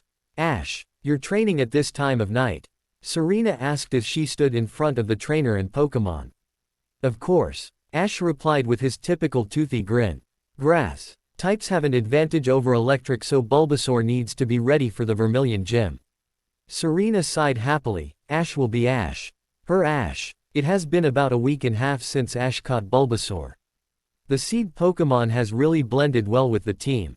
Like Pidgeotto, he always gives 110% in every training session. He has even stopped Beedrill a few times when the bug lost control. He has took a very protective stance. And whenever needed protected anyone in the group. Tangela has also fitted in well. She is still quiet, shy and has only really socialized with Serena, Fennekin and Bulbasaur. But she is slowly opening up, and has even requested Bulbasaur help train her, as a fellow grass type, although she may have some interior motives. Fennekin was happy her new friend has a crush, but only wishes she could also find a boyfriend, a nice strong fire type, to sweep her off her feet. Maybe one is right around the corner. Brock, how much longer until we reach the Pokémon Center? Misty moaned. Her feet were killing her. Brock looked at the map again. Once we reach the top of this mountain, we turn right, then it's a downhill trek, about 10 minutes. Brock explained and Misty groaned. Ash was having an argument with Pikachu, and not really paying attention. Serena decided to stay quiet until HHHG guy. A scared Serena pulled everyone's attention. They all turned to face a giant shadow. WH, what is that? A scared Misty asked as she clutched onto Brock's arm. Serena also clutched onto Ash's arms. Brock stared intensely at the shadow in front of them. Maybe. It's a super creepy ghost Pokemon. L looking G for RC Childer. NT2, take AA away. Serena claimed, before covering her own mouth. Why did I say that? That freaked out Misty, Ash and Pikachu as well. I don't think so. The only wild ghost family native to Kanto is the Ghastly line. And they are normally found by Lavender Town. Brock reasoned. Well, whatever it is, I'm gonna find out. Ash declared with determination as he stepped forward. Serena was still nervous but didn't want to leave his side, and reluctantly followed. Brock and Misty also followed behind. Once over the hill, they saw the source of the scary shadow. It was a Charmander lying on the rock. Cool. A Charmander. Ash exclaimed as he ran forward, and Serena was forced to let go. Misty also let go of Brock since there was no need to be scared anymore. Ash skidded down to Charmander's side and was about to bring out his Pokédex, although something seemed wrong. Hey Brock, come look at Charmander. He doesn't look too good. Brock walked over to Ash's and Charmander's side and started to examine the lizard Pokémon. Weirdly enough, Fennekin let herself out and stared at Charmander for a little bit. Then her tongue fell out of her mouth and she had hearts in her eyes. Fennekin, what's the matter? Serena asked as she picked up her starter. Ya know Serena, maybe Fennekin has a thing for the Charmander. Misty commented. Why makes you say that? Serena asked. Because she is looking at Charmander, like how you look at Ash. Misty whispered in a teasing voice. Shut up Misty. Serena whispered loudly, whilst blushing. What if he hears you? Misty couldn't help but giggle at her friend. Serena sighed as her blush vanished, then looked down to Fennekin. Shish. He remembered Professor Oak saying that Pokemon take after their trainers. She already knows her Tangela likes Ash's Bulbasaur, so if Ash catches Charmander as well, then they are destined to be together. It's perfect. With her new plan, Serena went to check on the boys. So Ash, are you gonna catch the Charmander? Serena asked sweetly. I can't. He already has a trainer. Ash explained. Serena fell over anime style. So much for that idea. Then why is Charmander here, on his own? Misty jumped in. He said his trainer told him to wait here, and he'd come back. Ash explained. And done. Brock spoke, as he stood up. I've used what we had left from the hidden village, and Charmander should be fine for some time. But it was nothing compared to what the Pokemon Center has. So why don't we take him to the Pokemon Center? Serena asked. He won't leave. Ash answered. His trainer told him to stay here. Oh, I hope he'll be okay. Serena pouted as she looked at the lizard Pokemon. So do I. Ash replied, as he looked back at Charmander. Well, we better get a move. The Pokemon Center isn't that far away. Brock announced. With that, everyone reluctantly agreed and set off, leaving Charmander on the rock. It was late evening. After arriving at the Pokemon Center and all the Pokemon got a check-up, everyone tried their own thing to distract their mind. Ash and Misty were having a tough battle.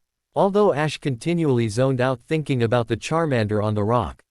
Which gave Misty an easy win, although she couldn't celebrate as she knows she wasn't fighting Ash at his best.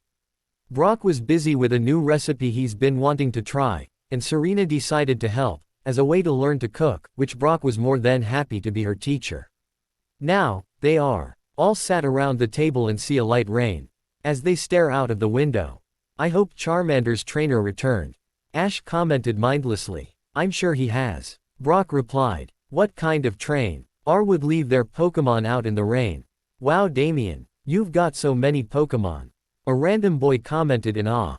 Yeah, another boy added. Hey, whatever happened to that Charmander you had? That weak thing. A snide voice laughed. I told the runt to wait on a rock somewhere. The idiot is probably still there. This got Ash's and Brock's blood boiling. How could he just leave Charmander, in the rain as well? That could kill the lizard Pokemon. The two boys marched over to Damien, whilst Serena and Misty followed shortly behind. Brock grabbed Damien by the collar and lifted him up to his eye level. Go and get Charmander now. Brock shouted. You're pretty stupid to mess with Damien, kid. A child who looks too young to be an actual trainer arrogantly declared. But the group ignored him. How could you just leave Charmander? We actually met him on the way here, and he is still waiting for you. You don't deserve such a loyal Pokemon. He could die whilst in this weather. Ash shouted, full of rage. He clenched his fist, as a light blue glow radiated out of his fist, unnoticed by all.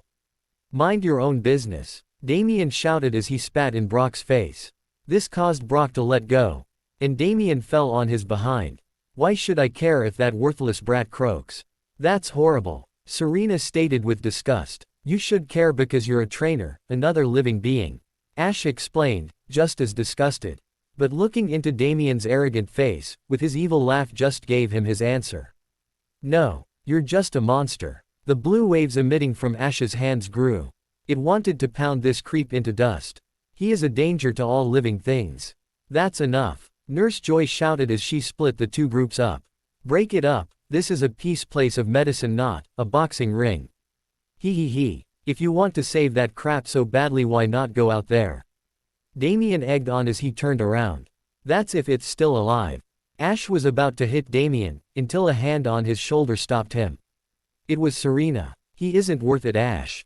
Serena told her crush. Right now, Charmander needs you.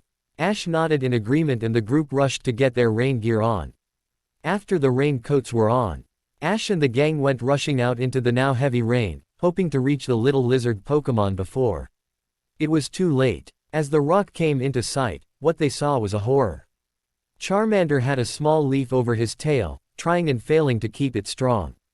Whilst a group of 4 Spearow were clawing at the defenseless little mon. Shockwave Pikachu! Ash shouted, and Pikachu jumped in the air, striking all the Spearow, causing them to fly off. Pikachu landed on the ground, whilst Ash pulled his raincoat off.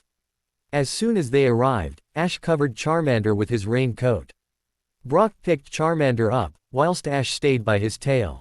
Serena and Misty ran ahead to keep the coast clear. Brock ran with Ash, whilst Ash was making sure to keep the tail flame going. After their sprint, the group made it back to the Pokemon Center.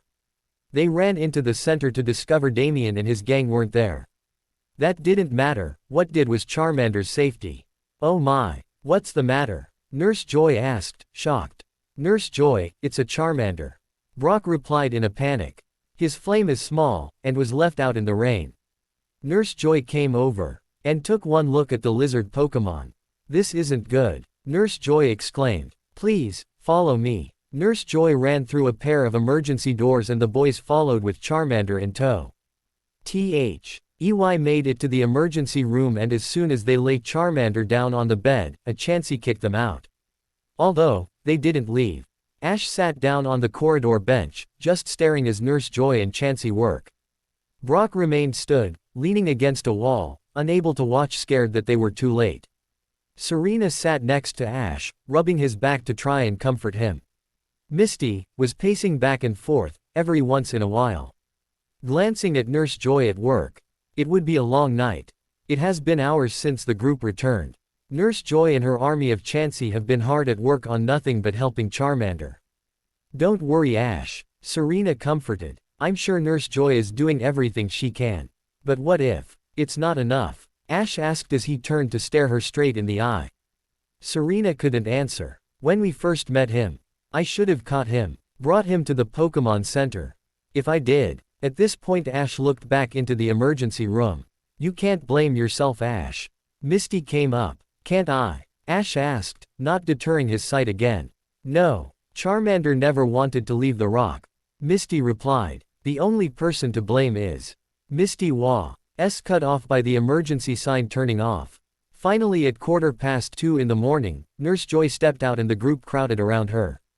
How's Charmander? Ash asked, desperately. He's stable, but only time will tell. Nurse Joy answered with a stern glare. But how could any of you let your Charmander get? Hang on a minute. Misty cut her off, as tears began running down Ash's cheeks. That is Damien's Charmander. He abandoned him on a rock, and that is what our previous argument was about. Oh, Nurse Joy exclaimed in shock. Sorry, I didn't realize. Excuse me, I have a phone call to make.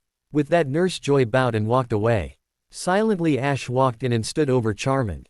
The little fire type was lying on the bed. Most of his body was wrapped in layers of warm blanket. He was out cold. His tail was in traction with his flame hardly the size of an ember. 3 small heaters were surrounding him. Charmander has multiple wires attaching his body to different pieces of machinery. A state machine, which showed his very weak heart rate, was just in Ash's eyesight. Unable to take the pain anymore, Ash fell to his knees, his head pushed into the bed with floods of tears running out. I'm sorry. Charmander. Unable to tell how long they were there, slowly, everyone left Charmander to rest.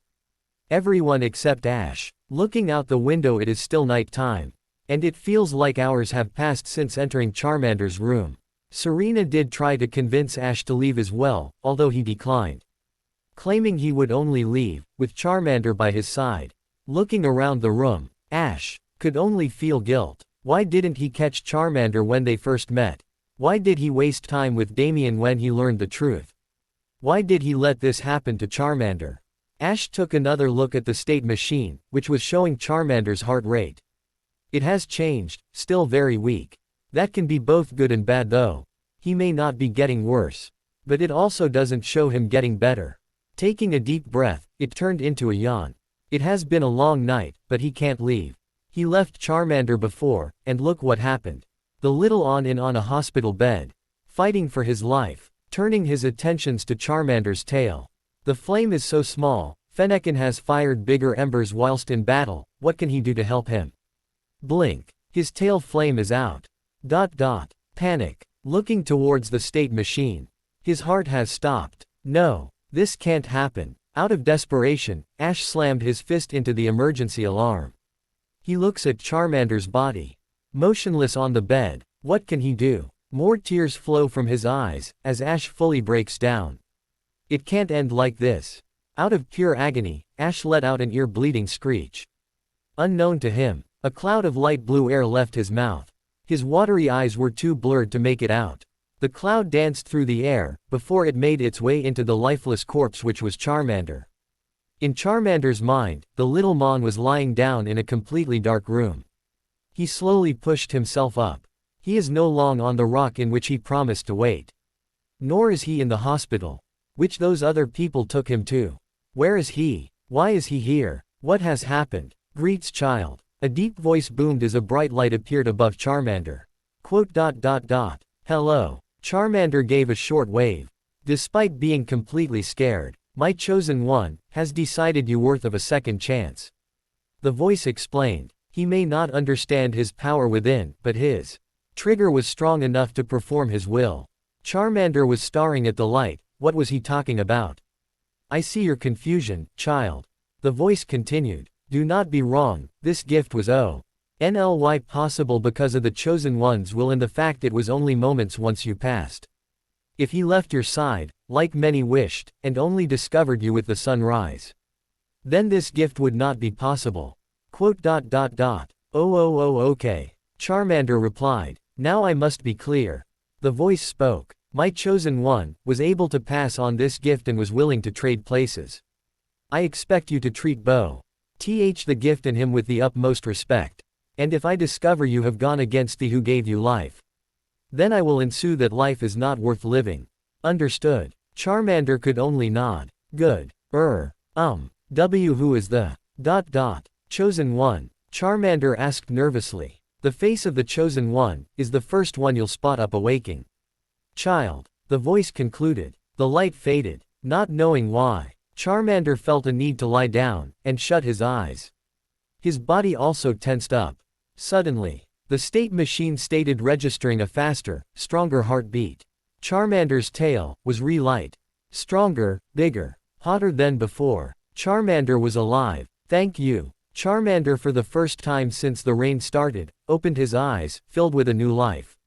All he could see was Ash. The raven-haired boy blinked his eyes a few times, until he could properly see. Charmander was staring at him. Ash returned the smile, before falling on his knees and his head lying on the bed. He fainted. The next morning, Ash slowly blinked his eyes as he woke up. He remembered the previous night.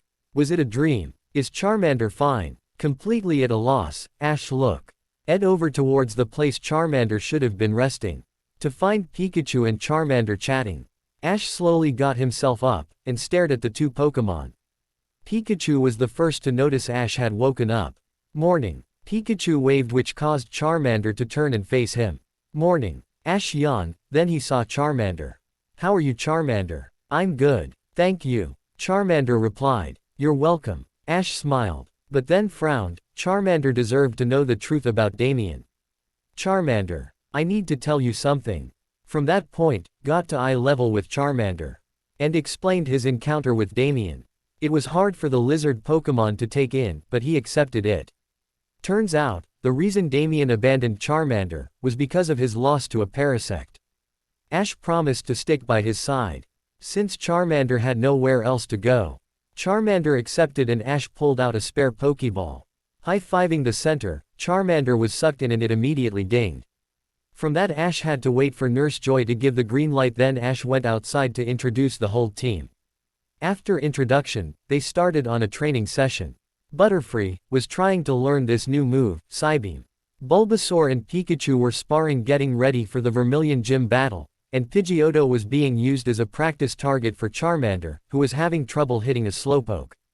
After half a day of encouragement and training, Charmander had pretty much solved his accuracy issues.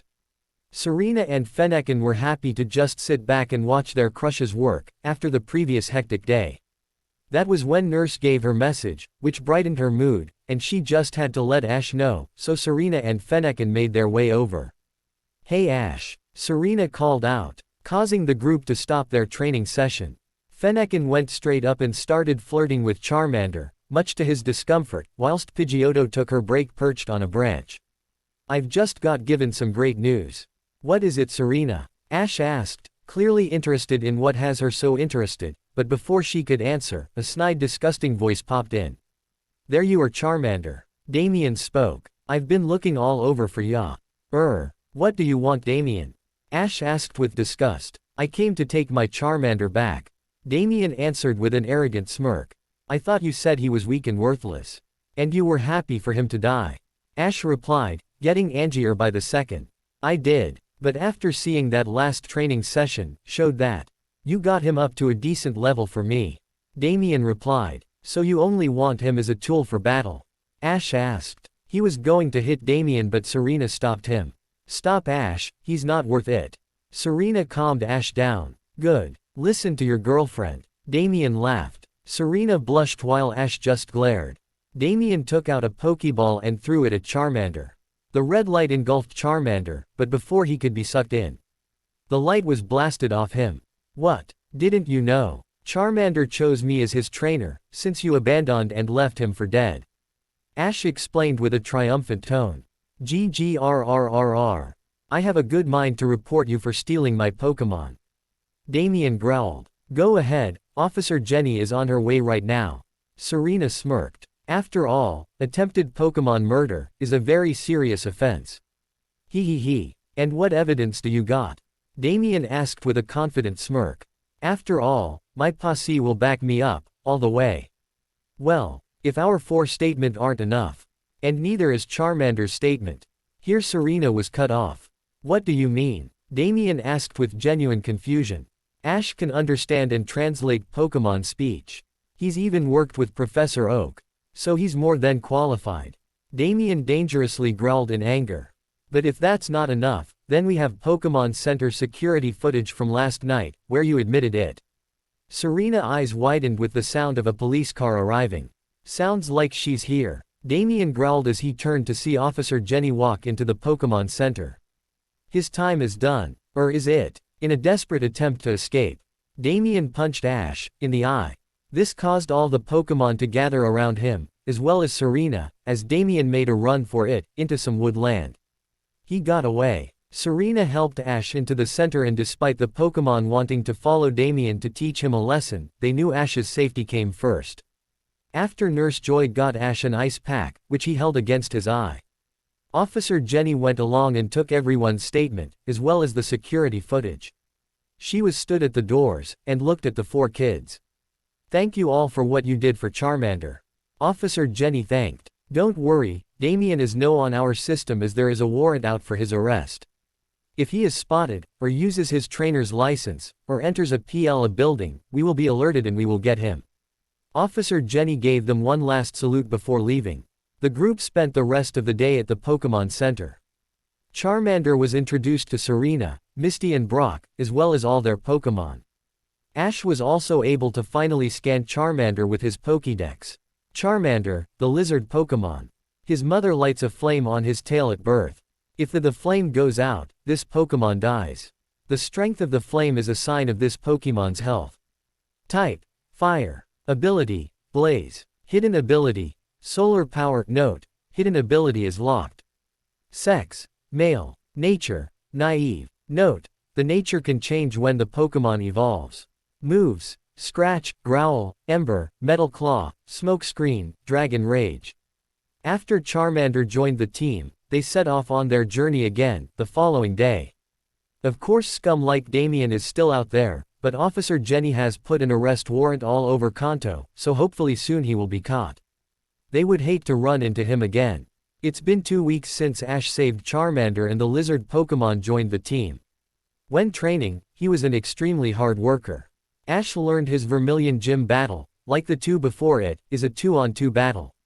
This upset Charmander, as he wanted to prove himself in a gym battle, so Ash promised to use Charmander in their 4th gym battle, which he accepted. When not training, Charmander also got on with pretty much anyone. Butterfree and Pikachu were friendly, as always. Pidgeotto is still a bit of a lone ranger, but they did form some sort of training bond. Bulbasaur and Charmander also became quite close. Like brothers. Not only were they the two newest team members, but they also shared one other factor: each one had an admirer. Bulbasaur's friendship with Tangela was just that, friendship. Mainly because of Tangela's shyness and Bulbasaur not wanting to rush her, although he is open to the idea of a relationship.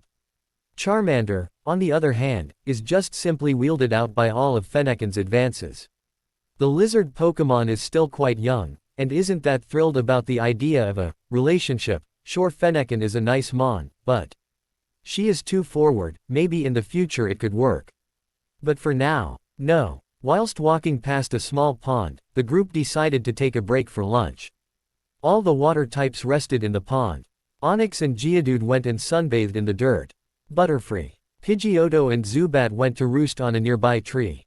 Bulbasaur, Charmander and Pikachu all gathered in a circle and started having a guy chat, whilst Fennekin and Tangela were admiring their crushes.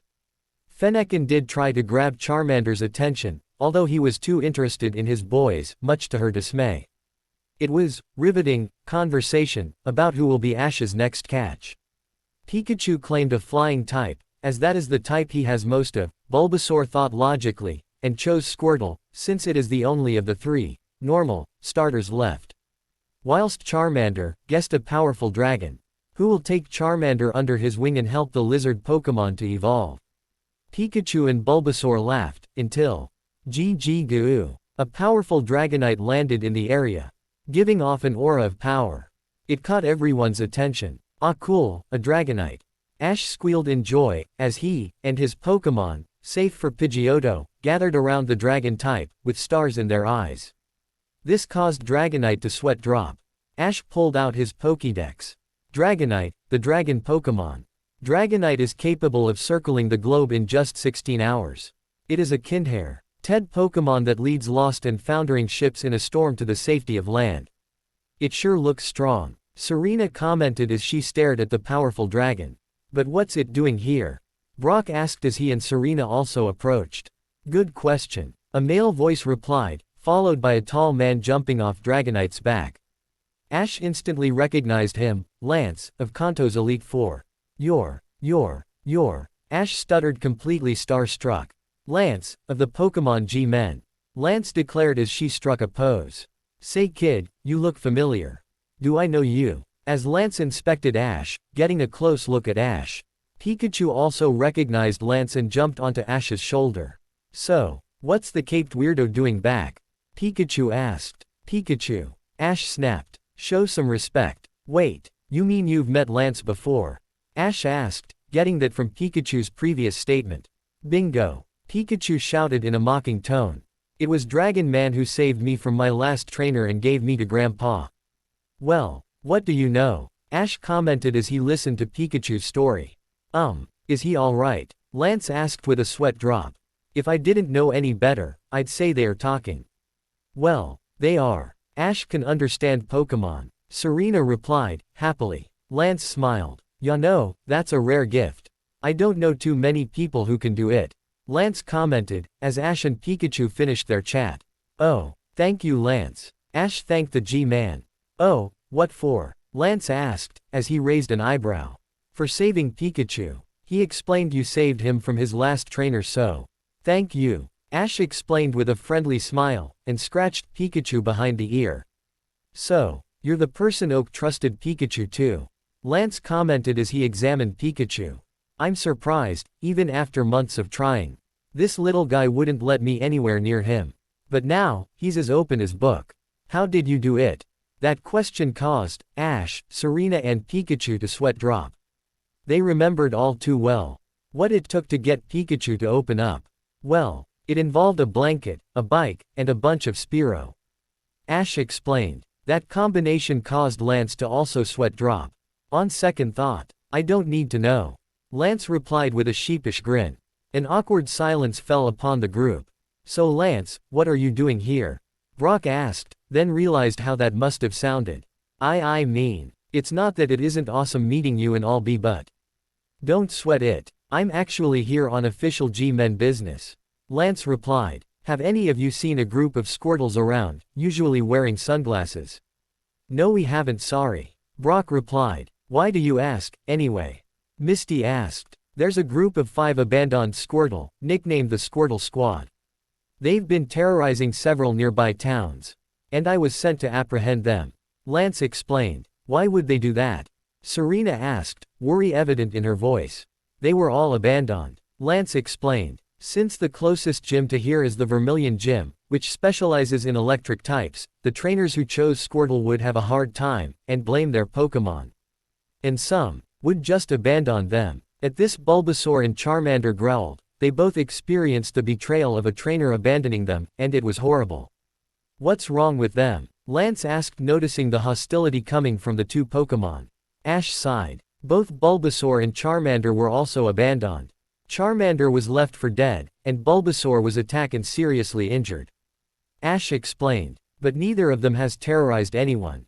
Charmander, well we was close by when he was abandoned and he joined up. Whilst Bulbasaur took it upon himself to help wild Pokemon near where he lived. Lance smiled. This was a good kid. Maybe he could help him. After all, a translator would be useful. How would you kids like to help me out? Lance suggested. You mean it? Ash exclaimed with excitement. Quote, we get to work with one of the Elite Four. Sure, after all, many hands make light work. And you seem like a good bunch. Lance smiled. So what do you say? After agreeing to help Lance, the group returned all their Pokemon and made their way towards the nearest town. Based on the Squirtle Squad's previous actions, it is highly likely they would ransack the town tomorrow, so Lance set up a meeting with the local officer Jenny. Once they arrived, a crowd of people surrounded Lance, but his seemed to ooze power, and when he, politely, requested his space, the crowd died down. They made their way to the police station, where Officer Jenny was waiting outside. Officer Jenny, Brock exclaimed, shocking Lance, who looked bewildered. My love for you will keep me forever by your YYEOOWW. Misty sighed before dragging Brock away by the ear. Well my hand will keep forever by your ear. Misty mumbled as she dragged him away. Lance and Officer Jenny both had sweat drops. Whilst Ash, Pikachu and Serena all scratched behind their heads with nervous smiles and equally nervous laughs. Does that happen often? Lance finally asked after a couple moment silence. Oh, you have no idea. Ash sheepishly answered. Soon Brock and Misty returned, although Brock was able to control himself, and everyone decided it was best to just leave it there. With that, Officer Jenny let them into the station, and to an incident room, where they could plan the defense strategy. Why don't we just catch the Squirtle, Lance? Misty asked to start off the meeting. If we simply catch them, then it is just cutting of the head of problem, the root is still present and can grow again. Lance explained. What I'd really like to do is sit down and talk with the Squirtle, help them understand that they can't keep this up. But you know that is near impossible Lance. Officer Jenny retorted. Pokémon translators are rare at the best of times, and we don't have the time, means or budget to get one. Actually, we already have one. Serena butted in, and Lance gave Ash a knowing smile. Ash can understand Pokémon and has translated for Professor Oak in the past. Now all eyes were on Ash. And Lance decided to ask the question. So Ash, will you translate for us? Lance asked. Happy to. Ash smiled with his signature thumbs up. Anything to help. So, how will we get the Squirtle to talk? Misty pointed out. I'm pretty sure asking nicely won't cut it. Misty's right. Lance sighed. We need a secure way to move the Squirtle, with making them hostile or causing injury. What about sleep powder? Serena asked. Everyone looked at her and raised an eyebrow. She decided to explain. Both of Ash's Bulbasaur and Butterfree can use sleep powder, if we put the Squirtle to sleep. That should relax them and make it easy to move them to where you have the talk. Good idea, Serena. Ash commented, first giving her his signature thumbs up, causing Serena to blush and hid behind her hair. Agreed. When they enter the town, we will corner them and hit them with sleep powder. Lance concluded. Now all we need is a place to host the meeting. Officer Jenny changed the subject. I'm sure one of the rooms at the station will be suitable. Not a good idea. Brock butted in. If you want a civil talk with the Squirtle, then it better be on neutral ground. That way, they won't feel threatened. I agree with Brock. Lance added. But where could that be? I saw a cave, a few miles back. That could work as neutral ground. Brock suggested. Lance nodded. Good. Me and Brock will go and set up the cave ready for the meeting. Lance declared. Officer Jenny, can you position everyone at one of the city exits? That way, we can stop any of the Squirtle that tries to escape. I'll stay airborne, along with Butterfree, then if one does try to escape, we can pursue and use sleep powder. Good, I'll let Butterfree and Bulbasaur know they're part of the plan. Ash smiled. With that, the meeting ended and they split up to prepare for tomorrow. The rest of the day, Brock and Lance inspected the cave whilst Officer Jenny set everyone at exits. The entrance which the group entered the town from the south would be covered by Misty, who would have both Staryu and Tentacruel. The north exit towards Vermilion City was being covered by Serena, Fennekin, Abra and Tangela. Those are the only two exits.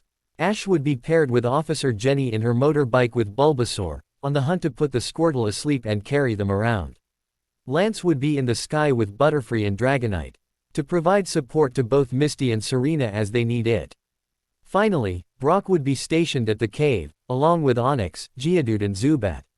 With the plan set, all roles given, everyone got an early night, ready for the plan. It was around 10 in the morning when a group of blue turtle Pokémon rushed into the small town. 4 of them had shades on and were small in circle. The 5th one is in the center and has black triangular shades, clearly the leader. The Squirtles charged into the town the south exit. Misty watched as the turtle Pokémon ran in. As soon as they entered, a couple were firing water guns, with some serious power at the buildings. Smashing windows, breaking pottery, and just causing damage as a whole. While another couple went to the nearest market stall and started chomping down on several pieces of fruit left behind. Lucky Lance warned the citizens beforehand and no one was on the street. The head Squirtle went up to AW. All and pulled out a spray can from its shell. He followed through and began his graffiti.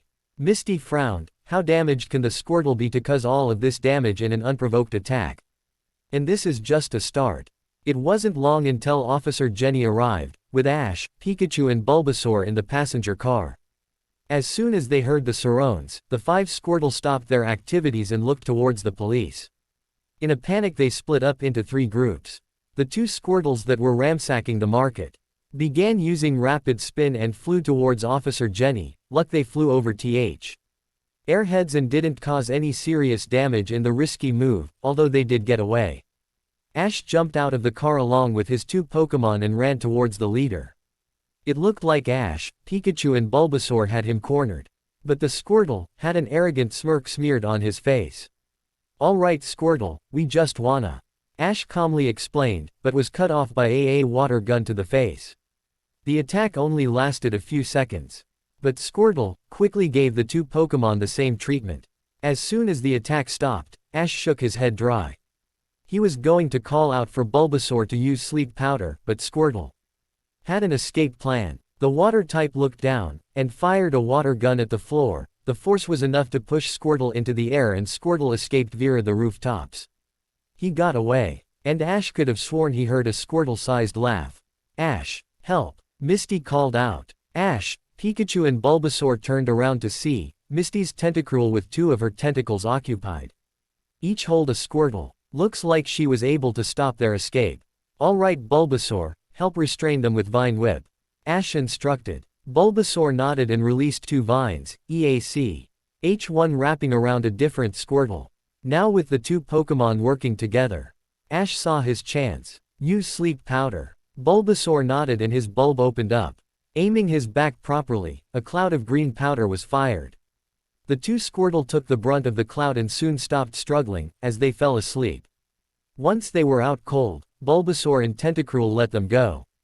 Good job, team, Officer Jenny told them, as she picked up the two Squirtle, as Ash and his Pokémon jumped back into the car. That's 2 down, 3 to go. Officer Jenny walked over to the car, and saw Ash had took out a blanket from his backpack. For the Squirtles to rest on. Despite all the trouble they caused, he still wanted them to be comfy. Ash and Officer Jenny carefully positioned the two Squirtle, looking at them, as they sleep. They look so innocent and actually kind of sweet. Air support to Pika Power. Air support to Pika Power. Pika Power, you there? Lance called over the radio. Go ahead Lance. Officer Jenny replied. Yeah, we have 2 more Squirtle, asleep, who need collecting. We're at the north exit of town. Lance explained. Received. On way. Officer Jenny replied. B4 putting her radio down and positioning properly on the bike. Ready. She looked at Ash for an answer and the raven-haired boy nodded with a happy smile. With that, they drove off. At the north exit, Serena was waiting. With Fennekin, Tangela and Abra, Beedrill opted to stay out, although she still had his Pokeball. Despite all his training, he would still lose control whenever he took an attack. It was much better than losing control as soon as the battle started, but he still has a long way to go.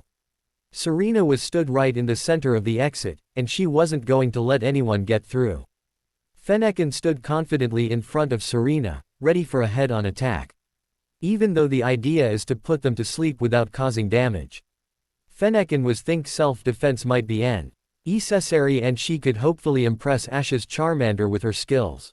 Tangela also stood in front of Serena, to Fennekin's side. Although she was a little closer to Serena than to Fennekin, and looked more ready to hide behind Serena's leg rather than fight.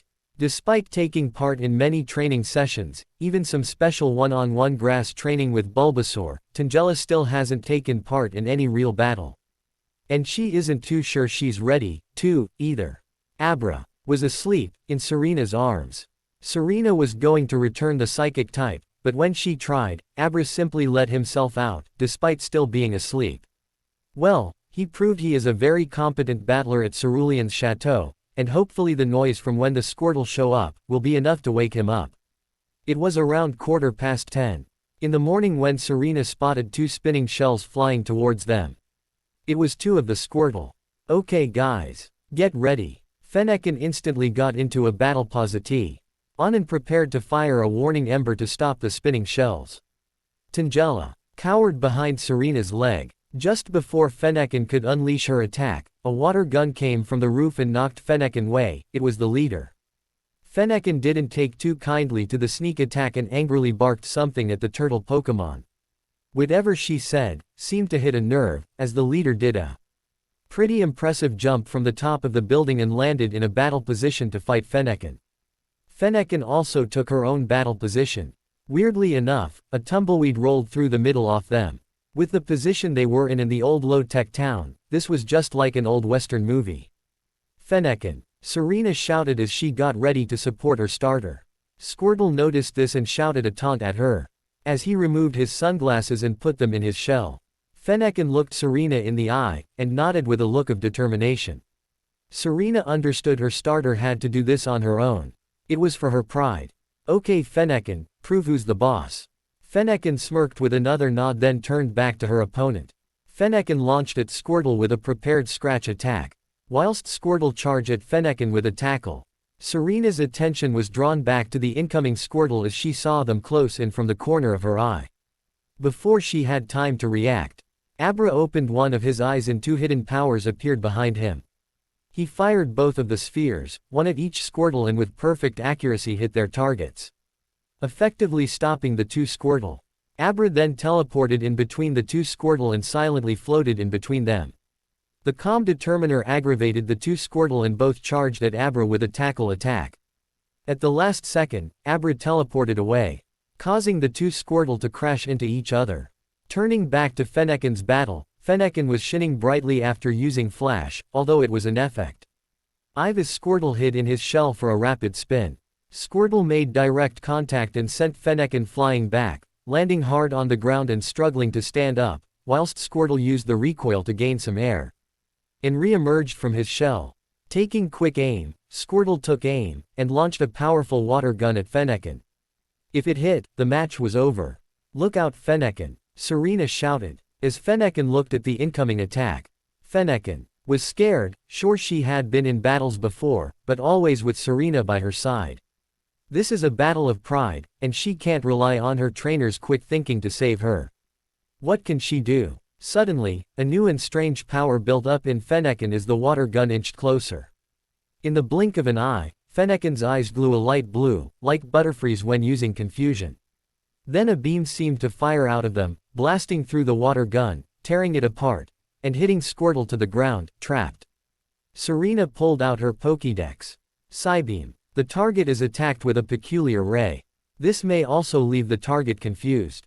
Awesome, Fennekin, you learned Psybeam. Serena cheered. Although another crash quickly drew Serena's attention, Squirtle looked stuck under Fennekin's new attack. Looking back at Abra's battle, she was surprised to see Abra floating above the two Squirtle, who looked like they went 10 rounds with Lance's Dragonite in a no-hold-back battle, whilst Abra didn't even have a scratch on him. Just how can a Pokemon with only 2 attacks be so good? Free. Butterfree cheered happily as he flew into the scene.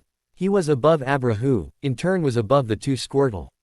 Butterfree flapped his wings a couple of times as a green powder falling underneath him. Abra teleported out of the way and back into Serena's arms, where he fell asleep again. The sleep powder fell on the two Squirtle and they fell asleep. Serena looked at Abra. Not only did he take on a 2-on-1 battle, but he did so without her help. And he didn't even get a scratch. With only 2 moves to boot. He may spend most of the day sleeping, and isn't one for taking part in proper training sessions, but he is arguably her best battler. The leader struggled under the Psybeam but was able to look up, to see his fallen allies. This isn't good. If he stays here, then he will fall into the same boat. With that, he mustered up all his power and fired a water gun at the ground. The sudden force was enough to push Squirtle out of Fennekin's grip, and escaped via the rooftop. Lance arrived on Dragonite's back. Good job, Serena. I'll call Officer Jenny to come and pick these 2 up. I'll fly off in search for the final Squirtle. Serena smiled and nodded. With that, Lance picked up his radio and called Officer Jenny. It wasn't long until Officer Jenny and Ash showed up and added the 2 sleeping Squirtle to the collection. Whilst waiting for any information from Lance, Ash and Serena decided to pay. Form some medical assistance the 2 Squirtle Abra took on. Serena, I thought you said Beedrill voted to stay out. Ash told Serena as he looked at the damage and applied a couple of potions. Believe it or not, Abra did this. Serena replied as she gestured to the sleeping psychic type in her arms. Really? Ash asked as he raised an eyebrow. Serena nodded with a happy smile. I might need to challenge him to a battle or 2 for training. Serena blushed at Ash's impressed look with her psychic type. Air support to everyone. Air support to everyone. Lance called over the radio. Go ahead, Lance. Officer Jenny answered the radio. Squirtle spotted on top of Horsey Hotel, in the center of town. Sleep support requested before I engage.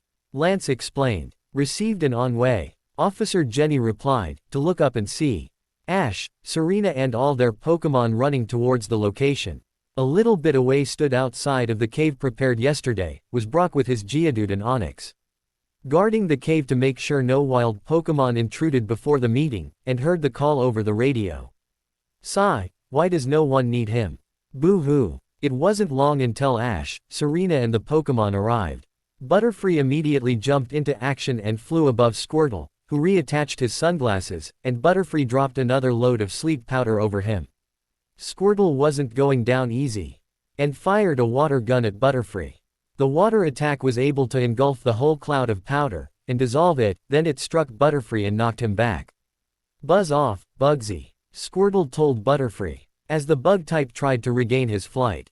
Squirtle then jumped down from the roof and faced off against Ash, who had Pikachu and Bulbasaur by his side. "Easy Squirtle, we just wanna talk," Ash told Squirtle in a calming voice, as he held his hands up to show he meant no threat. "Then why put my brothers to sleep?" Squirtle asked. "Can do much talking in your sleep." Quote, "We didn't want to hurt any of you Squirtle," Ash repeated. "We chose to put you to sleep as a painless way calm you down." Yeah, Squirtle mumbled, completely brushing off Ash's words. This angered Pikachu. It reminded him of how he used to be. Squirtle fired a water gun at Ash's face. Pikachu intercepted it with Iron Tail, and stopped it. "What's your problem?" Squirtle asked. "You are," Pikachu retorted. "You wanna rumbled, Yellow?" Squirtle asked as he got in a battle stance. "The name's Chew, Pikachu," Pikachu angrily replied, as he also got in a battle stance. Ash, along with all the other Pokémon, had massive sweat drops. Pikachu. That line was so corny. Ash sheepishly told his starter Pokémon. "Why?" Serena asked. "What did he say?" "You don't wanna know," Ash replied with a deadpan expression. Ash vs Squirtle. Pikachu started with Shock Wave. Ash shouted. Pikachu tensed up before unleashing a powerful electric attack at Squirtle. The water type didn't flinch and entered his shell. Spinning. He used Rapid Spin. As the electricity hit his shell, it simply deflected the shock wave. "Shocking, isn't it Yellow?" Squirtle mocked as he stopped his Rapid Spin. Pikachu growled in anger. "Pikachu, quick attack," Ash shouted, and Pikachu got on all fours, before zooming off like a bullet. Squirtle withdrawn into his shell, raising his defense. Pikachu made contact and sent Squirtle flying. He was a little dazed by hitting the hard shell. Whilst in the air, Squirtle exited his shell. Despite being tired from all his running throughout the town, and his battle with Fennekin, Squirtle was still raring to go. He pulled his head back and fired a water gun at Pikachu. Ash had to think fast. Shockwave is his strongest attack, but it also takes more time to charge. Thunder Shock. Pikachu jumped in the air, with sparks at his cheeks. Pikachu quickly unleashed a Thunder Shock. It was quicker than his previous Shock Wave, but also not as powerful. The two attacks collided and the water conducted the electricity. The energy's water exploded, with drops of water and sparks flying everywhere. Both Pikachu and Squirtle were caught in the blast and took some serious damage. Some of the loose sparks hit the wooden sign above the Horsey Hotel, which was advertising the business, and caused a small flame. Due to the sign being made out of wood, the flames spread and the building was soon on fire. "This isn't good, they have one building on fire. Jenny, call the fire service," Lance instructed in a panic. "We don't have one," Jenny replied. "All the nearby town were deemed too small for our own fire service. So we share one. It is located at least a couple of hours away." "Great," Lance mumbled with anger. "Stupid cutbacks. Butterfree, blow those flames away with gust," Ash instructed, and Butterfree got in place to do so. "No, don't." Lance stopped both, so Ash and Butterfree looked towards him. Lance decided to explain. "The winds are more likely to spread the flames, not put them out. We need to get those people out before the flames take hold," Lance explained, trying to think of a plan. Abra heard that, and teleported away. "Abra?" Serena questioned as her psychic type disappeared. He then showed up with a couple people with him. He teleported the people out of there. "Is there nothing you can't do?" A flat. Raw looked at her with a blank expression, before teleporting away again. A few seconds later he showed up with more people. He was set on saving people. By this point, the flames had taken hold and were a raging blaze. They needed to contain it. Ash got an idea. "Butterfree, use confusion and contain the flames," Ash shouted. Butterfree was flying above the flames and his eyes glue blue. ABL. UE wave was surrounding the building and stopped the flames from spreading to another building, although the hotel was on fire, and Butterfree couldn't stop it. Butterfree won't last long with those flames underneath him. Lance explained. We need all the water types you have. Lance turned to Ash and Serena. Sorry, but only Misty has any water Pokemon. Serena replied, and Lance clenched his fist. Misty was too far away to make it on time. What about the Squirtle? Ash questioned as he gestured towards the Squirtle squad as they were all coming around. Do you really think they'll help us, after everything that has happened? Lance asked skeptical. Only one way to find out. Ash smiled as he jumped in front of the now sort of awake Squirtle squad. Squirtle! Ash exclaimed, grabbing their attention. We need your help. You have a really strong water gun and we need you to use it to put the fire out. Why should we? The leader asked, with aggravation. You can't want the people to get hurt. Ash pleaded. Squirtle shrugged his shoulders. Please Squirtle, what have these people done to you? It was people who left us. All because we couldn't win them a stupid little badge. Squirtle retorted, clearly angry. The trainers who abandoned you were wrong. They were stupid and wrong. Ash explained with desperation. But we aren't all like them. Most people do care and no one deserves any of this. Being left, whether in wild or a fire. Squirtle looked at Ash, and the words clearly got through, but he wasn't all there. If you don't believe me, then believe my Pokemon. Ash pleaded. What? Squirtle questioned, shocked. Pikachu, he had an abusive trainer before. Bulbasaur and Charmander, they were both abandoned and Charmander was even left for dead. Ash explained, literally begging. This seemed to get through as the Pokemon mentioned nodded in agreement. Please Squirtle. Without you, people will get hurt, if not worse. The whole town believes you're nothing but immensies. Prove them wrong. And put out that fire. The begging seemed to have paid off as Squirtle looked turned serious. Ash was sure, if he could see under those sunglasses, Squirtle W. Old have a flame of determination behind his eye. Alright brothers, we're going to show that fire who's really in charge here. The leader told his squad. The four other Squirtle looked at each other. Before nodded and jumped behind their leader. The leader took charge and directed the four other Squirtle, who followed their orders like a soldier in the army. Firing their water guns, the Squirtle quickly took advantage of the situation and after a few minutes, the flames were completely out. Butterfree could also stop and was extremely tired. Butterfree flew down to Ash's side. Good job Butterfree, take a nice long rest. Ash returned his first cot. He then walked over to the Squirtle squad. Thank you all. Without you, the whole town could have burned down. Good job Squirtle. The Squirtle all celebrated. So why do we do with them now? Officer Jenny asked Lance. What do we do, indeed? Lance smirked, he may have found a good way to help the Squirtle squad. Later that day, Officer Jenny was stood in front of the town, with the Squirtle squad. She had given them all medals for their help and bravery with the fire. Before the ceremony, Lance offered a job to the Squirtle squad, where they would act as firefighters for the towns which they have been terrorizing. The Squirtle did like the feeling of the adrenaline from fighting the fire, not to mention the warm fuzzy feeling they got from all the praise. After all of this, the squad agreed to the offer. Except for one member. As the group were walking away, they were stopped by the sound of a familiar cry. The White turned around to see Squirtle with big black triangular shades. Ash got down on his knees and looked at the turtle Pokemon. Squirtle, Ash questioned. What are you doing here? Hee, nice weather we're having. Squirtle nervously laughed. Pikachu did not look amused. Serious Squirtle, I thought you were going to become a firefighter. Ash replied. Well, I would have, but my skills go far beyond this little town. Squirtle replied nervously. Ash also didn't look impressed. It's a whole wide world out there. Just waiting for me. Ash sighed. What are you getting at Squirtle? Ash asked. I was thinking. You were pretty reckless. You need a big tough turtle to keep you in line. Squirtle replied arrogantly. Are you asking to join the team? Ash asked. Think of it as me lending my services to you.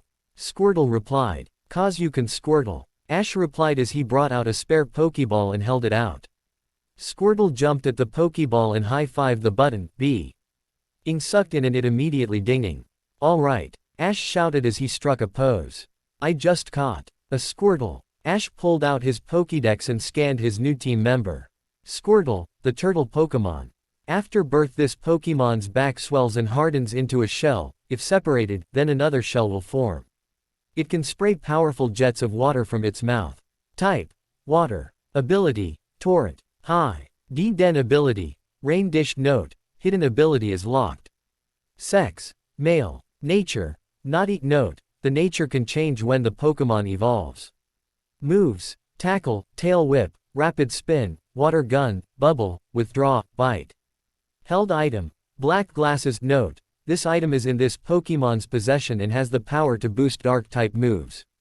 Congratulations Ash, now you have a full team. Serena commented. Shish replied with his signature thumbs up and toothy grin. Thanks Serena. Ash replied. Yeah Ash, now you have the full Kanto starter set. Not too many people can get that. Brock added as he gave Ash a nuggie. He, yeah, knock it off Brocco. Ash complained as he moved out of Brock's attack. With Squirtle now in the team, the group have set off for Vermilion City and Ash's next gym battle. On another part of Kanto, a trainer with 4 badges, Rainbow Badge, Soul Badge, Marsh Badge and the Thunder Badge. He was just leaving from the south exit of Rock Tunnel, after he finally caught the Machop he was searching for.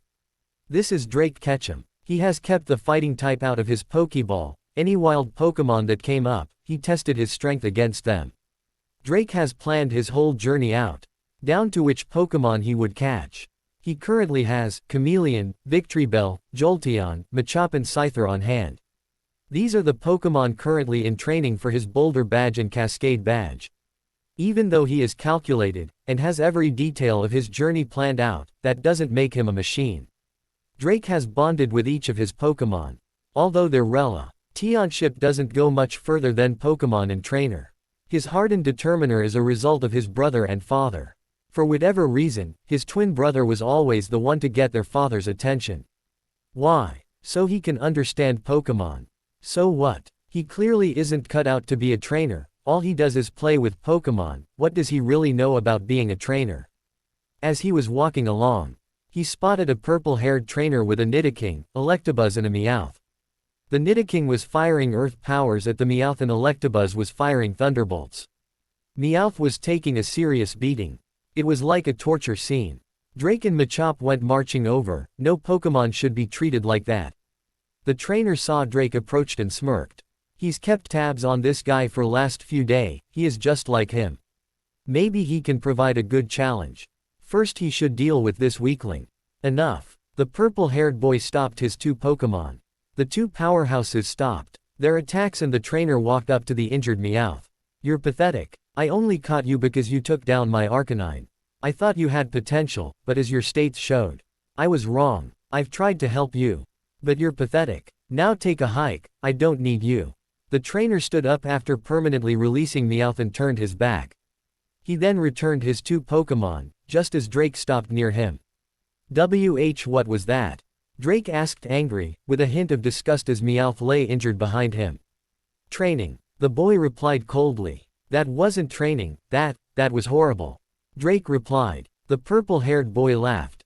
What's so funny? You. The boy replied. I've been watching you for the last few days. And you're just like me. What? Drake exclaimed, clearly angry. I'm nothing like you. The boy glanced down to Drake's Machop. You went into Rock Tunnel to find that Machop. How is that any different? You went in to find the perfect Pokemon. The strongest. The boy explained. Wrong. Drake shouted. Right. The other boy cut Drake off. There are hundreds of other Pokemon in there. Zubats, Geodudes, won't even take too long to find them. A few steps. So why didn't you catch one of them? Drake was silent, how could he answer? Hit a nerve, the trainer asked with a confident smirk. If you're so sure, why not decide this with a battle? Best of 3. The purple-haired trainer gripped a Pokeball.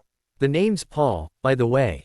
Paul introduced himself. Drake. Drake returned Machop. Sounds good to me. Drake also gripped a Pokeball. And if I win, then you take Meowth to the Pokemon Center. Both trainers threw their Pokeball, their battle had begun. The end. Thanks for watching, also remember to subscribe and like this video. See you in the next video.